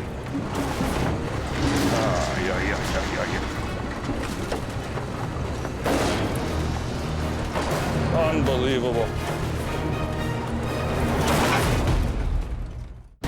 Roads are compact, slushy, slippery, temperature is -1. Oh, the plows are working north now, guys. 2 a.m. on the Coquihalla Highway. Come on, baby. Al Quiring struggles to get a B train, frozen in deep snow, back on the road. All these little tiny molecules of ice, and you wouldn't believe huge holding power. The buried tractor and its 2 flatbed trailers are putting up a good fight against Al's heavy record.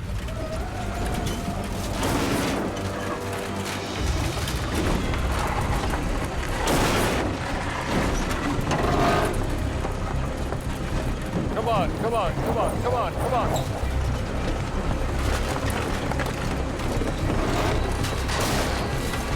There we go. Good, good, good. Out of room, Al gets the 30-ton B train back on the road. It's nice when things work mostly like they're supposed to. Well, it was a little bit hard to bust out of there, but, you know, eventually we got it. We were able to get it bust loose with the power of the Vulcan V100 wrecker. But Al has one last obstacle. Okay, my friend, we'll get you off the road here. The semi is facing the wrong direction. So we're gonna take them back down the highway to snowplow U-turn and get them onto the right side of the highway. Here goes a little yeehaw moment. After 2 decades on the coke, Al knows all the shortcuts to tow a customer back to safety. That was a heck of a ride. He's out of the ditch. He'll be warm tonight. That's the most important thing.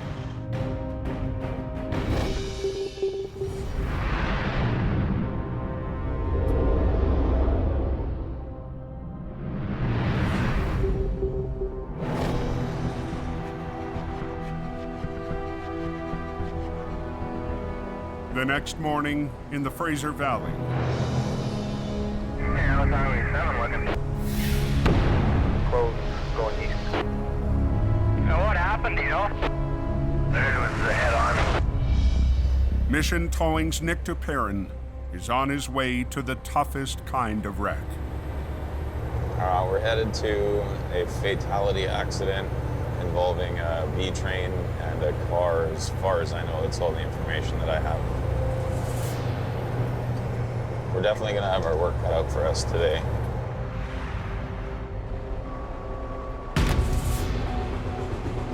Holy, it's bad.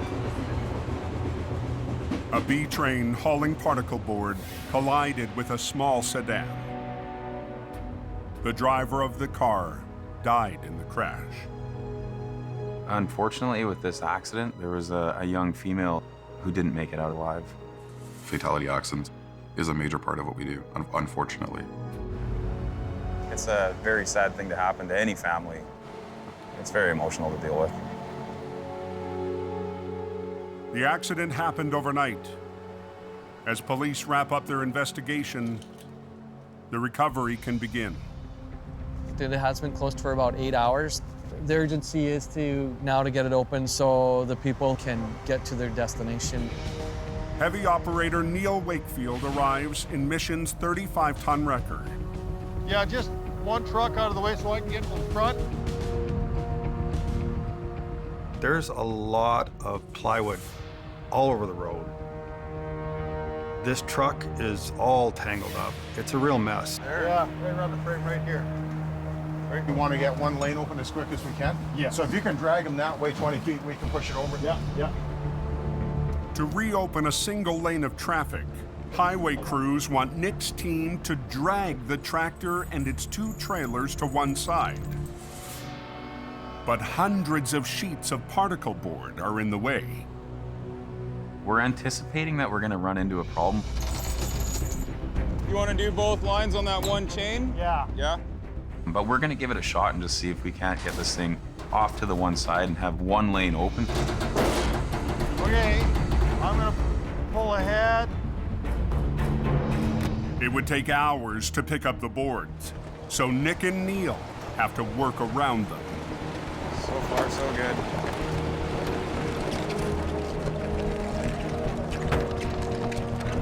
Looking good, looking good.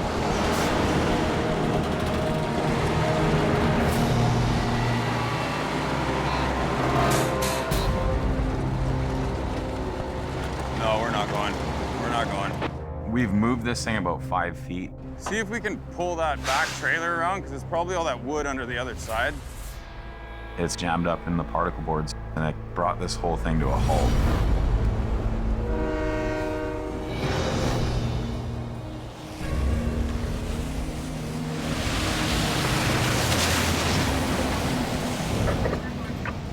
So 103, I want to be heading her down to Mine Creek Hill. 60 miles northeast on the Coquihalla Highway. Okay, 10-4, and we got flaggers and everything as you said, right? 10-4. Jamie has dispatched Robert and Ken to handle a complete mess. Gotta get all Buddy's possessions and everything out of the median. The driver was hauling a fully loaded home-built shed on top of a trailer. They started to jackknife, and something must have shifted in the trailer and blew the sidewalls out. Everything the driver owns was launched down the deep embankment. But he's a lumberjack. Gonna be a long day. Scott Bird is on scene with HR 116 to winch the heavier items back to the road. Start at the top, work our way down, I guess, eh? There was all kinds of tools, pretty much anything that you would find in a guy's home workshop type of thing. But Ken and the rest of Jamie's crew will have to hand bomb hundreds of other items up the hill. This is what happens when you take a homemade trailer, stuff it full of stuff, and go down the road. It's going to be labor intensive. It's going to be time intensive. Take lineup. It sucks that we have to be there, but at the same time, it's somebody's personal belongings, and it's probably a big part of their life. So you got to pick up as much of the stuff as you can. Dog's breakfast, that is. Pull all the way up. The guy had a lot of stuff in that trailer, a lot of stuff. The crew winches up the most valuable thing in the pile. Nice. A vintage motorcycle. I ride bikes, I collect stuff. I could just well imagine how I would feel if I was in that guy's shoes. But for Ken, recent health problems only add to the misery. I'm not feeling really good today. It's just the energy. The job is about to get even worse for Ken. I'm out of here. Where are you going? Mission. Mission? I got a phone call from Jamie, and there's a little bit more of a pressing issue down the valley that had to get dealt with. Unfortunately, I gotta take off. I don't want to, but I got to. With Scott leaving, the wrecker's powerful winch lines are out of the game. All this garbage. Scotty had to go, and this leaves me and Ken here. We got no small wrecker to pull stuff up. Kinda sucks, buddy. This is a disaster.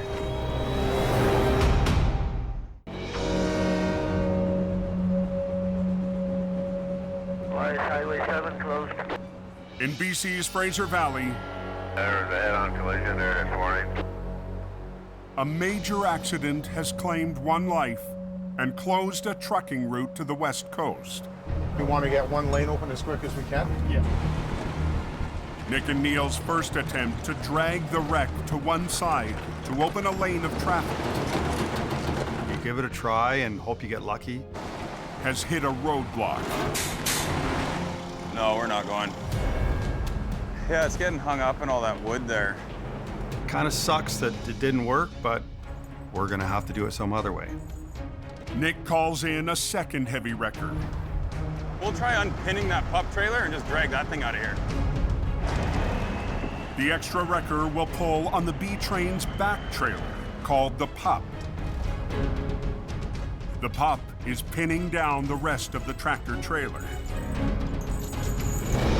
The plan is to disconnect and drag the pup away from the wreck so the rest of the B train can be pulled in the opposite direction into one lane. Okay. Watch yourself there. Watch the spinner. Beautiful. Okay, so he can pull that over there. The pup trailer is out of the way, but moving the rest of the tractor trailer won't be as easy. My truck isn't made to pull this kind of weight on its side. It's gonna fight the whole way.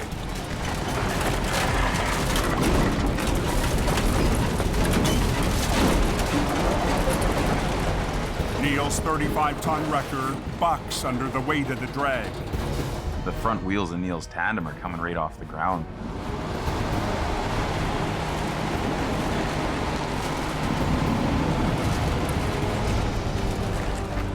But gets the job done. That worked out. Before the highway can be reopened, a salvage crew moves in for its sweep. So did they open that westbound yet? No, not yet. But Nick and Neil still have to get the rest of the wreck back on its wheels. It's got a bad twist in the frame. Yeah. The tractor twisted 90 degrees off the trailer, and all that torque is waiting to let go. The truck's sitting on its side, but the trailer's actually sitting upside down, so there is energy that's inside there. That energy is going to release as we start to take the twist out of it. The crew will try and line the trailer up before the flip, so the cab's frame doesn't come down too hard.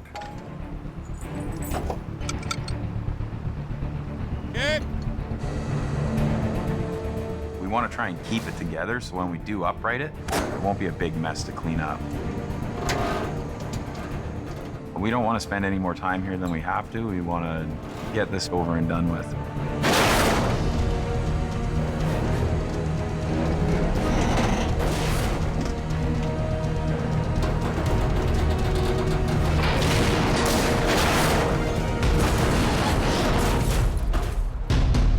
As Jordy would say, voila. Voila. Less than 3 hours after Nick's team arrived, the last piece of the wreck is on its way. All in all, I think the job went well. Given the circumstances, it's kind of a tough one to deal with, you know, because there's been a loss of a life here. My hat goes off to every single first responder that was on that scene. It's a very heartfelt, very hard thing to deal with.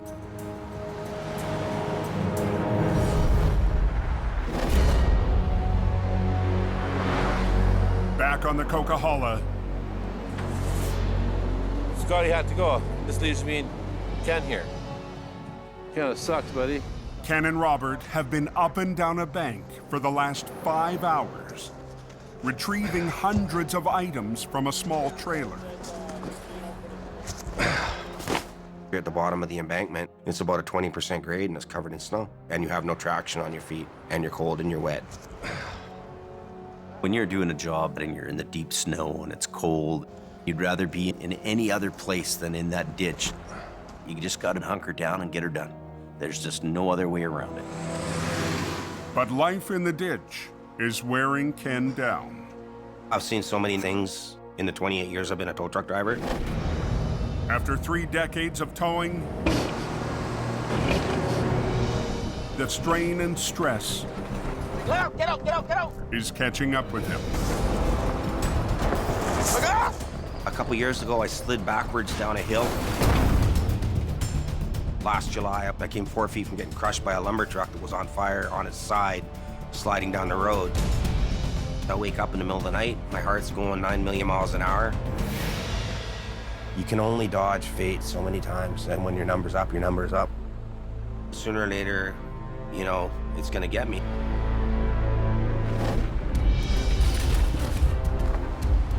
By late afternoon, Ken gets a break. Mike Reynolds shows up with a wrecker to help Jamie's crew wrap up the job. Oh, that's a lot of Mike just showed up. We need to try to get this stuff out of here. Sorry, buddy. Well, there's so many little bits and pieces. It's frustrating. Is that another wall? It's like we're gonna be there all night long, and it's just gonna get colder and colder.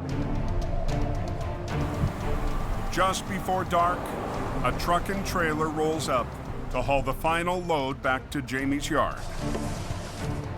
This is just all this good stuff.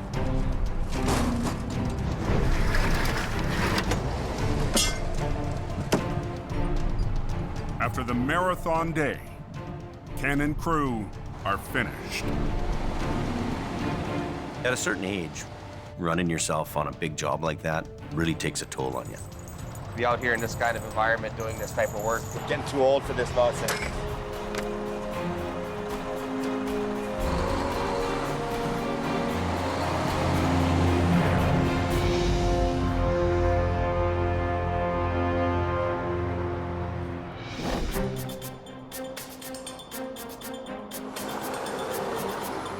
Early next morning in the Fraser Valley, Should be able to get it out. Al Quiring's on his way to a big job near his home base. I have very little information on what caused the accident. All I know is a flip semi with a load of paper in it. Today, Al's recruited his oldest son, Kerry. For the last few years, Kerry's tackled smaller towing jobs, hoping to work his way into heavy recovery. He's my guy. Prince of the Coquihalla, right here. Right there. He's the king. He's 21 years old and probably from about age 3. He's been riding in a tow truck. He's been exposed to heavy towing just about all his life. Father-son bonding is what it is. For Kerry, it's a chance to move one step closer to taking the wheel from his legendary father. My long-term goal is to keep going. He can start slowly, turn that switch dial down, then I can start turning that dial up. I'm counting the days when he can take over my job. Did you see that truck in the ditch there? That's a bad one. Go up and turn around and then back in behind me here. The semi caught the edge of the narrow road and toppled into the ditch, Joys of being a truck driver. knocking its load of industrial-grade paper onto the trailer's side wall. There's probably about 70 or 80,000 pounds of paper in it. Big, heavy rolls. Very heavy, hard to deal with. Rain is forecast, so unloading the enormous paper rolls is not an option. Chances are, once the paper is wet, the product is lost. How are we going to get this out without damage? The answer is a special tool designed for this type of heavy recovery. Inflatable airbags are the best way to raise a loaded trailer without blowing out a wall. Air cushions were designed back in the 1940s for actually lifting aircraft. Al's dad, Bob, is also on scene. I did enough of this over my years, let me tell you. Making it 3 generations of Quirings. Between the two of them, they have so many family secrets that have been acquired for 4 generations. The book is green. It says Quiring right on the front.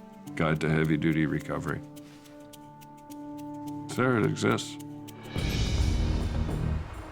A lot of branches underneath the load. The airbags can't be installed until Al and Kerry clear some room.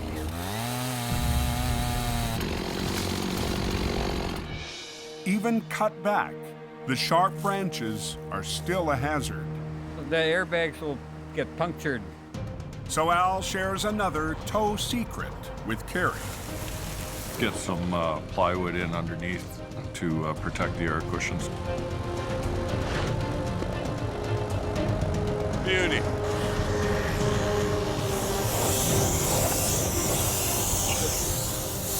Take another bite. But Al needs more than air power to get the job done. So he's called in a local company with a rotating boom to help land the trailer back on its wheels. We'll let the air cushions get it up pretty high. Yeah. And then we'll get the straps on there. If Al isn't careful, tens of thousands of pounds of paper could punch through the trailer's wall. As that unit is going up, you've got to really watch that you don't fracture that trailer because it's a real possibility. That paper drum pushes against the trailer, and now that trailer is wrecked. Come on! This airbag might kick out here.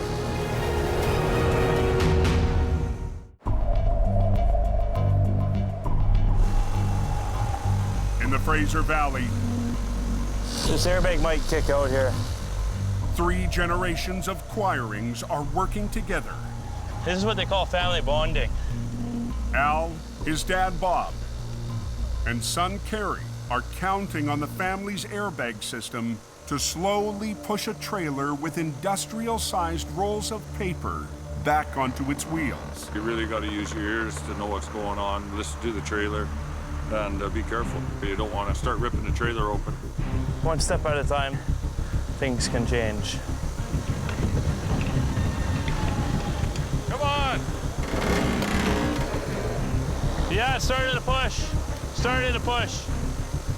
Easy, easy, easy. Listen to the trailer.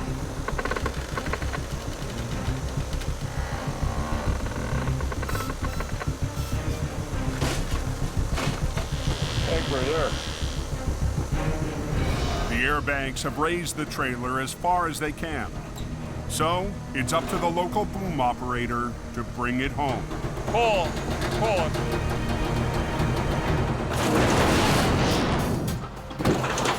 Oh!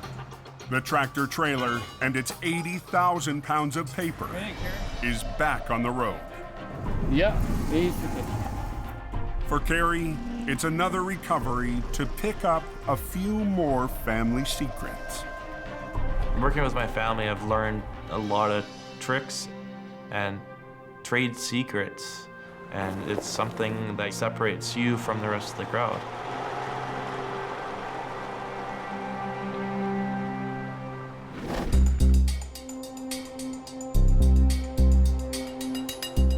Back in Hope at Jamie's yard, Scott Bird is doing some maintenance. Filling up washer fluid and making sure I can go out on the job. When a curious customer shows up, the owner of the homemade trailer. We're gonna have to pack that trailer really well. There he is. He's come to get his stuff and the most important things that he was worried about. My most valued possession on there was my Harley and the parts, and I seem to have most of them back. It was all there. Going that extra mile, that's the kind of attitude that we need, and that's what Scotty did. He did the coolest thing. Brother, you have no idea how much this helps, even though it looks like it's really hurting me. I still own a motorcycle. I'm really grateful. Yeah, no problem, bud. No problem. I sharpened a pencil a couple of times and we came up with a deal for him so he could carry on. Okay, guys, thank you. You always have to have a soft spot in your heart for the people that have been impacted. No matter how bad the job sucks.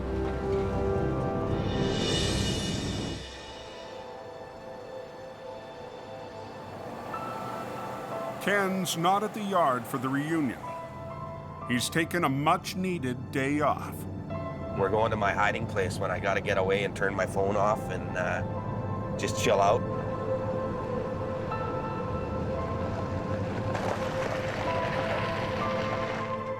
After one of his roughest weeks in years, Ken needs to calm his nerves and think about his future. Coming out here definitely helps me de-stress and relax. This morning, Ken received some unsettling news about his health. I went to the hospital. I was diagnosed with a bleeding ulcer. According to my doctors, I have to change pretty much everything about my life if I want to live to be a wise old man.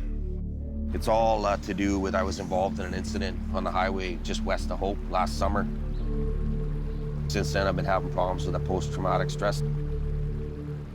You just worry and worry and worry and worry about everything. It's a huge issue for first responders all around the world. We're losing a lot of people to suicide because of it. Me and Ken have been friends for a long time. I hope he pulls out of this. You know, I'm really worried about him.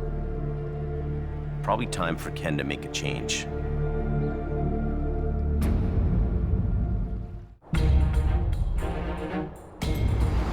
On a backcountry road. Oh, is it a four-wheeler? In BC's Fraser Valley, That's a nasty little road. Al Quiring's oldest son has been dispatched to a wreck. Kerry Quiring is in the family's 20-ton truck, on his way to tackle a remote recovery alone. By the sounds of things, it's a field medic truck. It's tipped over, it's laying out inside. With Kerry, there's a lot of toying in his blood. Rainbow, that means there's signs of gold up here somewhere. He's got to be able to see the job through from the start to the finish. So it's dead? Yeah. Oh. Learning the family business hasn't always come easy for Kerry. His last job didn't go as planned. Look like an idiot. It's been a slow progress for him, but it's been a learning stages as well. Today, Kerry's back road wreck looks tougher than expected. Out of cell range and on his own. There's a little bit of pressure. Another learning step. Carrie has to recover a fully loaded first aid truck deep in a ditch. This looks like a bigger job than expected. To there.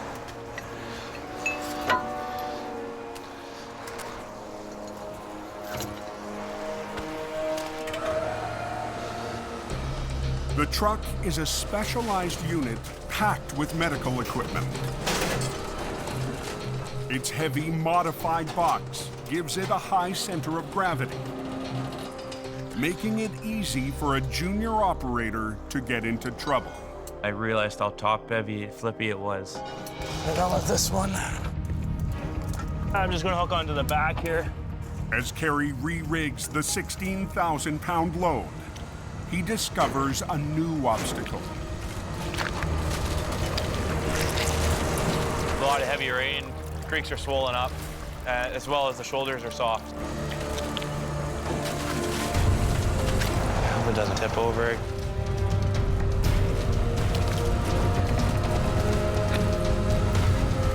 The truck is hung up. Am I doing anything at all? Lift, lift, not plow, lift. The more Carrie tries to lift the wreck, the more it threatens to tip over.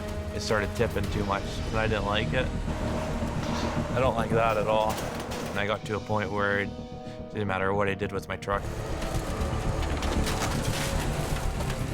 Yeah, I'm just trying to fight it, tipping. I'm in a position where I don't like to be.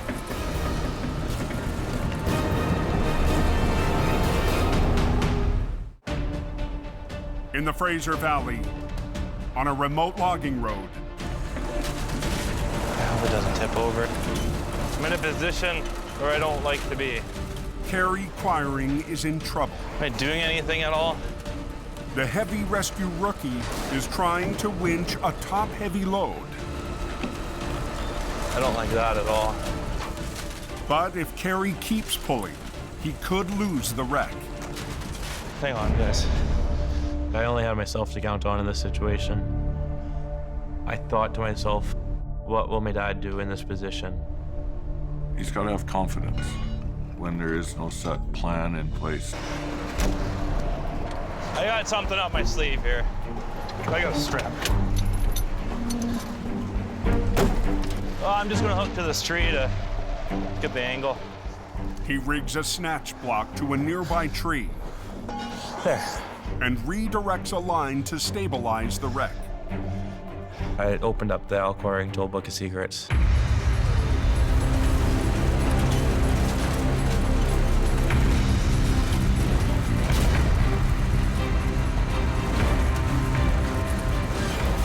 It's a good learning experience for him.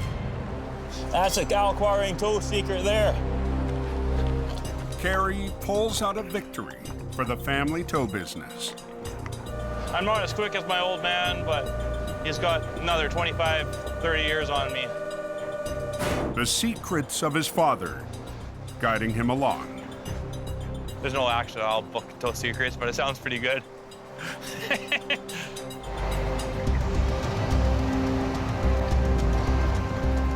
I had a plan that he was maybe going to go into school, become a doctor, a lawyer, anything like that.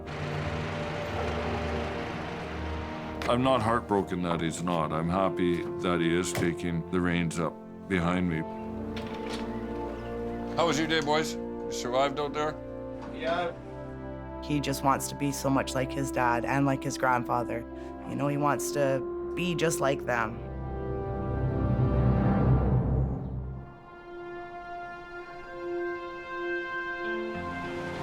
In hope. Who is this? Jamie has a surprise for one of his longest-running employees and friend. Ole. A new truck for Ken Monkhouse. Look, Monkey, I got your present. Wow. What have you done now, Jim? There was an opportunity to buy what we call a detachable towing unit It's made just for towing trucks, not heavy recovery. Wow. It's your old truck that you used to drive Yeah, in? I drove it in 2008, man. That's amazing, buddy. There you go. Turns out the truck was driven by Ken before I came across it. Got your name on the door, too. Ken, that's right. Oh, wow. It's a chance for Ken to stay in the business and shift his life into a lower gear. I'm actually looking forward to maybe slowing her down a bit. He can take this truck to the city and do local tows. A little easier job for him than doing the heavy recovery. Well, I can't believe this is like I kept it the best surprise I've had in a long time, buddy. Kept it a secret. Don't cry. Every life has stress. It just depends on how much stress do you add to your life. I can't add any more stress to my life. All right, buddy. Okay, All man. yours. Go to work. You're a good man. I Take will. her driving. I will. Ken's gonna have a hard time being away from the recovery side of things, but towing is really what he needs to be doing now. It's all downhill from here, Jimmy. Wow. Trip down memory lane, getting in this old girl. It's a win for Ken and a win for Jamie as he expands his towing business west towards Vancouver. There seems to be a lot more business in the Lower Mainland, so hopefully Ken can pick up some of that business, give himself a little bit lighter of a job at the same time, and this deal can work out. Jamie trusts me enough to go out and start a new business and put my name on the door.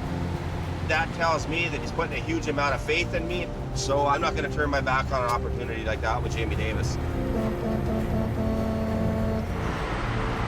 If anybody can do it, it's Ken Lopez. Next time on Highway Through Hell, closure in the canyon. There's 2 trucks banged up down here. Wow. This is not an easy task. Forces Geordie's crew. We want to clear this traffic on this side. To pull an all-nighter. Team Green. Think of a giant ostrich egg. Juggles an odd job. And Jamie's top man. There will be words exchanged over this. Cleans house.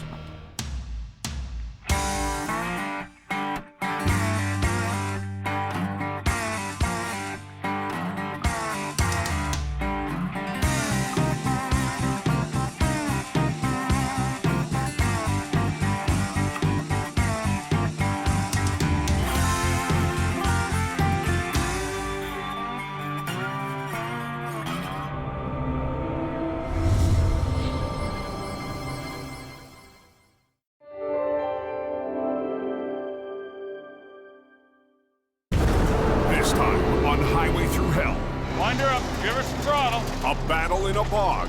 Like 3 big fat elephants. We're gonna lean into it. Has Al in deep. Man against machine. A crash in the canyon. Everybody do a little bit. Puts Jamie to the test. Try to work together. Pull it. It's wedged under there. I can't budge it. And Geordie and Gord tag team. Hang on. On a tangled wreck. Hold on. On the highway through hell. The last line of defense is a heavy rescue team ready to tackle any disaster. Because closure is not an option.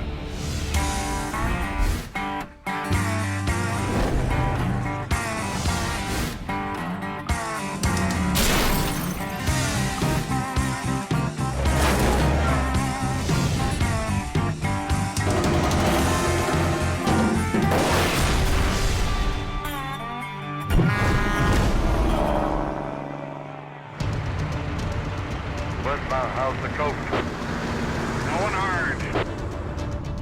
A hard blast of snow on BC's Coquihalla Highway How's it working? has maintenance crews in full force on the mountain. Is it still snowing heavy up there? Going pretty good, yeah. When the storm hits, everybody works together to make sure the hill's kept open and traffic flows. Heavy-duty snowplows are crucial to keeping the vital trucking corridor open. BSA does a wonderful job keeping the roads so damn clean. Leading the pack With a full load of sand on. is one of the highway crew's newest machines. These are all new and we are just ironing out the bugs. Plow Truck 244.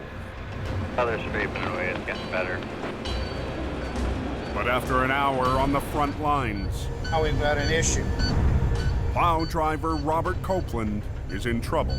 We have a red engine light on. It says engine fault.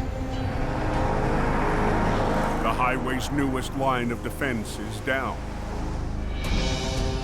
10 minutes north. It's winter. Acquiring Towing's Gord Void is on standby. 655 quarter. Yeah, go ahead, Richard. When highway maintenance calls. I'll need you to skip 244 off the hill there. Sounds like an overheating transmission or something. Oh, lovely. You have to keep the plows cycling. As long as they can cycle up and down that hill, that highway stays in good shape. Like any other piece of machinery, snowplows break down too. Gord heads down the mountain the fastest way he knows how. Just a heads up, there's a tow rig backing down. It takes a pretty dedicated team. You got the plow guys, the supervisors.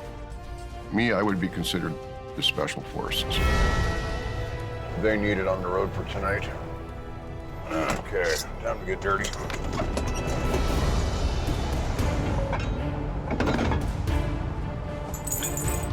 And more heavy snow is forecast for tonight. That's how you tow a snowplow.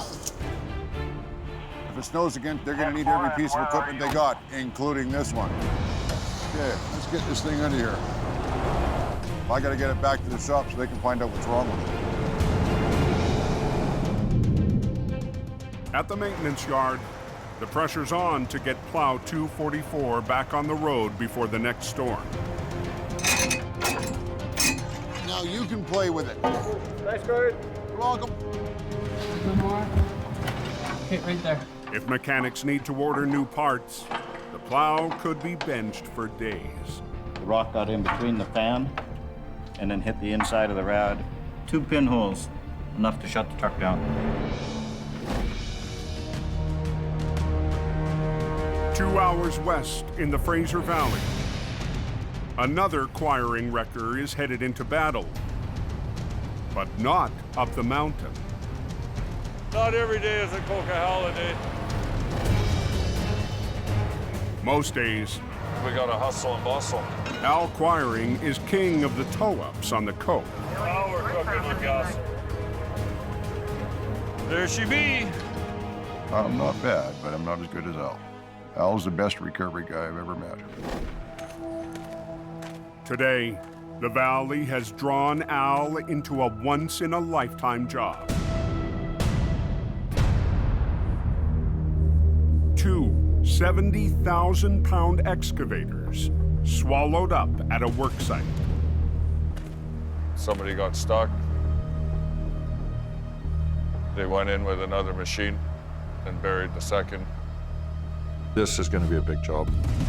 The massive machines could be lost forever if Al can't pull them out of the quagmire. It's all peat bog. It's goop. Claims everything. Down in California, they call them tar pits. To give himself a fighting chance, Some days it's a bulldozer recovery day. Al's ditched his wrecker and mobilized a different type of iron. We're using cats. Well, you would never get any of that chrome in here. This is for rough, tough, burly kind of men. These things are the biggest cats around. They're stocked, we got a problem. 650 feet down the road, the client readies the site for the monster back road recovery. Hey, Al, today's the day, buddy. The rock and roll party's here now. Al puts on a brave face, but no one knows if the job is even possible. They're in quite deep, and we need to get down there, hook up to them, and get them out. Okay, so I'll keep moving. Keep going. But Al's dozers can't get to work until a log platform is built out over the unstable bog. Get us enough room, we could sit on there with a couple big cats, and we'll do some pulling. I'm not going anywhere until that road is built.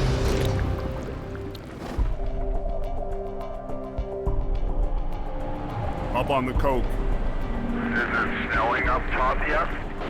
Tonight's forecast is still calling for another 8 inches. Near the summit, Shove it my way just a little bit.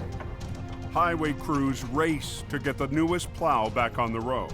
2 pinholes, enough to shut the truck down. The radiator was punctured by rocks, but replacing it won't be easy. Trying to twist it. For Highway Supervisor Richard Enns, going into tonight's storm down a machine is not an option. Hopefully we'll get her back up again. Which way? Yeah. Sometimes a little persuasion helps. Everything looks good? At 3:45 p.m., Okay, looks good. Alrighty. Plow 244 returns to duty on the mountain. Slippery, slushy section, snowing and plowing in progress. It's a constant battle to make sure the equipment is up and running and ready to go when the storm hits. I'll see you at the top, buddy. Down in the Fraser Canyon, Is there a fresh accident there? I'm not sure what's happening. I heard something about a smash-up. conditions are clear on Highway 1. We're just past Boston Bar. But Jamie Davis is on his way to an accident scene. There's a wreck here that we're dealing with. It's a tractor trailer that flipped over with produce on it.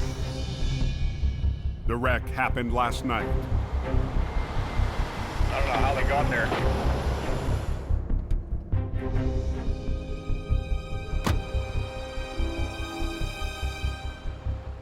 This thing is just too hooped.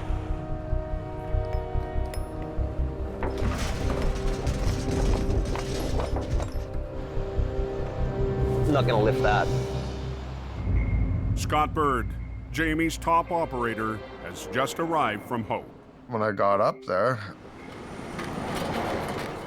I seen a bunch of concrete barriers knocked out of the way. I see a trailer on its side, and I don't see a truck anywhere, is it? Yeah. And we just have a trailer flipped over. You know, usually the tractor and the trailer stay together. The semi lost control. Struck the barrier. Then broke apart, leaving the trailer on its side.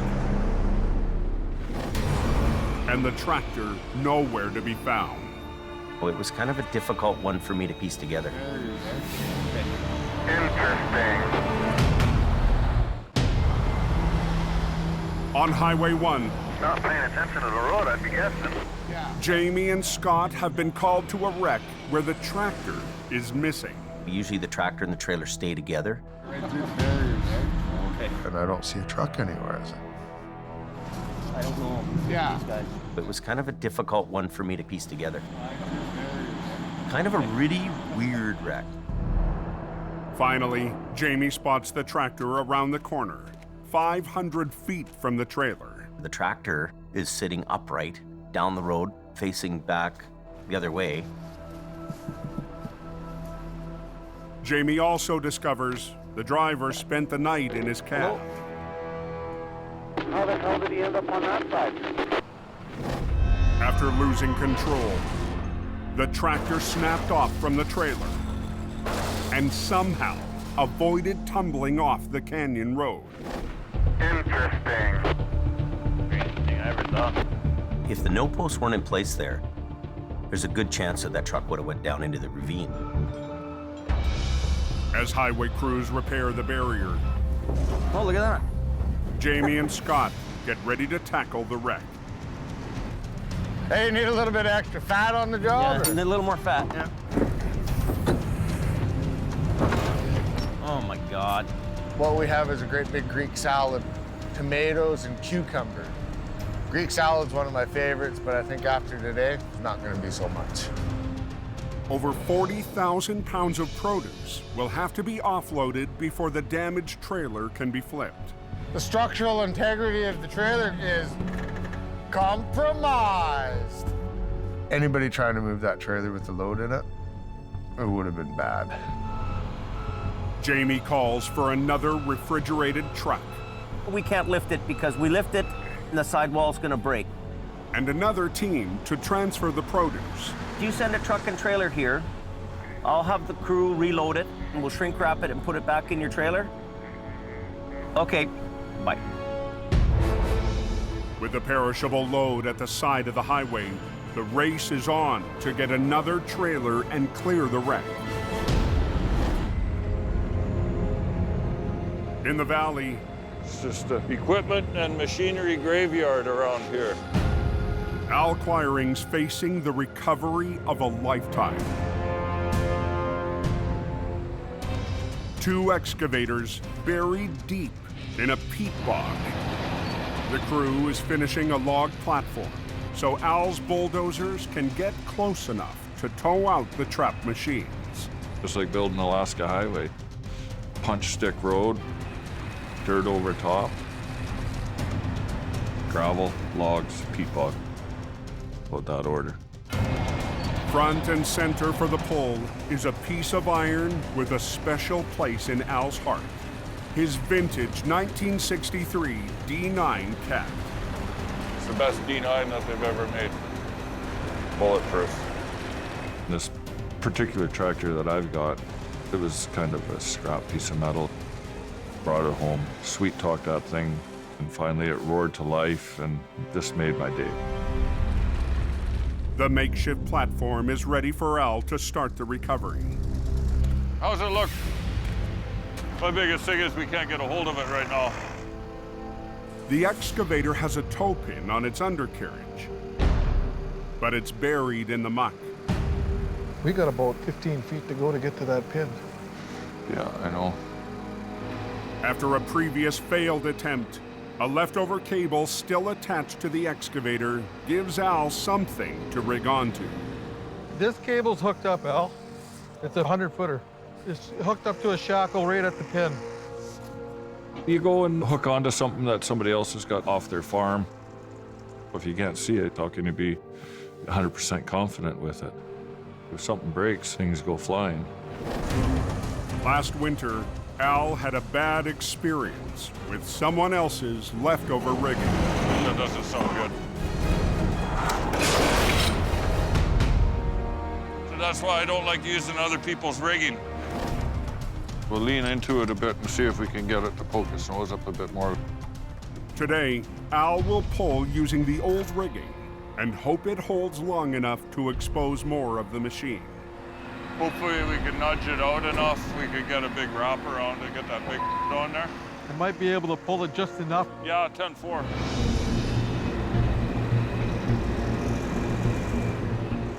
Where do you want to hook it? Right under that flower. Tighten them up. I don't want to pull very hard on this thing. See, is it somebody else's rigging on there? I don't like to do that because it flies. Okay, light this thing up.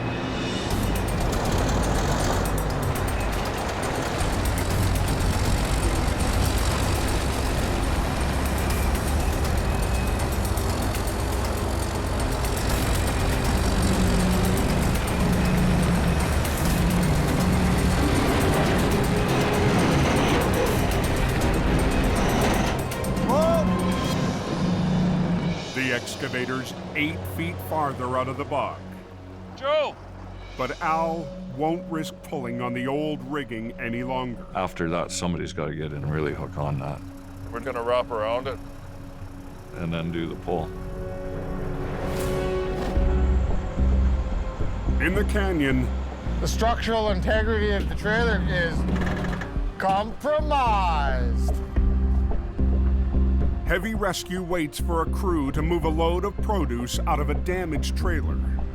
I'm gonna get the driver. His trucks are right off. While waiting for another trailer to haul away the goods. I'll take you home. That's good. Jamie takes the driver back to town. It's a whole lot of peppers up there. With the boss gone, Scott's in charge. We waited and waited and waited. What's in those? A crew finally shows up to start moving the produce. Yeah, we'll take everything from the back. We'll start here. Leading the offload team is a familiar face from the past. John Rogers was Jamie's lead driver in Hope last winter. 3, 2, 1. And that right there, ladies and gentlemen, is how you do a one-truck rollover recovery with a deck.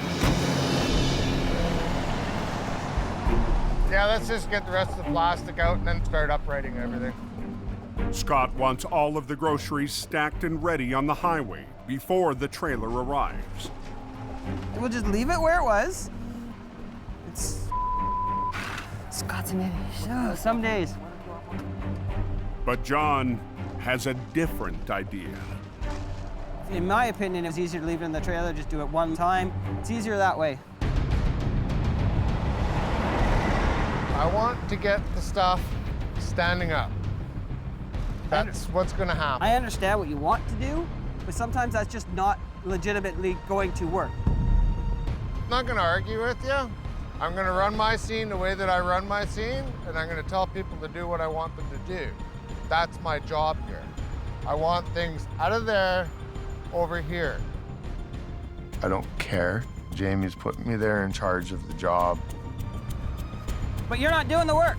We are.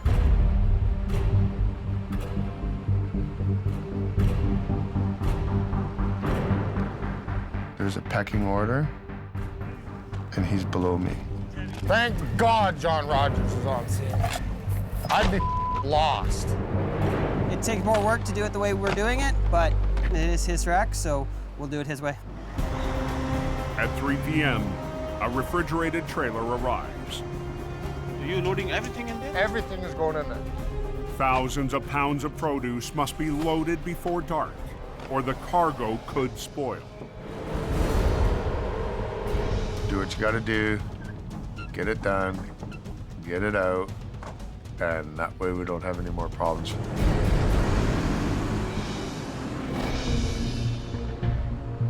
In the valley, We got the 2 cats beside and then yours down the middle. Yeah. Fly right out of there. Al's in deep on an impossible mission. It's a quagmire. It's nasty. Trying to pull the first of a pair of 32-ton excavators out of a peat bog. Silty peat, gross. The more you agitate it, the more you go down it. After muscling the first excavator just high enough out of the muck, Right up over the top here. Top? Al needs to wrap 2 heavy cables around it. He's brought his youngest son, Lucas, to help with the load. He's the amazing Lucas. Look. He makes heavy things look light. You okay? Can you hold it? Yeah, I can hold it. And makes big meals look small. Right over the side there. I'm 6'10", 270 pounds. So my dad likes to keep me around. To hitch the 70,000-pound excavator to the dozers, Al's had a heavy-duty piece of rigging custom-made for this job. Put the triple hook on her. A 110-pound piece of solid steel called the triple hook. It's the new thing that I dreamt up one night. The triple hook has a separate point of rigging for each bulldozer. Well, you know what they say about big rigging. It's friggin' heavy. Sometimes I get good ideas, and then sometimes I get humdingers. 2 dozers rigged to Al's triple hook and a 3rd machine pulling on the undercarriage will try and strong-arm the excavator out of the bog. Combined, the bulldozers weigh more than 250,000 pounds. Okay, you guys ready? Like 3 big fat elephants, we're gonna lean into it and rip that out of there. Wind her up. Give her some throttle.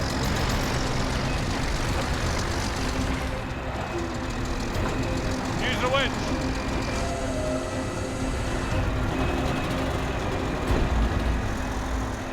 Look at these machines. They're standing on their hind heels here.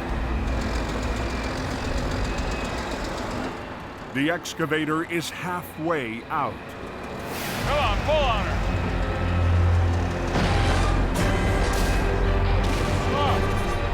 When it gets hung up on the log platform. There's logs underneath. Right in the way. Use a winch. Wind her up. In BC's Fraser Valley, Give her some throttle. Al Quiring and his army of dozers. Come on, pull on her. Stop. Can't free the first of 2 excavators trapped in a bog. D7 holding up all the weight now? Yeah. We're working on such soft ground here, there's nothing underneath it. We're just sitting on basically a raft.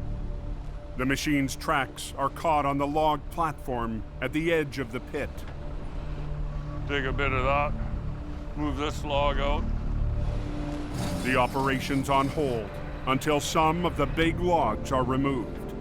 1 minute you're getting ahead.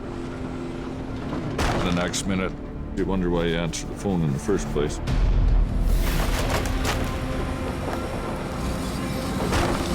A bit more.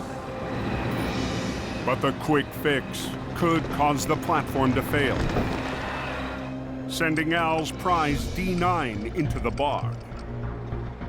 You get that thing buried, or you might be saying your goodbyes to it. I'm not ready for that yet. Let's go straight ahead. Al rolls the dice and gives the signal.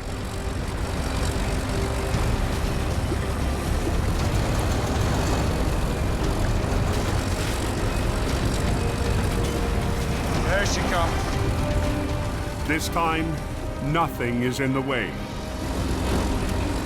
Let your line out. Take her to town. The first excavator is out of its muddy grave. He's jumping with joy that this machine's out. Maybe we can breathe a little bit easier. That's D9. It's an old sweetheart. Worth every penny. That's for sure. But the second machine, buried deeper in the bog, may be impossible. I guess I'm bringing swim trunks tomorrow. The next one, it's going to take a little bit more preparation and thought. Come back tomorrow with fresh thinking. Man against machine. That's it for today.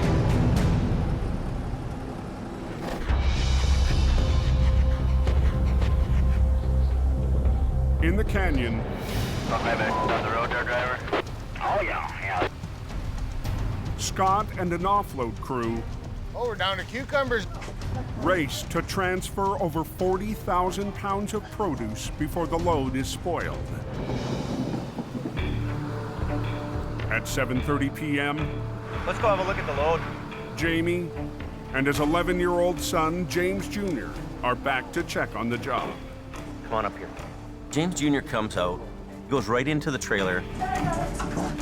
He wants to show everybody he's the guy and he's gonna outwork everybody. Jamie and Scott want the freight out fast James setting the pace for us in here. so they can recover the trailer and get the lane reopened. Good job. To watch a youngster grow up in this business, I'm really proud of that. Keeping James Jr. and the crew safe is lead flagger Robert Muckwa. I put up the max speed sign, brought the speed down to 60 kilometers. But the overnight freight runs are coming in hot. Those trucks are running through there at over 100 kilometers an hour. People were not slowing down. Right, that B train heading southbound towards Boston Bar. We just came through our accident scene full tilt. I appreciate you wouldn't slow down. Holy small, it's like they're racing. People don't care about anybody but themselves. Just a little general information for the trucking community out there. anybody else speeds through this work zone, it will become a single alternating traffic pattern and everybody will be delayed. Thank you. Give me the word, boss. I'll do it. Next guy speeding through here, it'll be done. As another semi speeds by, You want to be goofs? Roberts had enough. You stay right there. Well, I hope everybody's happy with you. We're going to start singing lane, and you stay right down where you are. That's the proper speed. He made the best decision that was safe for the motors and safe for our crews. He did the right thing. After more than 6 hours of offloading, Here, James. Okay, that's it, guys. We're all done. Good job. We're good to go. the load is on its way. Hello. But Jamie gets a call from a longtime customer who's had a breakdown. All right, thank you. Bye. I'm looking forward to doing my rollover, and I get sent off to do a tow. Wah, wah, wah, wah.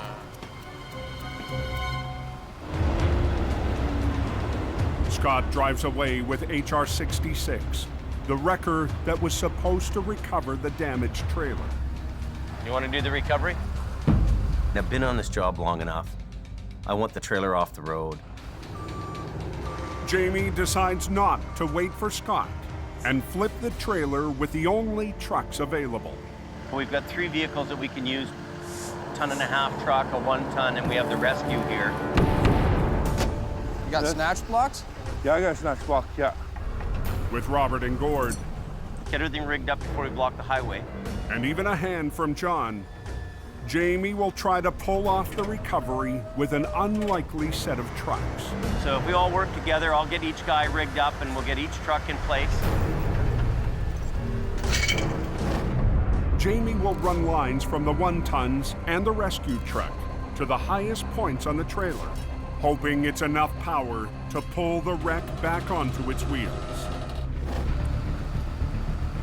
You're gonna pull low with your boom down, and the snatch block through there and back, okay? It's not something we do every day. I wouldn't want my guys slipping over tractor trailers with 1-tons on their own. And the recovery will have to be done without Jamie's best operator. Doing the impossible and doing things that wouldn't seem like you could do them is kind of cool. Hold all traffic! Suck it up.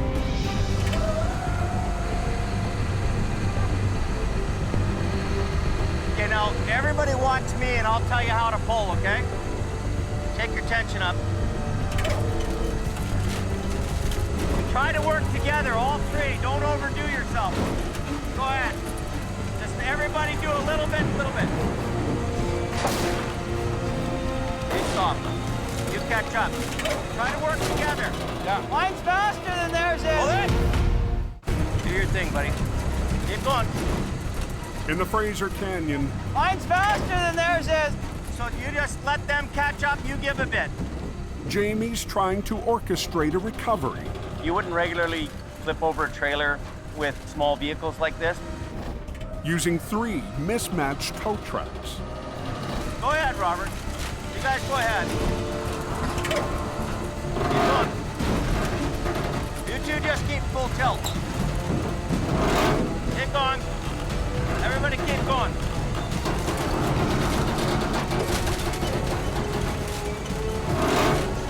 Keep going. There you go. High five. The end result is really some beautiful recovery. That was amazing, eh? Did you think you could be able to do that? Yeah. Oh, really? Oh, yeah. Oh, yeah. I could do that, yeah. The right guys, the right gear, and you do a nice job. It's great. Okay, let traffic through. Scott's on his way back, eager to flip the trailer. Hey, how's it going? You all done that job? But Jamie wants to have a little fun with him. We gotta get this thing out of the way here, so we're waiting for you, buddy. It's nice to be needed, buddy. It's nice to be needed. Nice to be needed, eh? He'll get me back somewhere, I'm sure. I'm gonna pay the price for this somewhere. What would we do without you, buddy?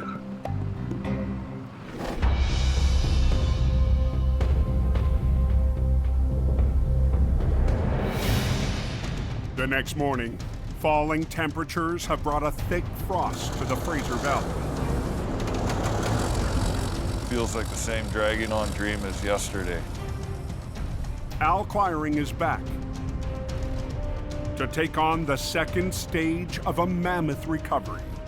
There is no schedule, so we'll make that clear.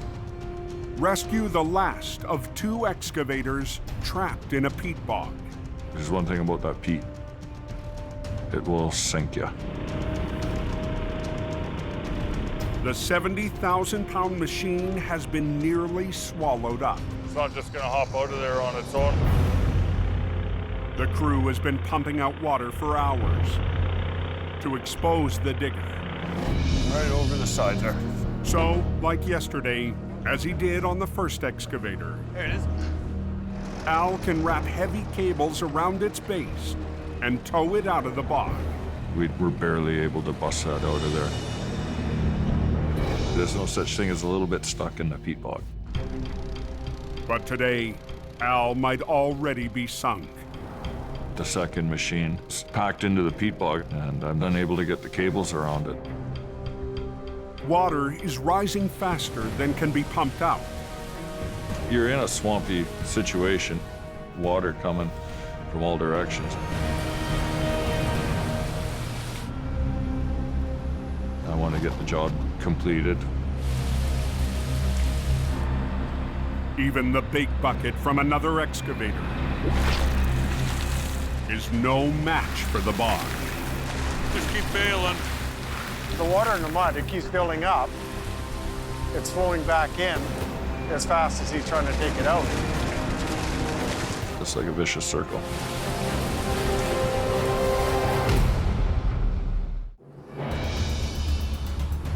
In the valley, Al's in a losing battle with a rising bog. Boy, did we dig to get down and keep the water out. Even with a bucket, just keep bailing. The crew can't bail water out faster than it flows back in. Made it worse, and then made it worse again. After 2 hours of bailing, we're gonna go and dig out the boom mast and see what that looks like. Al needs a new game plan to rescue the last excavator. The big problem is we can't get anywhere to hook onto it. It's all submerged completely.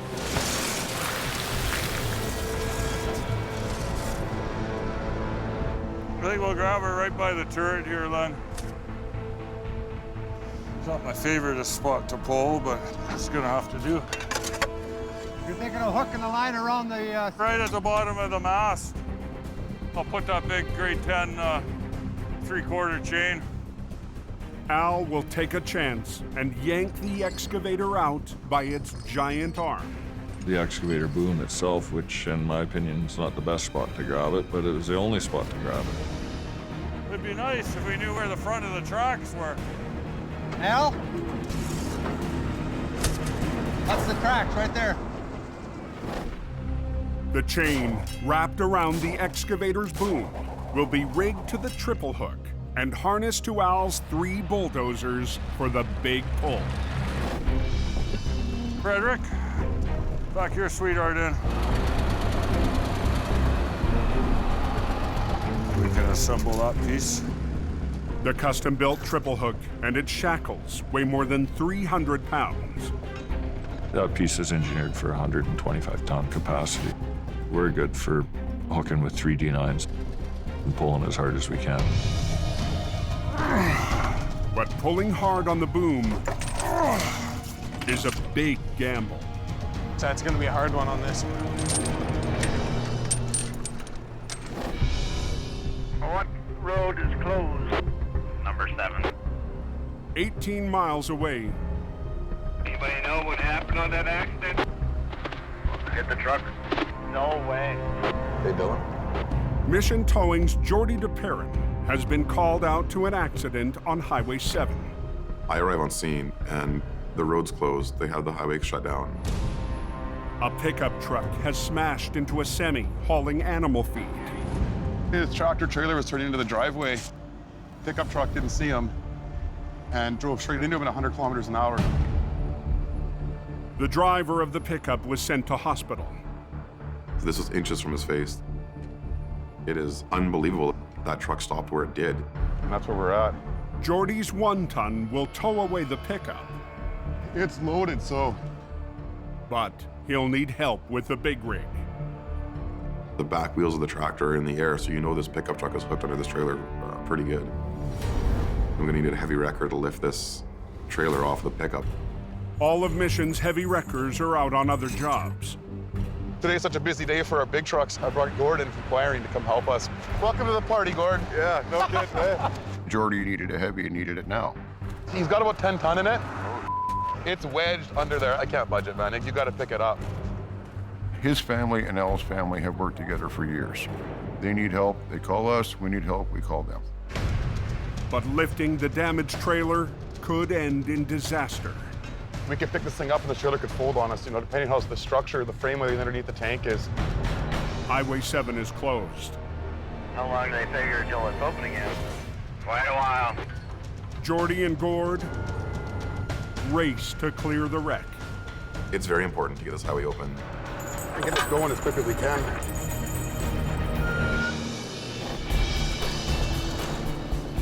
In the bog. Don't jump in, whatever you do. Light is fading. Al's running out of time to rescue a sinking excavator. The base of the 70,000-pound machine is underwater, so Al's only option is to wrap a chain onto its giant arm. I was unable to get the cables around it, so the only thing left was to hook onto the top. Right here. It'll come out, as long as the chain don't break. But as Al rigs the heavy cables to his dozers, he feels a sudden sharp pain. That's ugly. I cut a big vein on my thumb.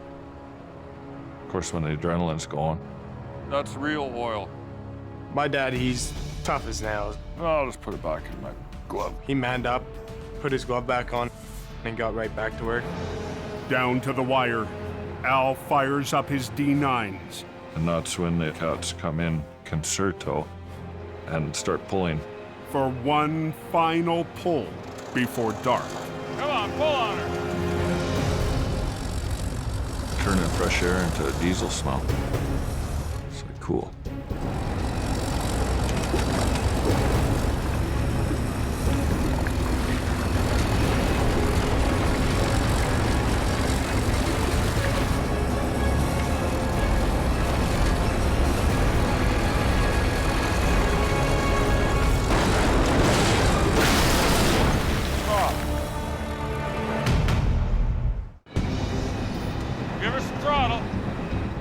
Acquirings in the trenches.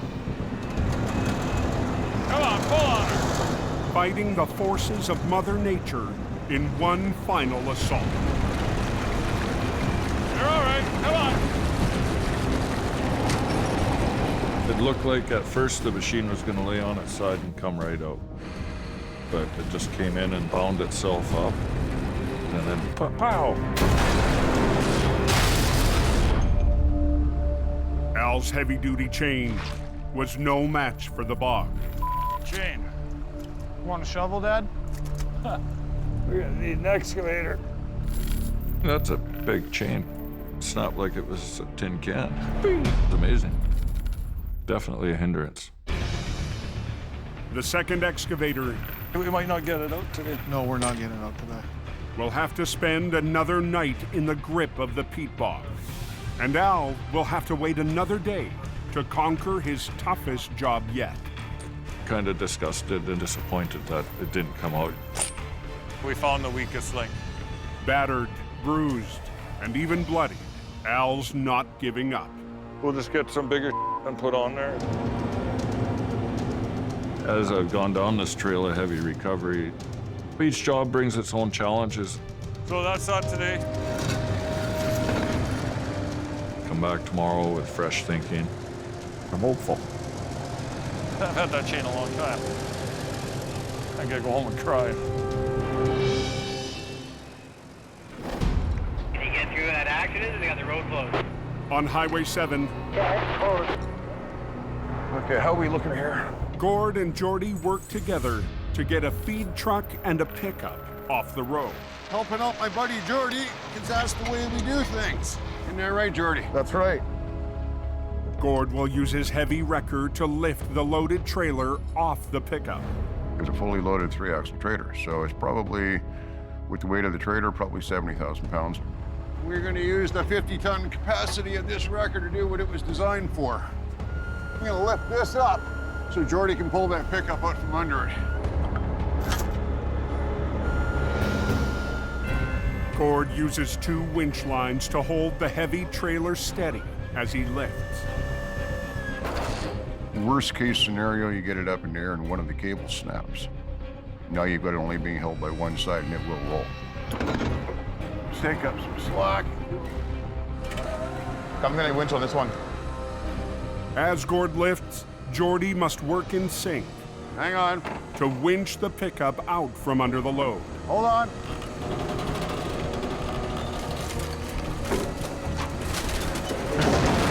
There it goes. Okay, carry on. Okay, you are clear. It went absolutely perfectly. That was easy. Beautiful. Thanks, Gord. No problem. Thank you. The door pillar, you can see how close that came to his head. Is he ever lucky that he's alive? To me, it's a good accident because he is okay. Get this highway open. Yeah. Okay, I'll get out of the way.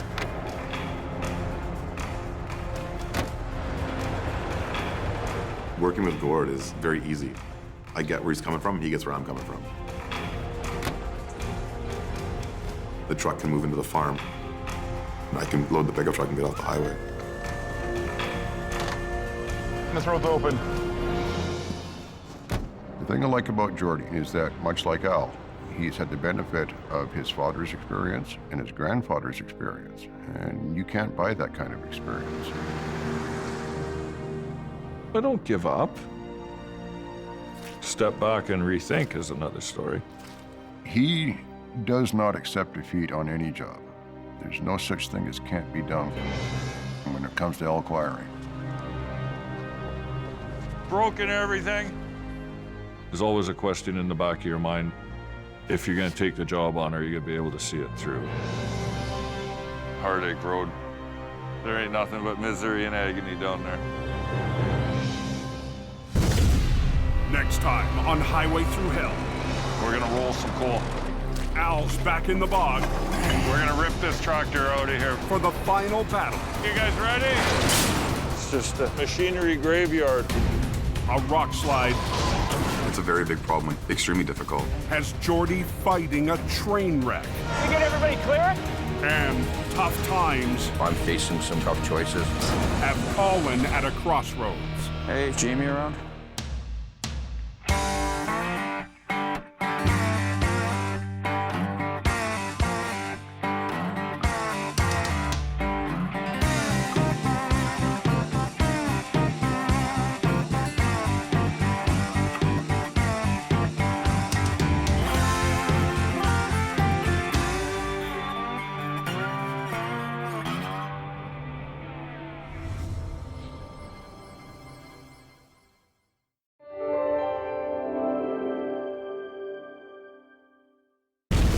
This time on Highway Through Hell. Burning rubber It's cooking. brings chaos to the coke and puts the crunch on Al. Pay attention! A bad delivery Merry Christmas, Mom. has Colin in a bind. Watch yourself. You can definitely see the fingerprints in the steering wheel. And a close call How's the pole? is Nick's next mission. Nick! On the Highway Through Hell. The last line of defense is a heavy rescue team ready to tackle any disaster. Because closure is not an option.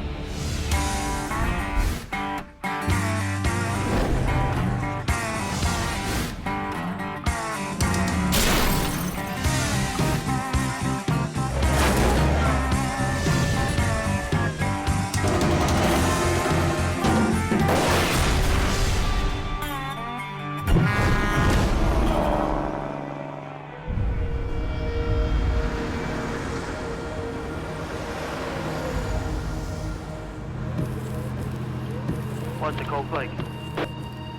Snow all the way. It's beginning to look a lot like Christmas. Mid-December on the Coquihalla Highway. They're calling for over 20 centimeters of snow and slush up there tonight, guys. The holiday season doubles traffic to more than 10,000 vehicles a day. You'll get bad weather conditions, lots of transport trucks moving freight. The whole thing can add up to a really bad day sometimes. There's 3 or 4 trucks all caked up halfway down the hill. What a way to start their Christmas holidays. By 8:20 p.m., Jackknife semis have paralyzed all southbound lanes. Until we can break that logjam southbound, they're gonna have troubles. Highway Supervisor Richard Enns has called in heavy wreckers to clear the mess. Acquiring towing, he's put in a hard day here. He's been very, very busy. I saw Colin on his way down there to straighten him out. Al Quiring's been fighting to keep the road open for 15 hours straight. As the holidays ramp up, the traffic's building. And if you don't get traffic cleared right away, those problems can multiply. The Jackknifes are on the downhill stretch of the Smasher, the steepest part of the Coke. Come on, hop in. The easiest way to drive this thing is behind the seat. For Al, sometimes the fastest way to clear the road is to be a driving instructor. Start it up, turn the wheels hard to the right. Give it a little reverse. I just start talking to him. Come on back. Crank it hard. And give him advice on how to get that semi down that hill. You want to get right down in beside the guardrail here. Keep coming. Okay, you got it from here, buddy? Yeah. Have a good night. Okay.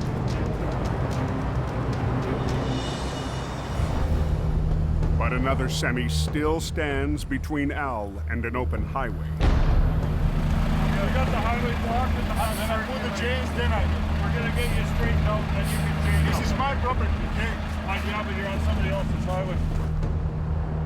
The trucker was going downhill when he lost control. Now, the driver insists on chaining up before letting Al straighten him out. He's telling you that he's gonna close the whole road for no reason. 10 minutes, just don't wait. Traffic is backing up, and Al has no time to argue. The traffic is building and the storm's getting heavier, so the push is on to get that road open as quick as possible. We need to get you straightened out. 10 minutes is too long. He just wouldn't cooperate, wouldn't listen to my advice. Deal with him. This is my life. We will not gamble with the life. He's probably pretty nervous. Come on. But he doesn't seem to understand that time is essential to get that road open. The whole world is at the mercy of this guy. What do you want to hit the next truck? What Jackknife? What do you want to lose somebody's life? We're talking about safety. Safety. What is the safety to go without chains down?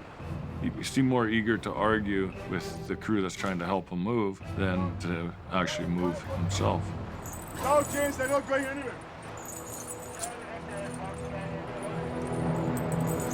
We're stacking cars up probably 10 every minute, eh? Unbelievable. Yeah, boy, the Coquihalla is a mess. I'll go stand back here. He's not going to chain up the other side.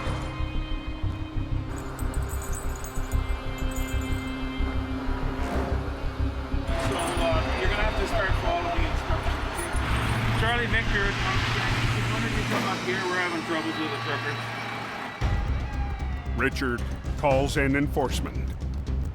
The CVSC, the Commercial Vehicle Safety Enforcement fellas, they're serious business when it comes to motor vehicle traffic.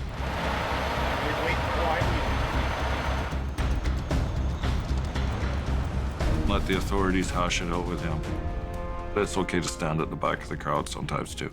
Can I get you in your truck here now, please? Right now. The driver finally gets the message. Just stay right tight against the guardrail. You'll have no trouble. There you go. See, there's no problem. Just keep coming. You got lots of room. Just ease up, put it in low gear, and just roll forward. Keep going, keep going. Sometimes you're just happy to see a guy's taillights. Okay, buddy. Back to business.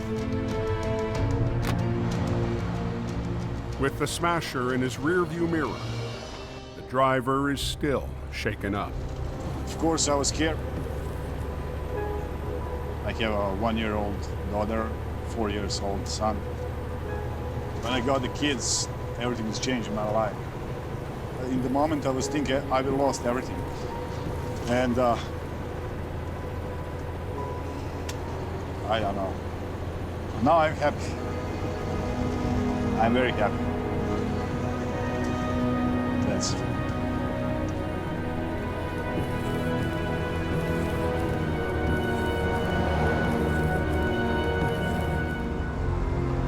looking like northbound. I heard something about a closure at Coldwater. 10 miles up the highway, Apparently the truck's on the northbound side and it's on fire now. All trailers engulfed right now. a truck fire has brought all northbound lanes to a crawl. How did the driver make out? Truck driver was okay. The fire started after the vehicle jackknifed and the truck's battery ignited. They letting anybody buy that fire yet? No, you can't go anywhere. The Coke is backing up fast on the week before Christmas. It's gonna be a long night. Highway's closed northbound. Up at the last turnaround is Bright Creek. Okay, thanks a lot, driver. Jamie's lead flagger, Robert Muckwa, races to the fire.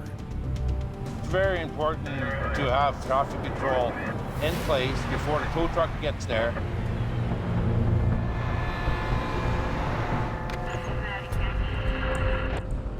Robert sets up half a mile back from the accident to warn drivers. A lot of people are going home to their families for the holidays. Plus, we got truckers that are delivering stuff to stores and that for Christmas. The trailer is loaded with groceries. But with no firefighting service available here, authorities have no choice but to let it burn. Does anybody know if the Coke's open northbound? No updates yet. Trailer's still up in flames. We were assessing this trailer to see if that wall was going to collapse, but it seems like it's holding. As the tires heat up, I just don't want it to start popping off those tires. Right. there's a risk of explosion. We don't want any injury or property damage of a vehicle going by. There's a tow truck trying to get through to the accident scene. Robert may be running traffic control, but the raging wreck Hey, buddy. Come on. Good, good. now belongs to Al Quiring. Yeah, it's cooking. It's cooking. The rig is owned by a Quiring customer. So tonight, for the first time, Jamie's head of traffic works for Team Green. I'm not biased. He was available, and I needed a traffic control, so Robert was a good choice. I sent Robert up there to give Al a hand with some flagging. Merry Christmas, buddy. To relieve the backlog, We can probably get them squeaking by. One at a time, just tell them to go straight through. Yeah. police decide it's safe enough to let one lane of traffic through. How about it, guys? Are we on the move from this accident scene northbound? Yeah, you guys are. But if the burning wreck gets too dangerous, they'll shut the highway down. Thank you very much. Have a good Christmas, guys. And right now it seems to be just a steady burn. We're just trying to clear out as many vehicles as we can at this point in time. At 365 degrees Fahrenheit, the tires will blow.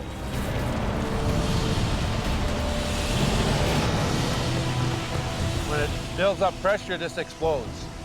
You can hear them. Just wait for it to slow down.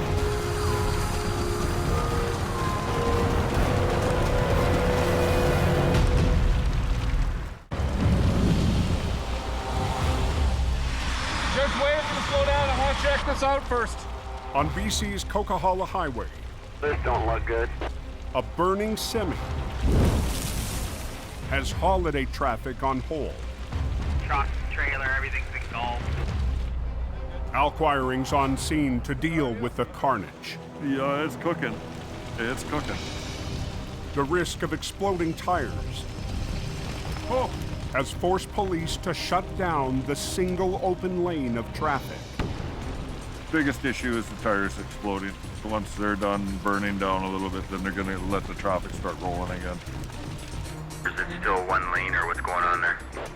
Hopefully we can get one lane open here soon. Close so she burns out.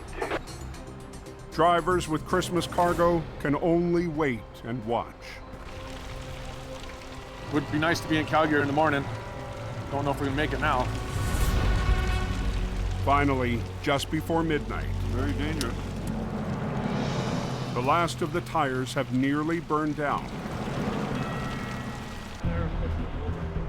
Al and Robert can get close enough to snuff out the flames.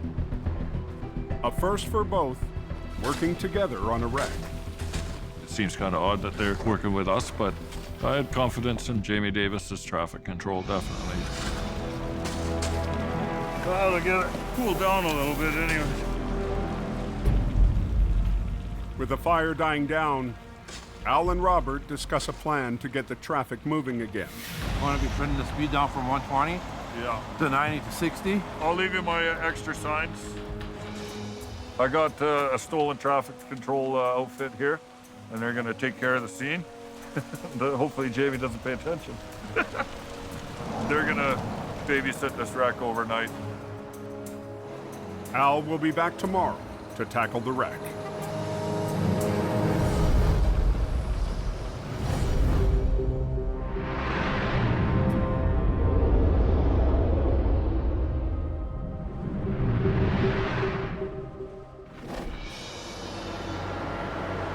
Early next morning, on Highway 16 east of Edmonton.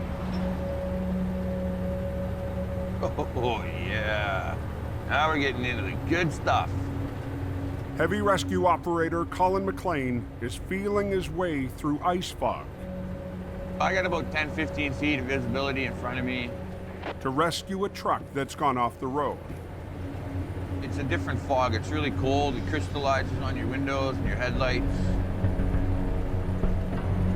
Sure hope a cow don't run across the road. Colin is one of the last drivers working for Jamie Davis in Alberta. There's thousands of layoffs going on all over the oil fields. We've laid off staff. We're down to a very minimal crew. It's Colin's first wreck in weeks. Everybody's feeling the pinch here in Alberta right now. It's just something we're gonna deal with. Coming up. Oh, yes. Yeah, he ain't driving that out of there. Oh, yeah, deep boots are good.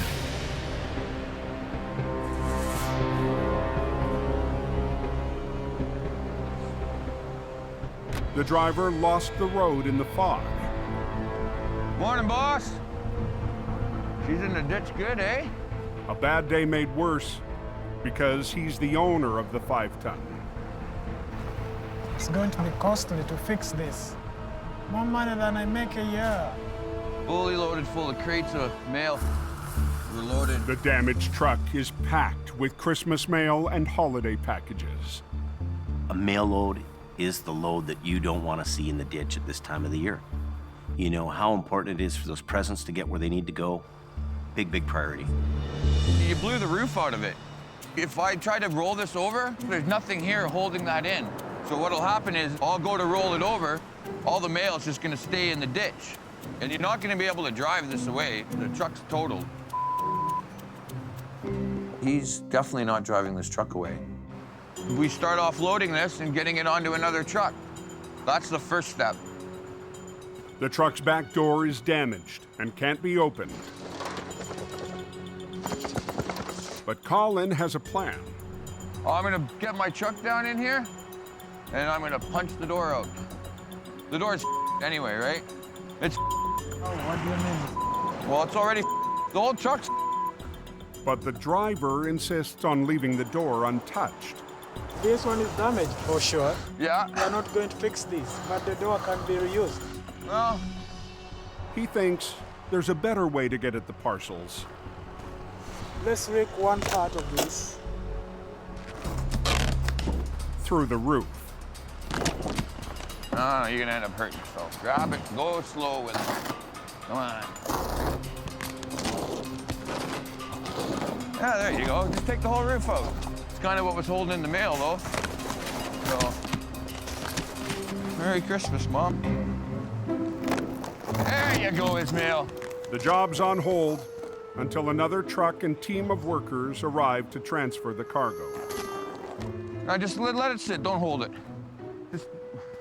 All right, hold it. The truck has sustained so much damage to it. If we don't empty it and we operate it, we're gonna rip the truck into pieces. We got our work cut out for us on this one here today.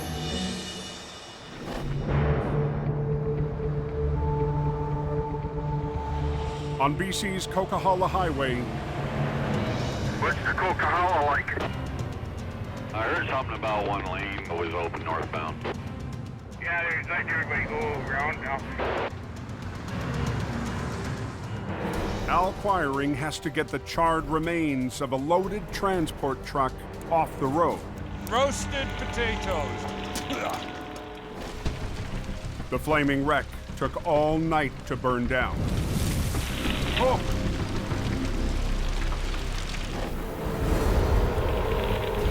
There's nothing left other than bare metal and crow food.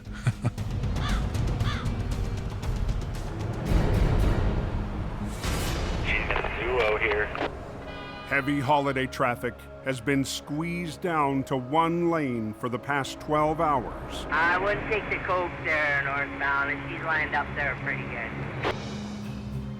Just grab this, throw it in there. We'll break the out of here nice and easy. Al's brought in a demo crew and an excavator to get the smoldering wreck off the highway. Just tear it apart with the hoe? Yeah, I think that's a good plan. Why couldn't it be a beer truck? Our money truck. That's the one we're waiting. 30 years, I'm still waiting for the money truck. Copy, Al? And Robert, Jamie's top traffic controller, is back to help out Al again. You there, Robert? I'm here, buddy, I'm here. Al knows that I know my stuff. I'm there to keep everybody safe. I make sure of that. And we're gonna break the truck out of there. We'll load it up on the low bed there right away. Hopefully by then we're gonna have the big demolition trailer. Okay. To keep the cleanup moving and traffic rolling, Just fold her down into a nice pile. Al will have to keep the excavator away from the single live lane.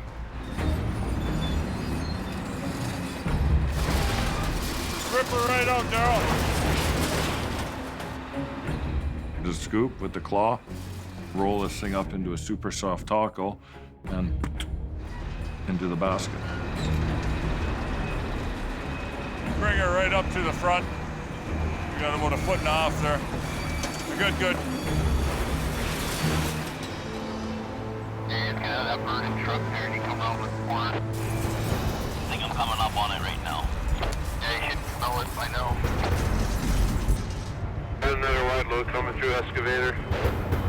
We've got the excavator lifting up stuff. We're doing what we can in that single lane, but there's sharp edges.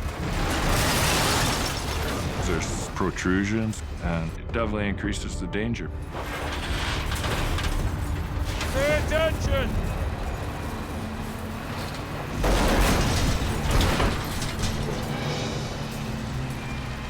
Two hours into the cleanup, the first load of the charred wreck What a mess. is ready to roll. Merry Christmas, Al. Yes, sir. Thanks again. All right, see you later. Yeah. But the rest of the burned out trailer must be broken down before it can be hauled away. Hey, Al, demo trailer's here. Robert, you on channel? Now go ahead, Al. Stop traffic after him.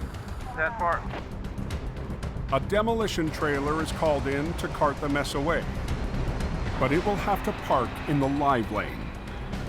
Northbound, we're gonna have the road closed.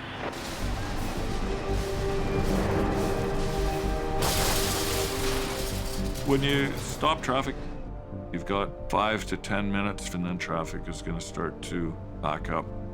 It's important that you keep that traffic queue as short as possible. But the mangled trailer is taking longer than expected. When you got big, bulky pieces, you can't stuff it in there as easy. Run! Hey, anybody tell me what's going on? Well, we were moving. We came to a stop again here. Traffic is piling up. Okay, just traffic backed up, passing signs, you're right on the corner. Is it part of my first set of signs, driver? Yeah, there are about 20 cars that alter the signs now. Oncoming vehicles now have no warning. My biggest worry there was somebody else coming around that blind corner and... Hey, Al, do you copy? Acquiring, do you copy? I got a line up behind me.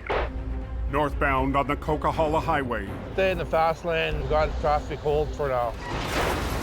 Al's crew works fast to remove the last pieces of the burned-out semi as holiday traffic stacks up. Backed up, passing signs, you're right on the corner. All lanes are now closed for the excavator and demolition trailer. Is it part of my first set of signs, driver? But Robert can no longer warn oncoming traffic to slow down. Yeah, there are about 20 cars that alter the signs now. Hey, Al, do you copy? Al, I have to release the traffic because the traffic's past my signs. But 20 minutes after the closure, getting all the debris and everything off the road. Al's got the job mopped up. We're gonna open the road. Okay, watch out. Okay. We're getting the traffic going. Looks like traffic's moving here. Have they got a lane open now? One lane. That's what we're liking. Have a nice day. Have a nice day. Merry Christmas. Could be a door greeter for the Coquihalla. Beauty. Looks better than it did last night. Very good, buddy.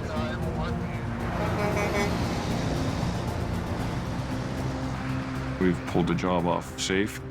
We got that traffic moving as quick as possible. It won't be long till turkey dinner. Thank you very much. Have a good Christmas, guys. Merry Christmas to you too, my friend.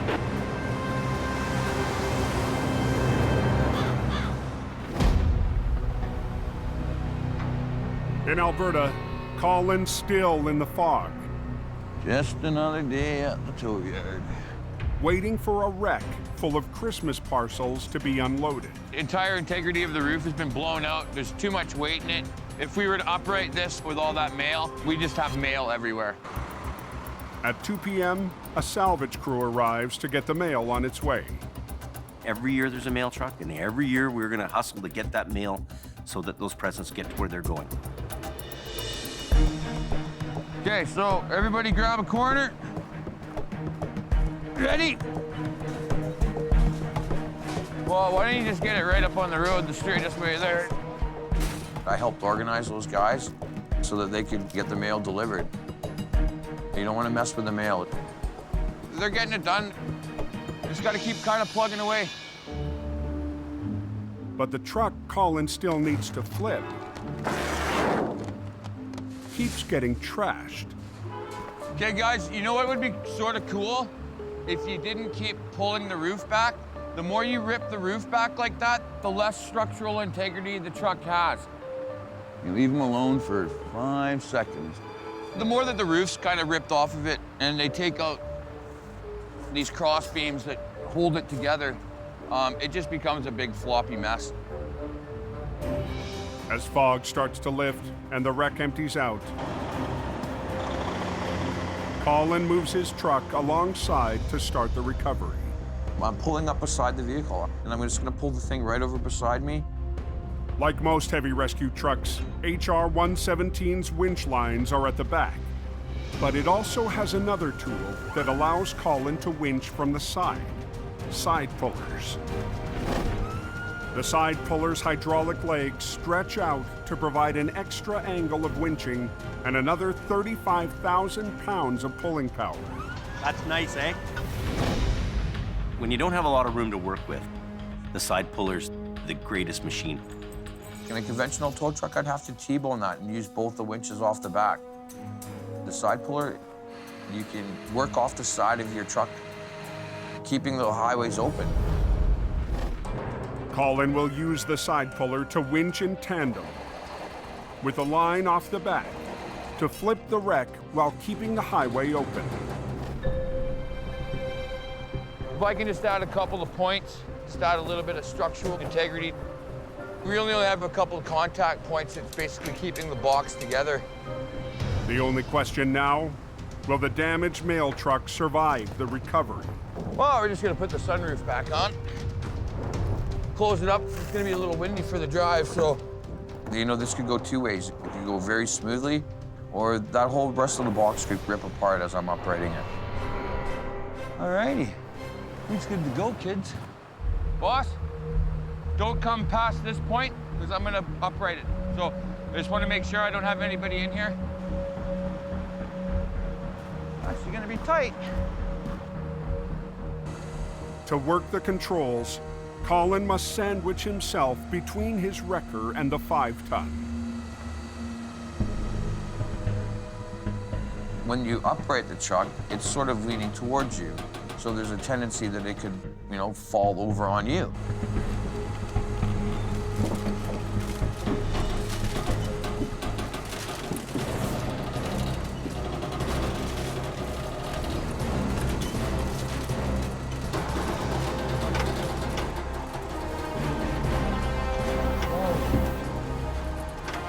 I might even be too close to it. Watch yourself. Watch yourself, mister.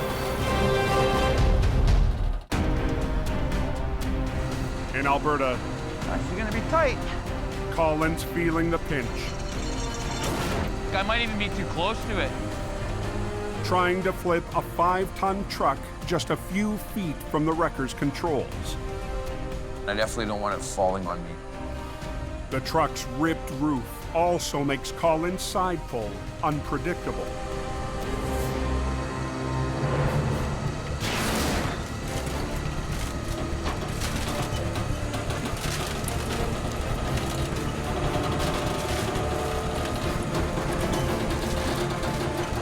Watch yourself, mister.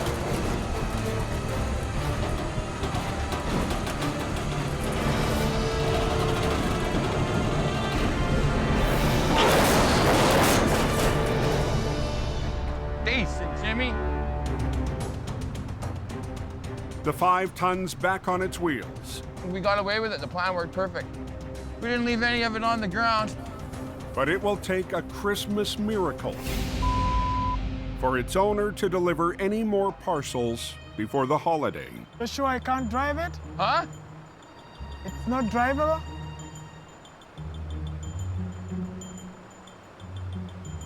No, Ismail, that ain't drivable, buds.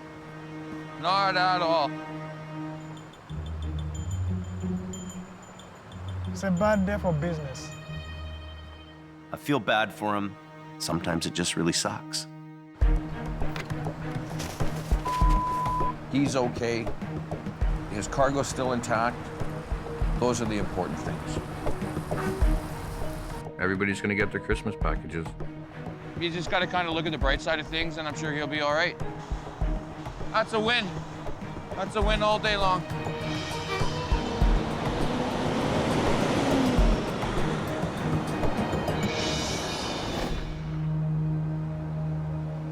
Back in BC, Holy, it's snowing. Snowing like from one side of the head all the way to Juliet. a final wave of Christmas traffic braves another storm on the Coquihalla summit. Extreme snowfall warning tonight. 10, 14.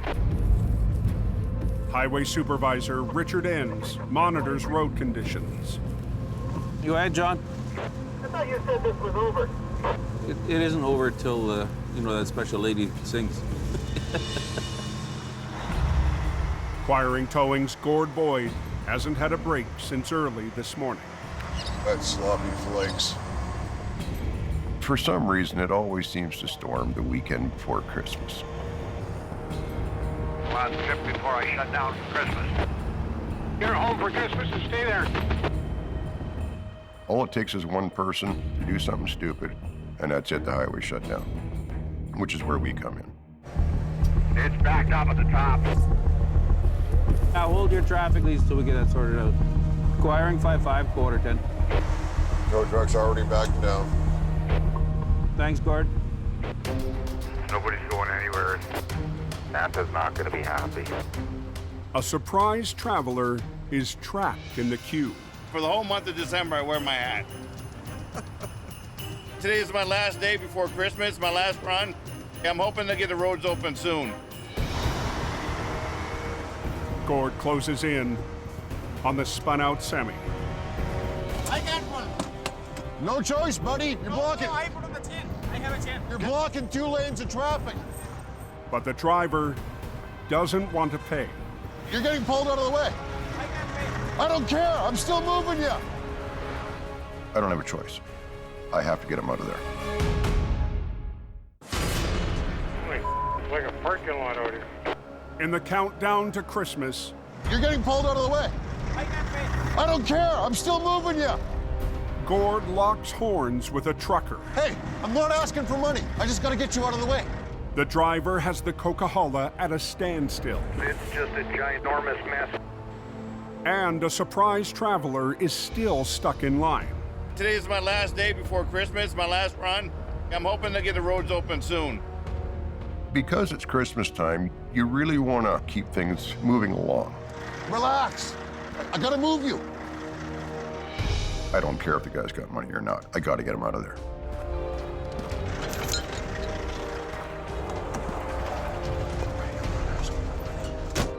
I don't want to pay. I don't want to pay.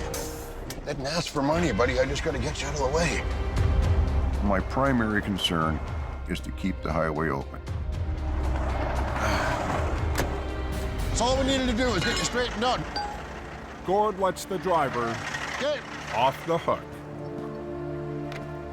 It's Christmas. What the hell? Cut the guy a break. I'm heading home. Makes me feel good to get the road open. Hey, Gord, thanks for what you're doing. Merry Christmas.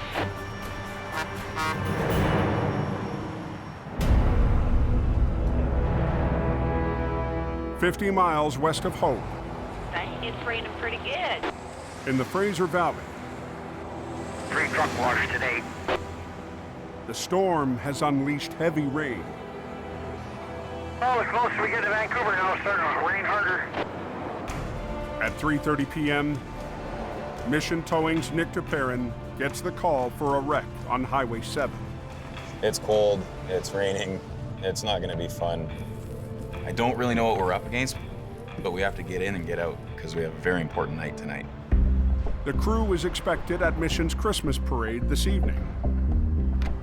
But for Nick and heavy operator Neil Wakefield, duty comes first. Apparently the truck crashed in the ditch there.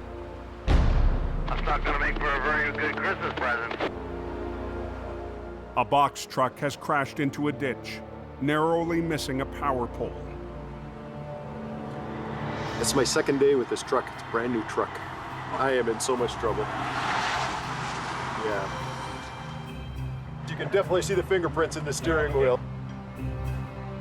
The truck's empty, but because of its tight position beside the pole, Nick and his crew have limited angles.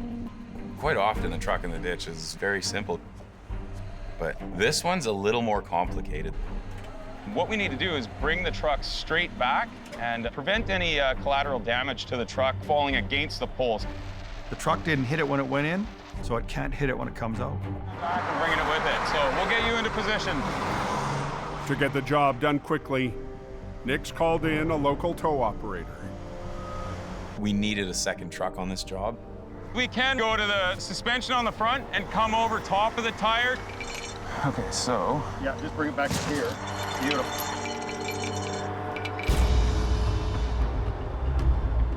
You're gonna lead with your passenger side line. I want to double check that cross member once we start pulling in there. Okay. All right.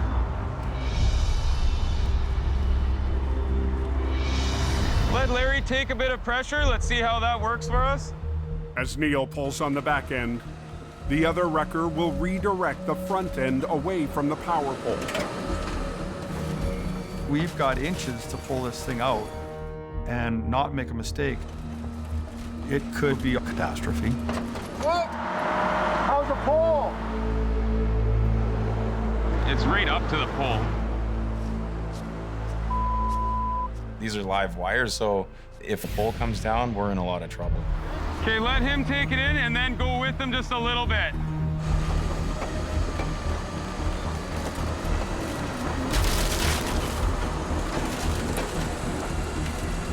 We're clear that pole now. The 5-ton still needs to make it up the steep ditch and onto the road. This one's gonna take a few different steps to finesse this thing out of here. They're aware we're gonna have to turn it, shut it down? Okay.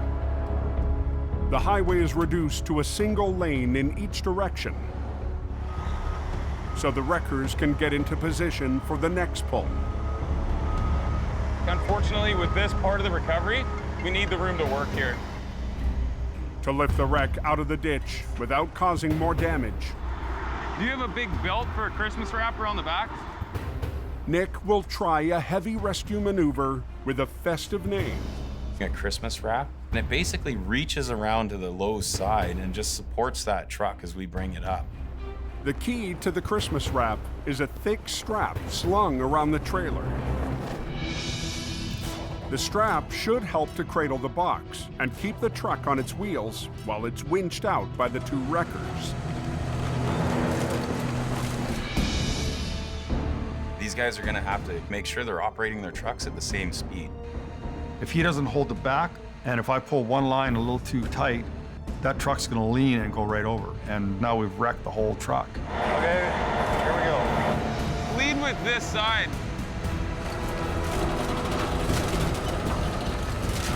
You want to start taking that one up a little bit? Hold on. Hold it there, Larry. A little support on the back.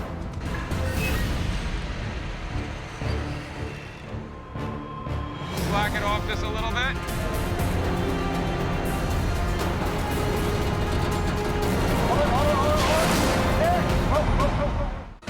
Lead with this side. On Highway 7, hold it there, Larry. Mission Towing is using two wreckers to muscle a truck out of a ditch and away from a power pole. If you get out of sync for a split second, the whole job can go sideways in a heartbeat.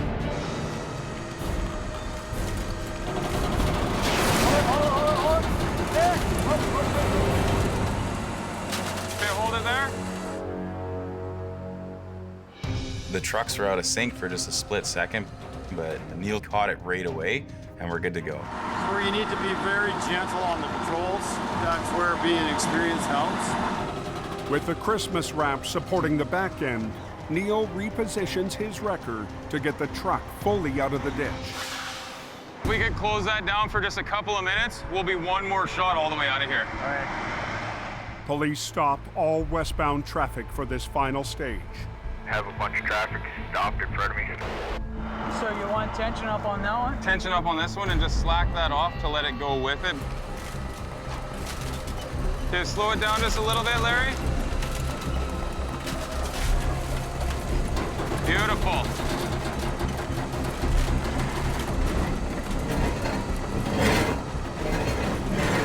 Okay. We can take the slack right off of this, we're good. Neil, Nick, and the Christmas wrap deliver a heavy rescue gift. The box truck is out of the ditch. For us on this one, we're very happy that it's up onto the road. It had a potential to be ugly. Absolutely. We got lucky on this one. Beautiful day.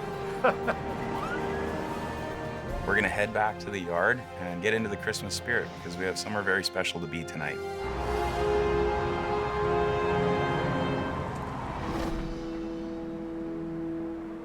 As night falls,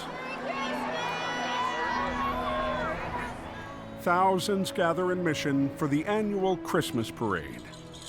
Most of Mission City is there, lining the streets of First Avenue. Parade night. Mission Towing readies to roll out. Fresh wash job. To add a dash of red to the community event. This is a parade that my family has been involved with since I was a little kid. We're ready. We look forward to this every year. Merry Christmas! We have a few trucks leading. One of the traditions is that one of our trucks always hauls the Santa Claus float. We really enjoy giving back. And if it wasn't for the people in our community, we wouldn't be here as long as we are.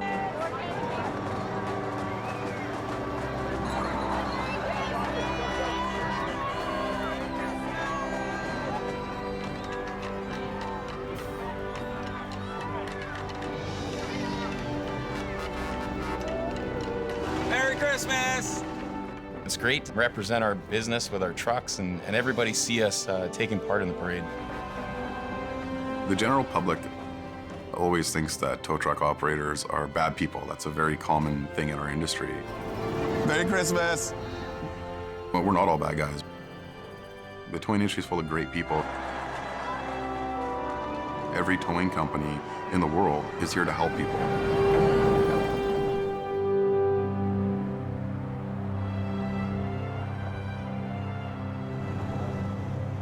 And the level of commitment and sacrifice that tow truck operators make, it's unbelievable. They miss Christmas, they miss family events, and go and look after people and help people 24 hours a day, 365 days a year. Without question. You're paid for your service, but it's more than just the money. It's a way of life. Yeah, we're gonna go in another truck. You're gonna stay nice and warm now? It's a huge, huge responsibility that we undertake to be in this industry. Hey, buddy. That's a nice one, dude. Cool. This is the kind of call that makes a tow truck driver feel good, because you're helping a family get somewhere safe. It's about helping people up there more than trying to get hold of people's credit cards. I understand that I'm sacrificing my family time so other people can get to spend time with their families. I feel good about doing that. Okay, when I lift, you lift. When I shift, you shift. Good? When we show up, people are just in a bad situation or having a bad day. Really, we're just there to help. Okay, you have a good day now. Thank you so much. You're more than welcome. We look after you. That's what we do. It's a good feeling. Thank you, sir. You have a super Merry Christmas. Next time on Highway Through Hell. Take your brakes off your trailer! A Coca-Cola cowboy. Wrong. Truck to pull, Jas. Why Gord Boyd Stay off my hill. never backs down. There's a totally different side to them. The mountain's iron grip puts the squeeze on Johnny. Stuck bad, bro. And a rolling wreck That's crazy. has Nick at the end of his rope. Oh, Trip! Hold on. Let it out!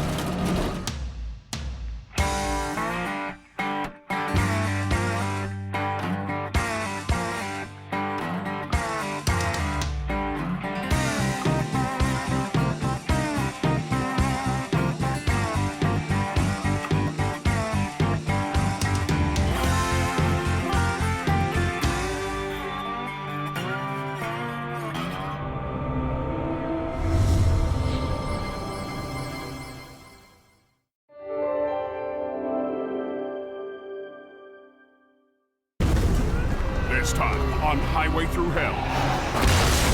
A jackknife on a bridge. Uh-oh, it's on fire now. Puts Jamie's crew on edge. Watch out. Scary ride, man. A mountain recovery has Mission Towing in deep. It was a mess. And a mangled load We have to get this sketchy-ass load down into town. makes the canyon run. Here we go. on the highway through hell. The last line of defense is a heavy rescue team ready to tackle any disaster. Because closure is not an option.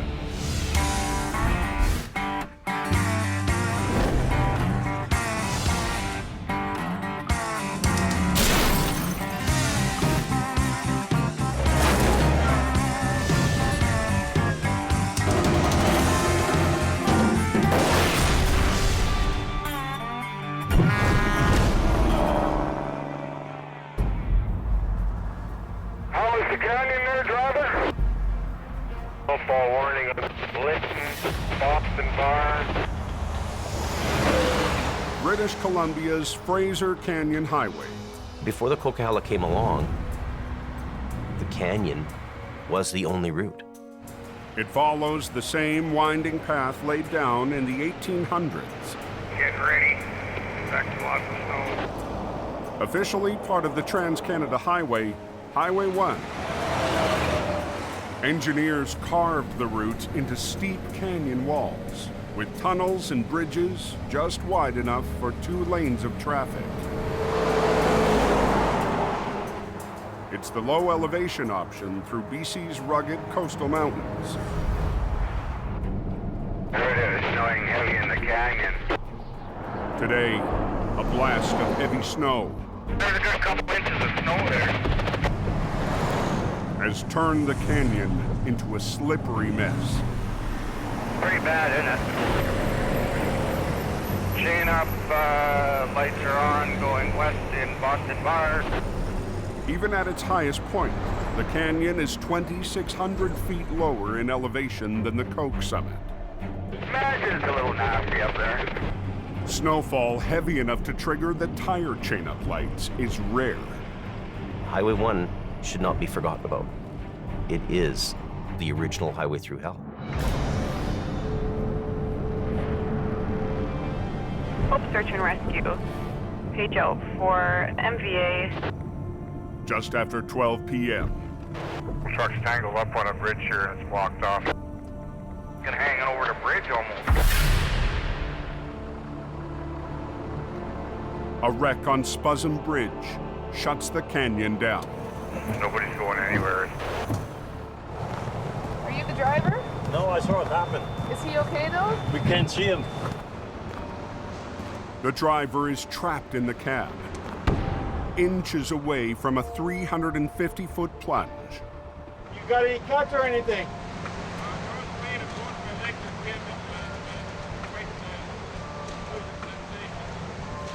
Okay, we've got help coming for you. Could smash that window. Yeah. Just hang in there.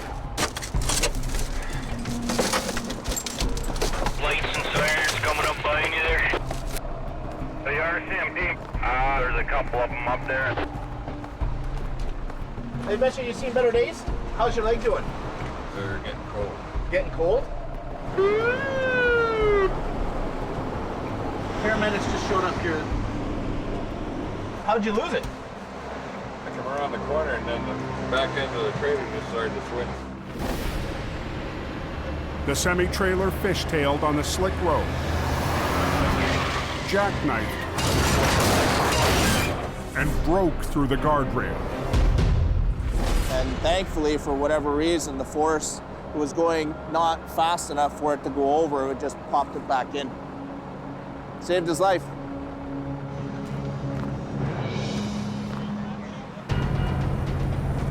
"25 miles away, Ken Monkhouse races to the scene from the valley. We're going up to Spuzzum Bridge. Buddy driving it is still entrapped. Last winter, Ken left Jamie to work for Mission Towing. Seen better days. But he missed life and hope, Thank you, sir. Have a good day. and the chance to run a heavy record. Really happy to have Ken back. I'm happy that he's there. This is one of my first opportunities to get in there and show him I got what it takes to be a member of the heavy rescue team. We're gonna get up there as quickly as we can, but we don't want to crash too, so. Jamie Davis is already en route. Everyone is on their way here, okay? At the crash site, The railing's still pretty intact? Yeah. first responders rush to get the trapped driver out. Yeah, the road's closed if you're at Spudson Creek. The truck's jackknifed on a bridge. It's going to be a while to get him out of here. Ken arrives in Jamie's 16-ton army truck. That would be a nightmare. Surprised the cab stayed on. Rescue crews brave the damaged bridge to get the injured driver. They're in the part of the truck that's hanging over the railing on the side of the bridge. Your stress level does not get any higher. After a quick assessment, Ken calls Jamie Davis for backup. It's bad. This thing's at both ends, and the back end of the trailer's facing Boston Bar, so we only have access to the front of it. Okay, part of the cab is hanging over the edge of the bridge. Highway 1's closed.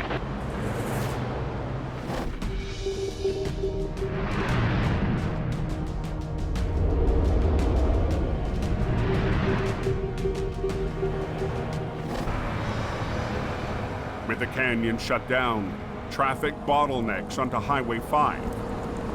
Snowing heavy all the way from top. But the same storm system is hammering the cove. Are they making us chain up? Yeah, you need them on. This way. On the sand. Drive on the sand. It's a big headache Really? for highway boss Richard N. Get over on the sand. When Highway 1 gets closed, that can create a huge backlog of traffic, which ultimately just floods us. Don't tell me. Acquiring 5-5 Quarterton. Hey, tow truck's backing down the hill again. Richard calls in Gord Boyd and his quiring record to clear the stuck semis.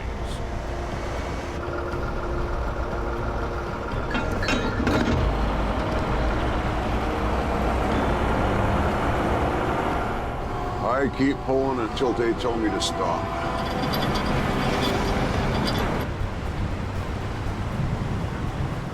Yeah, you are coming back down, right? Yep, if you need me. Yeah, here we go. There's a dump truck pulling a quad trailer. He's definitely gonna need a tow. He's done, Richard. He's done. Yeah, hold your traffic. Highway shut down up ahead of you there, bud.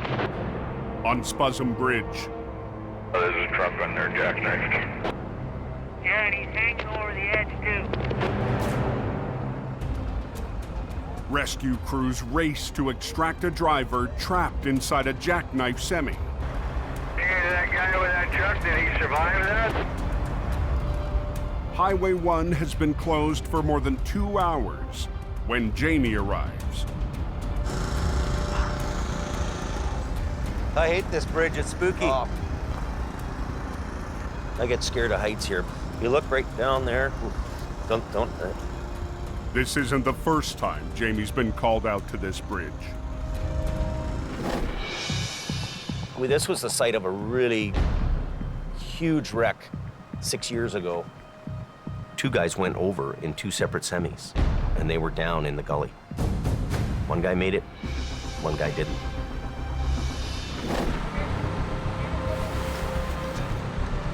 Okay, keep coming.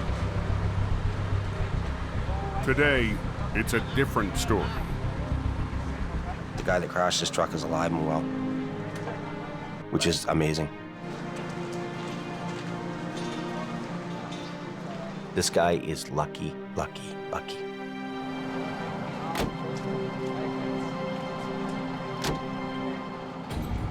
Now it's up to Jamie to remove the wreck. Pressure's on to open the road. You know, we've got to pull this off. But the jackknife is blocking access to the north side. We can't even get around with a wrecker on the bridge because it's so tight. It's a 5-hour drive to get another wrecker all the way around. But Jamie's in luck. Well, we got Bonesy here on the other side. That's good.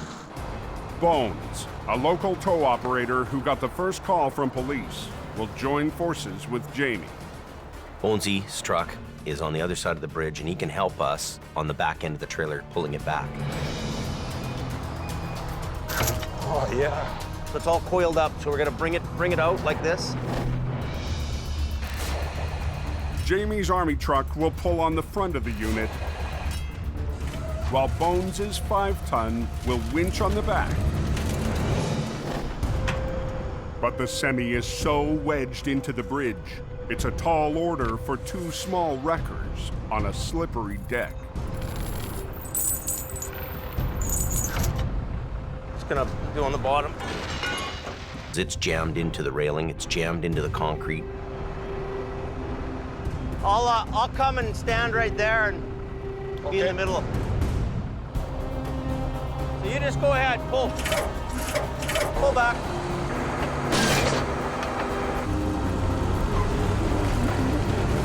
Slide back, eh?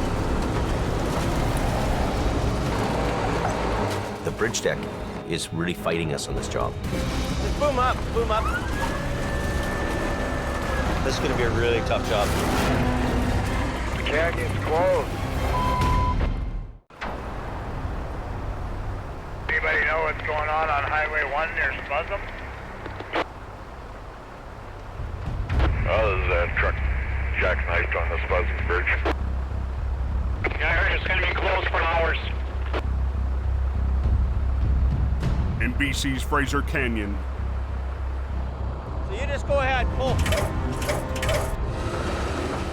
Jamie, Ken, and local tow operator Bones struggle to clear a jackknife hanging off a slippery bridge. We've got the middle of a bridge deck. We've got, 350 feet down. Cab's totally crushed. Sliding back, eh?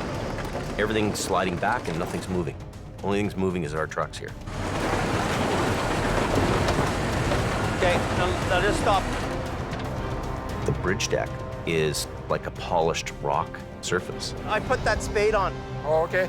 And the trucks aren't biting, they're just slipping on the surface of the deck. Okay, let's get the deck truck down. We're both maxing out, so a little bit more on this one, it'll help us. Jamie drove a deck truck up to haul away the crushed cab. It's got a big 25,000 winch on here. Now he'll add it to the mix We'll run it off the end of this deck. and see if 3 trucks will be enough to unfold the wreck. Can I have that block of wood? Thanks. That'll work. We've got the army truck on one side of the bridge, pulling on the trailer. We've got a flatbed to pull the cab around, and we got Bonesy's truck on the back end. The pressure's on. I mean, we've got to get this thing open. So just pull to what you can pull. Don't overdo it, right? I'm following your direction. Pull, pull.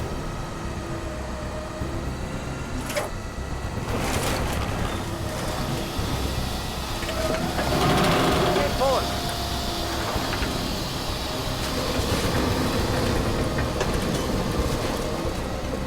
All right, front end's up in the air. Keep pulling. Keep going. Pull a little bit.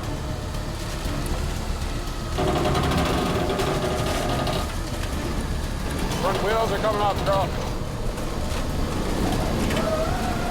Good job. We're into the railing now. Okay. Okay.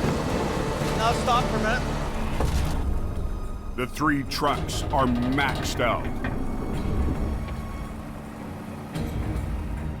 We're working in some really tight quarters here. And we're right on the edge of the railing.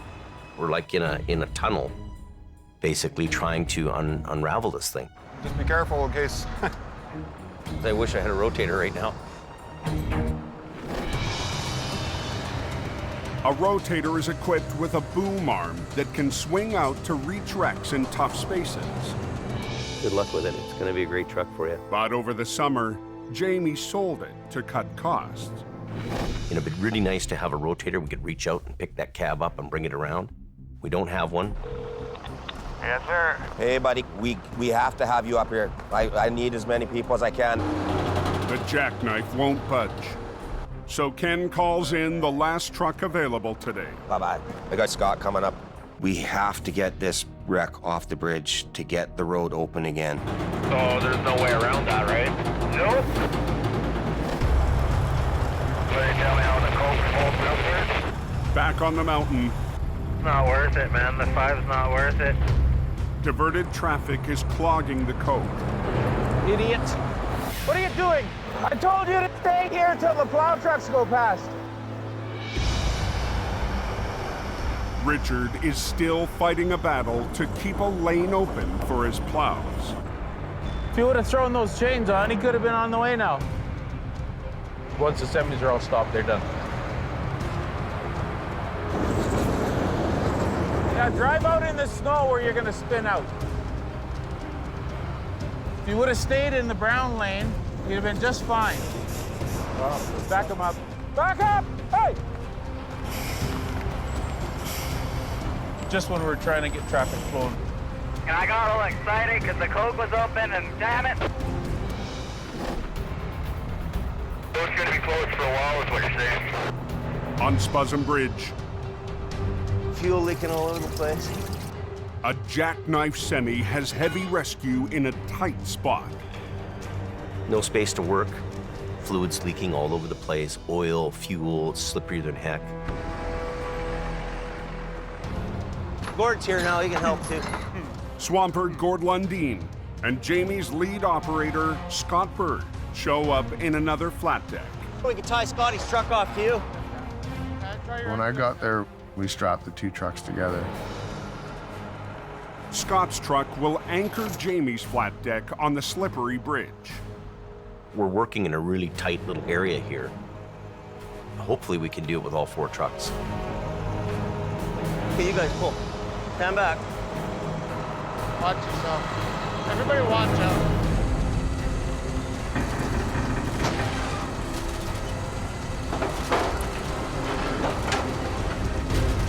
We're getting there, Jimmy. Barely.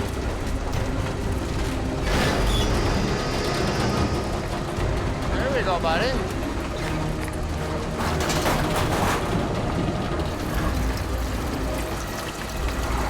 Keep going, son. Keep going. But as the cab comes off the railing, Here we got spark. We got sparks. Sparking again like crazy. Watch out, get out of there. Anytime you have sparks, you have fire. That's on fire now. Uh-oh.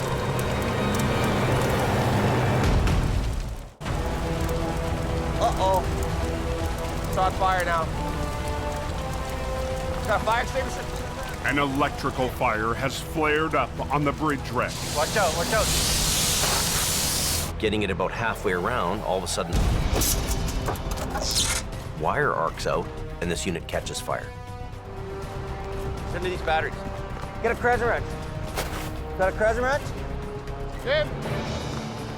Here. And we've got flames happening because the batteries are still energized. Jamie must disconnect the batteries that are sparking the blaze. There's diesel fuel everywhere. There's diesel fuel on the bridge deck. That's just something we don't even want to think about. Hey, it's going in the cab, man. How bad is that? Oh. Keep spraying till she won't spray no more. Spray the hell out of it. Oh, let's get the batteries disconnected quick.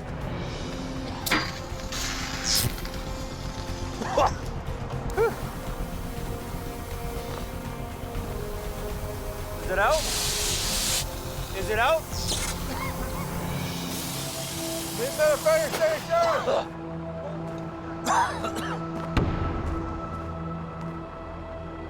Is it out? We're good.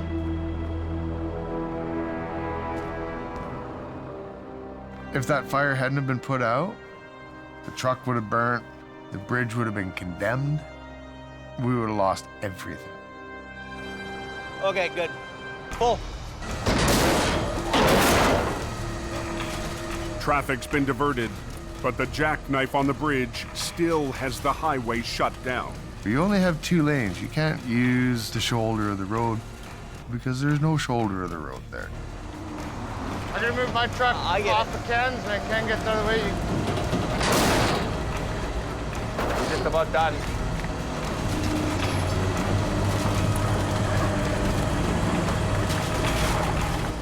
You there? Yeah, I'm there. Okay, undo her. Let her down. Okay, get this wreck off the bridge. Good thing's mangled, eh? We have to chop up that in the front. We can't have all these parts and pieces hanging off of it when we're going down the road.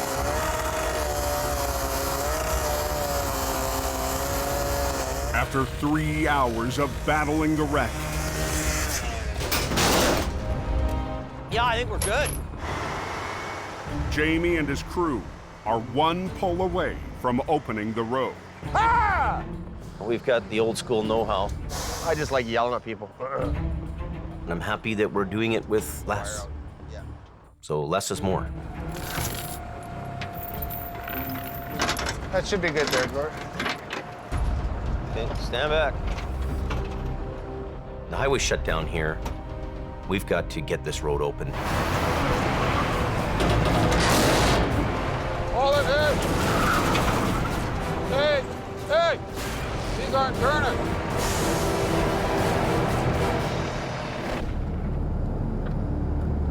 Any of you southbounders, I don't know if you can fit through or not, but there is a couple trucks all over the highway. As light fades up on the coke, There's 4 no posts sitting across the 2 lanes, the middle lane and the hammer lane. another crash threatens to bring traffic to a halt.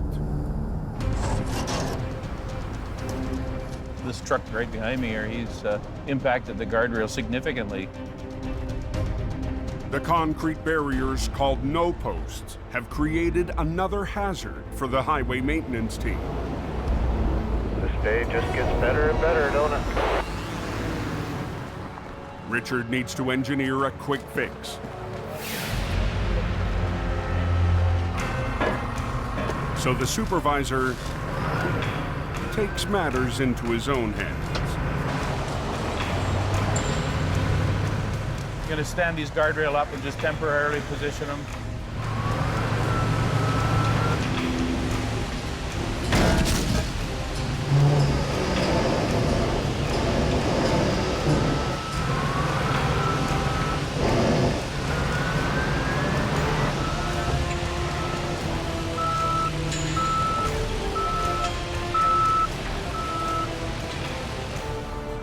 Just want to get all these chunks of concrete because they'll cut tires and everything else. 30 minutes after the accident, Richard and his loader have the no post back in line. That'll get us through the night anyway. She's all cleared up now. Yeah, the coke's open northbound. Woody, stand back. On Spuzzum Bridge, All it is! Hey! Hey! These aren't turning! a semi that's been blocking Highway 1 for 5 hours refuses to roll. No, they're locked right up. Okay. The semi's brakes locked during the crash. The airlines needed to release them are destroyed. This is just a bad deal all the way around. Okay, we got the case of bricks. The only option is to manually unlock the brakes, one wheel at a time. You got yours, Scott? Sakes, I can't even get the cover off. It's one of those moments where you think, maybe that nice little office cubicle would have been nice. You want me to crank it from up top, Scott? I can't move it. Be warm and dry and not stinking like diesel and yeah. I want out of here.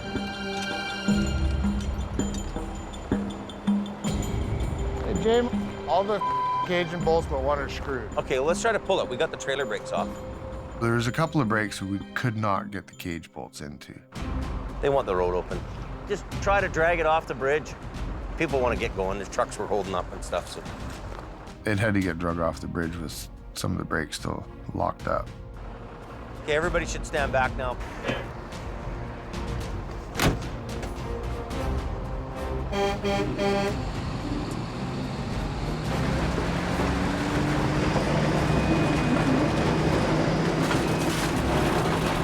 There you go. One more truck off the road.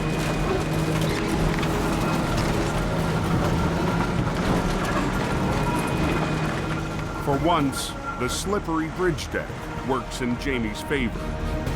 That trailer's getting worse and worse. Hey, Scott. You know what? That side is breaking as you're moving it. That's gonna bust. That thing's gonna bust in half, so I want it unloaded. Okay. And it's all breaking here. And if this snaps anymore, the whole load's just gonna wind up on the highway, so. This whole truck is so mangled, it's a sketchy load, period. And it isn't going anywhere. We're gonna have to come back tomorrow to deal with this. That's just how it is. It's open.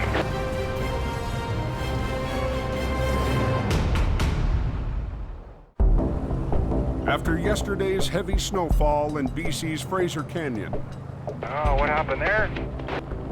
a 30-ton wrecker and support truck make the steady climb up a logging road.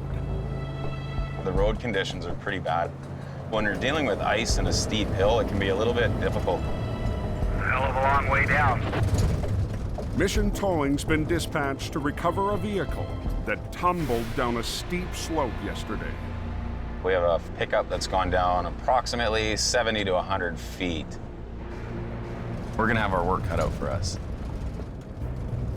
Nick DePerrin leads the off-road recovery. It's extremely hard to go up into these areas to pull these wrecks out of there.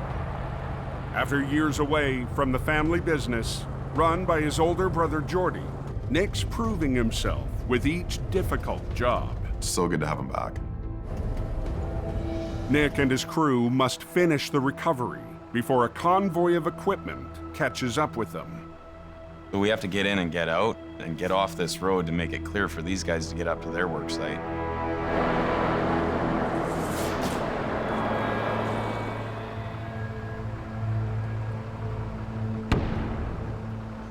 Wow, scary ride, man.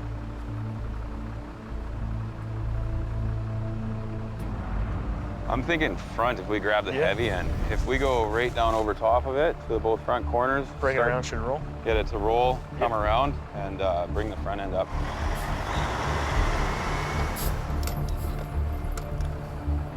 Driver Dylan Greenwood is also on scene to muscle the wreck up the bank. Good to go? Yep. Dylan has a lot of experience with working up in the mountain. They'll need more than 70 feet of winch line to get the wreck on the hook. We gotta be pretty careful today because we don't want to break any ankles.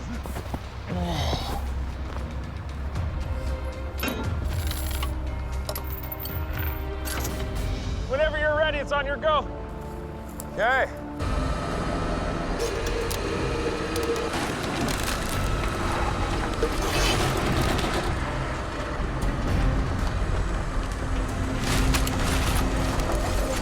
That's a little better. Beautiful. Hold it there. Can you slide me another chain down that line? Okay. Incoming. Nick re-rigs to move the pickup up the hill through a wall of brush and snow. Coming out. Yep. Showtime. Both lines in. Both of our lines hooked to the tow hooks allows us to essentially walk it up the embankment.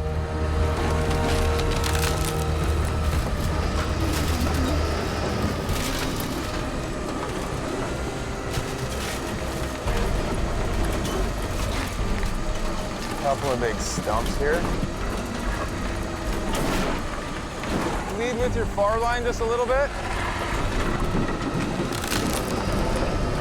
If this thing gets hung up, it can dead stop this job right now. It's fighting us.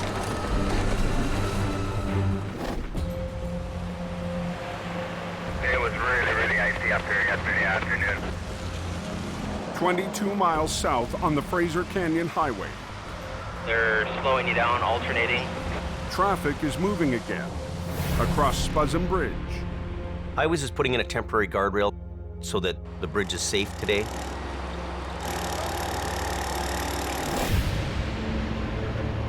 Yesterday, a semi jackknifed in the middle of the bridge.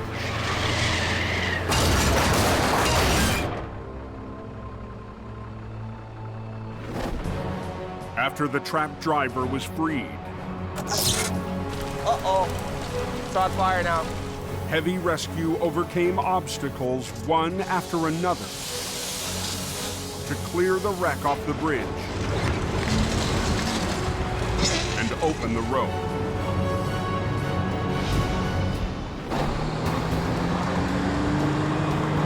The trailer has been unloaded and is ready to be towed back to Jamie's yard. Okay, go for it, boys.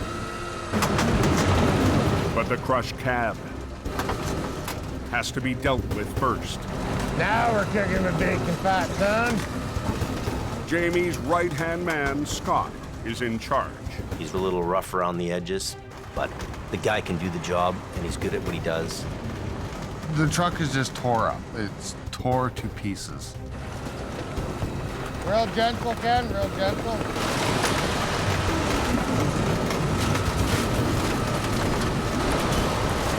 Good, good, come on, nice. Like it was meant to be. But the twisted tractor is far from ready for the road. Yeah. Right there is good. Park there? Yeah. The cab is hanging over one side. We need to shrink this load. Jamie's newest hire, Mike Reynolds, has brought a wrecker up to tow the trailer. But first, Scott needs him to help with the tractor. Mike, I want you right in here. Boom to the back of the sleeper. I've worked with Ken for a long time, so me and Ken, we communicate. Mike, maybe he does things in a different way than me. Hey, straight go! But Scott doesn't think Mike gets his game plan. What's up? What do you need me to do? Before you do anything, check with the scene coordinator. Jamie's the owner of the place. I'm the scene coordinator. Scene coordinator, the captain of the ship. Want to freewheel that other side, Ken? Scott decides to use the wrecker's boom to nudge the cab onto the flat deck. Just get the boom inside of the jockey box, lift it, gently push it over.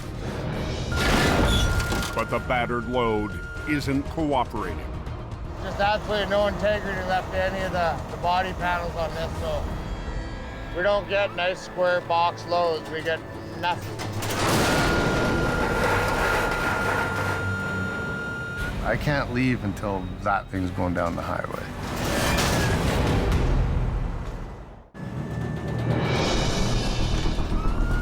On Highway 1, this is our mess of the day. Jamie's crew struggles to get the twisted bridge wreck ready to haul. Just absolutely no integrity left to any of the body panels on this. 2 hours in, the boss rolls up to check on the job. It's not a neat load, it's not a tidy load, it doesn't look nice, it isn't nice, it's sketchy. I tried to do it the easy way. Didn't work. Jamie isn't impressed with Scott using the wrecker as a battering ram. Putting the boom into the end of something. It's not my first way of dealing with that. Metal on metal. Not trying to be the boss or anything. Scott and the crew will try to winch the cab onto the flat deck instead. Okay, Mike.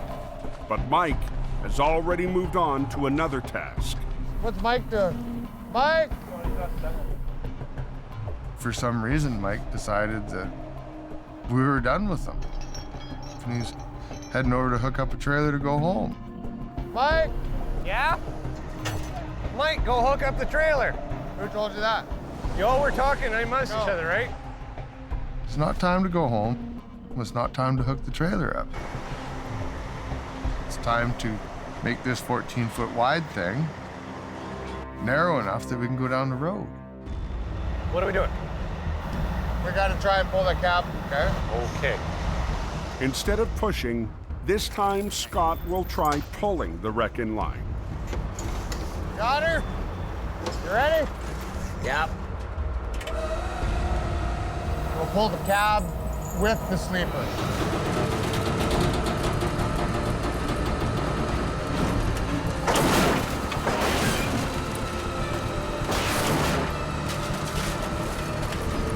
Okay.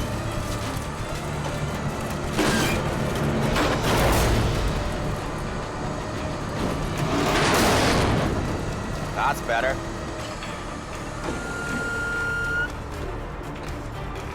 That's about as good as it's gonna get. What we're gonna do is we'll put the Tundra in front and we'll just put the lights on, right? Flashing lights.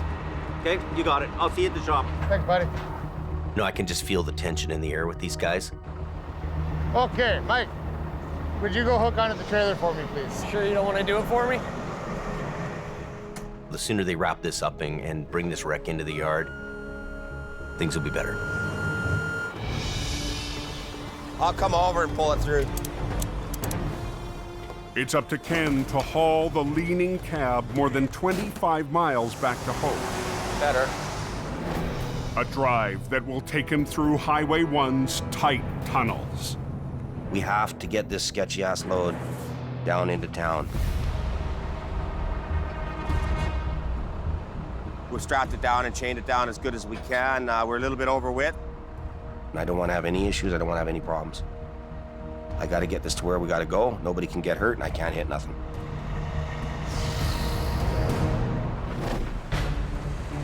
Swing it over about 2 feet. A little further. This side just a bit.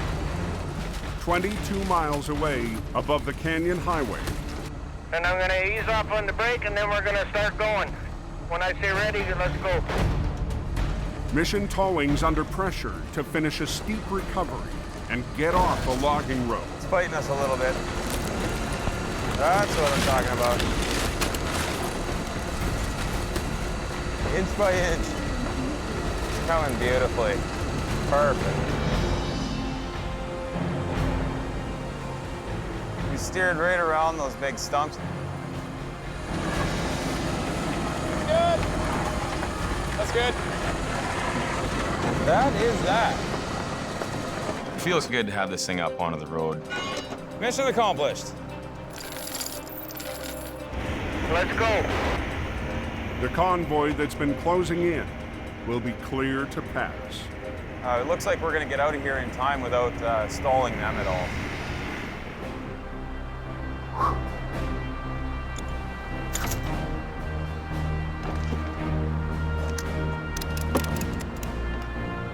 Nice job, dude. Yeah, perfect. We're out of here. All right, man. Get out of here. Anything's possible on these types of roads. It's a huge relief for us to pull away with this thing.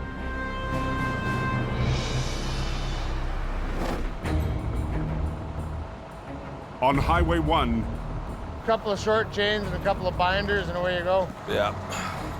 Ken gets ready to haul the bridge wreck back to town. But the precarious load Better. would make any driver nervous. This is a load that you don't want to do, but you got to do it. We're doing it as safely as we can. Okie dokie. Robert will drive ahead to warn oncoming truckers. We've got tundra piloting vehicles, flaggers front and back. It's now or never. We gotta go. They need to clear 3 narrow tunnels to get the wreck to the yard. Yeah, I'm hoping we don't get smoked by semi-trailers coming into the tunnels that aren't on the radio. We've got a wide load coming down. Either stop or slow down or get the hell out of the way. My heart's pounding 1,000,000 miles an hour. Yeah, get that line coming there, Ken. And here we go.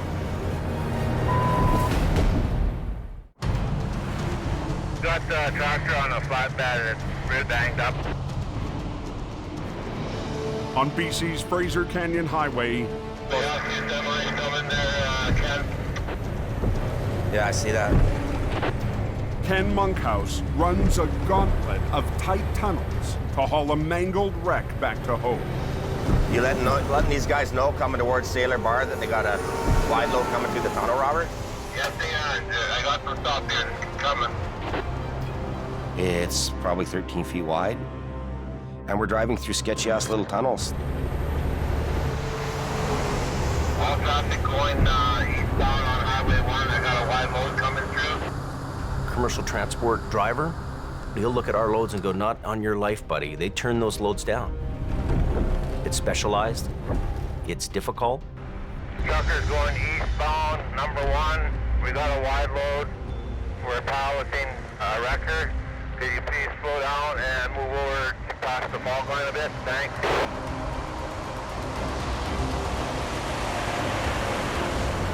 Ken has 2 more narrow tunnels to go.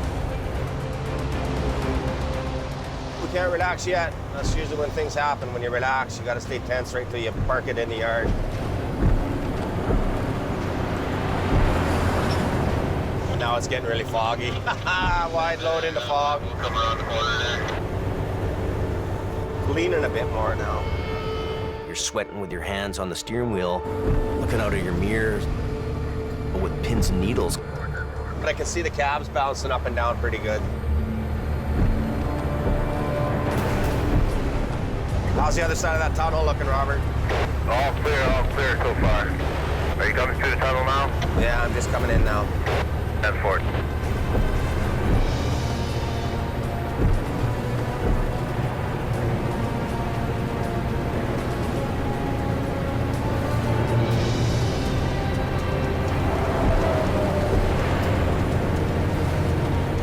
One more.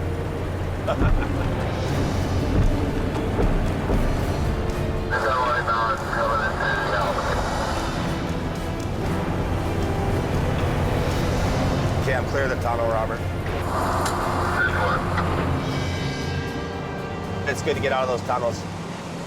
Ken makes it out of the canyon.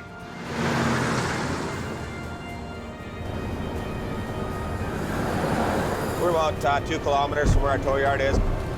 We're almost to the finish line. Guys like Ken pull off these hard jobs.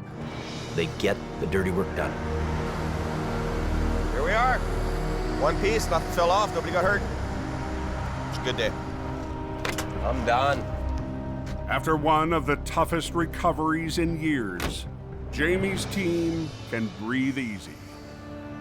It was a really big job. Sigh of relief, I think, for me and everybody that it's all done. They did a great job, and they can relax a little bit. And then tomorrow we're on to the next one. But some of them are just unforgettable. Next time on Highway Through Hell, a freak storm Ordered the hurricane sends a semi airborne. This is sketchy. Holy crap. A heavy wreck Less than a 10-minute closure. puts Scott and Merv to the test. And We're going fishing. Al and Gord, A big giant turtle. battle a monster truck. Gord,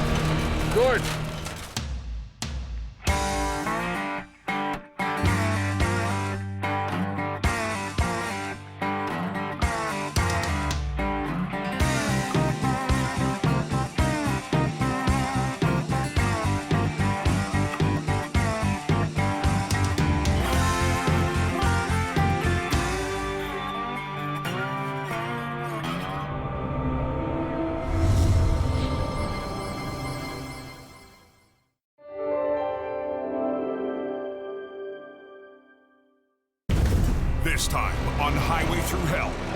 We're gonna roll some coal. Al's back in the bog. We're gonna rip this tractor out of here. For the final battle. You guys ready? There ain't nothing but misery and agony. A rock slide. It's a very big problem, extremely difficult. Has Jordy fighting a train wreck. You get everybody clear? And tough times. I'm facing some tough choices. Have Colin at a crossroads. Hey, Jamie around? On the Highway Through Hell. The last line of defense is a heavy rescue team ready to tackle any disaster. Because closure is not an option.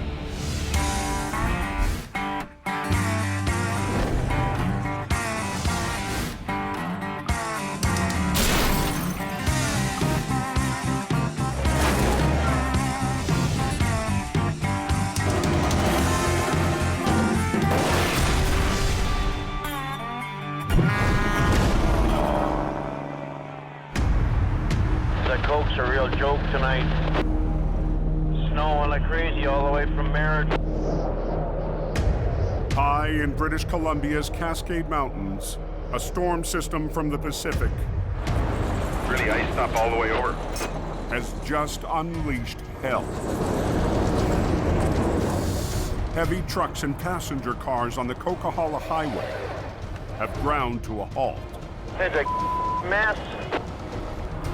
Some of the guys were starting to slide crossways on the road. We've seen 9 cars on the ditch so far, a couple flip trucks, 2 smashed up semis, just a little ridiculous out here. At the highest point on the Coke, it's chaos. And as soon as you pass the snow shed and you're up there, and you feel the dynamic of weather, you feel the snow and the ice and everything that goes along with the Coquihalla. Highway's close below the picture. Southbound trucks headed to the coast are held back. Northbound, she's a parking lot about 3/4 of the way up the hill here.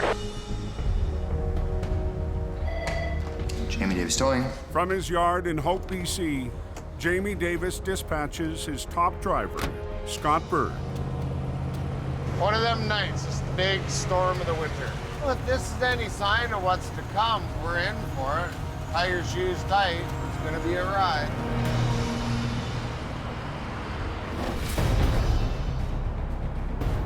At the base of the mountain, Wet, lots of H2O.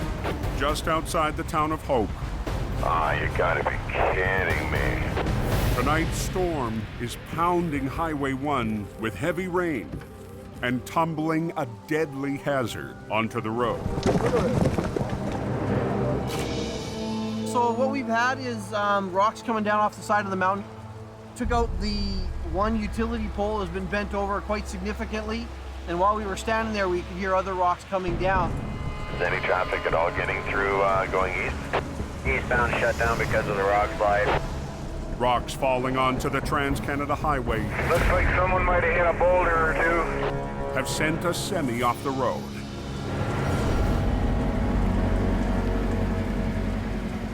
Mission towing has been called in. This area is notorious for rock slides. It's very dark. The rain is pouring hard. You're not going to see them until it's too late. Jordy DePerrin will lead the recovery. I'm looking at a tractor trailer that's gone off the highway. I also noticed that we're beside train tracks. Yeah, the truck on the train tracks there, he hit something big and he's sitting on the track. The semi struck the rocks, barreled across oncoming lanes, then came to a halt just feet from a major rail line. The driver was lucky to escape with only minor injuries. This truck struck one of the rocks over here and of course sent it across the oncoming lane, luckily missed everybody. So as of right now, we've got the highway blocked. The truck is so close to the tracks, trains can't pass until it's cleared. How's it going? This is the one truck here, right? A rail supervisor arrives on scene. This is mainline track. We can't be stopping trains for too long. hundreds and thousands of dollars worth of merchandise on these trains, so. Until the semi is recovered, the main highway and rail link to the west coast is shut down. 2 major arteries. Double closure, double pressure, absolutely. The pressure is on us to get this tractor trailer out of there.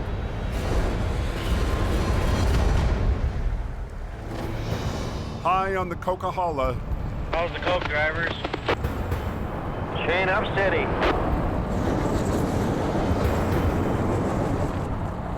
The storm still has traffic at a crawl. But a red truck has come to the rescue. Jamie Davis, tow truck hauling everybody up the hill. All hell is broken loose. Scott Bird will try to get the coke rolling again, towing semis up the steepest section of the highway.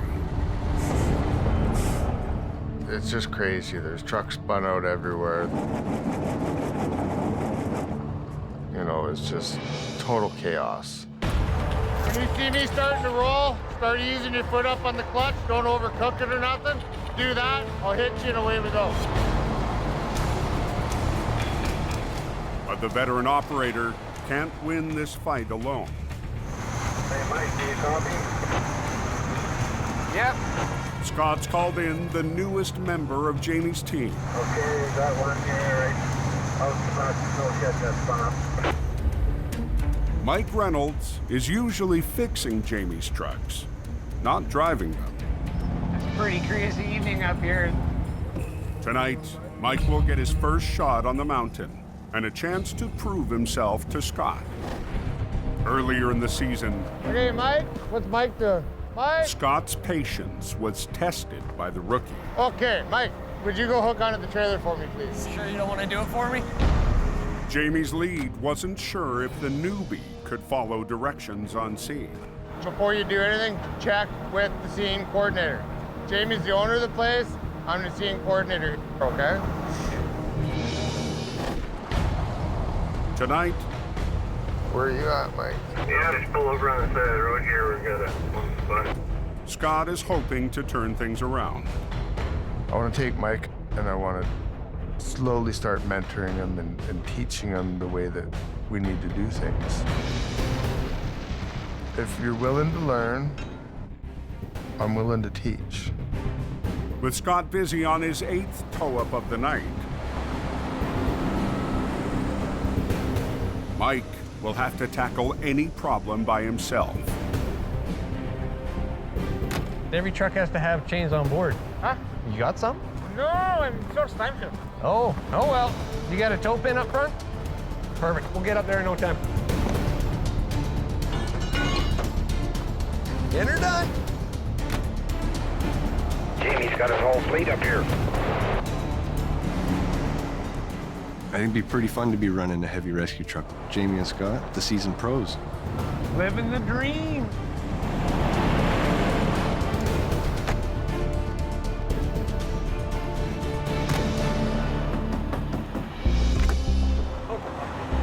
Hey, you got any bolt cutters? Yeah. Can't get this chain off. Oh, give me 2 seconds. When Scott needs a hand, Hey, Mikey, on there? Mike answers the call. White truck in front of you. Cut his chains off the driver's side for him.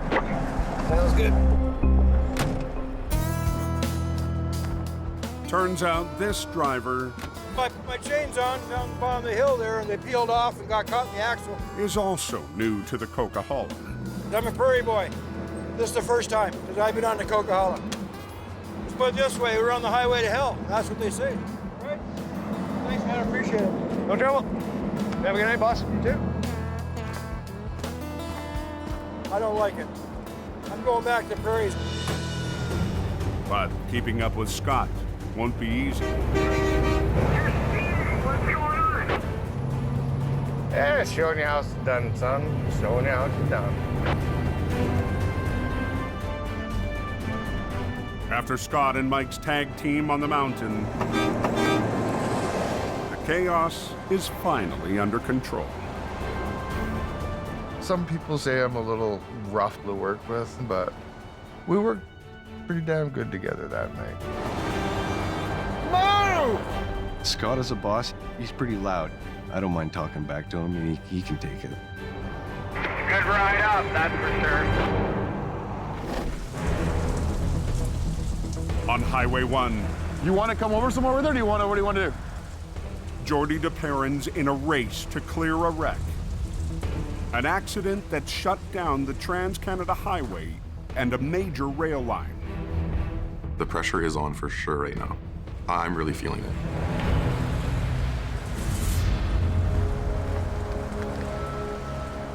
The railway company is there watching our every move right now. We took the fuel tanks off of it back there. Jordy has called in operator Dylan Greenwood. Should have brought the gumboots. It's probably pretty deep there. Deep. It's like a foot. They'll begin by straightening out the tractor that jackknifed hard into the muddy bank. Where this tractor trailer's landed, there's a road here that the rail company uses, so we're gonna spin this tractor straight, pick it up, and tow it out of here, up to the top. But the heavy rain has flooded the ditch. Water everywhere. This one is a little bit trickier to hook up to. It's very swampy where it is. You got lots from over here. There you go. Thank you very much.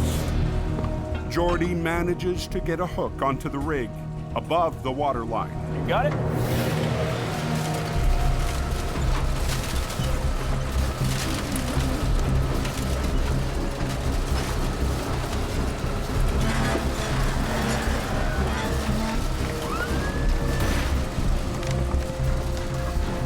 Hang on.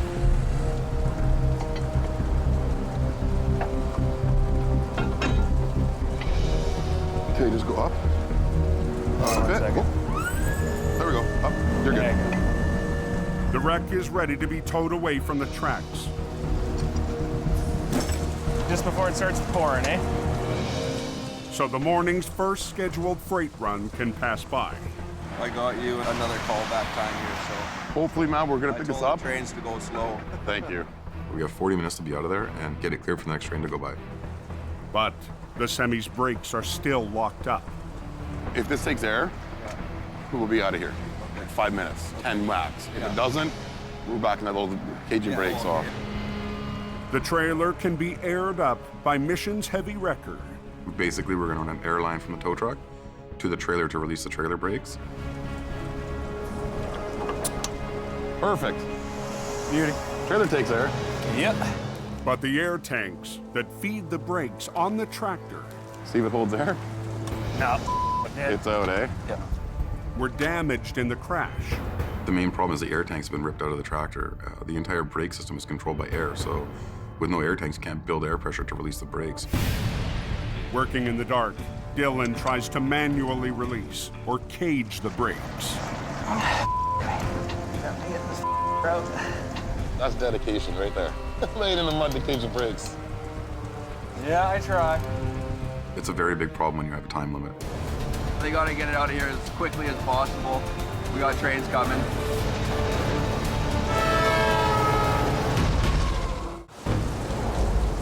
What's going on Trans-Canada here?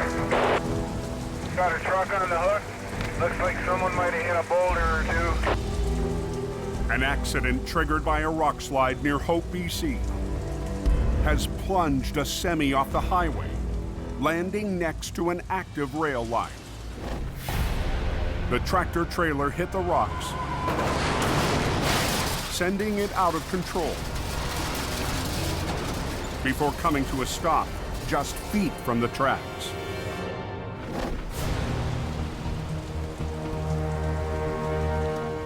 It's just a miracle that everybody walked away. It's a good accident. Now we get the challenge of getting it out of here. All the airlines are ripped out, so.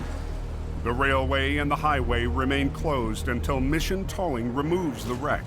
Oh, we got a train getting close here. Jordy and Dylan have 20 minutes before the next train is scheduled to pass.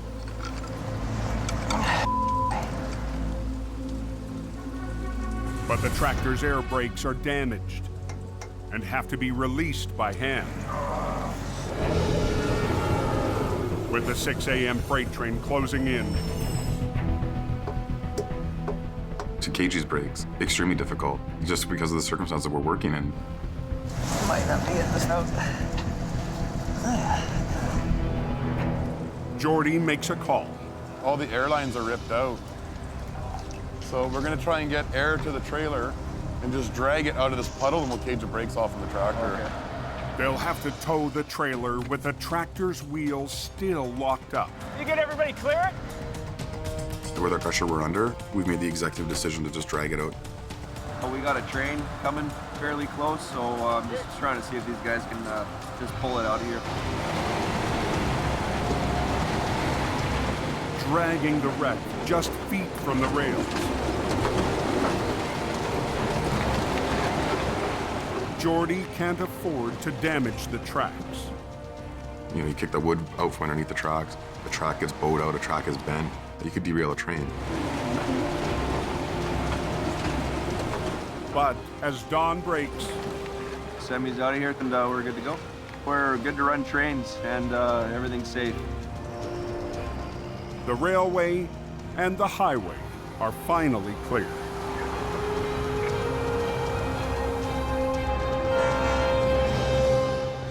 Just in the nick of time. It's just a good feeling seeing the train go by, see the traffic go by. Nobody was delayed today, so it's good.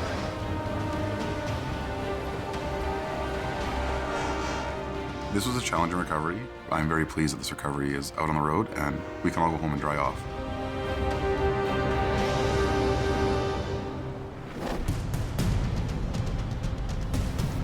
"60 miles west in the Fraser Valley. Good morning. Come back for more action? Al Quiring's back for round 2. Put the hook in there and give it some more lift. A muddy off-road recovery that might be impossible, even for the king of the coke. Not every day is a Coca-Cola towing day. Game on, right? A 70,000-pound excavator swallowed by a peat bog has already beat Al once. Head down that heartache road. There ain't nothing but misery and agony down there. Last week, when Al started the job, Today's the day, buddy. there were 2 machines trapped in the bog. Give her some throttle. Use the winch. Al and his dozers wrestled one out of the muck. Woo! Take her to home. But the second excavator buried deeper. Come on, pull on her. Would not surrender. When we bust. Chain. We'll just get some bigger and put on there. Load her up, Joe. Today, Al's back with a new plan. Rig onto one of the excavator's tracks instead of its boom arm. And punch a hole through the thick metal. And I had to get in there with the oxyacetylene torch and cut me a hole. The water in the bog is now low enough to expose the top of the tracks. That was freezing, frigid water that's wet. It gets in your boot, and then you're cranky for the rest of the day. Come on. Ah, trying that. Al rigs a cable more than 2 inches thick to the new hole.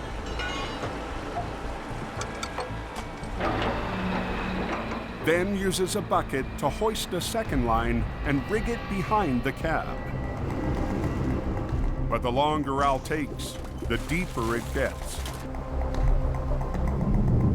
The bog is beside one of the largest rivers in the Pacific Northwest, the Fraser, and flows to the ocean. Water in the bog rises and falls with the ocean tides. You're in a swampy situation, so you got water coming from all directions.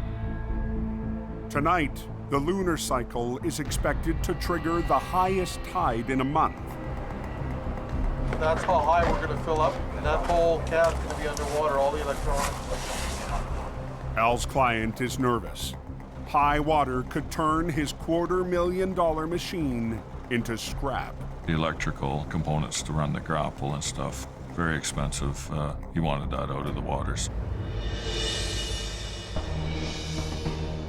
We're filling up with water, so we're gonna try and get it up out of the water there.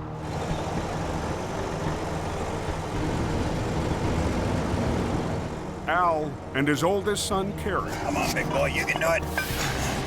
Help the crew rig the excavator to 3 D9 cats using Al's custom-made triple hook. It's all brand new rigging. Sometimes I get good ideas, and then sometimes I get humdingers. We don't screw around with rigging. Go big or go home, or don't come out at all. With all cables connecting through the triple hook, the dozers will pull like a team of horses to break the excavator free. Tighten her up. That piece is engineered for 125 ton. And to make it easier to pull the excavator up the bank, Al's about to tilt things in his favor. We use the excavator to tip the machine back. Adjusting the angle to allow the tracks to slide up the bank. We're just getting all the big cats all warmed up here now. We're gonna have three D9s pulling. We're gonna roll some coal. We're gonna rip this tractor out of here. Okay, you guys ready? Al's D9s and their powerful winches. Wind her up. Get to work. That's a 140,000 pound capacity winch. Give her some throttle. It'll still pull a lot more than that.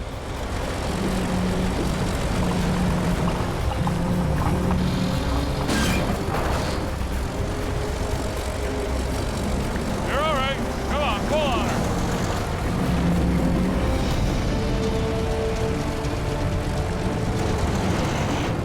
Put all that power into an 1.5-inch cable. Keep your head down. You can tighten it about 1 more foot.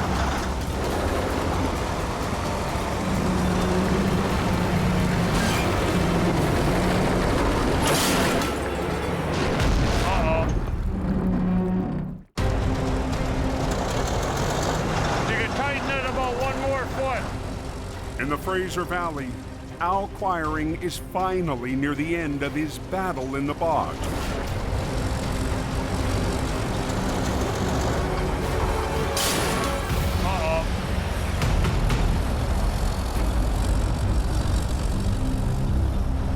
Ah, we busted the cable. The more we pulled, the more it was digging into the logs to the point that winch line failed on my tractor. That's a 140,000 pound capacity winch. The machine moved about 3 feet and then bam, it broke. Al's only consolation, the excavator's cab should be high enough to be spared from rising water tonight. We're gonna be out of daylight here soon anyways. To help guarantee the machine would stay out of water, we had to hook 2 machines on it. So that's what we did. All right, let's roll.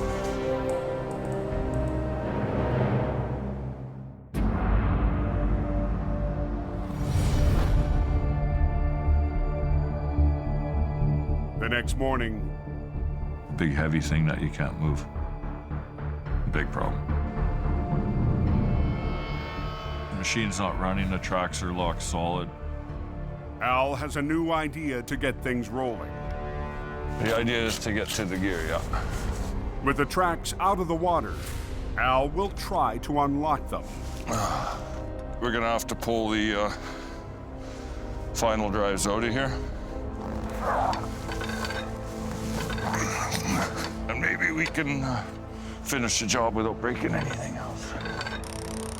There's so much resistance and holding power in those tracks. Undo the bolts, pop the gear out, and then it's free rolling. Yep. Grab this. Okay. There we go. Yeah. Heavy, eh? Expensive too. Just remember that part when you're thinking heavy. Yep. The last one, huh? Sometimes the last one is the hard one. Right here, Glenn. With the gears out, she'll free roll now. Al and his crew get ready for what they hope is the last pull. Don't f up the winch line. There's no guarantees. That's the thing. Hopefully you're not going to keep breaking stuff. Put her in gear, lad. Sometimes the only hope you've got. Just let her go. Just roll up.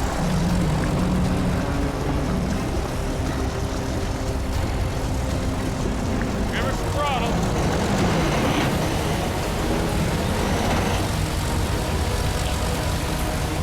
You're all right. Come on.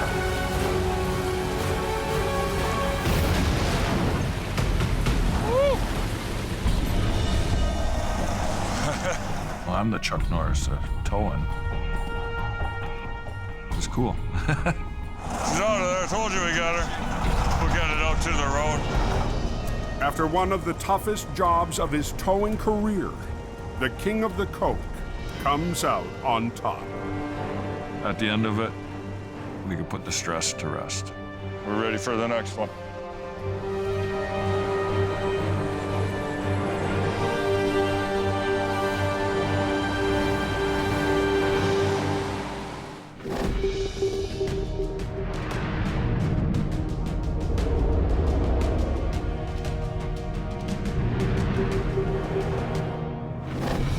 Advised I'm on scene.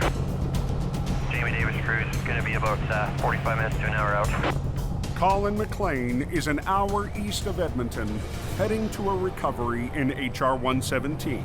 We got a call this morning from a disposal company. Dumps was unloading at a landfill and fell over. So we get to play in a big pile of garbage today. It's Colin's first call in weeks. All winter, work's been scarce for Jamie's Alberta operation. We've had some work, but not a lot of it. It's really slowed down quite a bit. I'm getting concerned, yeah. Colin is Jamie's last operator in the oil-rich north, struggling to survive as the price of black gold plunges. We've got huge companies going bankrupt. We've got people losing their shirts. A lot of my good friends are losing their jobs right now, and people are scrambling and wondering what we're gonna do. You know, 90% of our work is commission-based. We get a percentage of whatever the truck does.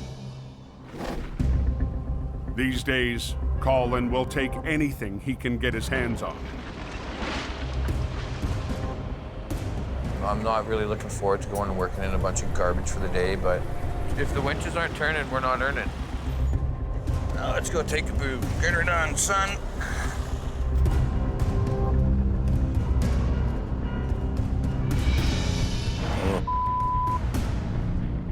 The truck fell over when a frozen chunk of garbage shifted during a dump. It's a morning call the supervisor could have done without. All right, well, let's take a look at it. This truck isn't even 4 months old. Brand new. She's hurting unit right now. The dump trucks use a hydraulic cylinder to raise the angle of the box up to 50 degrees. I don't think it'll collapse because that stem is bent, on the cylinder. Yeah, that last one. Colin needs to collapse the hydraulic cylinder before he can flip the truck. It definitely would be a lot nicer to bring it over with the bucket closed as opposed to the bucket up. That's a lot of, you know what I mean? But the bent cylinder may prevent the box from fully closing. Okay. When it went over, it caused the ram that opens up the dump and closes the dump to banana. Colin's only option is to try and collapse the cylinder. Just gonna get ready to get my line on the dump box so that we can close that off. I'm gonna run a cable to where the cylinder attaches to the dump box, and I'm gonna slowly winch the dump box towards me, and that hopefully is gonna close the cylinder without too many problems. A plan that has the customer on edge. I could tell he was a little bit nervous. When a supervisor's looking at a brand new truck laying on his side, he's feeling the pressure. hoping that we can save the cylinder on the end dump. Hopefully she plays nice. Okay, you just want to kind of keep an eye on that? Yeah. No, I'll be watching her. All right, let's see how she goes. Try not to wreck it.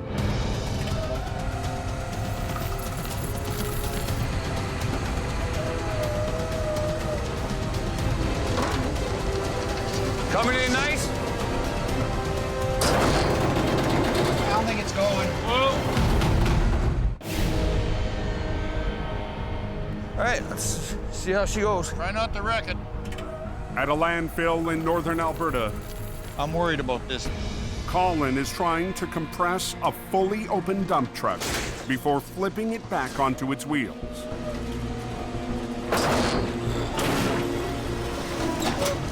I don't think it's going. You gotta be kidding me. The hydraulic cylinder is too bent to completely close. It won't collapse all the way, which is not a good thing. Colin will have to try and flip the rig with a 10-foot gap between the box and the frame. Well, we're gonna lift from there, for sure. But the high center of gravity could topple the truck as it swings back onto its wheels. Colin will rig one high line to the back of the box, while running 2 lines to the truck to winch the unit over.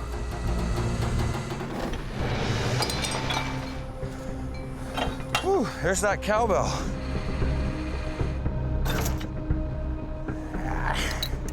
Perfect. I got the high line on the back, just to kind of give it that initial pick. And then I'm at the drive tires and at the front axle, so she should come over pretty good. We'll just try to bring her over with least amount of damage. Okay. Hopefully. You don't want the truck on its wheels and the trailer on the side. I'm starting to winch. I just got a sick feeling in my stomach right now.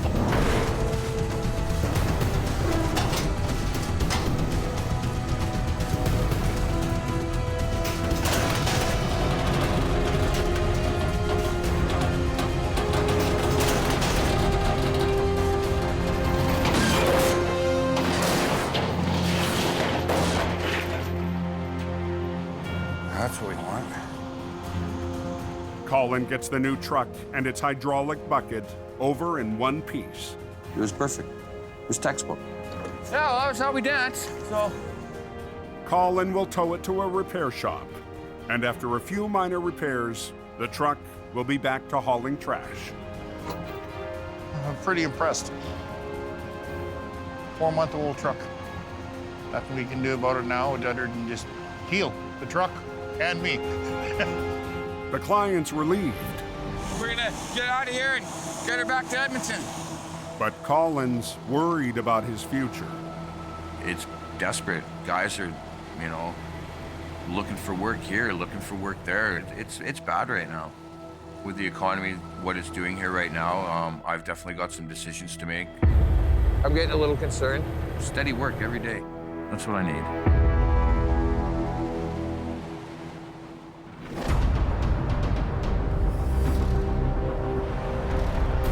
I'm not sure what's happening down below. I heard something about a smash up down there. On the coke, 44, copy. 10-4, go ahead. Robert is dispatched to a wreck on the outskirts of Hope. Okay, I'm on way back that way.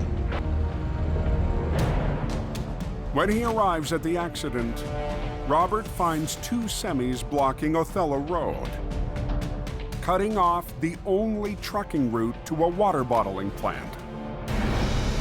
To open the road, the trucks will have to be separated. One is drivable, the other must be towed. Well, this guy came a little too far over this way, and this truck here ran into it. Outgunned in his 1-ton tow truck, Robert calls for backup. Hey, Sherry. Huh? Robert just gave us a call. He's at a wreck on Othello Road, so we're gonna go down and check that out and give him a hand.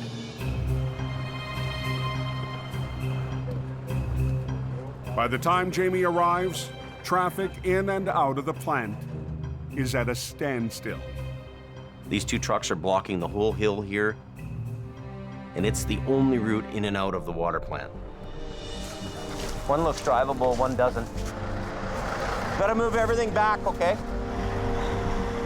The first rig is able to back up and pull to the side. Okay, stop there. Don't go no more. Just stop there. You'll end up in the ditch over there. But the driver will have to wait. Bring the army truck down. Until the other rig is cleared off the road. To disconnect the damaged tractor from the trailer, Mike unhooks the fifth wheel. That was almost too easy. Take your lowest gear and just go. Easy does it down the hill. We're gonna tow the tractor away. Okay, I'll back up and get this tractor. I'm gonna hook onto the trailer and move it. We're gonna be opening the road about 2 shakes. I say 2 shakes in about 45 seconds. It looks like this thing's just gonna be an easy job. Tow one tractor away, haul the trailer away. No big deal. But as Jamie drives away, that's how you do it. The last semi spins out.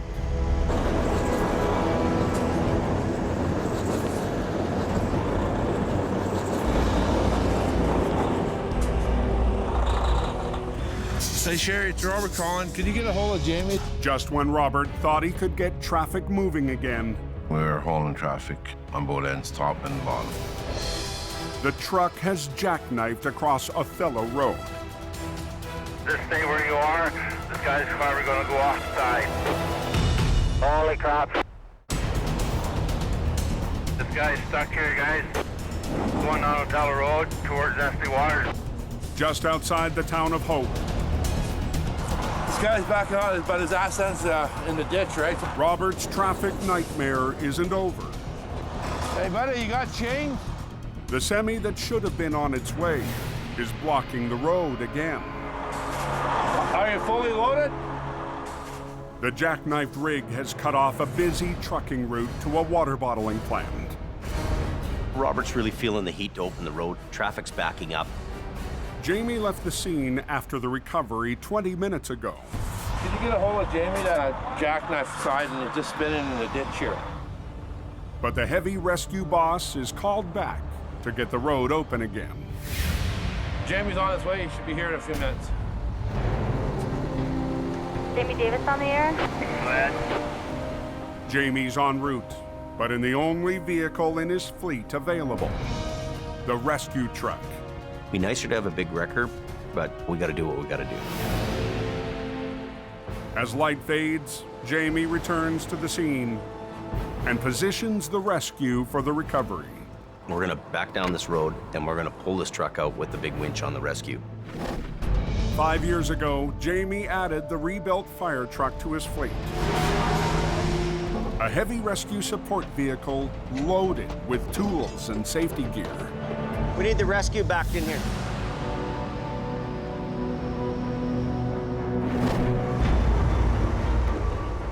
But it's also equipped with a 25,000-pound hydraulic winch.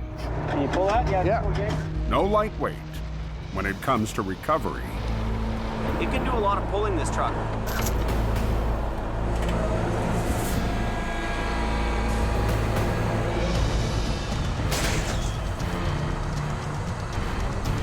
Let go of your brakes. Don't step on it. Just let it go. Just let it idle. Don't step on the brakes.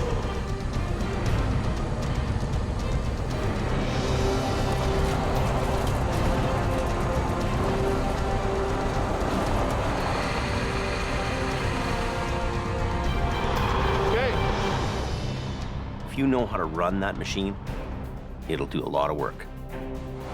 Roads are clear all the way to Hope. All good, thank you. Traffic's open, guys are getting through now, so. normal.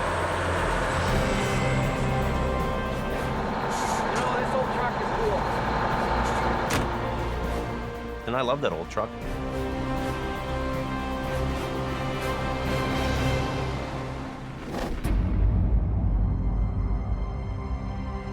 It's a cold morning in Alberta. Colin's phone is quiet. Jamie's lead driver is at his breaking point. I enjoy working with Jamie, but I'm facing some tough choices. I got to think long term.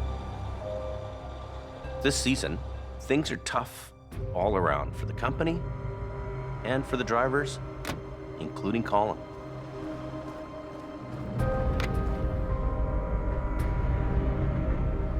Jamie Davis calling. Hey, Sherry, it's Colin. Is Jamie around? Yeah, 1 second. Thanks. Colin's on line 1. Is he? Colin? Okay. How's it going, old man?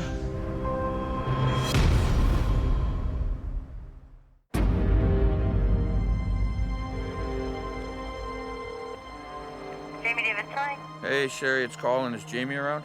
I stuck it out as long as I could, and it's killing me. I've definitely got some decisions to make. Colin's on line 1. How's it going, old man? Pretty good. How about yourself? Hey, not too bad. Yeah, I got a position with another company that I couldn't refuse. Wow. Yeah. There's no ifs, ands, or buts about it. I've got to move on. Yeah, well, it wasn't an easy decision, let me tell you that, right? I'm frustrated with how slow it's been. You know?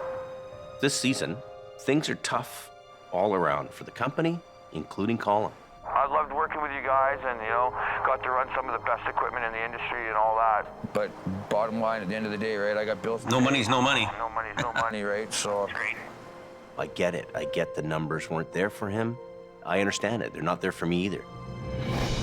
2 winters ago, Colin joined Jamie's team as heavy rescue expanded into oil-rich Alberta. Get over!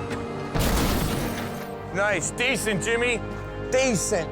It seemed like the sky was the limit. I mean, we were adding trucks, hiring guys, and growing almost at an out-of-control pace. Colin filled an important role, being one of our lead heavy drivers. Come on! I mean, he was the guy. Nice, thank you. Now, it's time to say goodbye. You're always welcome back. If you ever want to come back, Give me a call once in a while. I will. Okay. Okay, bye. see you later. Bye. With his last driver in Alberta moving on, Jamie makes a tough call of his own. With the way the economy is right now in Alberta, I think I have no other choice than to shut Alberta down completely. So did he fly you in or what? No, I drove that. Johnny showed up out of the blue, pick up the truck. He just let me get a couple things out of it. No, nothing. It's the end of the road for Colin and HR 117. Well, that's kind of a sad moment right now. Son of a bitch. Oh, that truck. Oh, my God. What are you doing? I'm taking my cowbell. Jamie hated it anyway. It's just a beautiful piece of equipment. The time I spent with it, just, ugh. She's way better than a girl, that thing, you know? Okay, that's good. Johnny will take the wrecker back to BC. Here's the keys, have at her. Please don't wreck it. RCB, bye. Should all be yours. It's a pleasure working with you, dude. Yes, sir. Anytime.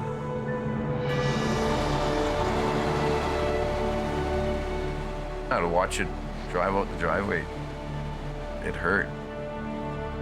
I'm gonna miss her. My first love is running heavy wrecker. It always has been, it always will be. Everything I wanted to do, I achieved, and I achieved it working at Jamie's. You never know, maybe one day again, we'll be in the ditch together. Next time on Highway Through Hell. There's carnage all over the place. A lost load becomes Nick's tangled wreck. Hold on! Oh, crap! A canyon crash. 50,000 pounds of wood.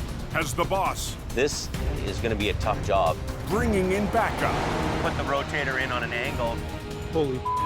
And an urgent call Did she get hit? for one of Jamie's crew.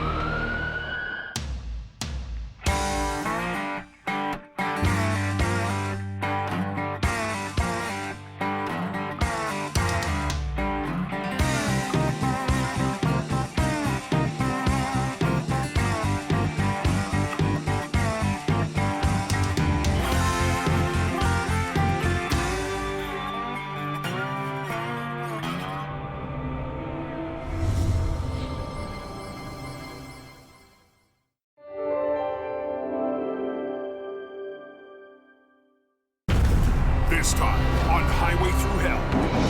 Go, go, go! It's its own little world up there. 4 seasons of heavy rescue. Basically, we're all fighting a mountain. Looking back at the twists and turns. Look out, Don! Look out! Look out! We all get scared. Wow. And I miss driving trucks. what's next for Jamie this season? On the Highway Through Hell, the last line of defense is a heavy rescue team ready to tackle any disaster. Because closure is not an option.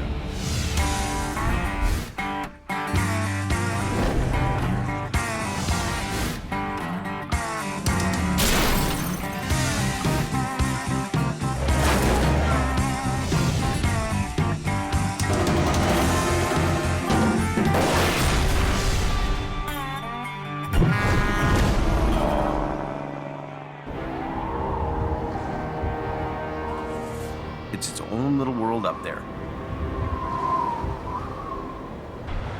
Holy, you poor guys on that coat. It is a very brutal, hard place to work. Welcome to winter. On its worst day, the coke is absolutely horrible. Coquihalla is like being on another planet. The title of the show was Highway Through Hell, and it's really 3 highways that go through 3 mountain passes. And they're the most important transportation hubs in North America. When everybody else is getting off the highway, you're going onto the highway. Highway 5, Coquihalla. When everybody else is getting out of the weather, you're going into the storm. And every time I see the snow coming down up here, I see that acquiring. 42 calls in 24 hours. Go forward! Come on! Basically, we're all fighting a mountain. These vehicles must be out of here right now. It goes from bad to worse in an instant. Wow. Crashes are just phenomenal.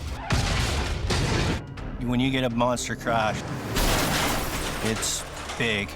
I got a line up on the right lane, and I got disco lights at the front, so we're here.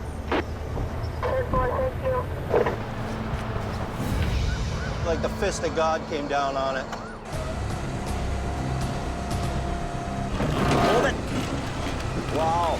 You have to be here to make sure that those roads are going to be open for people. Grab it in the middle, grab it in the back of the tractor, and pull the thing over.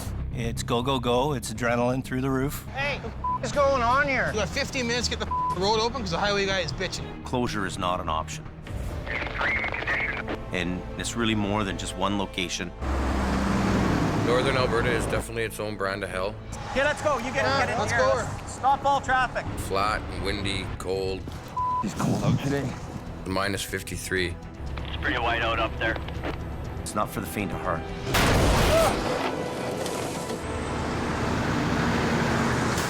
There's 4 things that are going to kill you if you're a tow truck operator.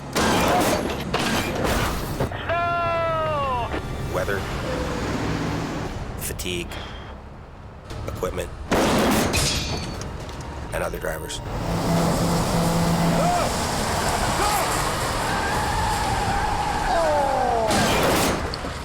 The danger is real. You don't know if anything else is gonna come down and get you.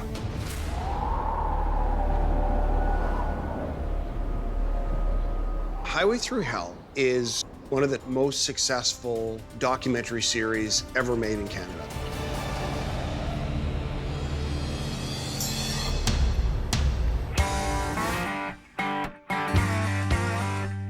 Seen in 170 countries. It's one of the top-ranked TV shows just about everywhere it's played. Oh, that thing's broken right in half. People are rubberneckers. Unbelievable, man. People drive by a car accident, they look, right? So there's this curiosity that people have when they go by a car accident. And they can't believe how a truck goes over 1,000 feet or 3 semis pile up. I don't think there's any flipping this thing over. And you never get to see the world of heavy wreckers and rotators. If we try to lift this trailer up right now, it's gonna be a mess. We come in the middle of the night, we clean up that highway. Let's go, they got the highway shut down. Yeah, rock and roll.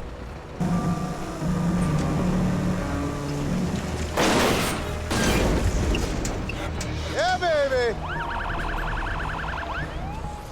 At the very beginning, we all agreed we were gonna make a show that really captured what it was like to try to keep a highway open. No holds barred, we were gonna tell the real story. Why doesn't he just pull down on that thing? And the public saw that. Don't yell at me, buddy. Get in your truck and go home. Yell at me. And I'll get into a truck stop and I'll see a trucker. And he'll say to me, keep it real, James, keep it real. Well, we are keeping it real. It was real all the time. Just another night on the highway through hell.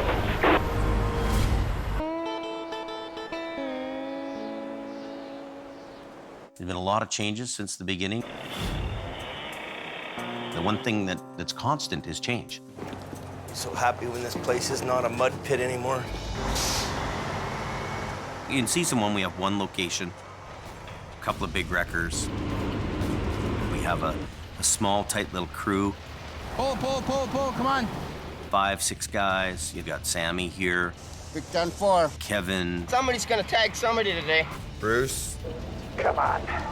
Adam. There's neck and neck right now. I don't know. Ken. Nice. Yeah, I like keep doing that. Yep. Beautiful. We had a pretty good crew. That went pretty quick, eh? As a team, we were unstoppable. Highway 1 is now open, boys.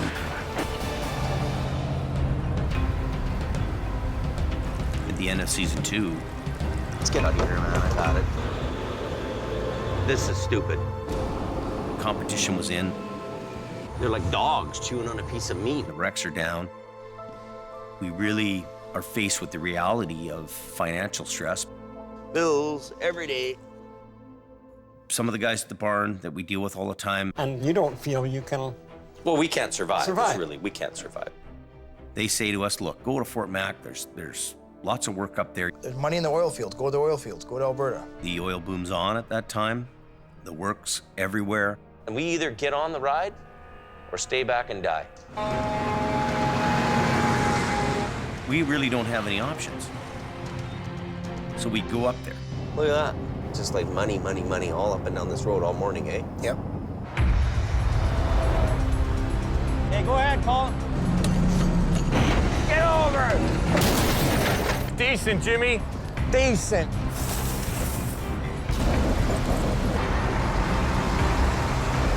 We're back. Traffic just called. Now we have 4 locations, 40 trucks, and 40 people. I'm in the office quite a bit. I'm bouncing between BC and Alberta. I didn't really think we would grow that fast. It was almost, the growth was too fast, too much.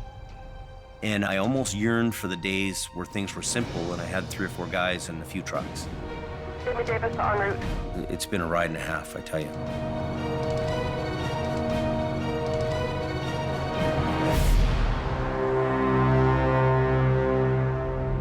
Going from season 4 into season 5, it's really obvious that we need to make some changes.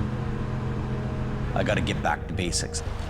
working the mountains like I was in the original days. Here she is. Figuring out what's going on and how to take care of the problem. A lot of the accidents that happen It looks like it was a hell of a ride. are out of this world. Oh, this don't look good. It's so complex, and it's so unlike any other job you can do. Oh, keep spraying till she won't spray no more. Spray the hell out of them. You two just keep full tilt. Keep going. Stand back.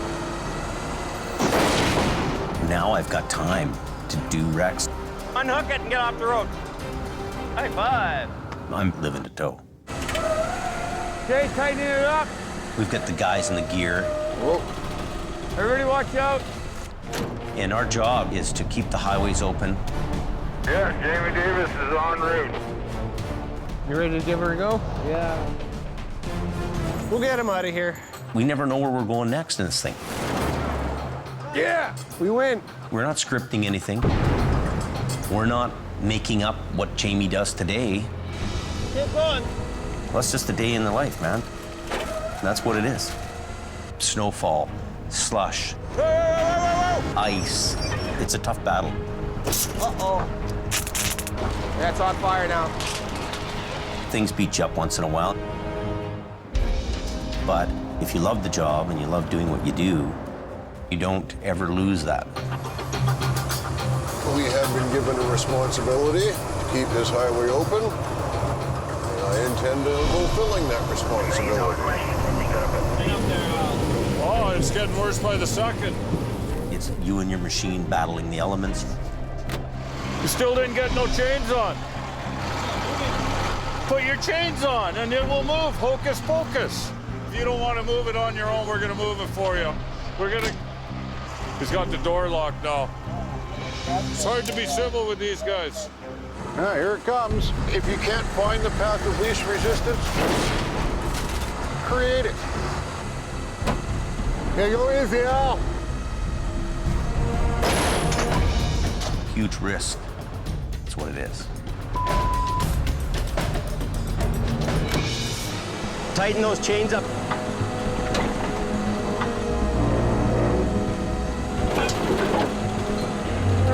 Everybody keep going. If you know anything about me, you know I'm the risk taker guy. That's what'll come up and kick you. Going into season 5, I'm not gonna lift that. we're trying to get this animal in order. When that thing's that bashed up, Really is what it's about. she's pretty toast. We're good to go. They want the road open. Just try to drag it off the bridge. You're either moving ahead or you're moving backwards. We'll light this thing up. Come on, pull on her. The risks are huge. Whoa! It could go sideways. You know, we're facing a whole bunch of real challenges now. Yeah, we snapped that big chain. And where the road goes, I don't know. Only time knows all. You know, it takes a special kind of guy to be in the wrecker business. It looks like it's gonna be a busy night now. There you go. Push it. It's on here. There's a lot of things that make up a good guy who can drive a big, heavy rescue truck. You be careful. You gotta be kind of a Marine to be in the wrecker business, especially when you're doing mountain recovery. Are you the guy who caves and falls to the ground? He's up and down the bank. Or are you the guy who stays up and holds the log? Yeah. Do it. It's about, are you tough enough to do the job? If you're physically fit, that's part of the equation. The other part is, do you have the mental capacity? Unbelievable. There's 4 here. 5 pieces, 4 trucks. Sure, you can go buy a wrecker, the same as you can go into a golf store and buy clubs, but you leave that golf store, you're not Tiger Woods. It is a mess. You have to be able to think on your feet. Trailer's not wanting to release. Figure it out. Get it done. That's what they pay you for. The biggest problem solving I had to deal with? Rolling over a truck that's 3 times the size of the wrecker I was driving. Keep going. Just keep going. I should put my wheel lift down. Keep pulling on it, man. Yeah, let's run what you brung. Here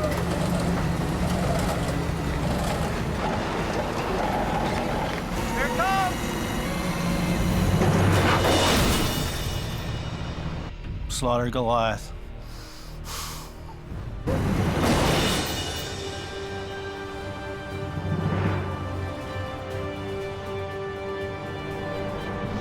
Anything? Nothing.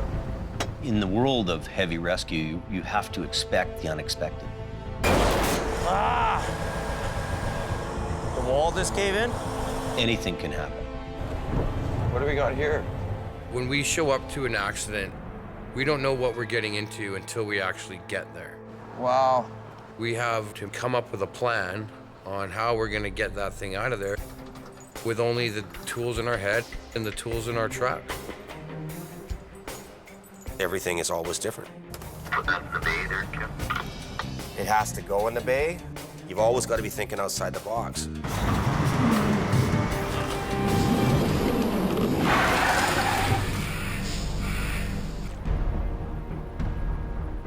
In season 1, a prime example of expect the unexpected is an SUV.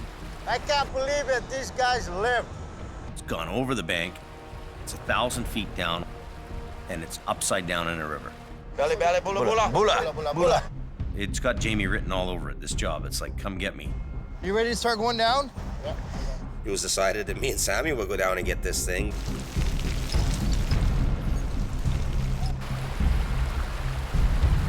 So we got a little bit of a bite on it, where you threw a kind of a hook into it. The biggest challenge in this whole thing is the wire rope. If you put 1,000 feet of really heavy wire rope on a spool, how do you manhandle it? The rope we use originally is light wire rope. Go ahead, slow, bro.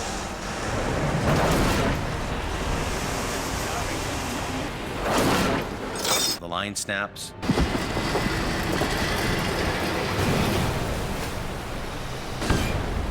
And away it goes down the bank again.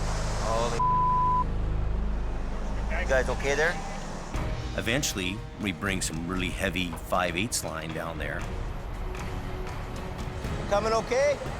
Looking good, buddy. Coming up nice. We got it out finally, and it was a good feeling when the job was done.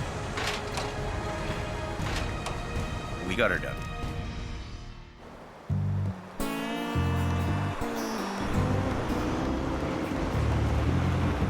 We get 100 job applicants a day. So, we're gonna put this chain on. Some guys come here, they think they know what they're doing. You're already putting it on wrong. Can you get it? Reaching back. The first time they'd have to pull a drive shaft or cage some brakes, Have you ever caged a brake before, Rob? Yeah! that's when most guys are done. Oh, Around, man. Some people are cut out to do the job. how are you supposed to lock it? I don't know. You're the total guys, man. And other people aren't. Sometimes they ring the bell and they chime out. It happens. A bit of a mess. Trying to get there, take a look, see what's going on. A year into the towing industry, I was hooked. I'm gonna go ahead if you can grab the cable. Did something I love doing. It's definitely in my blood now. Get over!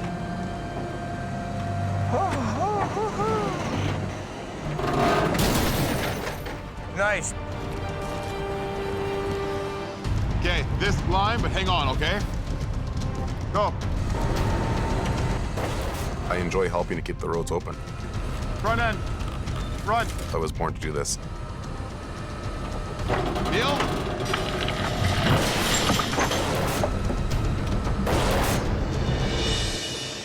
Voila. Beautiful. Come on, get over! You got the right gear, We're getting there. you get the right guys. There she goes, watch out!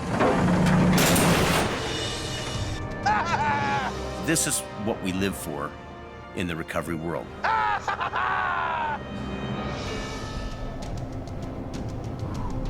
I think that part of the success of the show is that some of the characters are very interesting people. Central casting couldn't come up with this group of guys.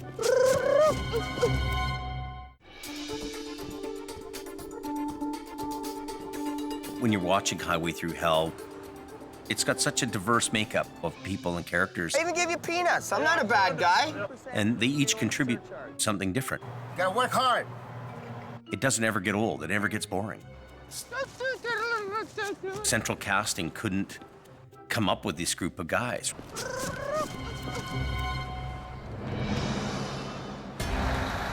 call a tow truck here or what? In season 1, we were a smaller, tight-knit group of guys. Kevin and Adam came as a package. Those two were a package deal. We were his competition. These two guys are the biggest thorn in my side, scooping our jobs, so I had to hire them. I'm already en route, just so you know, Jimmy. Adam was Jamie's lead guy. Every company's got like a lead guy. Tired? Did you have a good sleep last night? Yeah, no, I'm just Waking up? Yeah. Then you had old Kevin Ritchie. I'm going for a ride. Kevin is Best part of the whole truck is that horn. one of a kind, I guess is what I'm trying to say. It's my baby. You don't got this truck washed yet? You can walk all the way around, buddy. Sammy came to Jamie as a laborer. We get a wreck tonight, well, then it'll be dirtier for tomorrow. That's right. And as my swamper. He was always a hard worker, and he was always happy-go-lucky. If I scratch the side of my truck, I'm gonna kick your ass. Well, no, just learn how to drive. Bula, bula, bula. Bula, bula. Happy every time. Whereabouts on the Coquihalla are you going? When Ken first came to us, he came from the city. 5-4's on location. I met Jamie in 1985 when we were both driving little trucks. Okay, job well done. He recruited me for 10 years, and I finally said, well, what the heck, I got nothing else to lose, and I came up. You sure you can handle this big city guy? No problem, buddy. You sure you're gonna do her? I was born in a ditch. And it was like, okay, well, let's see if this city guy makes it. Keep me going, keep me rocking. I'll work for 3 days straight if I have to. This is one of my first opportunities to get in there and show them I got what it takes to be a member of the heavy rescue team. The mountains are a tough way to carve a living out of. Better. We have to get this sketchy-ass load down into town. My heart's pounding 1,000,000 miles an hour. I'm just coming in now. I'm bored. I don't want to have any issues. I don't want to have any problems. When I arrived in Hope, Bruce worked for me first. I can go 36, 52 hours without sleep. Doesn't bother me. Bruce was one of the original guys in season 1. He was old school. I don't like cameras in my face, and when I'm trying to do my job, you guys are in my way. He's what I grew up around. Come on. He was definitely a hard ass, and a couple words or less tell you how it is. And if you don't like it, get the hell out of here. When we learned that Bruce had cancer, it was really a tough blow to everybody. When Bruce passed away, I felt sad for him. But on the other hand, I was happy he was not having to deal with it anymore.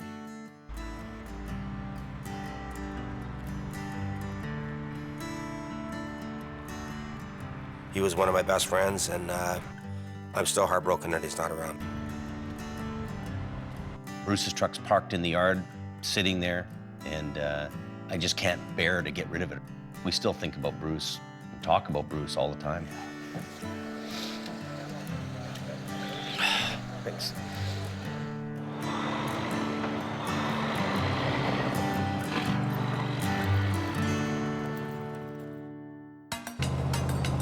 Tractor trailer flipped over on its side, blocking both lanes of traffic. Scott Bird came to work for us in season 2. It's kind of a truck that you can use for a few weeks and at least make some money around here. Well, you know, one nice thing about it is it'll kind of fit in the gap on your museum pieces there. And for Jamie Davis is also en route. Me and Scotty have had always this love-hate relationship. Like, he can get on my nerves like nobody can. But he gets it done. Get or not, that's him. He's been around all my old school wreckers. Running the old General was kind of a kick in the nuts.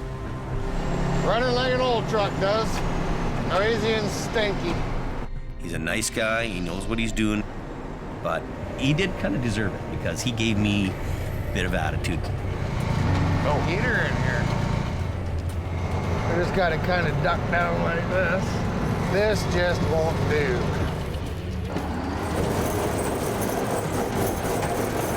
We're hopping a big time wheelie. Maybe the General broke that wild bronc. And now he deserves to drive a nice horse.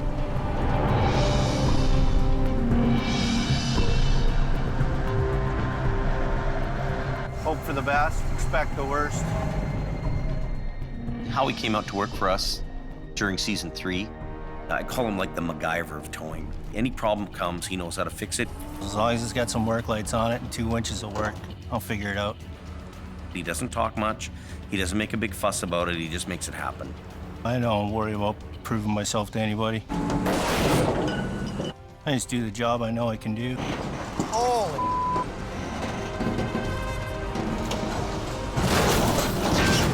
There you go.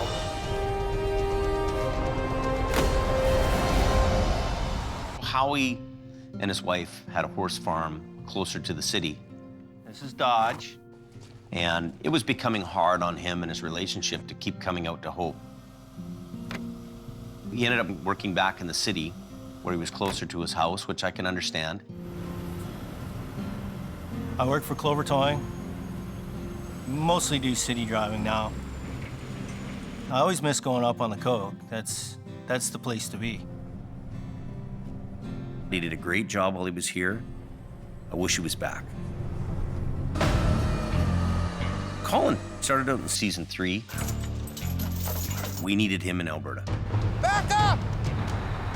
Here you go, kid, have at her. Let's go! When I started with Adam, Take this side off, run it down there. now I was definitely the new kid coming into his sandbox. Let's go, come on! See you later. Adam isn't with us anymore. I think it got to a point where I surrender. I wave the white flag, man. Adam being in Alberta wasn't what he wanted to do. Let's go, Kayla. He loves his daughter to pieces, and you know, when he was away, it was taking its toll on the family. Got her? You betcha.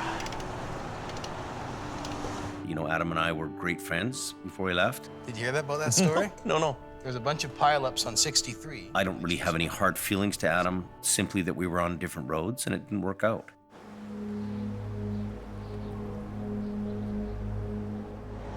It took a long time to get the right people and the right crew in here. It takes a special breed of guy to want to do it. Unfortunately, one of the most popular guys on the show doesn't drive a red truck. How about that? Take that, James. A non-stop towing machine. Me, my big old Vulcan wrecker, and my snap-on tools. What else could a guy want? Al and I go way back. The season's here. It's finally here. Al is a hard-working, get-her-done kind of guy. And They got Query towing there working. He's making some large up there. The average winter for us is 35 to 45,000 kilometers on tire chains. Al Quaring is the king of the snow shed. Now we're cooking with some gasoline. Up and down, in and out of the truck, sub-zero weather. The cops called us to go up there to do that job, and then I hear you're doing it. It's like, oh, I'm turning around. I got this place sewing up, James. We've been competing for years and years and years. $400 in fuel to come here to get scooped by Al. I got a lot of respect for Jamie. You got rust on your chrome, James. With a little hint of competition between us, definitely. Al drives a green truck, and he doesn't like chrome. I don't waste money on chrome. All that money in chrome, who pays for that? I drive a red truck, and I love chrome. I think he always wanted to be a fireman. I'm sure of it. Cable's all rusty. They're still good friends, but it's competitive. It's hyper-competitive. Big grain always win. If I go another 10 years of hard towing, I'll be happy. I enjoy it too much to say that I'm gonna quit anytime soon. Gord, are you there? Yeah, go ahead. Where are you at? I'm just backing down the hill now. Gord Boyd, he's my right-hand fella. Oh, we got a couple of trucks spun out on the hill. When Al can't be there, he sends Gord. He doesn't have to tell him what to do, he just goes and does it. What do you mean he doesn't want to be pulled? Gord reminds me of a guy who just came off a Clint Eastwood movie. Stop! Stop! It's not working, buddy! You know, spaghetti western. Look at what you're causing down here. Look at that. That's your fault. Hey, see the plows? See all 3 plows. They cannot get through because you are here. He's a little rough around the edges. I'm gonna teach him a lesson.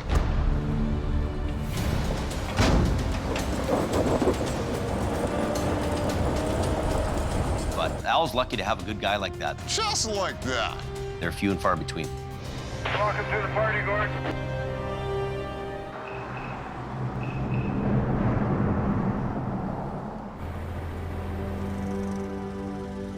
Generation after generation, mom and pop operations are what dominate the towing industry. We grow up in the business. My dad owns a towing company. Al and I are competitors from birth, just about. Originally, it was my grandfather's business. My dad and myself, and now my sons are getting involved in it. The Davis family and my family and the Quirin family, we're all longtime family businesses. My grandfather and my great-grandfather started this business in 1954. I haven't got big shoes, and they're not that big to fill. Just do the job right. Best operator that I know is my grandfather. That's who I've looked up to for all these years. At a young age, my grandma would send out pillows for the truck, and I'd ride in the truck with pillows, see over the dashboard. But he's still someone I look up to every day. My brother and I were the 4th generation. Well, this season, I can't tell you how excited I am to work with Nick. This is the path I'm looking at right here. Nick and I are on the exact same page. This is going to be our path with least resistance, definitely. We come from the same blood of towing. Lead with your far line just a little bit. Yeah. That's what I'm talking about. And we enjoy helping people. It's a whole new chapter. Makes me proud to carry on in my grandpa's footsteps and my dad's footsteps, and to see my kids coming up behind me. It's a terrific, fantastic feeling. First real MPA with my dad. My boys are 21 and 18, Carrie and Lucas, and they're the 4th generation in my family's business. He operated this when he was my age. Here we are today with me behind the wheel. I've always kind of shied him away from the trucks, you know, tried to impress upon him, you know, stick in school, stay away from these trucks, none of these headaches that I have and my dad has, but it doesn't seem to be working. He's my guy. Prince of the Coquihalla, right here. Right there. He's the king. We get the other truck in here. You're passing on those lessons. You're passing on your experience. I need 2 snatch blocks, James. Kids get caught up in the business. Come here, I'm gonna show you something right now, okay? So you're watching, right? You watch your lines. I'm 100% certain that James will take it on. Easy as making a pie. Really? He's got the makeup, he's got the genes. He's got it in the blood, I'm sure. Whenever I head up to a wreck, I'm always kind of a bit worried because I've had so many close calls with getting hit. In Brandon's case, you know, he's decided he doesn't want to be part of it, he doesn't want to do it. He just doesn't want to be out there. It's too dangerous. He's got other goals. Brandon's not a bad kid, but tow trucking or truck driving, it's not in him. Watch yourself, Dan. You carry on your family traditions, you carry on your family name. This is who we are, this is what we are. Straighten your wheel out. Kelly's the middle brother. He's working with me in Alberta. Okay, let's get this thing off the road. Jason's my youngest brother. Go time. Jason's daughters, Mattia and Jasmine, are very active in the business. I'm really amazed to see them take on the tow trucks. Very interesting to sit back as a parent and watch these kids evolve around the towing business. Who's got my flashlight? We'd have to point to the DNA that keeps us towing. Brandon! Go, go, go! You never know who's coming along. Bang, you're done. Go, look out! The tow man. Slow down. Every day they put their lives on the line.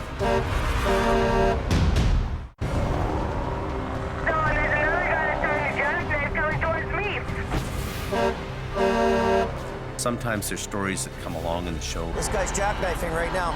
There's gonna be a crash here. That show you. Wow. How dangerous this business really is. Hey! Slow down. The tow man. Every day they put their lives on the line. Brandon! Go, go, go! You never know who's coming along. Bang, you're done. Go, look out!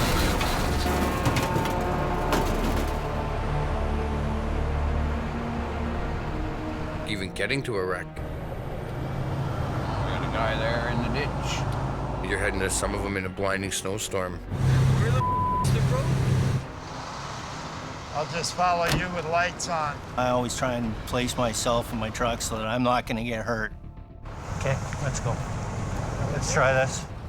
That's my biggest fear, right? Slow down! Sometimes that shadow in the road is not a shadow. You try not to think about the fact that you could get killed doing this job. Everyone wants to go home at the end of the night. I understand that you got to make a living and everything else, but at what cost?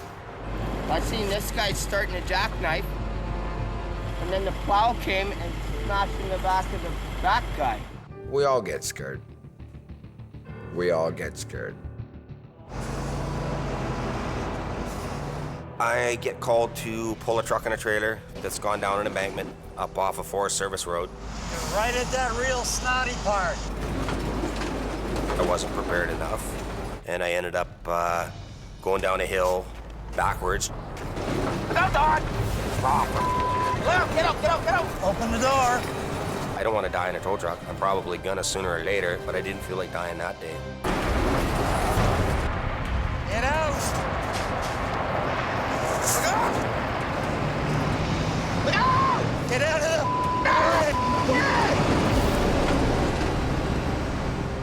I was just lucky to come out of it alive. That was crazy, man. I'll never put myself or my coworkers into a situation like what I did that night, because it's just not worth it. One thing about our outfit, we've had some material damage. This is like a goat's trail, this place. We're spinning out. But we've not had persons injured or killed on the job. Oh my God. We've been lucky, but there's lots of times when other people haven't been lucky. A friend of mine was loading a car on the side of the highway. Somebody come along too fast, bad tires, and instantly amputated his left leg. Seeing what happened to Martin really hit home for everybody. Here's a guy at the side of the road working, and he loses his leg and his life's changed forever. Hey, buddy. Hey. How are you? Well, you know, things have changed a little. Oh, my God. I still get asked, how's my friend doing? How's my friend doing? How's my friend doing? So I know that that particular episode really touched a nerve with people. The flashing yellow lights aren't just so I can look cool. They're there for a reason. Sometimes when you see a serious accident, those events can change your life forever. Yeah, she was first aid nurse, so she came up to help. There was your big mistake right there. Heavy rescue operators are out there on the front line every day. Sometimes you come face to face with the ones that don't make it home.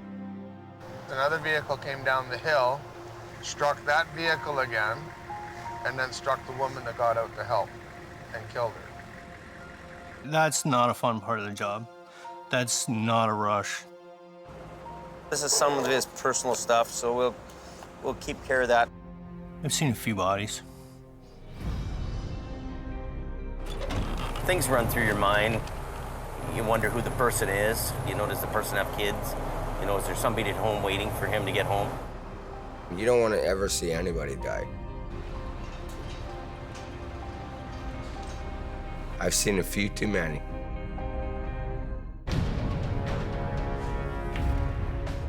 In season 1, Brandon comes along with me to a wreck. Hello? Anybody home? Oh my God. He's on the wheel. And he comes across the driver who's deceased. Guys underneath the wheel. Guys underneath the wheel. Is he really? Guys underneath the wheel. Oh my God. Hey, no, get that out of here. Don't even look at it. And Brandon's only 16 years old.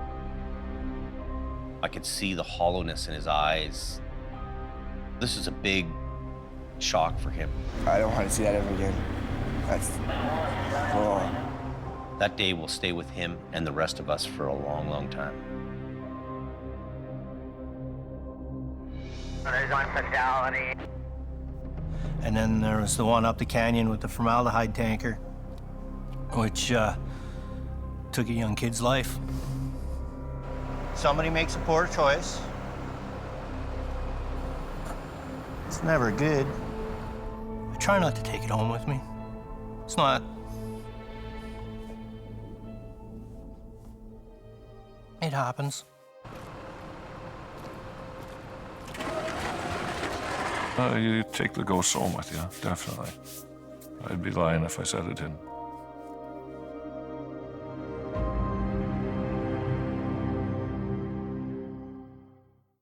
What's this about a wreck? Yeah, I got an accident here just on the other side of this corner, guys. Number one reason why I think the show does so well is its honesty. But you're back. I don't know what we're gonna do with that landing gear. When you see anything that happens on this show, it is 100% real. We're lucky. You can't stage somebody putting their truck in a ditch. Nobody's gonna do that for TV or for anything like that. When we're there cleaning them up and you guys are filming us, that's what's happening. You have a director with a camera with you, interviewing you along the way as you're on the way there. Highway is closed. Usually there's a sound guy and a camera guy meet me there. They film me showing up, getting out of the truck. I'd have lights go out and be like, hey, come here, shine your light there. Get over here. Yep, my light. Yeah. Rig it up. Okay, out of the way. Here we go. Sometimes people are asking me questions when I've been up for 3 days, so you get the short answer. Did you just hear what I said? Okay, take 15 steps back, because there's no such thing as a little bit dead with this, right? And working in front of the cameras, that's always a concern of mine, because you know, you screw up on the camera, it's like peeing your pants on stage. You know, everybody sees, but only one guy feels. So.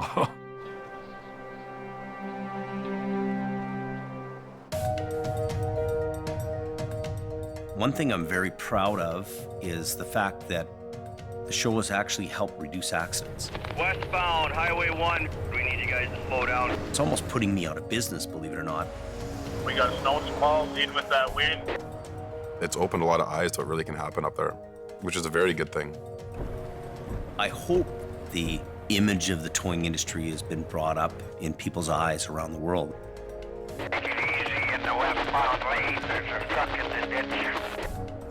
And it wasn't that long ago, we would be working on the side of the highway, and people would drive by and roll down their windows and yell dirty names at us, throw their garbage at us. Now when people see us working on the side of the road, they pull over, they come up, they shake our hands. They want to take their pictures with us. They want to buy us a drink if they see us at a bar. They want to buy us dinner if they see us in a restaurant. So that's been the most beautiful part of the show for me.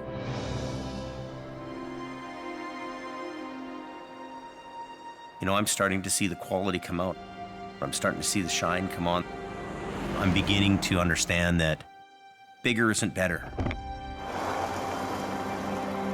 Life has its own road. Well, there's a curve in the road, and you deal with the curve in the road.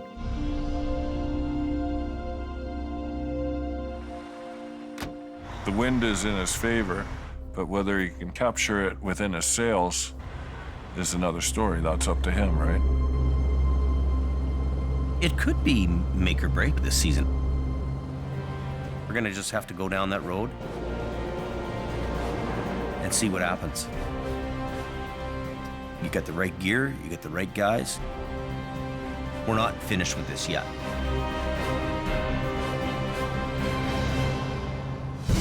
This season on Highway Through Hell.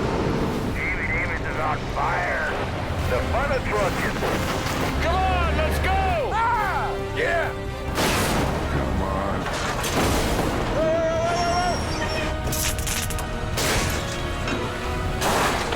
Whoa, whoa, whoa, whoa, whoa! Nobody's going anywhere. Uh-oh. One chain? Are you serious? All ahead! Oh yeah, you pooched are good. That looks like it was a hell of a ride. Watch out, watch out. Definitely a Japan's moment.